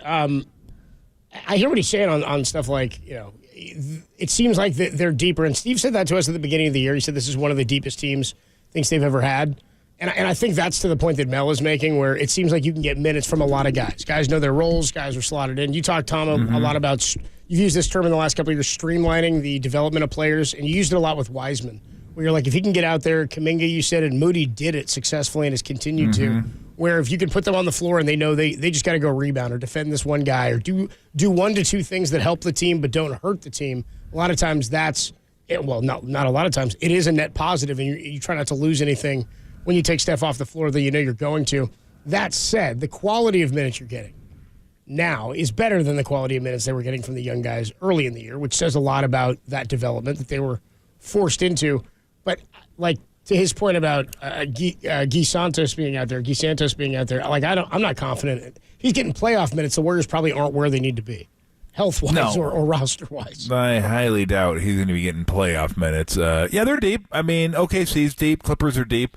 I mean, obviously, it's going to depend on Westbrook, whether he's coming back or not. But, yeah, I don't worry about their depth, and I don't really even worry about depth in the playoffs anyways, because depth in the playoffs is like having a fifth starter in baseball. You don't use them. The depth isn't going to be as impactful as it will be during the regular season because starters are going to play a few more minutes, and the bench guys, the main guys, will play a few more minutes, and then your 9, 10, 11, 12, those guys will either hardly play or not play. So to me, the playoffs are usually about your big guys, your big guns, and how they can play. So no, but I want to see how they're gonna. I wouldn't want to play them. I wouldn't want to play them or the Lakers. If you're a 1 or 2 seed and those are the teams you have to play, that's no fun. I'd rather be in the East, play that crap in the 7 or 8 spot. You're like, that's like a free roll right there. Play that crap. Yeah. You're like, we're good. We're going to the second round. It wouldn't shock me at all. Like, and you never used to see this. Wouldn't shock me at all if a 7 or an 8 seed beat a 1 or 2 this year. It wouldn't, because of the teams you're going to be playing. You can't tell me that the Lakers can't upset somebody in the first round. The Warriors can't upset somebody. The Kings can't do it. The Mavericks can't do it. Based on the youth at the top of the table on the Western Conference side, we were saying this last week, it seems more likely like that would happen. Like you've got, if Anthony Edwards doesn't oversleep his alarm for Game 2 of the that would hurt them the for Western one. Conference That semis. hurt them. Yeah. So I mean, though, is like you've got teams and players that I do think these are teams that are stable and are going to be a threat as long as they stay together for a handful of years. And I think the old Oklahoma City Thunder with the trio of Westbrook, Harden, and Durant, if you've got three guys who kind of want to be there, a lot of times it seems like in the modern game, teams are more wary about breaking that up. Not with superstars, but when you have those three guys, you've seen what happens when you keep it together. With Steph, Clay, and Draymond, you see what happens when you break it apart with the OKC Thunder. So if you have guys like that, like OKC does and like Minnesota does right now, I do think they're going to try to keep them together. I also think they're going to need this growing pains. OKC hasn't been to a run yet. Last year they just missed the play-in tournament, and they were kind of on their way. They were sort of an exciting and intriguing team, but I think we said this last season with the playoffs, it's become more like baseball with the variance in the Western Conference especially, because you're right, there's a lot of crap in the Eastern Conference. The potent conference is the West, but it used to be it was all dominant, a bunch of teams that were good. You still have some iffy ones at the bottom that just got in. But the way it is now, nothing would surprise me in the Western Conference, unless maybe Denver went out in the first round. That's probably about it. I mean, look, Eastern Conference, there's only one. Now, I will say this. I wouldn't want to play Indiana in the first round. I don't think that'd be a whole lot of fun, although I don't know that they're defensively good enough to beat one of the top two teams. I would not want to play Philly if Embiid just rolls back in. Like, that would be no fun. That would be like, oh, we're a 2 seed, we got to deal with this dude? You kidding me? But, I mean, the Bulls, the Hawks, please. I mean, if either of those two teams make it, then that's a walkthrough. That's an absolute walkthrough. But if Philly doesn't have Embiid, I won't say a walkthrough, but that's a win. That might even be like a gentleman's sweep. And then Indiana, again, Indiana's fine. They just kicked the crap out of Dallas in Dallas. So that was another not great loss for Dallas at home. But Boston and Milwaukee or Boston and Cleveland are not losing to those two teams. I wouldn't fear those two teams if I was one of the top two teams in the East. Philly with Embiid, yeah, that would suck. We get all year. Here we go, and we got to face Embiid in the first round because Embiid. When Philly had Embiid, they were one of the top 2-3 teams in the East, and if he jumps back into the lineup, then you got a world of problems at that point. But any of the four teams in the West. Any of the four teams. I don't even know who it is right now. It keeps changing. Kings, Mavericks, Lakers, Warriors. Hey, pick two. I don't want to play those two teams if I'm on the top. I don't. So, hey, look, you might actually want to be if you're in the play-in, you might not get to the big party. You may just stay in the garage. You may not be invited into the house. So that would suck. But if you do make it, it's almost better than finishing sixth if the Nuggets finish third. I don't want to take on the Nuggets in the first round. I'd rather take on the T-Wolves or the Thunder. I don't want Nuggets. No thanks. So let me ask you that, because somebody on the Golden State Lumber and Building Materials text line here, 209 checks in and says, you guys keep saying that they can they win 3 series in the playoffs? The Warriors, can they win 3 series? Yes. But somebody has to. To their point, there's so much jumbled up in the West, but only the Nuggets look proven. How many teams in the West do you think of the Warriors would you feel pretty confident in or an upset confident in? Because right now, Denver is. Well, I'm saying that because they got to do 3 on the road. I'm not saying. I understand how the playoffs work. I understand that you got to win 3 series to get to the finals. I mean, it always works that way. And if you get to the finals, by definition, you've won 3 playoff series. But if you're a 1 or a 2 seed, it becomes easier because you get a couple, if not all 3, with home court advantage. That is beneficial, absolutely. But yes, I understand what you're saying. Is Denver they'd have a real hard time with. But I think anybody's going to have a real hard time with Denver. The Thunder, T-Wolves, they'll have a hard time with them too. But we've been talking about it. The T-Wolves haven't been through the grind. The Thunder haven't been through the grind. Clippers, Kawhi has been through the grind, and Paul George has been in the playoffs for years and years and years, and Westbrook has been through it and all that, and Harden has been through it all the way to the Western Conference Finals, not all the way to the finals. So, that's a team that you look at and go, okay, they're seasoned enough. You can't look at them and go, oh, they've never really been through this. They have been through this. But the T-Wolves and the Thunder haven't. So, this will be Anthony Edwards. If they go in as the number 1 seed, be Anthony Edwards, first time making the playoffs with expectations. Karl Anthony Towns, first time making the playoffs with expectations. I think Rudy Gobert, they might have had a run in Utah at one point, but I don't even remember that. I can't even say that. Conley's probably been through the grind a little bit. Yeah, he has. So, it's not like you look at the team and go, well, the whole team's never been there. But, like, the main guys on that team haven't been there. And then you look at OKC, Shai Gilgeous-Alexander has been in a playoff series. He played some games when he was really young with the Clippers. He played 2 series, I want to say, yeah. Yeah, then a play-in game when Chris Paul was there. I think he was there at that point. But you look at the rest of the team. Now that is a team that you look at and go, and a coach that, like, these guys, this is going to be all new. Because not only are they going to make the playoffs, they're going to make the playoffs with expectations. If they were a 7th seed, then you just go in, let it rip. Nobody's expecting to win. Fine. But when you're the 2 seed or 3 or 1, and they're going to be one of those. 4 is about as low as they'll go. They're going to have home court in the first round. They're going to be expected to win that. Like, their fans are going to be expecting them to win that. Media is going to be expecting them to win that. They're going to be expecting to win that. And they're going to face a team, quite possibly, that has won championships or has, if the Lakers, you have a player that's one of the greatest of all time, and you got to go against that team. So that's why it's really interesting, because it's not a 1, 2, 3 seed like the East, where it's Boston, been there, done that. The only thing they haven't done is won the championship. Milwaukee, been there, done that. They've won the championship, although Lillard wasn't on that team. But, those are teams that have been through the grind. So if they're going to take on some teams that even have a remote chance of beating them, they understand what this whole thing's all about. These guys don't. They don't. And it's going to be fascinating. Like in the Western Conference, I don't know that there's a playoff series I'm not going to want to watch. I'm going to want to watch every single game of the Western Conference. It's like every playoffs. year it feels that way. Yeah, the East, you're like, okay, maybe I'll watch a little bit of that. Maybe I'll watch a little bit of this. And maybe I'll pick and choose. Do I need to watch Boston and, Boston Indy would be fun because it'd be like 140 to 130 every single game to be flying them down the court. But these are intriguing from really good basketball standpoint, and then just a drama standpoint. Like, how are these young teams going to do against these veteran teams? So I'm looking forward to the Western Conference playoffs. They're going to be a blast. Do you feel confident is maybe not the right word? I feel more confident in the Warriors' chances of winning a series against OKC or Minnesota. Even though they didn't beat OKC at all this year, I feel like they're a different team that's figured out roles better than – how long's it been? They played OKC 4 times early, it feels like.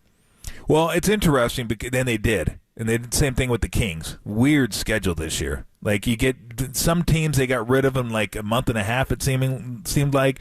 And then the Lakers, they didn't play for like 2 months. And they're just starting to play the Lakers now. I think they got 2 more times with the Lakers. It's a weird schedule. But, yeah, look, you look at the Thunder, and they haven't beaten the Thunder. Well, they beat them once on the Steph layup. And they've all been close. So even though the Thunder won the season series, you don't look at that and go, boy, they can't beat the Thunder. No. You think, yeah, they could beat the Thunder. They absolutely could beat the Thunder. It'd be tough, but they could absolutely beat them. Be a fun series. They should have beat them twice. They didn't beat them. You could easily make that case. And then you look at the Nuggets and go, ooh. Like, they haven't been, they've been kind of close, but like when the Nuggets like dug in, they were like too much for the Warriors. They were too much. Now, the Warriors weren't healthy in all those games either. The one thing I still stands out to me, it's just such a shocking number, is that in the 4 games they played the Warriors this year, Steph is a minus 59 in those 4 games. A minus 59. 59. Let me repeat, Tim. 59. 5'9". That's shocking. You're talking one of the best to ever do it, and he's like a minus 59 against that team. So whatever they're doing, they defend him well. I think KCP and Gordon do a great job on him, and they just have a huge problem with them because they don't have anybody for Jokic. Not that anybody does, but other teams may have some bigger players, and they just don't. They don't have anybody for him, and it's just a really, really tough matchup for them. So, like, if they were to play Denver in the first round, I wouldn't be all that optimistic. If they play OKC in the first round, yeah, I think they got a good chance at that. I'd love to see what the number for that series is going to be. Like, I can't imagine OKC is going to be any more than like minus 140 or something, like minus 130. Give them 10, 15 cents for home court. That's about it, though. I get Warriors at plus money on a series price. You might do it. You might do probably small plus, but I think you would. I think I have to take it for good reason. Yeah, I wouldn't say no to that. Warriors right now, by the way, you said you thought 9th. They're in 10th. They are one. Yeah, like percentage points. They're half in game. Well, they're 32-28, but the Lakers are 34-29. Okay. So they've played 3 more games. Warriors have 1 less loss and 2 fewer wins, but they can still catch the Lakers. It's a half game back of LA, and then Denver's a half game back in the Mavericks, who are 34-28. So they're 1 up in the loss column. Sacramento, as you mentioned, 34-26. They're in 7th. So the Warriors, I think 7 would be ideal. That would put you against OKC, but OKC is still in the mix for the 1 seed. They're a half game back of Minnesota, up at the top of the Western Conference. We'll talk more about this with Andrew Bogut at 3:50. We'll get into some baseball later with former Giant Brandon Crawford, who's going to stop by at 4:50. Bogut 3:50 and Crawford at 4:50. When we come on back, you know who else is coming home tonight? Bob Myers. How about that? Bobby Myers coming back on the call for tonight's game. Will he be unbiased? That's next on the Sports Leader. Vallejo, shout out to you for supporting KNBR. Vallejo's Sports Leader.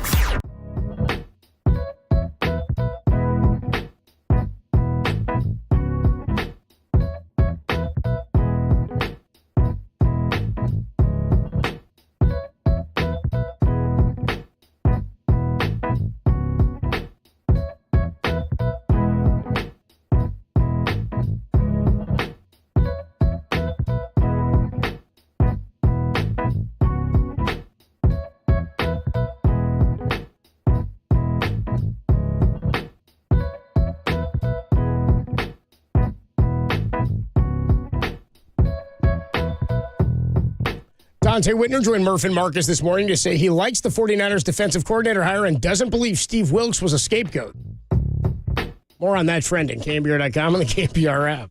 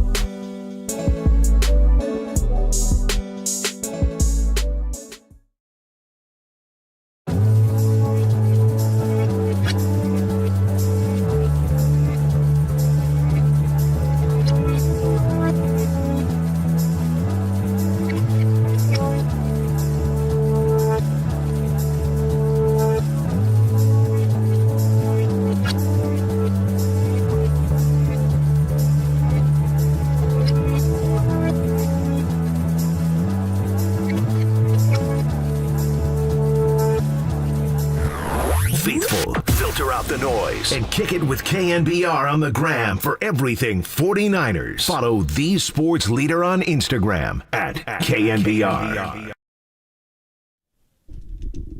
Tolbert comes back with you on a Wednesday afternoon. Quick check of the Golden State Lumber and Building Materials text line 408 on that caller. Said, yeah, Warriors had a nice little run, but I think I've seen enough. Usually a nice little run is something like the Giants had in August of 2019, where it was like, gosh, should they trade Bumgarner or not? So, I'd say this was more of a dynastic run. 707 checks in and says, I realize that it was a different team and circumstance, but let's not forget that the last championship was not a dominating regular season either. Neither was last year, and they won a playoff series. I heard earlier that the Warriors' current odds are 40-1 to win it all. I haven't looked at the championship odds, but does that seem right, Tom? 40-1? Yeah, that sounds about right. Is it crazy to think that this team, when fully healthy, can make a run? I don't think it's crazy because of what we just talked about with the structure of the Western Conference. But he says, I'm not saying I'm confident, but if it were 15-1 odds, I'd probably pass. But at 40-1, I'd say that's worth $100. That's not bad from the 707. I don't. Your logic is not flawed at 40-1. I'm not hating that. Bob Myers comes back. Bob Myers is an emotional guy, just in general. I think he kind of wears his emotions on his sleeve. And I think that's something that makes him a little bit different. Not a little bit different, a lot different than general managers. Usually, when you see emotion from coaches and general managers, it's anger or frustration or annoyance or being perturbed or boisterous back at the media, something like that. But Bob Myers, like I sort of thought they were crocodile-like. I don't know, but he was very emotional at the Kevin Durant injury when he re-injured himself. He did feel blame for that. Whether he actually he was upset, he was emotional about it. He's shown that emotion before, and guys love him. Fans have loved Bob Myers. Besides, he's going to be back tonight with Mike Breen on ESPN for the call for tonight's game for the first time at Chase Center. How do you think he'll handle coming back tonight and being? Is he there to be objective? Will he be objective? It seems almost impossible. No, I think he can. To an extent, yeah. He may have called a Warrior game before this, just not here.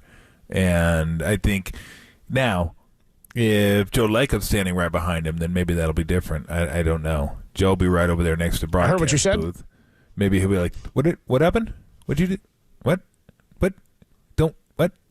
No, he'll be fine. He'll be fine. You left me high and dry. I never found that all that difficult to switch from home team announcer to national announcer. I don't care what the rules are.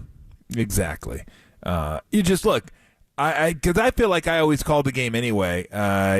Almost, I won't say down the middle, but I just look at the game when I'm calling the game. For the Warriors, it's like I look at the game through the prism of a Warrior fan and what Warriors fans see and what I see.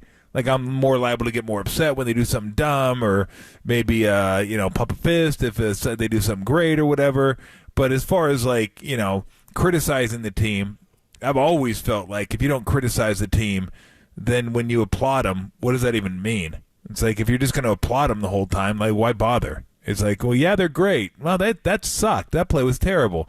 Like, I said, you should see me up in the booth. I throw my pen all the time. Like, what the hell are we doing out there? Like, are you kidding me with that pass? Like, what in the world's happening? So, for me, it's always, but that's through the lens of somebody who, like to see the Warriors do well.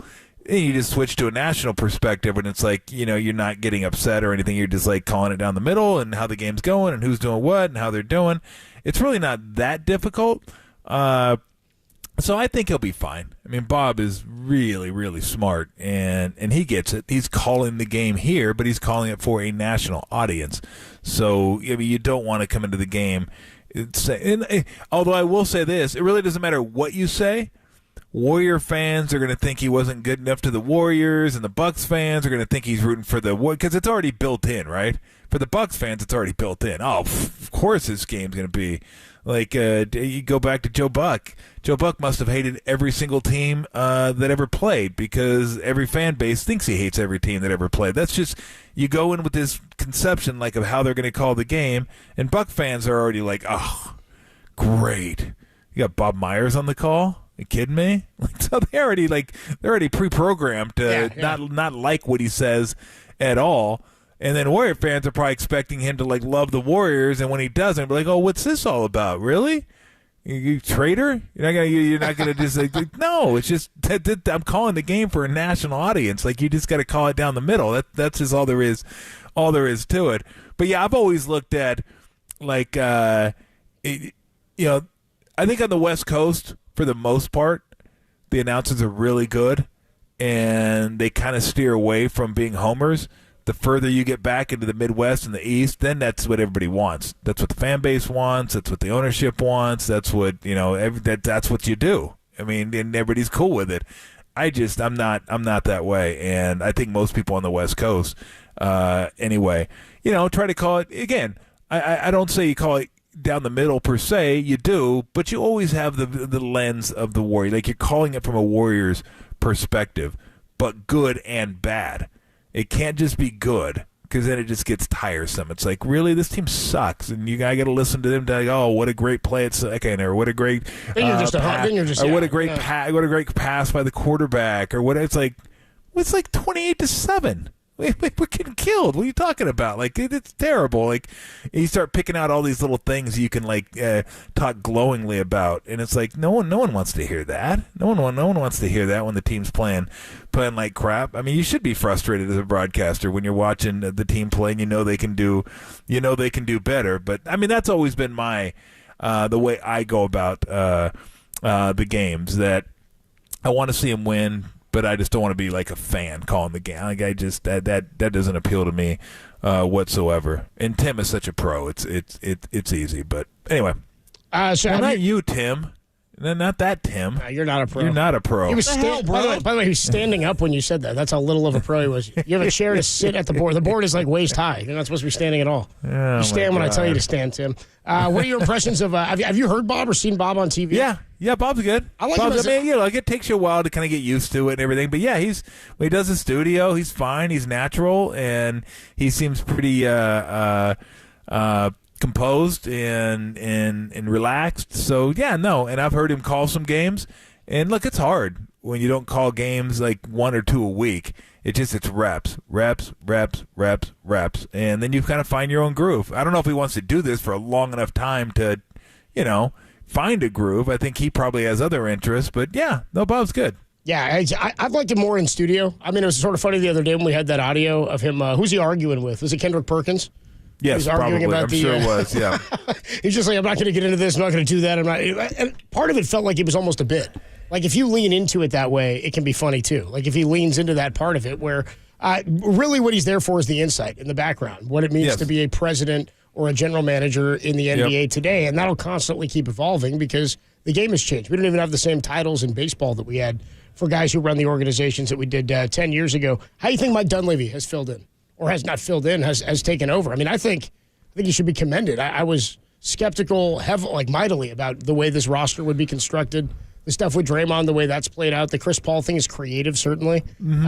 I'm feeling pretty good about the next wave just based on the draft picks alone and what he set himself up to be able to do this offseason. I just call it like it is. Thank you. Thanks, Perk. He's like, you're a Celtics legend. I would have said, whoa, that's way too strong. Where'd you get that Cosby sound? That's what I wondered. He's not a legend. It's like when we do stuff around here, if they'll ask us to call it like it is. I'll call it like it is. They do. They'll ask me, like Raymond Ritter, go, hey, you available for this or for that? And if I can do it, I try to do stuff. And they're like, yeah, they're asking for a Warrior legend. I'm like, well, why'd they ask for me then? I go, I'm not damn Warrior. They just call everybody who's like an alumni like a legend. I'm like, you guys really are tossing that word around. It makes me uncomfortable. It's way too loose. You're tossing that word around. Like former Warrior, fine with that. Warrior alumni, I'm fine with that. Warrior legend, it's like, please. But I mean that's an insult to Mully, and if Mully hears that, yeah, right, he's gonna be like, "Well, wait a minute, I'm a legend too." In the rafters, he's in the bathroom. Like, yeah, exactly. But think about it. When you think about it, how many people actually go up to the rafters? A lot of people use the bathroom. So I'm at my little my little plaque is more imperative to the common man because they use the restroom. And look, I'm that type of guy. Obviously I don't mind getting peed on occasionally, so it didn't bother me, and that's what I'm there for. But I'm there for the man. You're the most normal, 6'8" guy I know. For the sure. common man. I just call it like it is. I'll just call it like it is. Audio of Tom. I'm glad you think you're a Give common me some man. biscuits and some extra sauce. Glad you feel like you're a common man, because we got a text earlier from the 512. They checked in and they said, hey, Copes, they interviewed Tom's buddy, Kenny Lofton, today on MLB Network. We got to get him on. Great. We should get Kenny Lofton on. I say your buddy, they say they interviewed Kenny on MLB Network today. Should Tom feel slighted because you said they call you Warriors legend? I think you should get some credit from Arizona. They put up Kenny's basketball resume here on a graphic on MLB.com today, or MLB Network. Yep. 128 career games. They got his stats. Junior year, 87 to 88, 35-3, first Final Four in school history. Notable teammates, Steve Kerr and Sean Elliott, and that's it. That's it. What are you going to do? The texter's like, man, they slighted Tom, dude. Notable. What are you going to do? Well, I think they had him on because he got inducted into the Ring of Honor at Arizona. Yeah, I saw that. Yeah, he is an Arizona legend. That was really cool. He is an Arizona legend. Basketball, I'm not sure if he makes it just based on his basketball. He was good. I tell people, and I play with some great athletes, he may have been the best athlete I ever played with. This guy's athleticism was off the charts. His quickness, his jumping ability, his speed, it was wild. And then he just goes out there and he hadn't played baseball in forever and goes on to the baseball, and he was raw, but you could just see 17th round draft pick, dude. He was borderline Hall of Fame. His numbers were good, and I always think he's one of those guys that had been with one team or had maybe done more in the postseason for somebody. He would have been a Hall of Famer, I think. 6-time All-Star, 4-time Gold Glover. Led the league in steals 5 straight years. 66, 70, 60, 54. Dude, he hit into the left center field gap when he was at Arizona. Not even the gap. It didn't even get by the fielders, and he got a double. He was fast as hell. I was so happy when the Giants got him. I love first at bat, hit a home run. Yeah, lead off home run. So K-Dog. Yeah, he was part of that. That was when you start thinking about some of the better teams that I've watched that didn't win a World Series. That Cleveland team's one of them. Yeah, I mean, my goodness, they go back-to-back pennants. Alomar, I don't know. I think they might have. But what was it? It was Alomar. Yeah. It was Tomei. It was Ramirez. It was Kenny, young Manny. It was Kenny Albert Bell. It was Vizquel. I mean, you just go through the roster and you're just like, holy cow!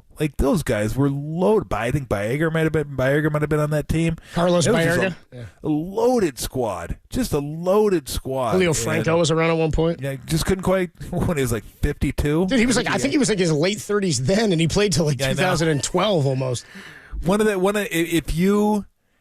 the few players, maybe not few, but maybe because back in the 80s and maybe 70s, 80s, batting stances were so varied back then. Yeah. Now everybody kind of looks the same when they're at bat, but definitely if you were to put up a silhouette of batting stances, that would be one of the easiest ones to get. One of the easiest silhouette batting stances to get, because you watched him and Franco, you're like, Julio, yeah, how in the world does he get the bat to the ball? There's just no way to get the bat to the ball from there. I can't even explain it to people. You have to show them what this guy's batting stance was like, because it was wild, absolutely wild. By the way, Kenny Lofton, 299 career hitter. Pretty damn good. Is that what good. it was? He's 299. I wonder if that bugs him. Probably. We'll ask him. We got to get him on so we can ask him. By the way, Eddie Murray was the DH for the 96. That's right, Indians. Eddie Murray. Wild, right? Tony Pena's out there catching. He's 40 years old. So, Tolbert and Copes with you Wednesday afternoon. We'll get into more baseball at 4:50 when former Giant shortstop Brandon Crawford joins us right here on Tolbert and Copes. And we'll catch up with former Warrior from Australia. A transcontinental guest, Andrew Bogut, joins us at 3:50. Keep listening for the Aftershock Festival cue to call. And when we come on back, Derek, no, not that kind. We're going to talk lack of size for the Dubs. It's different across the league than it used to be. Derek. Warriors kind of built the script for the new wave of basketball, and then everybody still plays it. They just got way bigger while doing it. We'll talk about it next on the Sports Leader.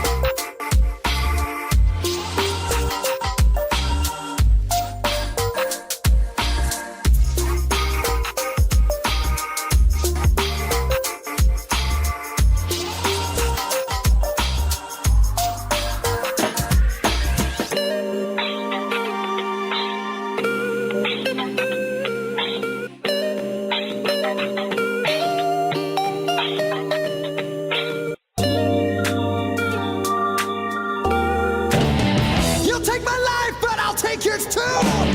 You fire musket, but I'll run you through. So when you're waiting for the next attack, you better stand, there's no turning back.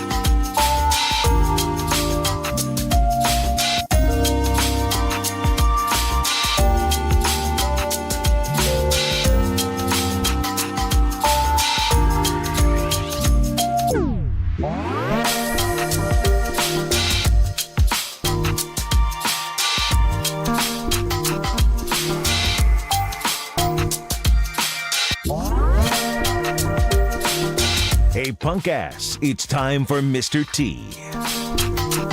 Tolbert & Copes is sponsored by Xfinity. Go to KNBR.com/contest to register today to play against me for the KNBR $1 Million Bracket Challenge presented by Xfinity. At home or on the go, you'll get the fastest internet to all your devices.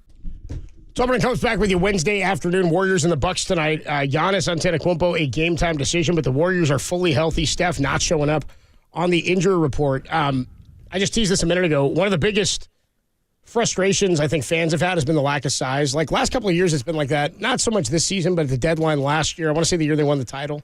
Remember that time it was like, they need size, they need size, they need size. And we're like, okay, but that doesn't just getting somebody big doesn't solve any problems. He's got to be somebody who fits. And maybe that's more applicable in today's game, certainly than when you played, because the positions were more defined when you played. Like, I was joking earlier at the start of the show, Jonathan Kuminga is like traditionally a 3 or a 2, right? Maybe taller than a 2, but traditionally like a 3. If he played, I was thinking like when I was a kid, I was like, if you sat him next to Danny Fortson, you'd be like, those guys don't play the same position, right? Power forwards were a different guy out there. Now, and the Warriors are kind of a byproduct of, or maybe this is a byproduct of what the Warriors created, the fast-paced small ball, the death lineup really, is what I think about the game kind of changing to. The positionless, Draymond being the size he was or is with his ability, changed what you needed out of a big man when you could run the floor and mismatch other teams. Now it seems to me that the centers and the size, not seems, it's true, it's back in the game at that center position, at the power forward position. However, you don't always have the size to guard them. You don't always want your position at that opposite position to guard them. Like, you don't always want your center on the center just based on the size. But also, the skill set of those guys is much different. Like, Giannis, he didn't shoot from outside, but he can handle the ball, and he's an absolute freak with it, and he's insanely athletic. Joel Embiid is like the size of a traditional center, but shoots from outside, can pass, is an absolute threat everywhere on the court. Same with Jokic, though. Jokic fits the build of what a center I feel like always has been, but he doesn't do anything that centers ever did. No, he's silly. he's just silly. Well, it's funny when people say they got to get size. I'm like, you know what? Why don't you go to the store, grab me some steaks, maybe some mushrooms, a couple IPAs, and go down aisle 4. Grab a center for me while you're down there. Yeah. If it was that easy, everybody'd have a center that was like really good that could defend the rim. Like, don't you think everybody's looking for the same thing? I mean, they're the freak guys that are like, you mentioned 2 of them, Embiid and Jokic, but nobody has those guys. They don't. If they were out there, people would get them. It's not they're just hanging out on a corner somewhere. Yeah, big guys over here. Guy gets a little trench coat and opens it up. Got some big guys for you here. Got some watches, some big guys. What do you want? Watches, big guys. On the walk bridge on the way to the Coliseum from Bart. Exactly. What do you guys want? I got Ace knockoff T-shirts and I got a center. I got what do you need? And by the way, who was their big guy when they beat Boston just 2 years ago? Looney. Yep, he's there. That was their big guy. Draymond played 5 in some of those games. That was their big guy. So, I mean, that's just, would you love to have a big guy? Yeah, sure. It was great when they had Bogut, and they had Festus, and they had JaVale, and they actually had size. They just don't. It's not that easy to come by, and it's harder to get guys now just because you're paying everybody, too. I mean, you go out and get a big guy that only makes he only makes $6 million. Well, you end up paying him like $35 million to play 4 minutes a night or 5 minutes a night, to have him in there against a couple different teams. So now this is the NBA. You look around the league and you look at the top teams, right? Boston, who's their big guy? Porzingis. He's not really a big guy per se. He's big. He can defend the rim, but he's like an outside guy. Horford, okay. Milwaukee, Brook Lopez. He's really good defensively. He doesn't really do much offensively except for, he can shoot. He can really shoot it. But Giannis is kind of like a rim protector for them.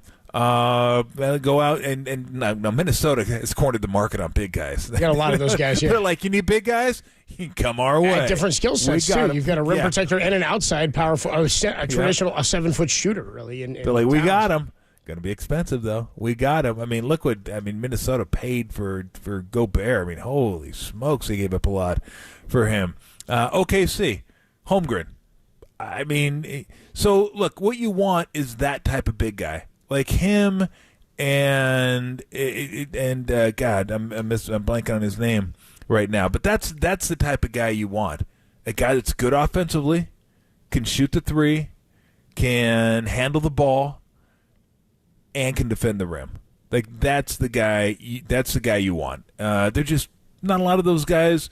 Not a lot of those guys out there. I mean, Denver got one. They got him in the second round. Who's the Clippers' big guy? Zubats. I mean, Zubats is fine. He's solid. Yeah. But, again, you're not even getting guys like that. Like, Zubats is like, okay, I like Zubats. He owns the Warriors, by the way. He does. He plays well, against the Warriors. He was a Laker, he did. Even when you're talking about a guy like Zubats, who you wouldn't rank in the top 15 centers probably in the NBA, even those guys don't come available because, they're valuable. And people want to have those guys on their team. The Warriors just don't have. They had a guy like that. Like Looney was that guy. He battled. He got rebounds. This year's just not. He hasn't been getting it done. Maybe Trace Jackson Davis is that guy. Maybe he's going to be the guy that can give him some a vertical threat.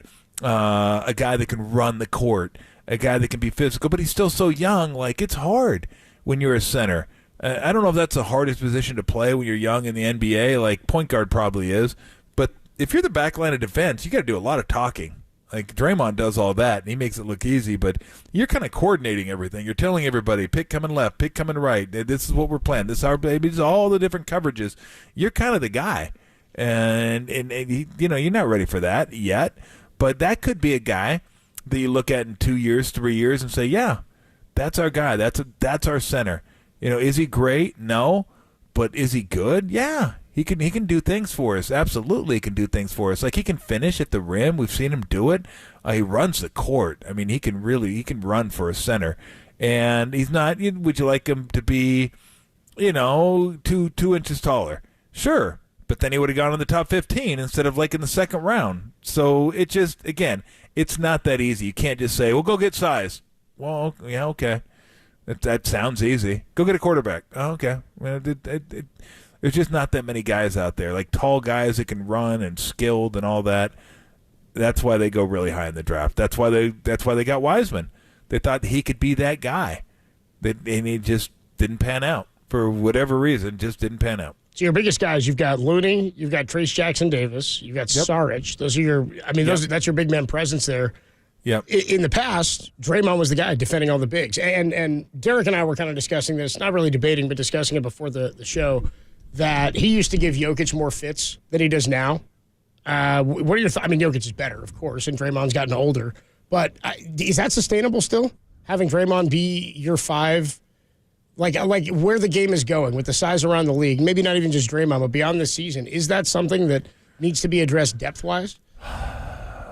Or something that needs to be a target, potentially? Yeah.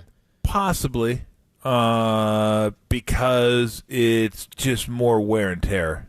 And I'm sure it gets tiring banging those dudes. Now, tonight Lopez is their center, but that's not a lot of banging because he's not down low all the time. He's a pick and pop guy. He's on the outside. He's on the perimeter. So that's not going to beat you up that much. But just being in the mix all the time banging, boxing out, getting rebounds, and he sets a lot of screens. So he takes a little bit of a beating. You're going to take more of a beating at 5 because the bigger bodies are there. But is it sustainable?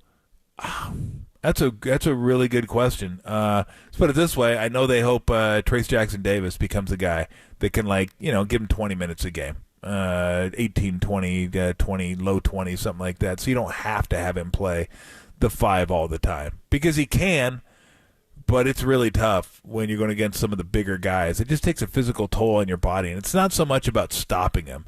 Like, he can't stop Jokic any more than anybody else can. But he battles him. I mean, he makes it tough on him. There are guys that are taller than Draymond that don't make it as tough on Jokic as Draymond does. Like, Draymond is a great low post defender. Yeah. Watch the way he uses his forearm. Watch the way he uses his leverage. He's just really good at it. It's just when you come up against somebody that skilled that's that much bigger than you, there's only so much you can do. Where are you going to go? What are you going to do? Tolbert and What are you going to do? One of the, I'd say the biggest, where are you gonna go? biggest guy the Warriors have had in recent memory, Andrew Bogut, out in Australia, the angry Aussie, Rogues Bogues. He's going to join us when we come on back here to talk a little bit about that Warriors size, where they stand in the playoffs, and as they get healthy tonight against Milwaukee, do they have another ceiling that they can reach? We'll talk to Andrew Bogut coming up next, and then Brandon Crawford joins us at 4:50. It's only here on the Sports Leader.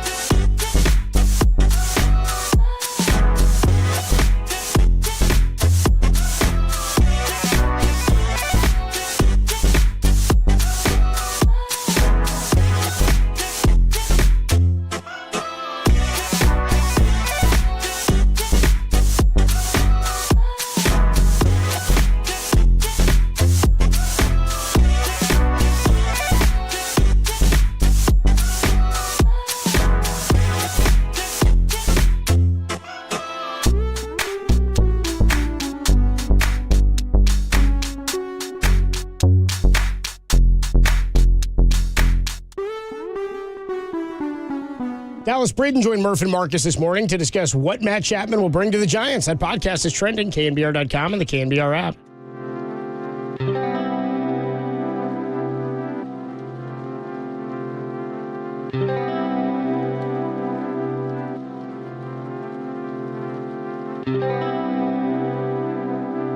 Hey, what's going on, everybody? Adam Copeland here. My good friend Steve Moskowitz is hanging out on the line on a Wednesday afternoon. Steve, tax season is here. What happens if I get out there, I file my taxes, I realize I can't pay them? What happens next?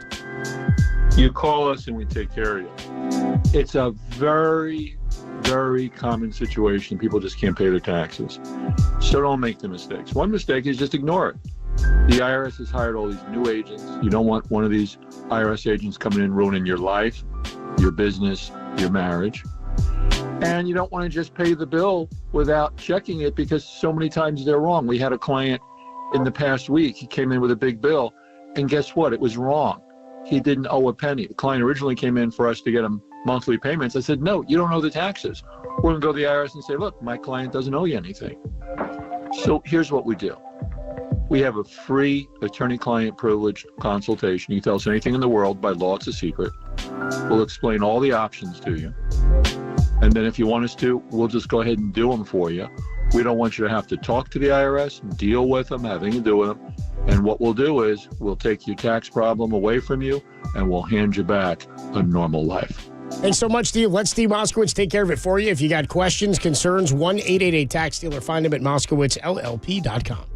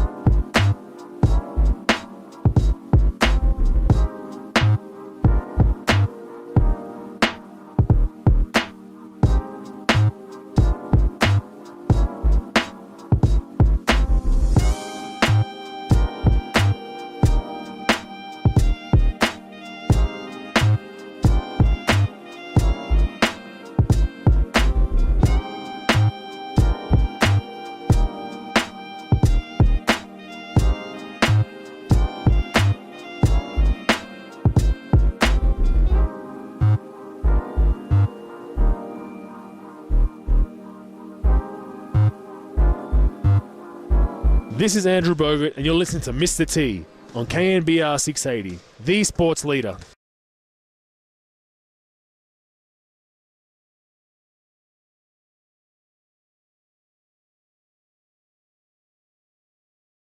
Tolbert and Copes with you Wednesday afternoon.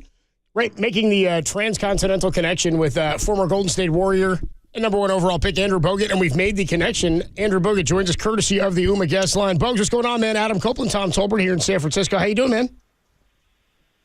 Good, yourself? Doing well, man. Thanks for making time for us. You've been catching, I know NBA huge in Australia anyway, but you've been catching a lot of Warrior hoops still? Yeah, every now and then. Try to catch a game whenever it's on. But, yeah, following them a little bit and seeing their ups and downs this season. But they're obviously playing some better basketball over the last month. How you been, Bugs? Good. Keeping busy, man. 2 young kids, so, yeah, that's kind of it at the moment. Yeah, make sure you do all your running around for the knees start creaking. Or maybe they already have. I don't know. Not yet. It's definitely coming.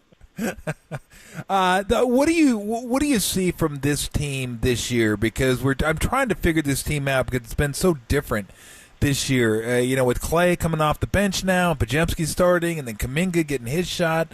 We've never really gotten to see what the Warriors can do, and they're starting to play some pretty good ball. My only question is it a little too late in that they're going to be a 7 or an 8 more than likely? It'd be tough to make a run coming out of that spot, but what do you see from this year and kind of where they're at right now? Yeah, I mean, look, a lot of the guys are older. They've been together for a long, long time. I mean, seeing the Steve Kerr extension kind of, in my opinion, makes sense. I know a lot of there's I don't know about majority, but it seems like half the Warrior fans kind of want to move off Steve. But I think it was a smart move. It coincides with Steph's contract, but. Look, to be honest, if I'm a 1 or a 2 seed, I probably don't want to face the Warriors coming out of a play. Yeah. They are that team that can go to that series and potentially not play well at all and get swept, but they could also go in that series and cause an upset if they find form, right? One of those teams that the consistency is not as important for them because I feel like they've got a switch, and we saw that in the year of the Celtics championship, right? Like no one expected them to get there and win that championship. So. The Lakers did it a couple of years ago or last season. I think it's definitely doable, but the West is tough. I mean, you look at the standings, and I think Phoenix have the toughest schedule running home, and they're probably going to get pushed to a play-in. So if you're a 1 or a 2 seed, you see Dallas, you see the Lakers, you see Golden State in that bottom portion. I think it's more than possible that we see either the 1 or the 2 seed potentially go out in the first round. Do you laugh when you? It still cracks me up, Bugs, when I see fans or hear fans say it's time to move on from Steve. This guy doesn't know what he's doing anymore. He doesn't know how to develop the young guys. This doesn't work anymore. And I'm like, do you guys realize what it was like being a Warrior/Warrior fan in the 90s and early 2000s? It was. I mean, one of those. They were the Clippers and the Nets. I mean, it was like those 3 teams were the worst in the NBA. And they won 4 championships in 10 years, and it's like, yeah, we're good now. We think we can do better. It's just like, are you? I mean, I know you people only came around about 10, 15 years ago, but they have no idea what watching bad basketball is. And since Steve's been here, at least, I mean, they've won. You guys can see you won in 2015, first year, and they've consistently competed when they're healthy. Does it ever surprise you that fans get so quick to want to move off players and coaches when things aren't going great? Yeah, but to your point, I think there's a huge number of those fans that have come on the last 10 or 15 years. But it's to be a stable franchise that's in the mix every season is hard to do. And the Warriors, for the most part, I mean, the one year where they had that really bad run with injuries and fell out. I mean, they'll be okay. They'll be in there again this season. But even if my whole point is if you're going to move off Steve, who are you bringing in? There's not. Yep. There's not a lot of coaching talent out there that doesn't have a job right now. So you're bringing in either a young assistant that's never coached before, huge risk there. You're bringing in maybe someone that's already coached before. Does he fit with Steph, Clay, Draymond, those guys, or do they get into it early on because the coach wants to change the system? It's too much of a risk. I think from a stability point of view, it's a no-brainer. And yeah, I mean, fans get complacent. Once you start winning, they get attuned to winning. It's funny how it all changes. If you would have said, 15 years ago, we'll give you one championship in the next 10 years, but you might have a few bumpy years along the way, every Warriors fan and his mum would have said, we'll take it. You ask that question to the Sacramento Kings, you ask that question to some of these teams, the Nets. Would you take one championship this decade for a couple of bad years? Of course you would, and the Warriors have had 4 of them. So, I think it's a no-brainer to keep Steve on for a couple more years, and we'll see how it goes. Hell, for one championship, they'd have cut their finger off and their mother's finger off for a championship. Exactly. That's my point. Well, that's the thing. Once you get the bar, you can't lower the bar. I always tell people, once the bar is raised, nobody ever wants to lower the bar. So once you win, that's your new bar. Winning or at least getting to the finals. And sports just doesn't work that way. It'd be awesome if your team was in the finals but that's not the way sports work. And the way, you guys started it in 15. A run of 5 straight years in the finals is absurd on its own to win 3 of them. But you're right. It's once the bar's raised, you can't lower it. People don't understand that. Yeah, and look, if you're moving off Steve, then you're essentially going to start moving off the roster. And look, there are teams that keep their roster together probably too long because they have won championships previously. But, Steph should retire a Warrior, in my opinion. Draymond's probably going to be there, a couple more years at least. He'll probably retire or at least be around. Clay's obviously the interesting one. There's a lot of rumors around what's going to happen there, whether another team comes and offers him more than the Warriors want to. But it's just a tough one. And I think the Warriors still have, if Wiggins can get back on the court, CP3's somewhat getting back to health. Kuminga's obviously gotten much better throughout the season and found some nice form for them and a different aspect, and the tweaks to their roster, to their starting lineup I like a lot. Clay off the bench I think is, he could win a playoff game off the bench, so I think it's a good mix and they're playing well at the right time. It's just a matter of, getting out of that play is going to be hard because even the teams you're facing in the play-in and there's 1 game series is going to be tough. No doubt. Talking to Andrew Bogut here on the UMA guest line. I want to ask you more about Clay and coming off the bench. Knowing him and his personality, and for as long as you played, he was a younger guy when you played with him, and you were a vet. Tom and I talked a lot about how tough that transition is, and to know you can still be a factor and help the team. But what you've seen from him, from his attitude and mentality about it early in the season to where he is now finding success and helping the team, 1, how difficult of a transition is that? And 2, is this what you expected when Clay moved to the bench? Yeah, everyone goes through it. I'm not on the level of Clay as far as stardom, but I went through the same thing, and it's a tough conversation when you first have it. I had it in Dallas with Carlisle, and I didn't like what I heard, and you got to then you're emotional about it at the time, which I understand Clay was, and rightfully so. But then you reassess and you take a deep breath and you sleep on it and you have some thoughts. And I think Clay's form hasn't been great this season. He's had some spots where he's had good games, but I think he'd even tell you he'd want a bit more consistency. And I think with him coming off the bench, I don't think he has to worry so much as getting those shots up anymore. I think when he was starting, I think sometimes, he's a catch and shoot guy. He's going to shoot an inch of daylight. I think now if you're coming off the bench for that role, there's less conscience, right? Because you're not like, oh man, maybe Steph was open on that one. It's kind of you're playing with the second group, and you can just get him up. And I think that's a perfect role for Clay. And coming off his injuries and whatnot, I think it also saved his body a little bit for the playoffs. Well, I think it's interesting because, and we talked about this, and you would know about this, Bogues, is like the better you are as a player, I think the harder it is to accept. And he's a Hall of Famer. You were a damn good player, and you're right. And like I said, like he's coming down off Everest, like he was at the pinnacle of basketball, and he's a Hall of Famer. And to come down off that's tough. I made the analogy that I was coming down off Mount Tam, so it really wasn't all that difficult. It was like the gap wasn't huge. You were in the middle there somewhere where you were a really good player. Was it tough for you to, just to accept it? And if it's tough for you, it's got to be even tougher for him, like wanting to get back to what you knew you were, but you're just not that player anymore. That's a journey of every athlete. It doesn't matter whether you're an all-star, a bench player, because a bench player might be a guy that's getting 20 minutes off the bench, and then all of a sudden you're getting 5 minutes off the bench. I think it's always a hard conversation. Father Time's undefeated for the most part. you factor in injuries, you factor in form, you factor in these young whippersnappers that are coming at your heels trying to take your minutes, which, there's 60 new players drafted every season. It hurts the ego sometimes, and I think that's the biggest thing. When you get lost in that, you can really kind of go two ways with it. I think once you accept the role for the benefit of the team, I think things can work out well. And the smart guys that do that, there's a lot of stars that have tweaked their role into a six-man role and then extended their career 5 more years, right? But the stars that are so hard-headed, I don't know the whole backstory with maybe Carmelo Anthony as an example, but it felt like maybe it was, OKC wanted to come off the bench. He gave that famous press conference. If you're a young and upcoming team that wants a veteran to come off the bench, you're like, you probably don't want that in a locker room, right? So I think the guys that buy in sooner rather than later, usually extend their career and have a successful role off the bench.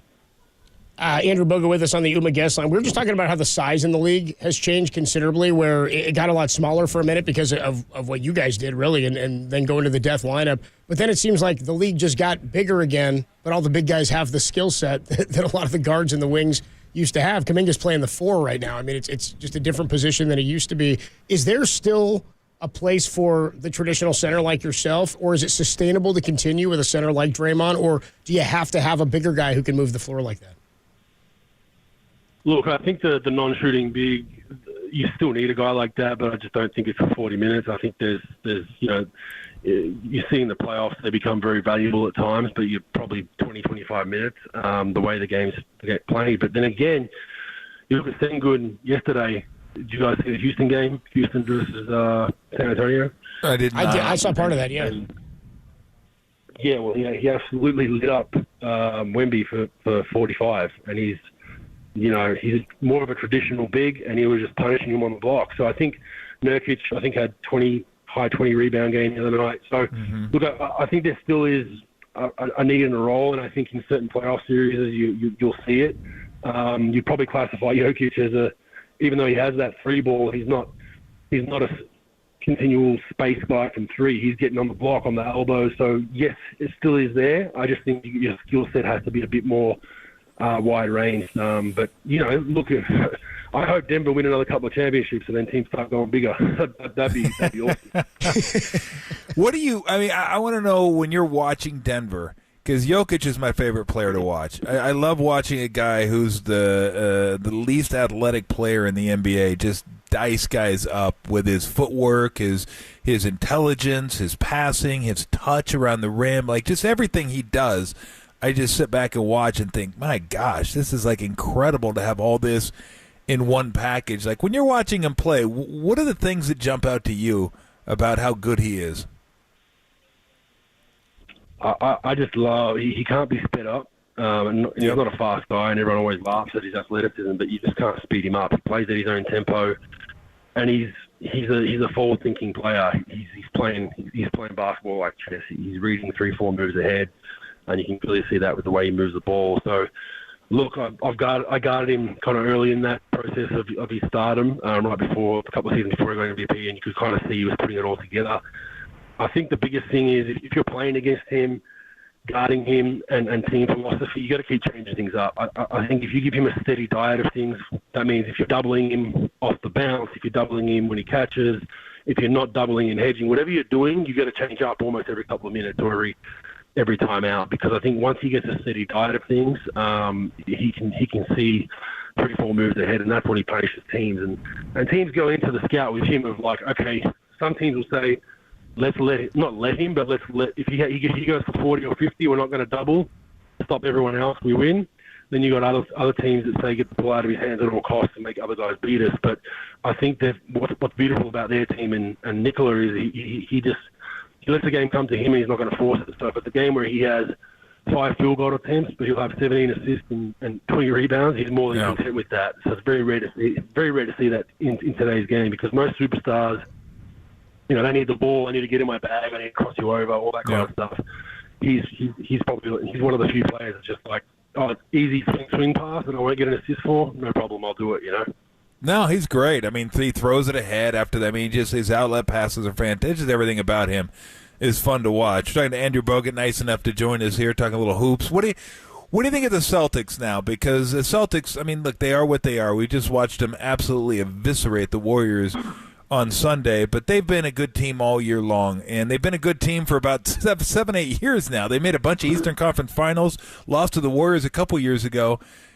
To me, this team has to prove it in the playoffs. Like, they got to win a championship now. We know we've seen what they can do in the regular season. I think Holiday is a big help this year, but how do you view them? A good team, but still let's wait and see until they get to the playoffs? Or, I don't know. How do you see this team? I see them as very good this season. I think they've got two guards in White and Holiday that are very good defensively, elite defensively. Yep. Which they didn't have in their previous run. I think the X factor is Porzingis, though. If he stays healthy, I think he's 20 points, almost 8 rebounds, 38% from three. Yep. If he continues that form in the playoffs, then all of a sudden you can not have to play Horford big minutes with his age. You can come in and play great minutes and have an impact with 20 minutes. I like their improvement defensively more than offensively. Their offense has been up and down throughout the last couple of years. But yeah, I think Porzingis and those two guards have really helped solidify him. I think the only weaknesses probably can Missoula do it as a coach? Relatively inexperienced. Can he carry them to a championship? That's the big question for them. But I like where they're at, and I think that home court, is going to be huge for them. That's a very tough place to play, even when they're an average team. So having home court throughout the playoffs for them, I think is key, and it's something that most teams haven't cared about the last 5-6 years. It seems like load management overtook home court priorities, where I think if Boston win this season, I think teams will start realizing that home court is kind of important. No doubt about it. Go ahead, Coach. I was going to ask you about Bob Myers, who's coming back to call the game tonight on ESPN for the first time at Chase Center since he left the organization. Have you had a chance to see him at all on TV? I have, yes. What have you thought of him as a broadcaster, and how difficult do you think it is for him to sit here tonight in Chase Center and be? Tom doesn't think it'll be that big of a thing. The other night, I thought as an analyst on the set, not that he was not joking around a little bit with Kendrick Perkins, but these are still his guys. It's still a lot of the team that he built. Yeah, it is. I'm sure. Like the first time, everyone goes back after leaving a team, even players, coaches, staff, whatever, and just the success that Bob had there, and part of all that.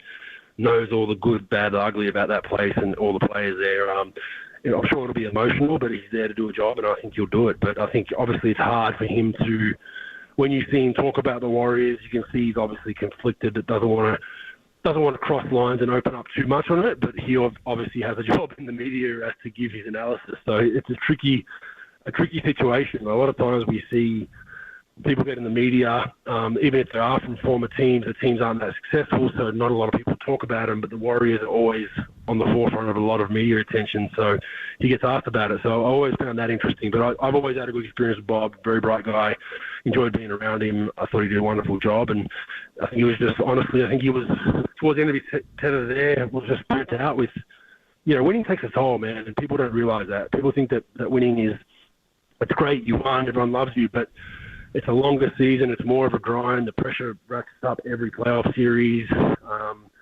And, you go from having, no one know who you are to all of a sudden 100 people waiting outside the hotel. And I think it just got to Bob to take a little bit of a break. And the next best thing for him was to sit in a booth, which is great. What are your thoughts on this year's 65 game rule when it comes to, like, awards and All-Pro and stuff like that? I like it. I mean, I was a guy that was hurt a lot, but the 1 year I got an award, I played 68, so I just made it. But I think it's good. Just you gotta. I guess fans that are trying to see star players play, I think that's a huge deal. It's a huge deal for TV. TV deals up for them, and I'm sure that's at the forefront of negotiations. Like, we're paying for 82 games, and we're only getting your stars for 50. Yeah. We're not going to pay you for 82 games, so I assume that's a part of it. I think it's fair enough. I really do. I think it's fair enough, and if guys want to, chase those awards, they're going to be relatively healthy. That's fair enough, And I know some leagues in the world, different sporting codes, they do the voting for these kind of awards on a game-by-game basis. So if you're hurt and not playing, you don't get votes for that game, and then they tally it all up at the end of the season. So I like it. Last one before we let you run, and we always appreciate you joining the show. It's always good catching up with you. And I don't ask you this because I think you know everybody in Australia. It's a fairly big country, but basketball circles are probably small over there. I wanted to ask you about did Philadelphia just ruin Ben Simmons? I mean, he hasn't been the same. And I know injuries have been part of it. But I'm just wondering, in your opinion, like maybe he loved basketball and then Philly just snatched it from him. What do you think happened there? Because it's almost like they just ruined him and that's it now. I don't know what's going on. We're trying to get him to play for our national team for almost a decade now, and it's always been a late pull out or something that he couldn't make it. But I think it's mental for him at this point. Yeah. I don't think it's physical. I think the injuries are there, and you hate to see it. And I saw his last injury again. Now it's his back. He was teary-eyed giving a press conference post-game that he's super frustrated about not being able to get healthy. I definitely understand where he's coming from, but would I say a team ruined him? No. I think the free throw thing. As a guy that can talk about this subject, because I definitely had my yips at the free throw line, and then thankfully I actually retired the year before I retired. Or the last 2 years of my career, I felt like I got to a good place with him. So it was too little, too late, but I felt like I got a good place mentally. As a guy that's dealt with that and being hacker-shacked and whatnot, I think that's at the forefront of this. So I really do. I don't think it's anything else. I think he's just lost confidence from the line, and he's not a guy that has a free ball, so you can't space him off the ball. His strength is getting the ball, attacking the rim, attacking the paint, getting 2 feet in there. With that comes fouls. So now he's hesitant about getting right to that rim, and we see it. He'll get in the paint now, and he'll shoot a full shot or a floater going away from the rim. He won't try to go dunk on someone like he did when he was in Philly. So I think it comes down to the free throws. If he can get his free throws up to 60% where they can't hack him and he's getting a good place there mentally, I think we see the old Ben Simmons. But that's $1 million question. Can he do that? But I don't blame Philly for that. There's not much more they could have done. I think Doc could have definitely handled the press conference better post-game, but that's how it goes. And I know Joel was pretty scathing with some indirect pointedness towards Ben, but that's how it goes in this business. I just hope he can recover for his sake. When he's in the right mindset, he's a game changer. So we'll see how it goes. Well, I remember, just real quick, because you got me thinking about something, I remember very vividly when you were playing for the Warriors, and it must have been in 15. You hit a 3. It was a late shot clock 3, and you made it.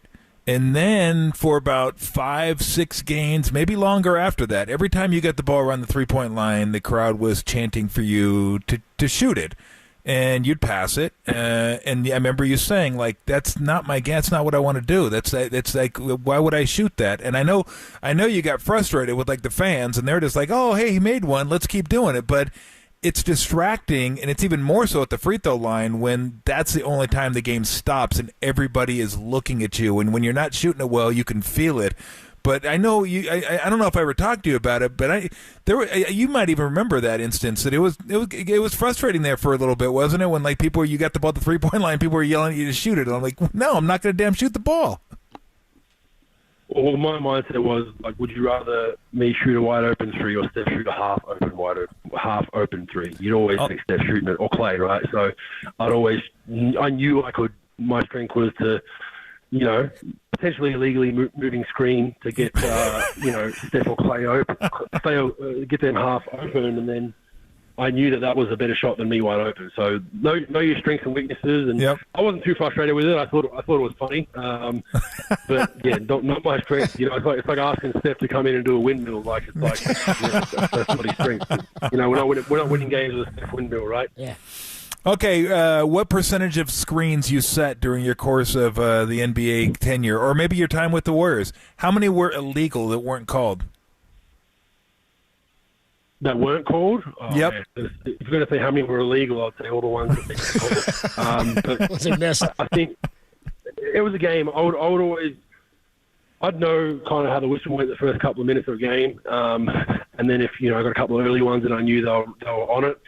But I can tell you this: whenever Steph and Clay got in one of those moods where they, 4, 5, 6 straight makes, either of them, I knew it was a free for all. I knew the ref would get caught up in that. The crowd buzzing, went home all road, and I knew it was on. Like I could really toe the line on screens because it was just everyone was in the moment, right? Like when Clay had that game against Sacramento, if you rewind back to see some of the screens I was setting, I mean, definitely that's part of the game.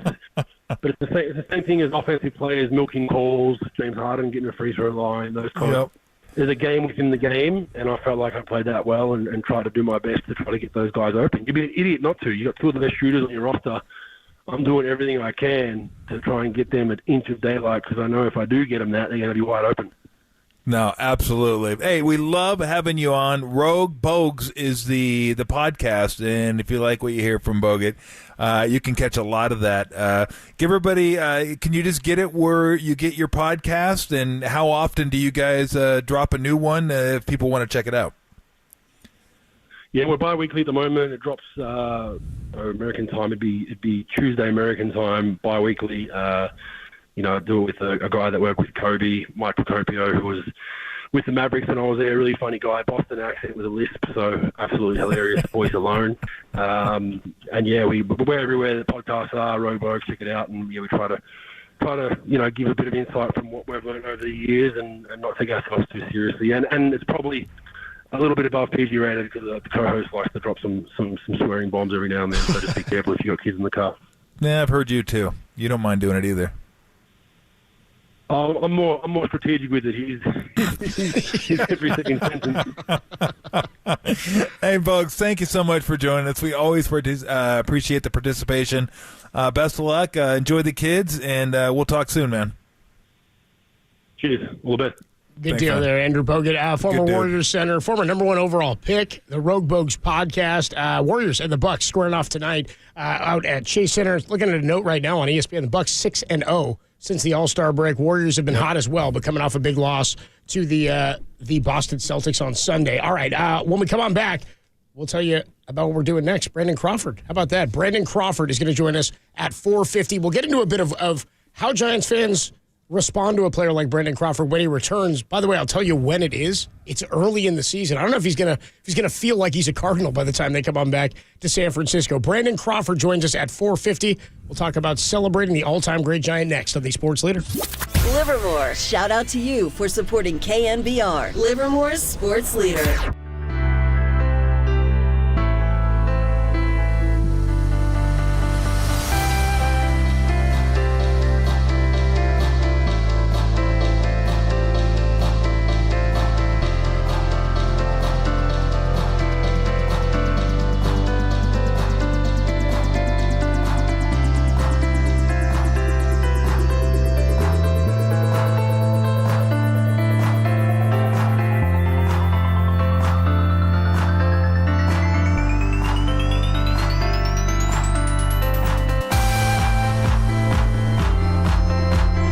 Are completely healthy for tonight's game, while Giannis is a game-time decision for the Milwaukee Bucks. More on that story trending, KNBR.com and the KNBR app.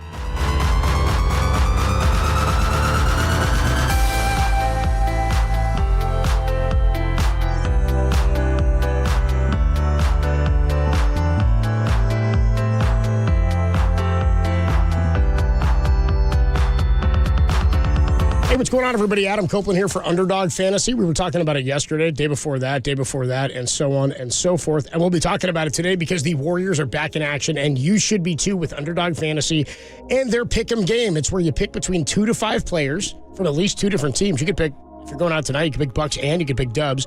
So like higher or lower on the player's stats, and if your picks hit, you can win up to 100 times your money. It's legal in California, and it's a ton of fun to play along as you watch the Golden State Warriors look to knock off the undefeated since the All-Star break Milwaukee Bucks. Underdog, super easy to play, even easier to get started. Just go to their easy-to-use mobile app, sign up at UnderdogFantasy.com, and when you do, use promo code KNBR, like you're listening to right now, and they'll match your first deposit up to $100. Promo code KNBR, deposit $100, and you get another $100 to play with. How about that? Plus, they'll give you a special pick, a mystery pick to use with your first pick'em entry. Again, Underdog Fantasy, promo code KNBR to get that first deposit of $10 up to $100 matched, plus the special pick. You must be 18 or older and present in a state where Underdog Fantasy operates. Terms apply. Concerned with your play, call 1-800-GAMBLER or visit www.ncpgambling.org.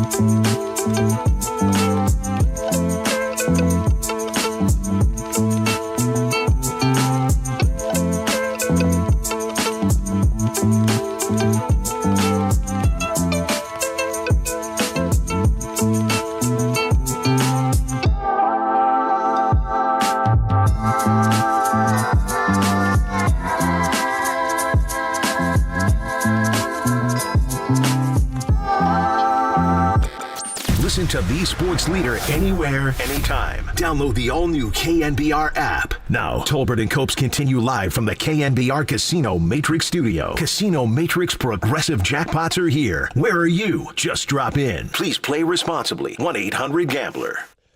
Tolbert and Copes back with you Wednesday afternoon. You missed any of Andrew Bogut, I'd implore you to check it out up on the KNBR podcast page where you can check out all interviews from today, plus many, many more. And you can stream us the KNBR app, KNBR.com, Twitch, YouTube, all that good stuff. Check us out. You can check in on the YouTube chat as well as at 808 KNBR. Former Giants shortstop, current Cardinals shortstop, Brandon Crawford, going to join us in about 25 minutes for the first time since he left the organization and signed with the Cardinals. We'll talk to him about joining St. Louis. Coming on back to San Francisco. He's going to come back, by the way. It's fairly early. It's like 3 weeks into the season. The Cardinals come to San Francisco. So it'll be not very long that he's been wearing a Cardinal uniform when he comes on back and gets to stand out outside of the dugout and tip his cap and all that to the Giants fans. Actually pretty cool that it'll be early on, so we get to celebrate him. We'll talk to him about all of that. And hopefully we'll see a whole bunch of you guys this Saturday, March 9th, out at Oracle Park from 10 a.m. to 3 p.m., for the Giants Fan Fest Tour and KNBR and the Giants Fan Fest Tour's final stop. Again, this Saturday, March 9th at Oracle Park from 10 to 3. We're going to have some fun interviews. We'll do a Q&A session with some former players. We got a game going on, by the way. A spring training game will be up on the scoreboard. Hang out on the field. You get all the fun Fan Fest stuff in as we get ready for the start of the season. Got some updates on that stuff, too. We can talk about that a little bit later. But, again, you can get your tickets at knbr.com/fanfesttour. Tickets are free. I want to see everybody out there. Come on out, say what's up, say hello. I'll be out there hanging. Some of the boys will be out there hanging. Again, Lucille, photo opportunities, broadcasters, trophies, Giants alumni, a ball game. What's not to love? The Giants Fan Fest Tour this Saturday at Oracle Park from 10 a.m. to 3 p.m. All right. In about 25 minutes, we're going to catch up with Brandon Crawford, former Giants shortstop, of course, signed with the St. Louis Cardinals. Nick Ahmed has been playing a great shortstop for the Giants at the start of spring here and actually hitting pretty well, too. We talked about the improved defense. That's another guy with a couple of gold gloves. Just seems like a playoff plug-in. I do would help you down the stretch. Again, had some clutch hits so far in spring, as clutch as they can be for spring training. But a lot of fans I know upset because he's on a minor league deal. Crawford signed a major league deal for $2 million. But we'll talk to Brandon Crawford about what the future holds for him and when he looks back at his career in San Francisco, what stands out the most. Also for Giants fans, how do you celebrate a guy like Brandon Crawford? I mean, I know a lot of people were frustrated, but are there any Giants fans that are not happy? I know there are many Giants fans who are not happy with how things went down. There are a lot of 49er fans who still aren't over how things ended with Joe Montana. This may not be quite the same thing. He wasn't traded away. It's not. Montana's more akin to Willie Mays, I feel like. They moved him to the Mets at the end and moved on. Willie Mays was further along and closer to the end than Joe Montana was. But still, from a player perspective, when you can't leave a team on your own terms, one that you've played your whole career with, what's the best way that an organization can handle that departure? We'll talk about that next, only here on The Sports Leader. Hey everybody, Mr. T here for Xfinity. You want more speed? Who doesn't? Well, you're in luck now because Xfinity just increased their internet speeds. They are faster than ever. Plus, with super fast internet and a reliable connection, you can do more of what you love. Whatever that is. Gaming, streaming, downloading, watching movies, streaming, just whatever it is, it's going to be faster, it's going to be more reliable, and you will be happier because you have what? More speed. What? More speed. That's right. Get 300 megabit Xfinity internet for only $25 a month for 12 months with no annual contract and Wi-Fi equipment included. That's 50% more speed for the same great price. Go to Xfinity.com, call 1-800-XFINITY, or go to an Xfinity store today. Requires paperless billing and auto pay with stored bank account. Restrictions apply. Taxes other charges extra after promo. Regular rates apply. Actual speeds vary and are not guaranteed. You love sports, you love high def, you love reliability and speed. I know you do. You will love Xfinity.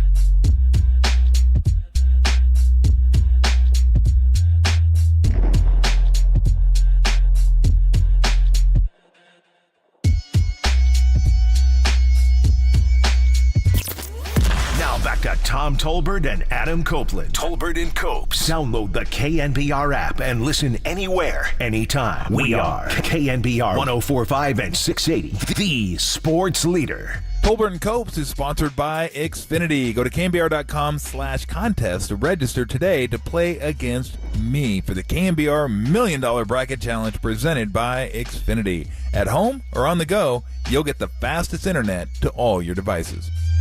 Tolbert and Copes with you on a Wednesday afternoon. Brandon Crawford, former Giants shortstop, going to join us at 4:50 here in about 20 minutes. It'd be nice to catch up with Crawford. We saw him a handful of times, and I said it last year to you a few times, Tom. He sat with us, I want to say it was early in the year. It was after you know what it was? It was after they came back from a road trip where they were in, it might have been the opening road trip. We were maybe there for one of the first Friday night games, and they had gone to, I want to say it was Detroit. Do you remember they hit a bunch of home runs? They hit like 6 or 7 or 8 home runs in one game, something like that.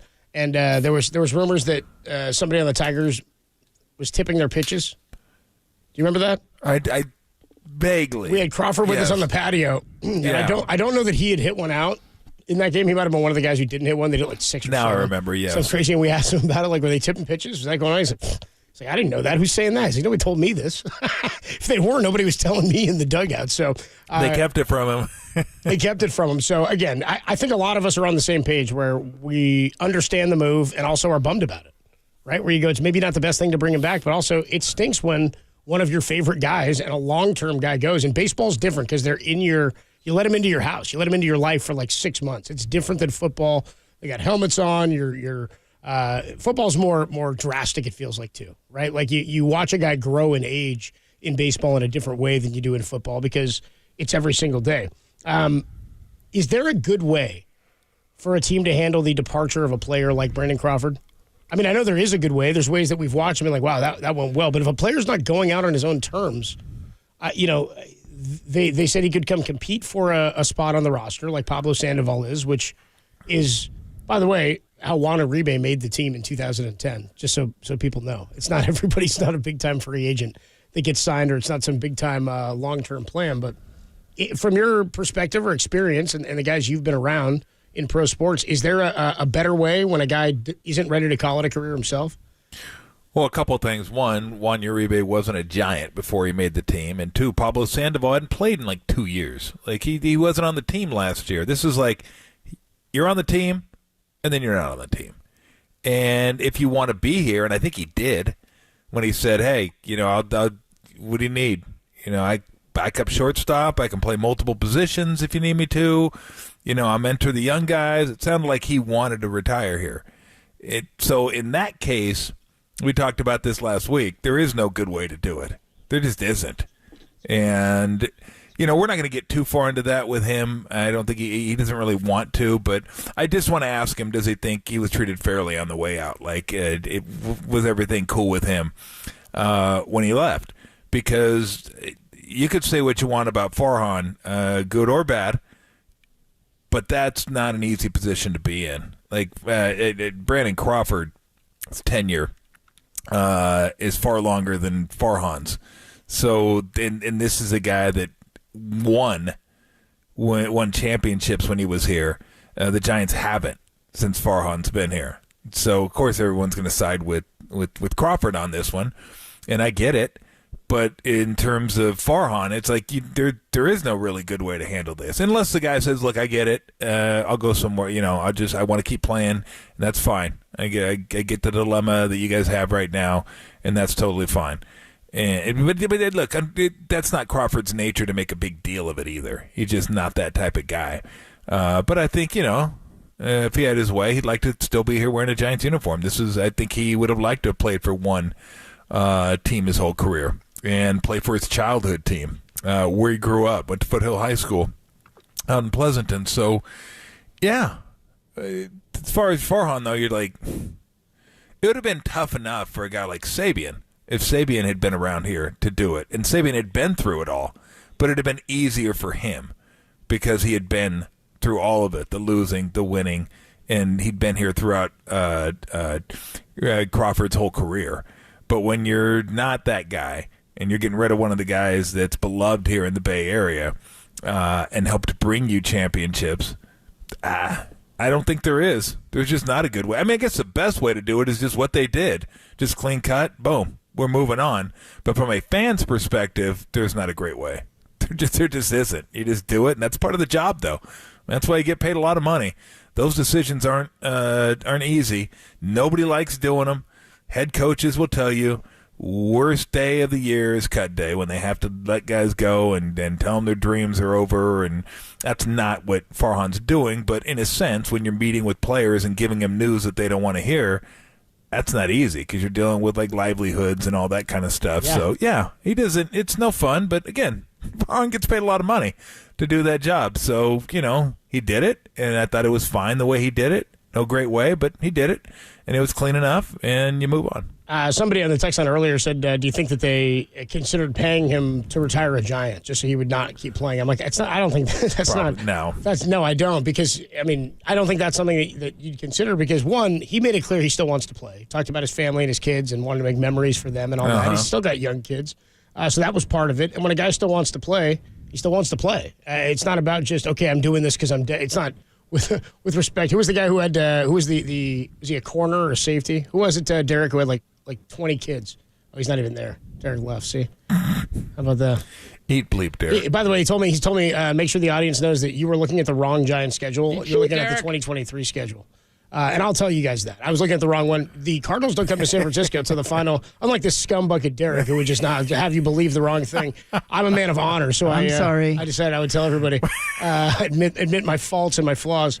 The Cardinals come final weekend of the season in 2024. Do they really? Final weekend of the year for the Cardinals. Wow. So Giants will be slugging it out, trying to win a division here. Speaking of Yamamoto, Antonio Cromartie, thank you, had like 20 kids. He had a lot of kids. That's right, Antonio Cromartie. He had a lot of kids.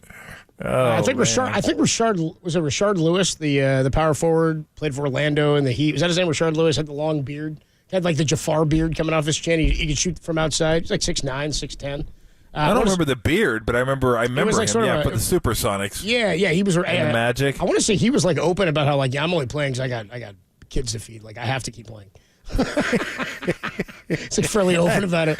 A for honesty. I was like, hey man, I'm like Derek. That's scum bucket.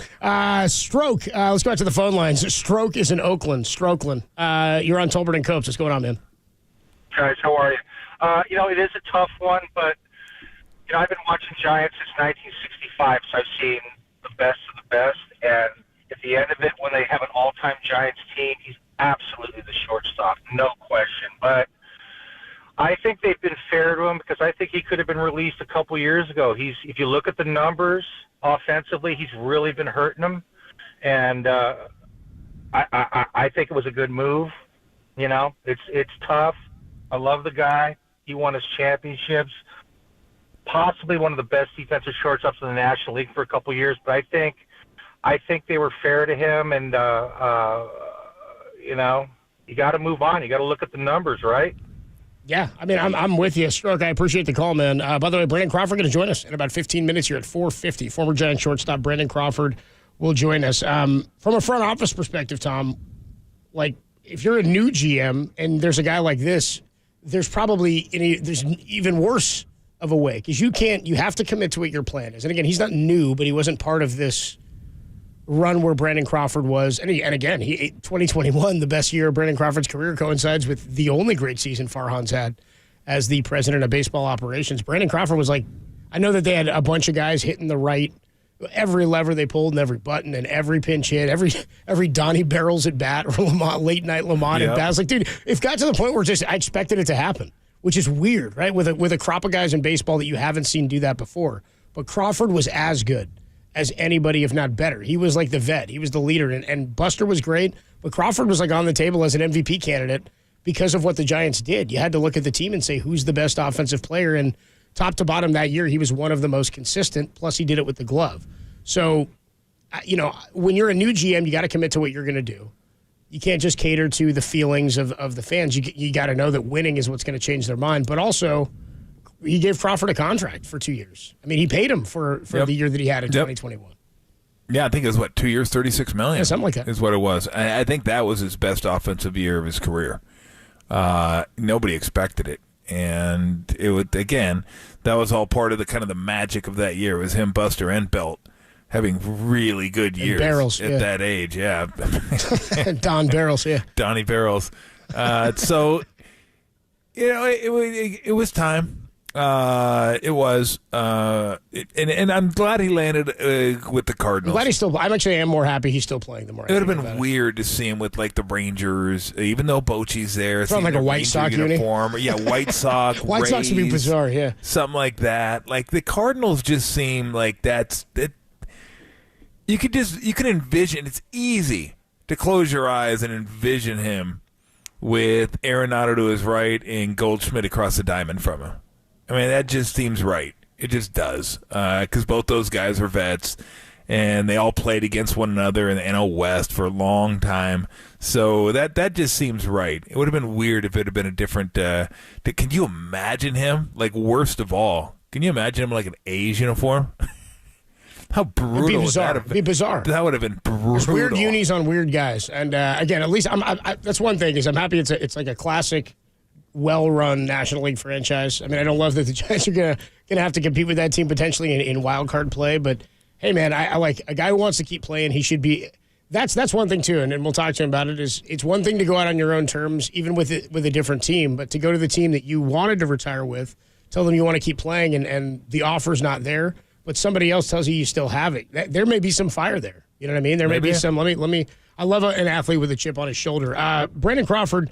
This is sort of ironic. One of the all-time favorite San Francisco Giants, a lot of people's favorite, on the Foul Territory podcast with everybody's least favorite San Francisco Giant ever, A.J. Pierzynski. What a juxtaposition. It's like a yin and yang symbol in podcast form. A.J. Pierzynski and Brandon Crawford. Here's Brandon Crawford. He details a bit of the offseason. It's not something I really want to dive into a whole lot anymore. It's been talked about a little bit, and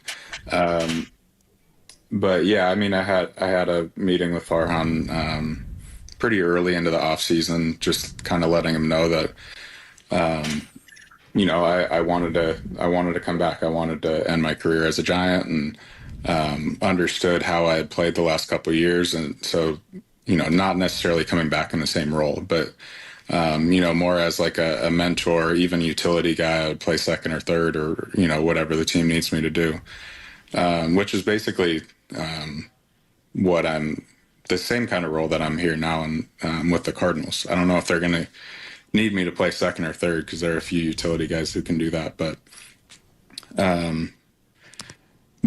I mean, it was pretty obvious that I probably wasn't coming back, but still wanted to keep the door open. Throughout the off season, there was probably a very small percentage chance I was coming back, but the closer it got to spring training, the more it seemed apparent that I wasn't going to be back. There you go. There it is in his own words. I mean, we read it from Baggerly, but there's Brandon saying it. Yeah.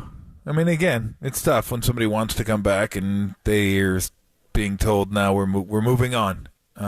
So, great run, though. The 2 championships, and we'll see what he can do this year for the Cardinals. But, like, his legacy is already cemented with the Giants. It was before last year that he's going to go down as one of maybe the best shortstop. He is. He's the best shortstop in Giants history. Yeah, 2 championships, Gold Gloves.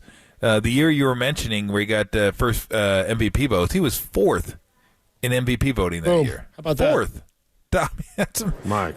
Yeah, I know. No one would have guessed that he would have been 4th that year. My favorite stat is I think one year he led the league in triples, which is hilarious, which is just weird. Did he really? I think so. Wow. I think he did one year. So, by the way, Brandon Crawford will join us at 4:50 here in about 8 minutes or so. 209 of the Golden State Lumber and Building Materials text line says, Antonio Cromartie had like 1 billion kids. Tim crunched the numbers for us. Yeah. How about this? You want to put Tim to work, have him look up how many kids by how many women on Antonio Cromartie. 12 kids, and then he goes, 8 women. My God. I was going to have more kids than that is not great efficiency than moms. That'd be weird to have it the other way. Anyway, yeah, there you go. So again, I think this is an emotional thing for Giants fans. Do you think fans sometimes take it too personal when moves like this happen? They don't call them fans for nothing. Fanatics. Of course they do. Yeah, they got the jerseys and the memories and all those things. Yeah, I mean, fans love their players, and they don't want to see them play for anybody else, or they want to see them back. Even against all rational thought sometimes, fans are like, oh, we want him back. It's so great to see him. I mean, there are a lot of fans, though, that agree with us. Like, it was awesome. It was great. This is probably best for both. I mean, it'd probably be better for him, too. But it's hard when you spent 10 years of your life watching somebody. And, I mean, the Bay Area is probably going to implode when Steph retires. It'll be like, oh, my God. They trade him. Yeah, it's the Magic or something. Then it'll be. Steph in the black pinstripes, dude. It will. It will detonate. The Bay Area will detonate if they trade Steph Curry. Trust me. Get Steph out there in the Tom Tolbert Magic unis, dude, with the stripes. Yeah, oh my The gosh. Shaq Magic. That would look sick, dude. No doubt. That would look terrible. There'll be torches and pitchforks outside of Chase if they do that. Well, that's no it, man. way. That's They could, it. not a chance. That's it. Part of the journey is the end, right? So, But Brandon, just think. I mean, you weren't. I don't know what age you were when Montana left, but holy smokes! I mean, what year was that? That was just. God, what was it like? I was a Steve guy, so I was kind of stoked. Was it? Steve guy. I was 4 years old, so I don't even remember it. I'm guessing it's right 93. around there. Yeah, I was 4. 93. Okay, but yeah, I was just like, what? Wait, and that was a trade. That was just like, you're getting rid of who? Really? Okay. And that was like everybody's favorite. Well, not everybody's favorite player, but a lot of people's favorite player. You just get attached to guys, and when guys are on teams that win. I mean, you remember everything, right? The parades, the games you were at, the T-shirts you bought, Yeah. you know, the time with your family watching the games, your buddies watching the games, all that stuff. And it's just... When I threw that gate through the front of that flaming bus, I remember that, yeah. I do remember that. Part of the Chronicle. That was pretty good. But that's what fans do, right? Yeah, that's what fans do. They invest their time and their energy and their emotions into this. And then when somebody leaves, it's like, damn, you know, that's kind of an end of an era. Kind of to get the start and now the finish. And I think Crawford sometimes is even the capper because Crawford was the last one. Yeah. You know, it's like it was Belt and it was Posey, and then Posey retires and Belt leaves, and then Crawford's there. And then all of a sudden when Crawford leaves, like any link to that era, that championship era, the best era in the history of the San Francisco Giants, not even close, that's gone. It's all gone now. So I think that kind of people think, oh, damn, that sucks. Look where we're at now, and look what we had for those glorious, 5 years. It was awesome. Unless Pablo makes the team. The greatest shortstop in San Francisco Giants history. Unless Pablo makes the team. The greatest shortstop in Giants history. Brandon Crawford joins us right here next, only on the Sports Leader.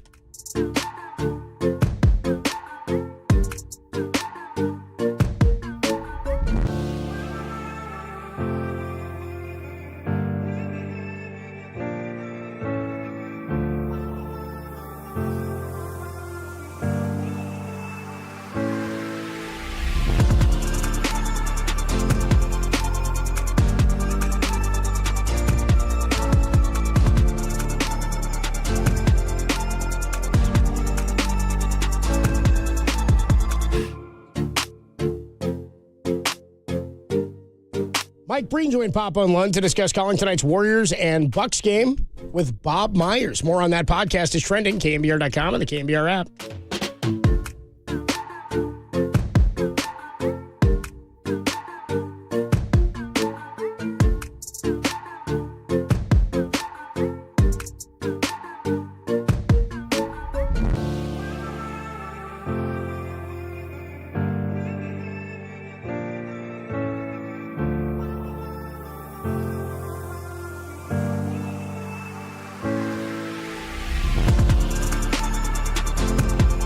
Hey, what's going on, everybody? Adam Copeland here for O'Donnell Financial Group.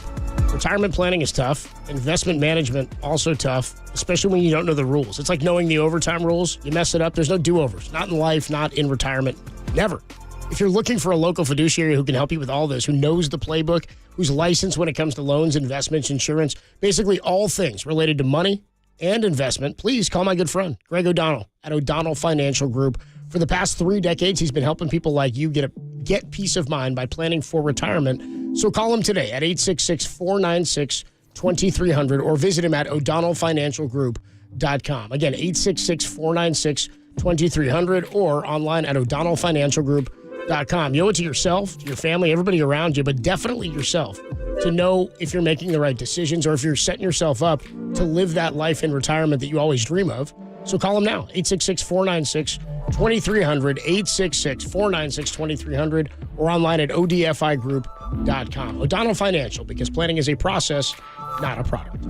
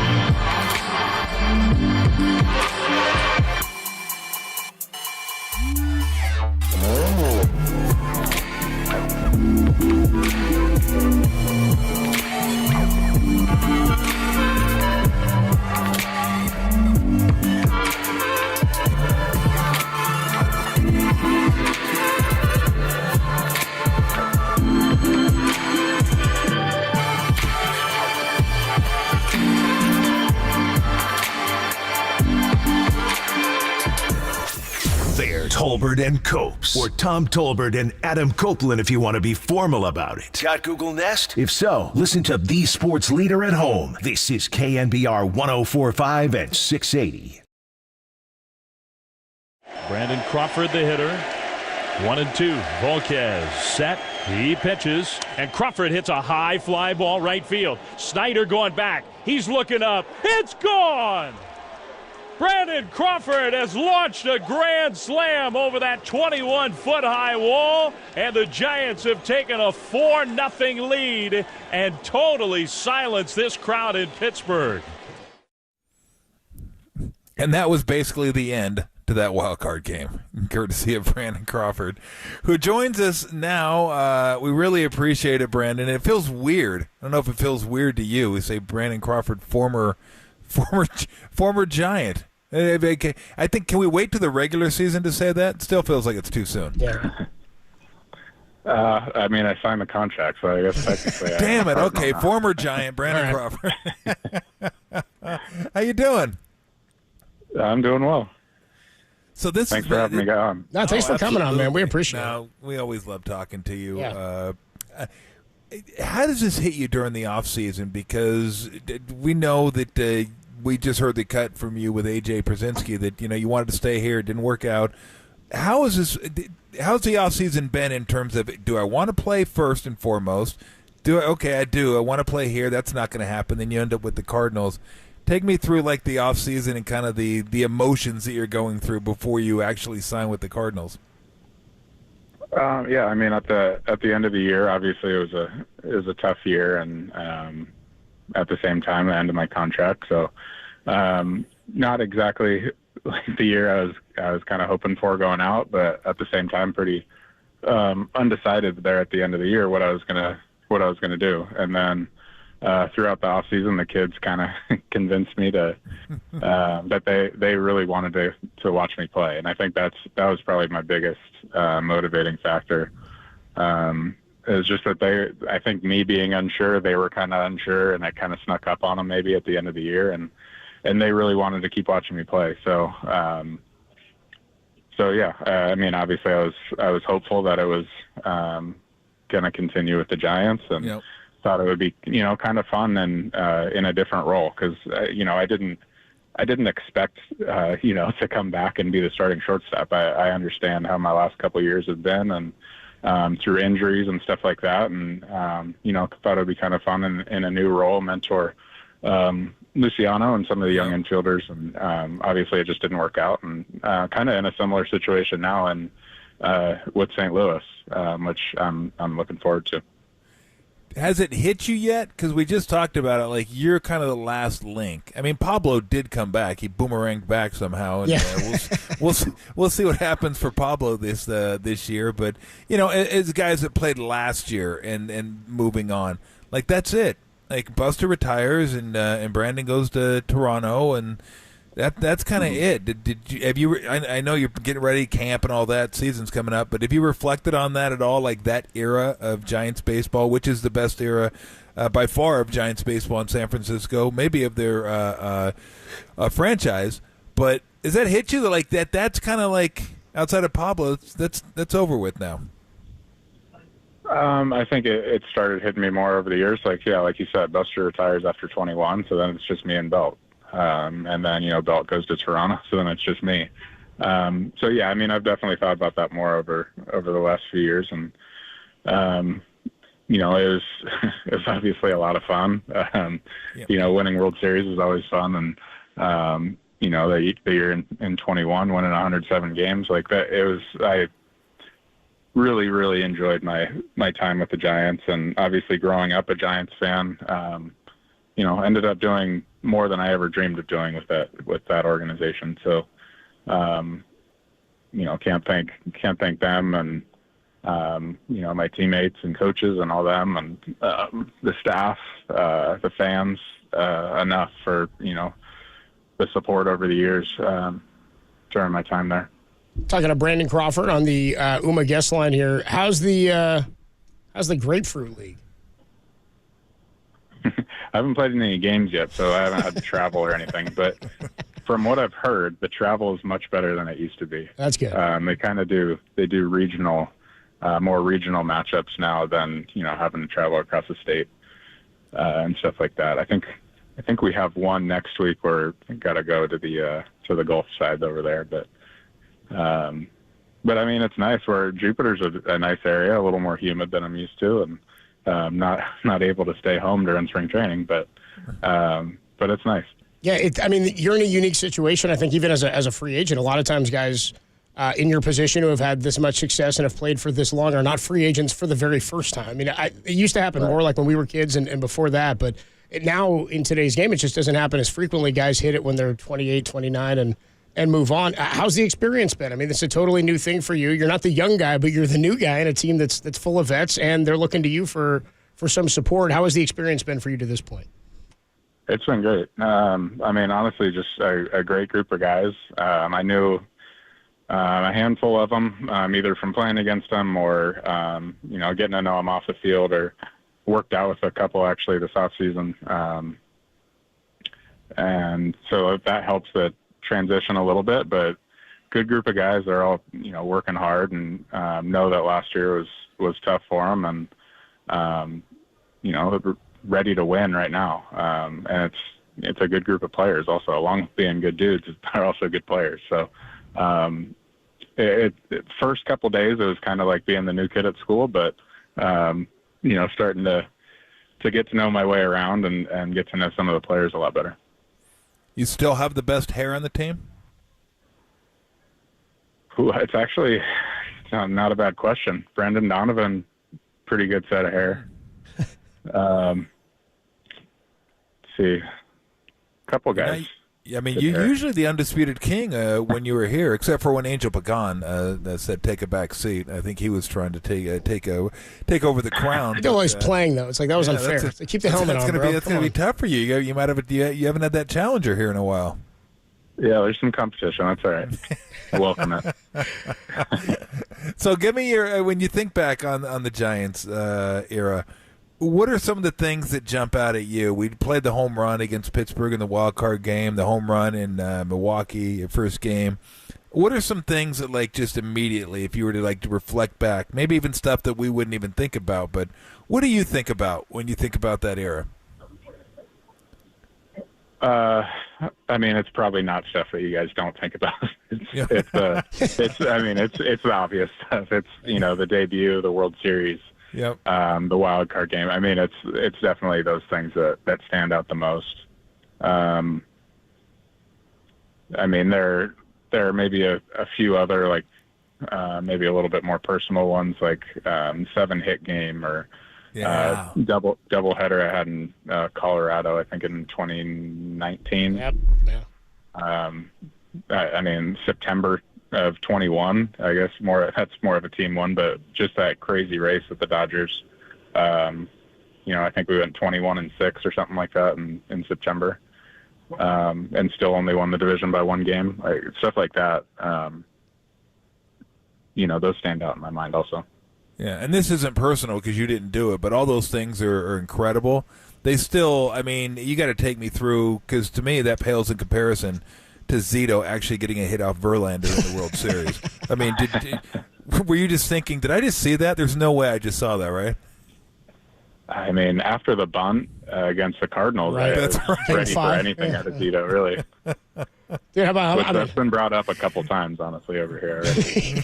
Oh, they brought it up there, they have? Yeah, it was against the Cardinals, so yeah, right. It's been brought up. Yeah, I gave him 5 cents. Maybe by me. I'm not sure. Nice, good deal, Craw. Good deal. I was going to say, we're just yelling Dick, Dick, Dick with all your teammates in the dugout in Arizona rank, but we'll move past that one. That's pretty funny. Braden Crawford with us here on the UMA guest line. A couple other ones that I always think about, which I know I've asked you about 2 of these before. You were put into the game as a defensive replacement in the perfect game for Matt Cain, weren't you? Yeah. Well, yeah. I mean, what are you thinking? Wasn't that your rookie year? Don't mess it up. Yeah. It was 2012, so it was my first full season. First full season, right? Yeah, I mean, I think I've said it before. That's probably the most nervous I've ever been in a game. Getting that last out in Game 7 of 2014, is up there. Also, that's probably number 2. But number 1 is going into that game, as a defensive replacement, where it's like you are supposed to make any play that's even remotely close to you to save this perfect game, especially after Blanco's catch. Right. You have to make every play that's even remotely possible. So, you definitely can't mess up the easy ones. And I got relatively hard hit ball to my left that I think I blacked out for a second, made the play, and the rest is history. But what do you remember? What do you remember about the double play against Kansas City? You and Panic that ultimately goes to a replay, and you got to sit there and wait before they call. I forget who hit it. I don't know if it was Hosmer or who hit it was out. But what do you remember? Hosmer, okay, what do you remember about that double play?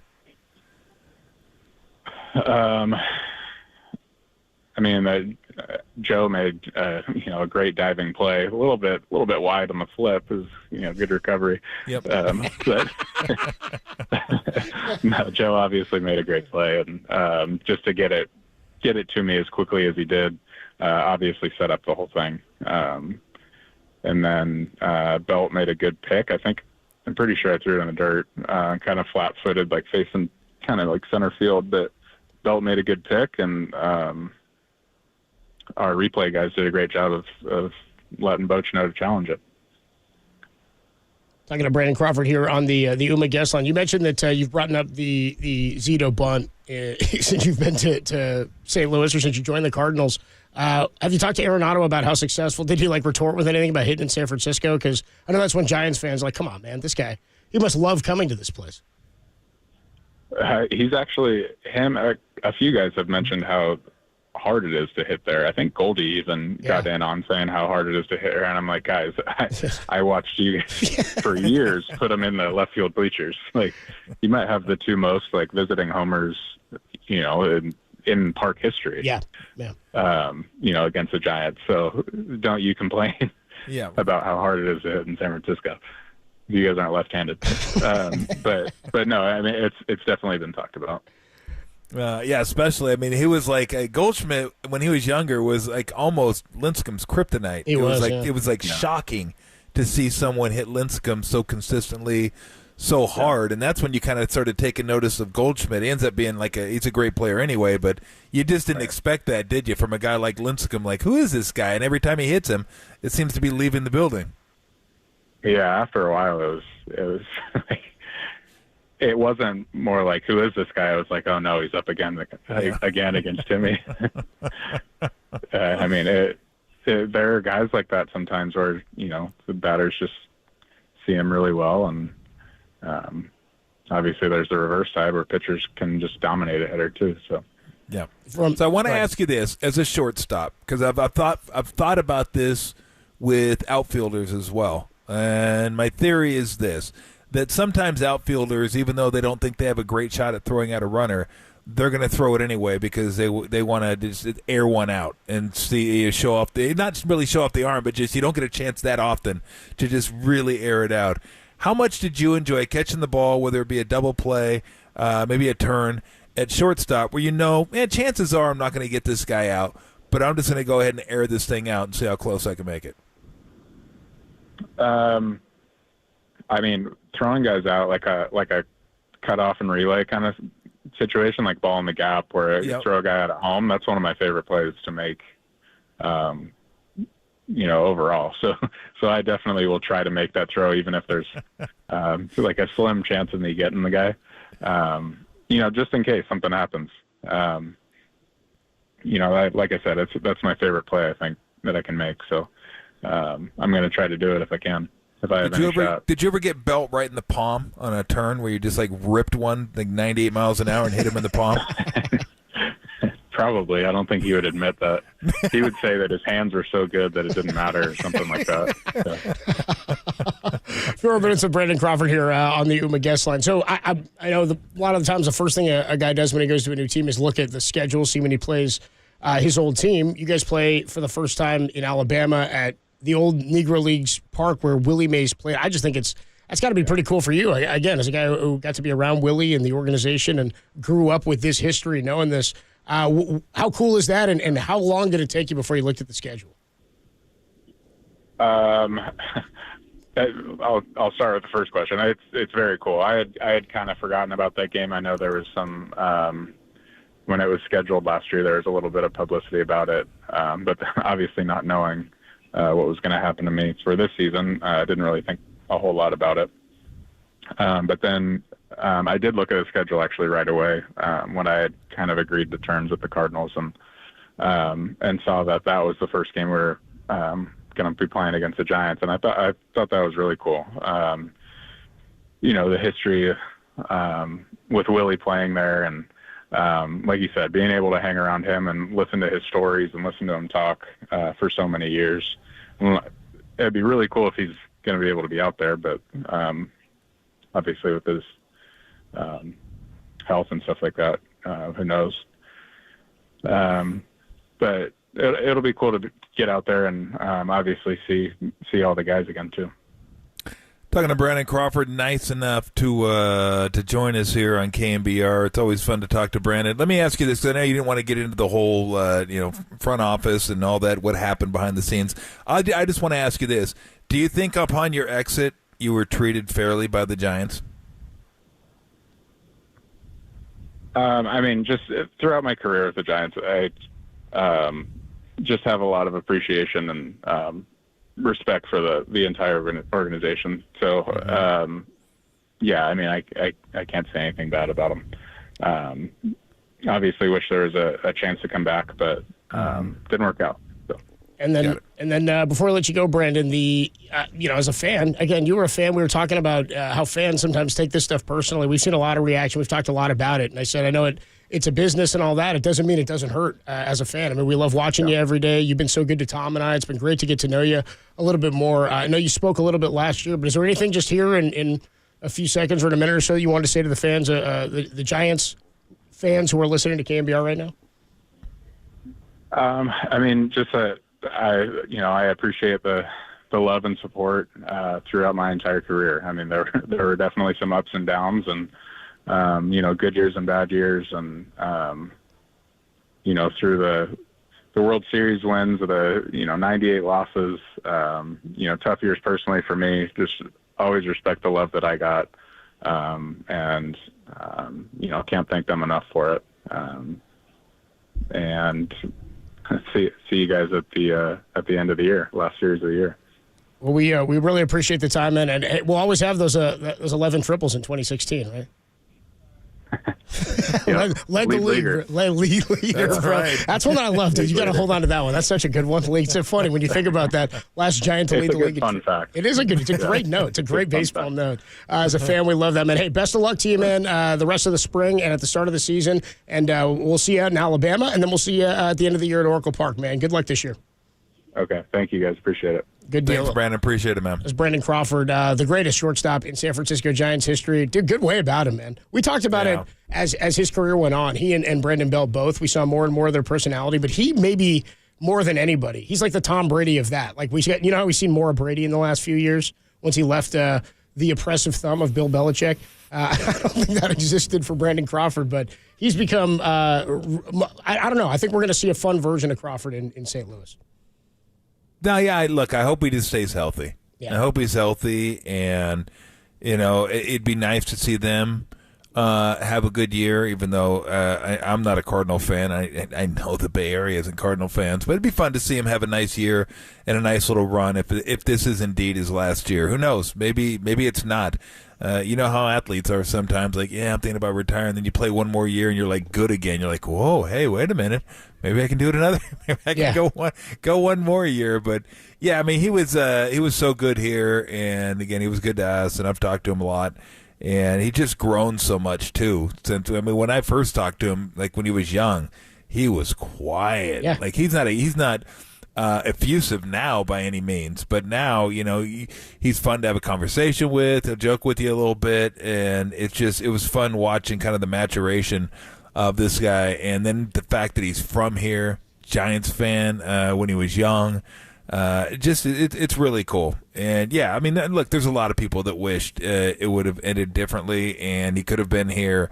And endings like that don't happen all the time, right? Especially when you're not, Steph, Kobe, Buster. I'm just thinking of guys that played for one team that were like, these are like all-time type guys that we're talking about here.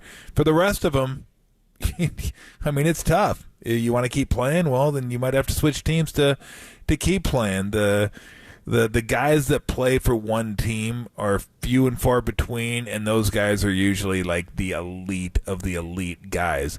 They get a chance to make their own decisions on, if they want to play. But I'll tell you something. If Steph plays long enough, there may be a time where Steph has to go somewhere else to play. Because guess what? Brady did. Brady was a Patriot. You're just a Hornets fan. You just want to go back to Charlotte. You're just rooting for him to go home. No, I want him to be here. You want to root for your Hornets. Just stop being so self-indulgent, dude. If you play long enough, you will probably be told at some point your services are no longer required here. Because if it can happen to Tom Brady, it can happen to anybody. It's true. Didn't happen to Jeter. Jeter was too perfect. But if Jeter would have kept wanting to play, they probably at some point they would have said, "We love you, man." Yeah. Thanks for the memories. Go down to Tampa. Kick rocks. 415-808-KNBR. Did that kind of close the book for you? Was that closure for Giants fans at all? Are we moving on now? Are we good with that? I mean, we heard from Crawford. He talked to A.J. Przinsky about what had happened with the organization. Tom asked him if he felt he was treated unfairly. We talked to him about where he is now. He's reflective, but he doesn't sound to me like he's been so reflective, like he's looking back at the end of his career. I think he's more of just a fan. I think he's a guy who thinks about this stuff and remember this stuff because not unlike us, he was, like you said, not unlike you guys, like with the same memories you guys have from those moments. He was just standing a little bit closer to it. 808-KNBR is the number to call or to text if you want to reflect a little bit on what Brandon Crawford had to say. Tolbert and Copes with you, only here on the Sports Leader.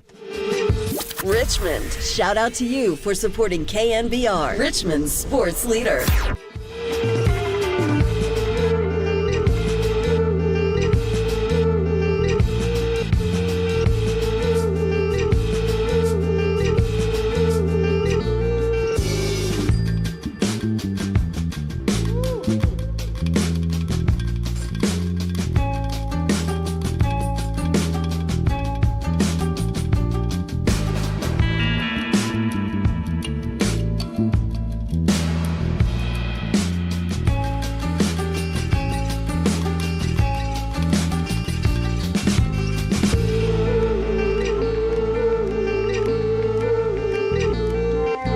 Dante Whitner joined Murph and Marcus this morning to say he likes the 49ers defensive coordinator hire and doesn't believe Steve Wilks was a scapegoat. More on that trend in KNBR.com and the KNBR app.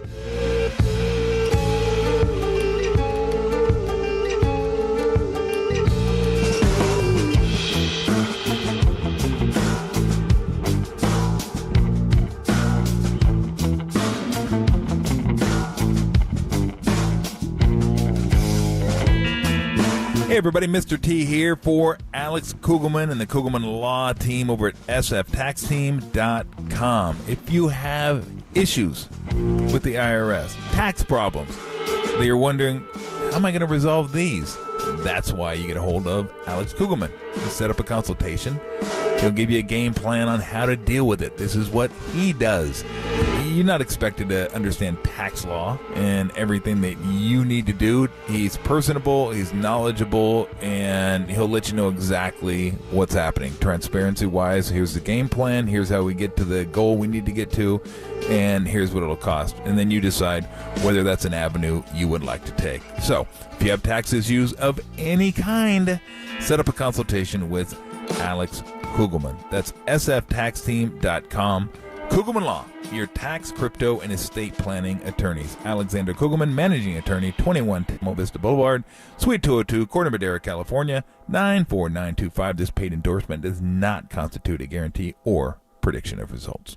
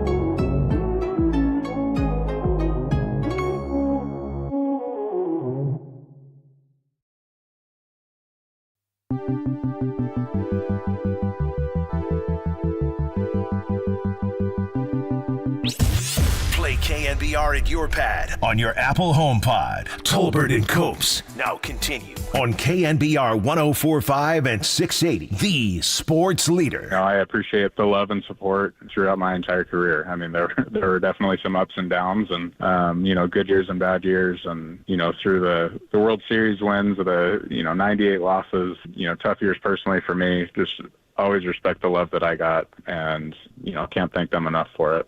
And see you guys at the end of the year, last series of the year.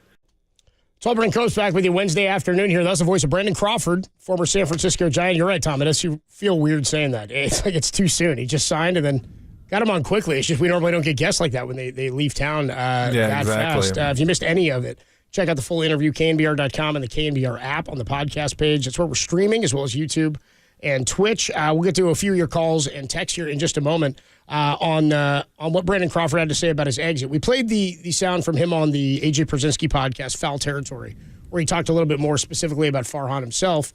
And then, Tom, you asked him just point blank. We'll play the sound here. Tom asked him if he felt like he was treated fairly in his exit from the Giants. Here's what Brandon Crawford had to say.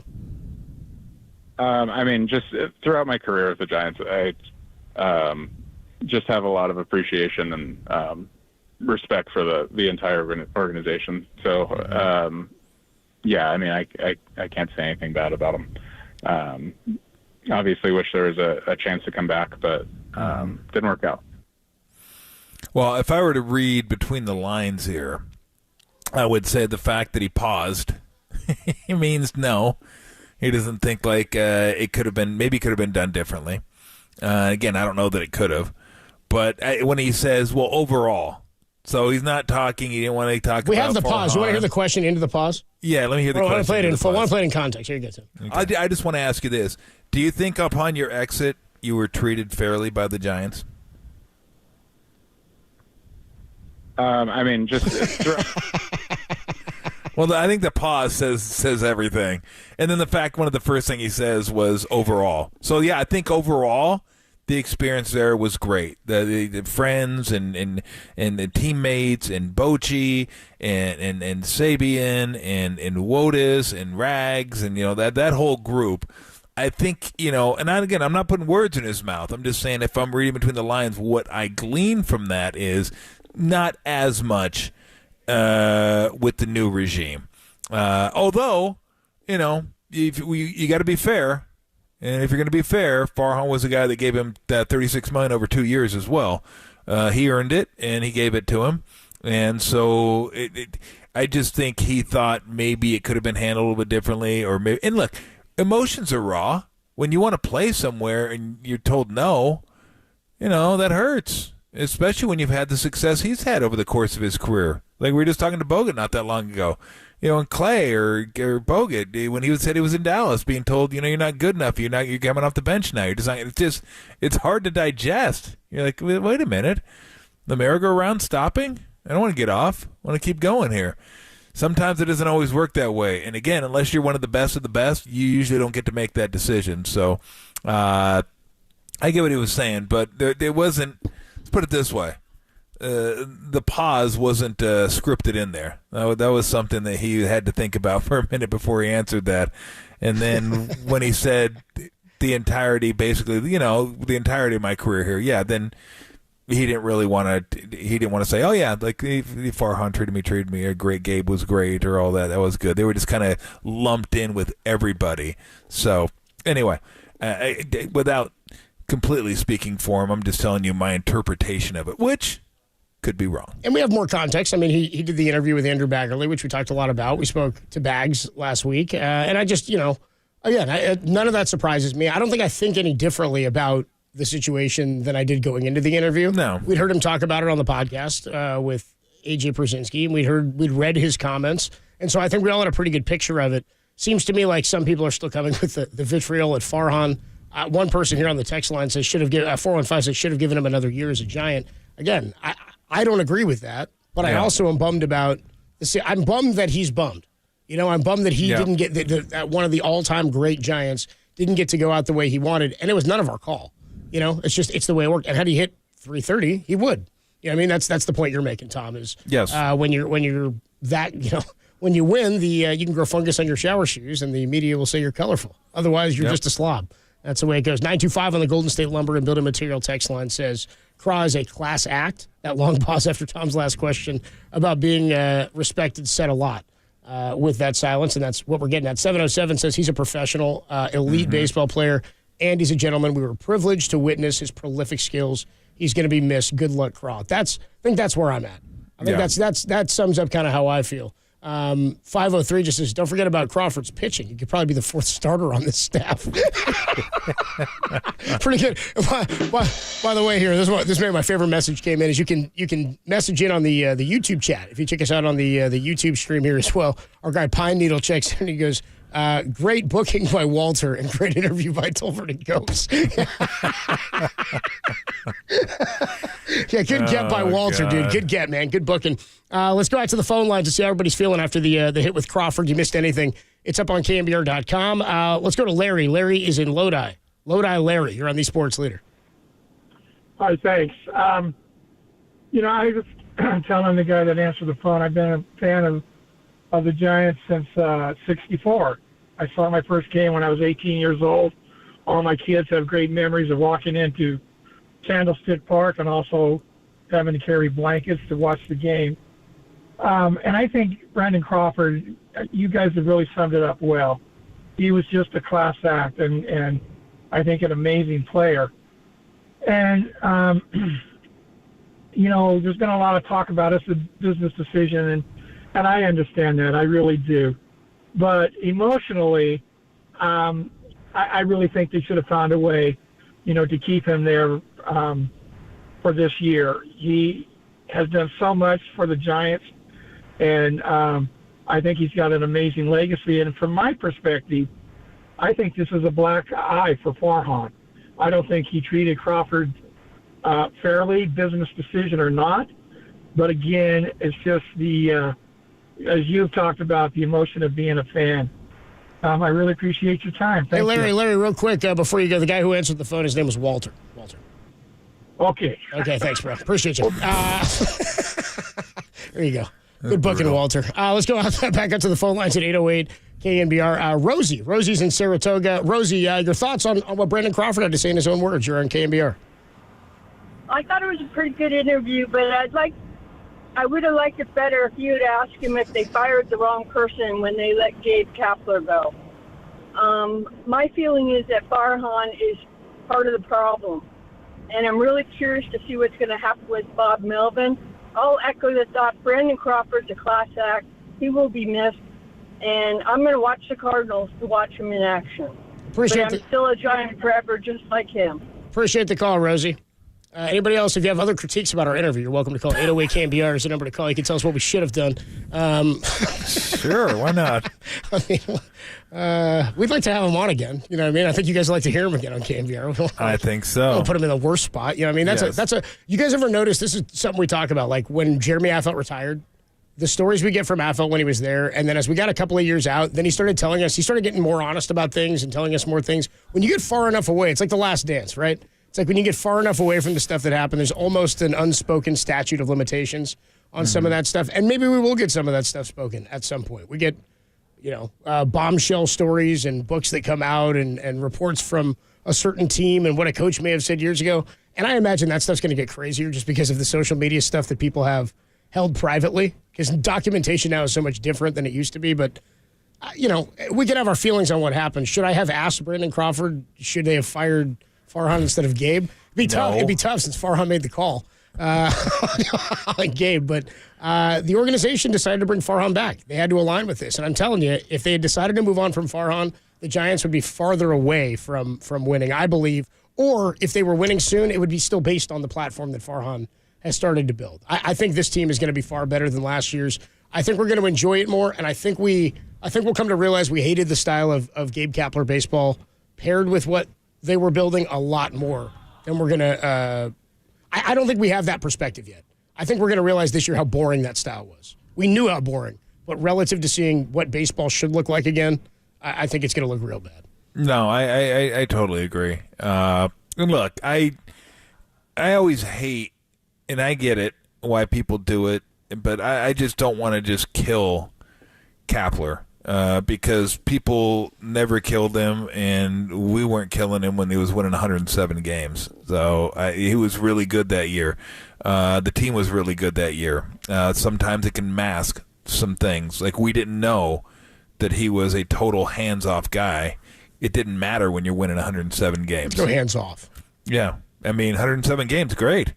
I wouldn't touch the steering wheel either. I just let everybody do what everybody's doing with 107, but when things start going bad, then you got to be more hands-on. Then it can't just be, hey, just keep doing what you're doing, be a professional, all's good.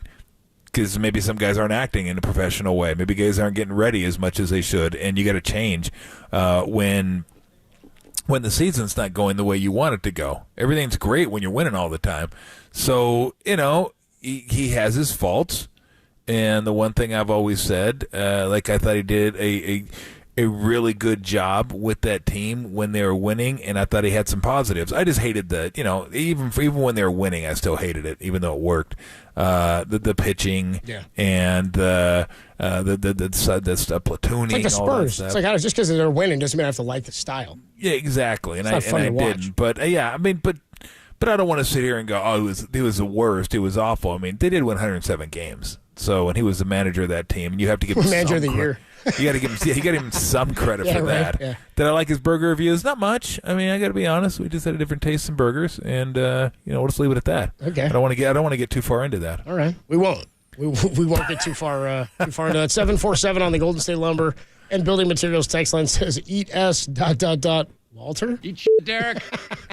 It's pretty good. 415 says, "From one scum bucket to another." Shout out Walter. Walter and Derek. That's pretty funny. And then 209 says he's shocked they let them walk over $2 million. That's not what they let it. This was not a financial decision. This is not the. Again, everybody thinks the Giants are being cheap. They've spent more money than every team in baseball, but the Dodgers this offseason have they committed to. So it's not. It wasn't about the finances. It was about they didn't think that was the most valuable way to use the roster. And by the way, it's not always just up to the general manager or the president of baseball ops. This is a group deal that they get together. And again, the 190, and Crawford said that to us. He says, I know how the last 2 years went. He says, I went to him and said, I wasn't expecting to be the starting shortstop. And I think that's what bothers people is they go, well, then just use it. You only get 26 spots. And you only get 20, what is it? When you go September now, it's like 28. If you get a couple of guys that you're trying to really give at-bats to and figure out, it may not be the best use of your bench to have that player there. And it's all about roster construction. So we will get to it's a little bit more. Actually, no, we're going to get into a big pot of soup. We got to get you fed, dude. Tom, you're looking hungry over there. We got a pot of soup. I'm starving. Yeah. I've had half an English muffin today. Actually, just kidding. We got an update on the Giannis situation as we get ready for the Bucks and the Warriors. And then I think maybe you'll have we'll get you a couple spoonfuls, dude. We'll get you a snack before the game tonight. Warriors and Bucks, a little on that, and an update on Giannis. That's next on the Sports Leader. Hey everybody, Mr. T here for Xfinity. You want more speed? Who doesn't? Well, you're in luck now because Xfinity just increased their internet speeds. They are faster than ever. Plus, with super fast internet and a reliable connection, you can do more of what you love. Whatever that is, gaming, streaming, downloading, watching movies, streaming, just whatever it is, it's going to be faster, it's going to be more reliable, and you will be happier because you have what? More speed. What? More speed. That's right. Get 300 megabit Xfinity internet for only $25 a month for 12 months with no annual contract and Wi-Fi equipment included. That's 50% more speed for the same great price. Go to Xfinity.com, call 1-800-XFINITY, or go to an Xfinity store today. Requires paperless billing and auto pay with stored bank account. Restrictions apply. Taxes and other charges extra after promo. Regular rates apply. Actual speeds vary and are not guaranteed. You love sports, you love high def, you love reliability and speed. I know you do. You will love Xfinity.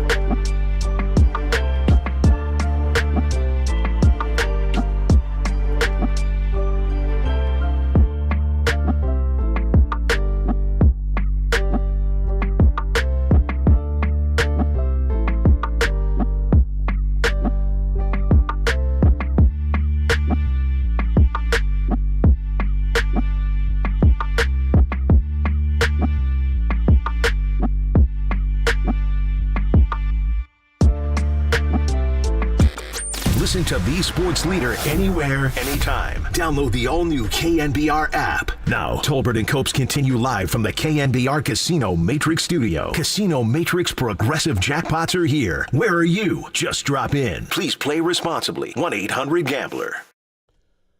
Tolbert and Copes back with you here. Warriors and the Bucks squaring off tonight out at Chase Center. I'm heading out, dude. I'll be out there.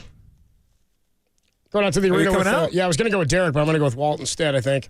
Oh, nice. Yeah. Just like the show did. We were going with Derek. Walter. Now we're going with Walter. Yeah, I'm going to go out. The update is not a firm update on Giannis, but there's optimism per Adrian Wojnarowski that he's going to play tonight, but nothing concrete as it stands right now. We've got a starting lineup for the Warriors who are at full strength for the first time since November. Wiggins, Draymond, Kuminga, Curry, and Podziemski. Starting lineup for tonight. Yeah, I saw the line went toward the Bucks. So it was 3.5, right? Favoring the Warriors? It was 4.5, and then went down to 2.5. And I thought that's probably a safe middle ground. It might even move more if Giannis plays, but because Giannis is worth more than 2 points. I bought the half and took him at 2. The Warriors when it dropped. The Warriors at 2. Yeah, I bought the half and took him. Because I think if Giannis is ruled in, that might even go to a pick'em. So because he's worth more than 2, I think. I mean, unless I don't know wagering, which I don't based on my balance. But I did see that line movement. I go, maybe there's some news out there that Giannis is thinking of. I mean, I hope he plays just because we get a chance to see him in the Bay Area once a year, and it's fun to watch that dude play basketball. And I don't really need to use it as a measuring stick. I mean, I'd like to see the Warriors get a win, so if he doesn't play, even better. Go. I'm not going to say they'll win because, again, the Clippers didn't beat him without Giannis, so it's not like a complete walkover. Middleton isn't playing. He's out with the ankle. But if Giannis plays, this will be a tough one. Games coming off the road trip can be tough, but they do have 2 days off, which was nice. A little better. And I'm sure Boston was a little bit of a sobering type game where you're like, holy crap. So that's it, huh? Okay. Get back to the basics here. And, we could start crossing the T's, dotting the I's, make sure we're in these games and winning these games. They don't want to let the hard work they've done over the last month kind of slip away. And I don't think they will, but they got I hate to say it because I just said earlier on in the show, I don't like doing that where I go to schedules and start assigning victories and losses. So I'm not going to do that. But they do have the 5th best schedule strength based on opponent's win percentage. Yeah, it's not bad. It's under 500. So it's Bucks, just the next few. Bucks at home, Bulls at home, and Bulls beat Sacramento, but then Spurs at home and then at Spurs. Now, I'm not saying they can't. They could lose either of those games. I mean, again, this isn't a top 3 team, but, you get Spurs, and then 2 really, really important games, at Mavericks, at Lakers. They're all important. Why are those more important? Because they're right there with them. And you can start, picking up a couple games on those teams that are right next to you if you want to move up to 7, 8, maybe if you have designs on 6, which you don't really have designs on it. You're just going to play as hard as you can, and wherever you end up. But at Mavericks, at Lakers, those will be big. And then they get to come home, Knicks, Grizzlies, Pacers, and who knows who the Knicks are going to have at that point. Grizzlies, that should be a win. Yeah. I'd say NBA, that should be a win. Spurs at home should be a win. And then you got a long road trip. And then it's manageable. It absolutely is manageable. You just like to get right back on that feeling good, playing good basketball. We're healthy. Let's go out there and see what we can do. And start riding some momentum into the playoffs. So yeah, I'm looking forward to it. Anytime Dame and Steph are on the court together playing against one another, it's fun basketball to watch. Add Giannis in there, even more fun. So I'm sure Steph would like to come back and have a nice game after that 4-point effort against Boston. Could a win over the Bucks? Does that do anything in your mind? Because, again, we both agree that it's Denver and Boston are above the rest of the class. But I would think so, beating yes. Milwaukee feel like beating an elite team, like a team they have not had success beating this season? I think right now it's more so about just accumulating victories. But, yeah, I think there is some of that. I think, hey, you beat Milwaukee. That's one of the best teams in the league. But let's also remember, they beat Boston early in the year at home, too. And then they had some crapping the bed periods of the season after that. So it wasn't like that did them any, like, oh, hey, we beat Boston, let's go on a run. Well, they didn't really go on a run. They beat Boston and then still had some of the fourth quarter meltdowns that they had. So, while, yeah, it's nice to beat a team like that. Uh-oh. Anthony Slater of The Athletic confirms that Giannis will play tonight against the Warriors. Is going to play. Okay. Very good. So, but I mean, put it this way.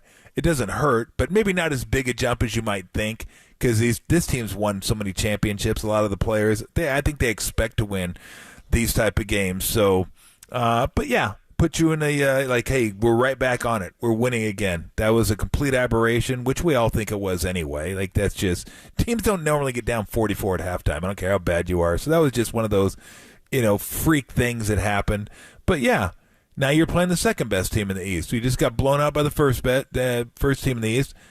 Win this game, and you kind of feel like emotionally, like, okay, that was, see ya. That game's by. It's only one loss. Now we get back here, and as I said earlier in the show, Dallas is kind of faltering a little bit. Philly, Indiana at home, lose. Sacramento loses to Chicago at home. Would have been nice if Denver could have taken care of business in overtime last night, but you're starting to pick up ground. You're looking at the standings down going, oh, damn. Oh, they're only a couple games away from them. Only 3 games away from them. So, yeah, this would be a good one. Yeah, half game behind the Lakers, sitting in the 10 spot entering tonight's game. Bucks have won 6 in a row, 6-0 since the All-Star game. Warriors coming off the 52-point loss, which, again, I don't think plays that big of a role. If anything, Mark Spears was making a case on Murph and Marcus earlier this week that gave Steph like 2.5 days, just even more time to get the knee right from the little tweak that he had. Now that we know Giannis is going to play tonight, that's confirmed now. Giannis is playing tonight if you're heading out to Chase Center to see the Bucks take on the Warriors. How do they, I mean, obviously the size is a factor. We were just talking about this earlier today, but they got Brook Lopez too. So you got a great offensive rebounder there in Brook Lopez, and then Giannis. How do you not counter? How do you match up against that size? Well, look, I mean, Brook Lopez is going to be on the perimeter most of the game. Like, that's just where not like he won't go to the paint, but he's a pick and pop guy. So, and you can't leave him wide open from 3. He can hurt you from out there. I mean, he can hit 3 or 4 in a quarter. I just wanted to look and see what his stats were. Like, he's a respectable 35%. From the field. So Beverly's out there. He'll be on Steph. He's a pest. He's a nuisance, as always. We know what Damian Lillard can do. And Giannis is just somebody you got to try to build a wall against a little bit and force him to kick it out because he wants to get all the way to the rim. And he's one of those guys that you think you've stopped him, and he takes off, and then all of a sudden he's dunking it. And you're thinking, what? Oh, yeah, to Giannis. Because Giannis is somebody that takes off from places you don't think, like, there's no way he's going to dunk that. And then he dunks it because he's just so absolutely long that you can't. It's like Wembanyama. You see him sometimes, and I still laugh. I'm like, he's hysterical. What's he doing? I'm like, he just like took off. He didn't like have a lot of force behind it. He took off from like the dot, and it was just like he just reached. Right. It wasn't like there was a lot of effort behind it. It was like, oh, boop. You're like, what? He did dunk that? Like, Giannis is like that a little bit too, because he is so long. I used to use the analogy like, oh, Inspector Gadget. Nobody knows that anymore. It's like that's total like you're old guy, Inspector Gadget. So that's what he's like. Yeah, it's like. Hey, that works for me, man. This message will self-destruct. That plays with me. Loving like Don Adams. Come on, Inspector Gadget. Just like go Gadget, go, bro. Agent 86. You ever seen the live-action Gadget movie with your guy Matt Broderick? I don't think I saw that. Don't worry, it doesn't hold up. Doesn't sound like it was worth it. It didn't hold up then, I don't think. I was a kid. Not a good movie. But for him, the best chance you're going to have stopping him is keeping him out of the restricted area and kind of around the dotted. If you can keep him outside the paint, great. He's going to shoot some jump shots. That's fine. And he'll make some 10, 12-footers. He'll probably shoot a 3 or 2. He usually does. If he makes 1, he might shoot a few more. But he's just, it's really about him penetrating. And if he can beat you with the penetration or he can get the defense to sag off, then you can have some issues. Because they have a team now, losing Middleton hurts them a little bit. and I just wanted to kind of pop up the stats. So because I think I know what their 3-point percentages are, and they're not a great 3-point shooting team, but like Lillard, he's 35%, but we all know what he can do. Portis 38%, Lopez 35%. Beasley's a guy who's been killing it from 3 this year. He's 45%. Beverly not much. He's like 32. Connaughton when he plays, he's 38. So losing Middleton kind of loses that jump shooter. So you don't have to be concerned with him. But they'll run. They'll go. You got to get back on defense. Giannis is one of those guys who gets the ball, rips and goes, and he's leading the break. And if you don't stop him, he'll take it all the way and punch it right on your forehead. If you do, he's going to just kick it out, and guys will be out there for threes. So they've been playing better basketball. I haven't watched them play as much since the All-Star break where they've won all their games.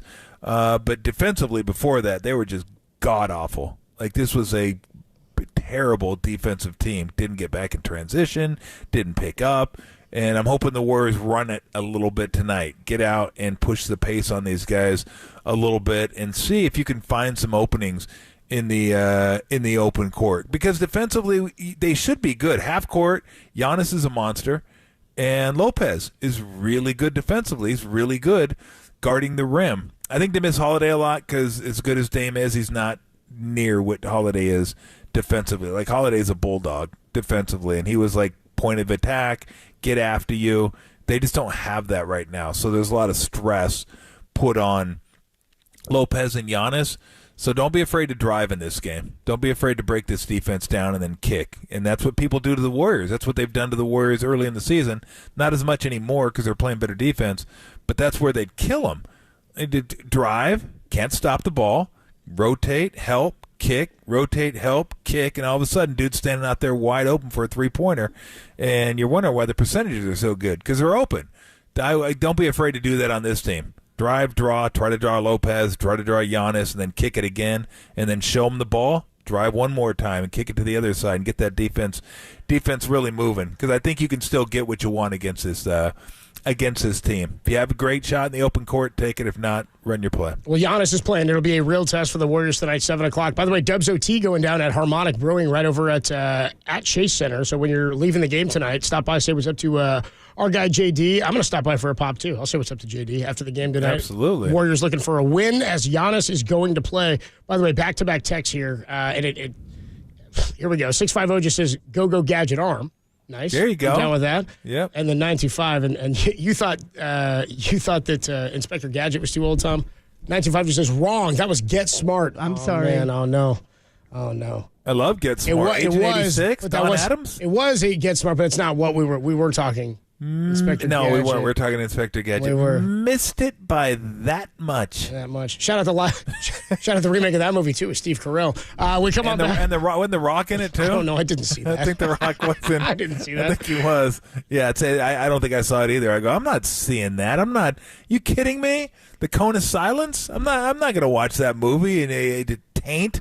Get Smart. Get Smart was one of the great shows of my youth. I loved that show. Agent 86, Agent 99, Chief, Cone of Silence. But Agent 69. No, there was no Agent favorite. 69. I don't know.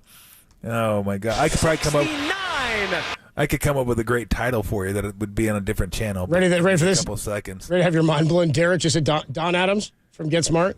Yep. Voiced Inspector Gadget. Yeah, I know that. Oh, I didn't know that. No, I did. I said that earlier on. I go Don Adams. I missed that. Like, yeah. I figured he was like a point guard or something for the Bucks. No. You were just going. You were going. That I was was like, Michael Adams. I was like, forget it. He's rolling. What are you talking about? I was like, forget it. He's rolling. Germans. Tolbert and Copes with your Wednesday evening. Kerry Crowley, if he's not on a plane on Lufthansa Airlines, Malta. headed to Malta, he'll join us next. We'll see what's going on the Sports Leader.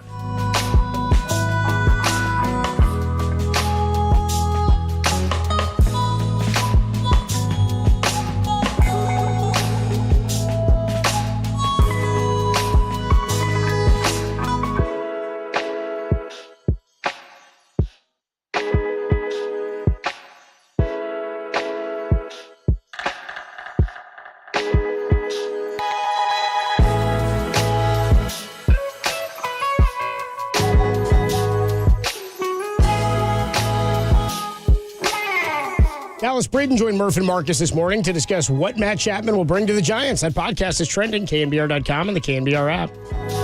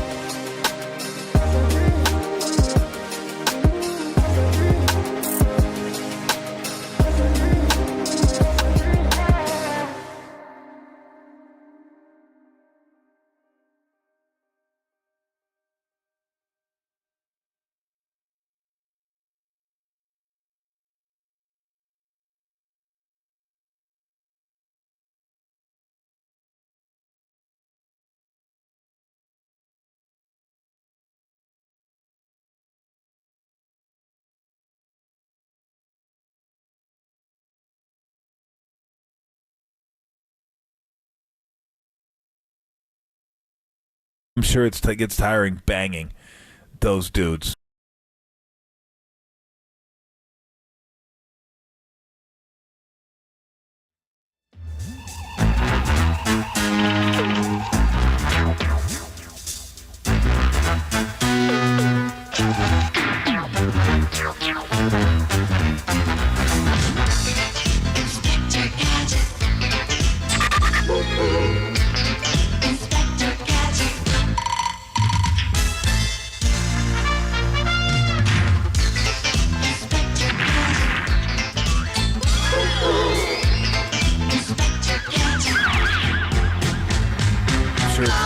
firing, banging. Those dudes.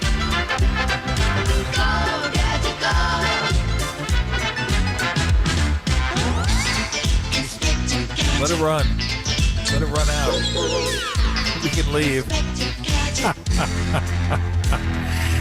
Let's find out what's going on in Malta. Kerry Crowley joins us. Kerry, what's up?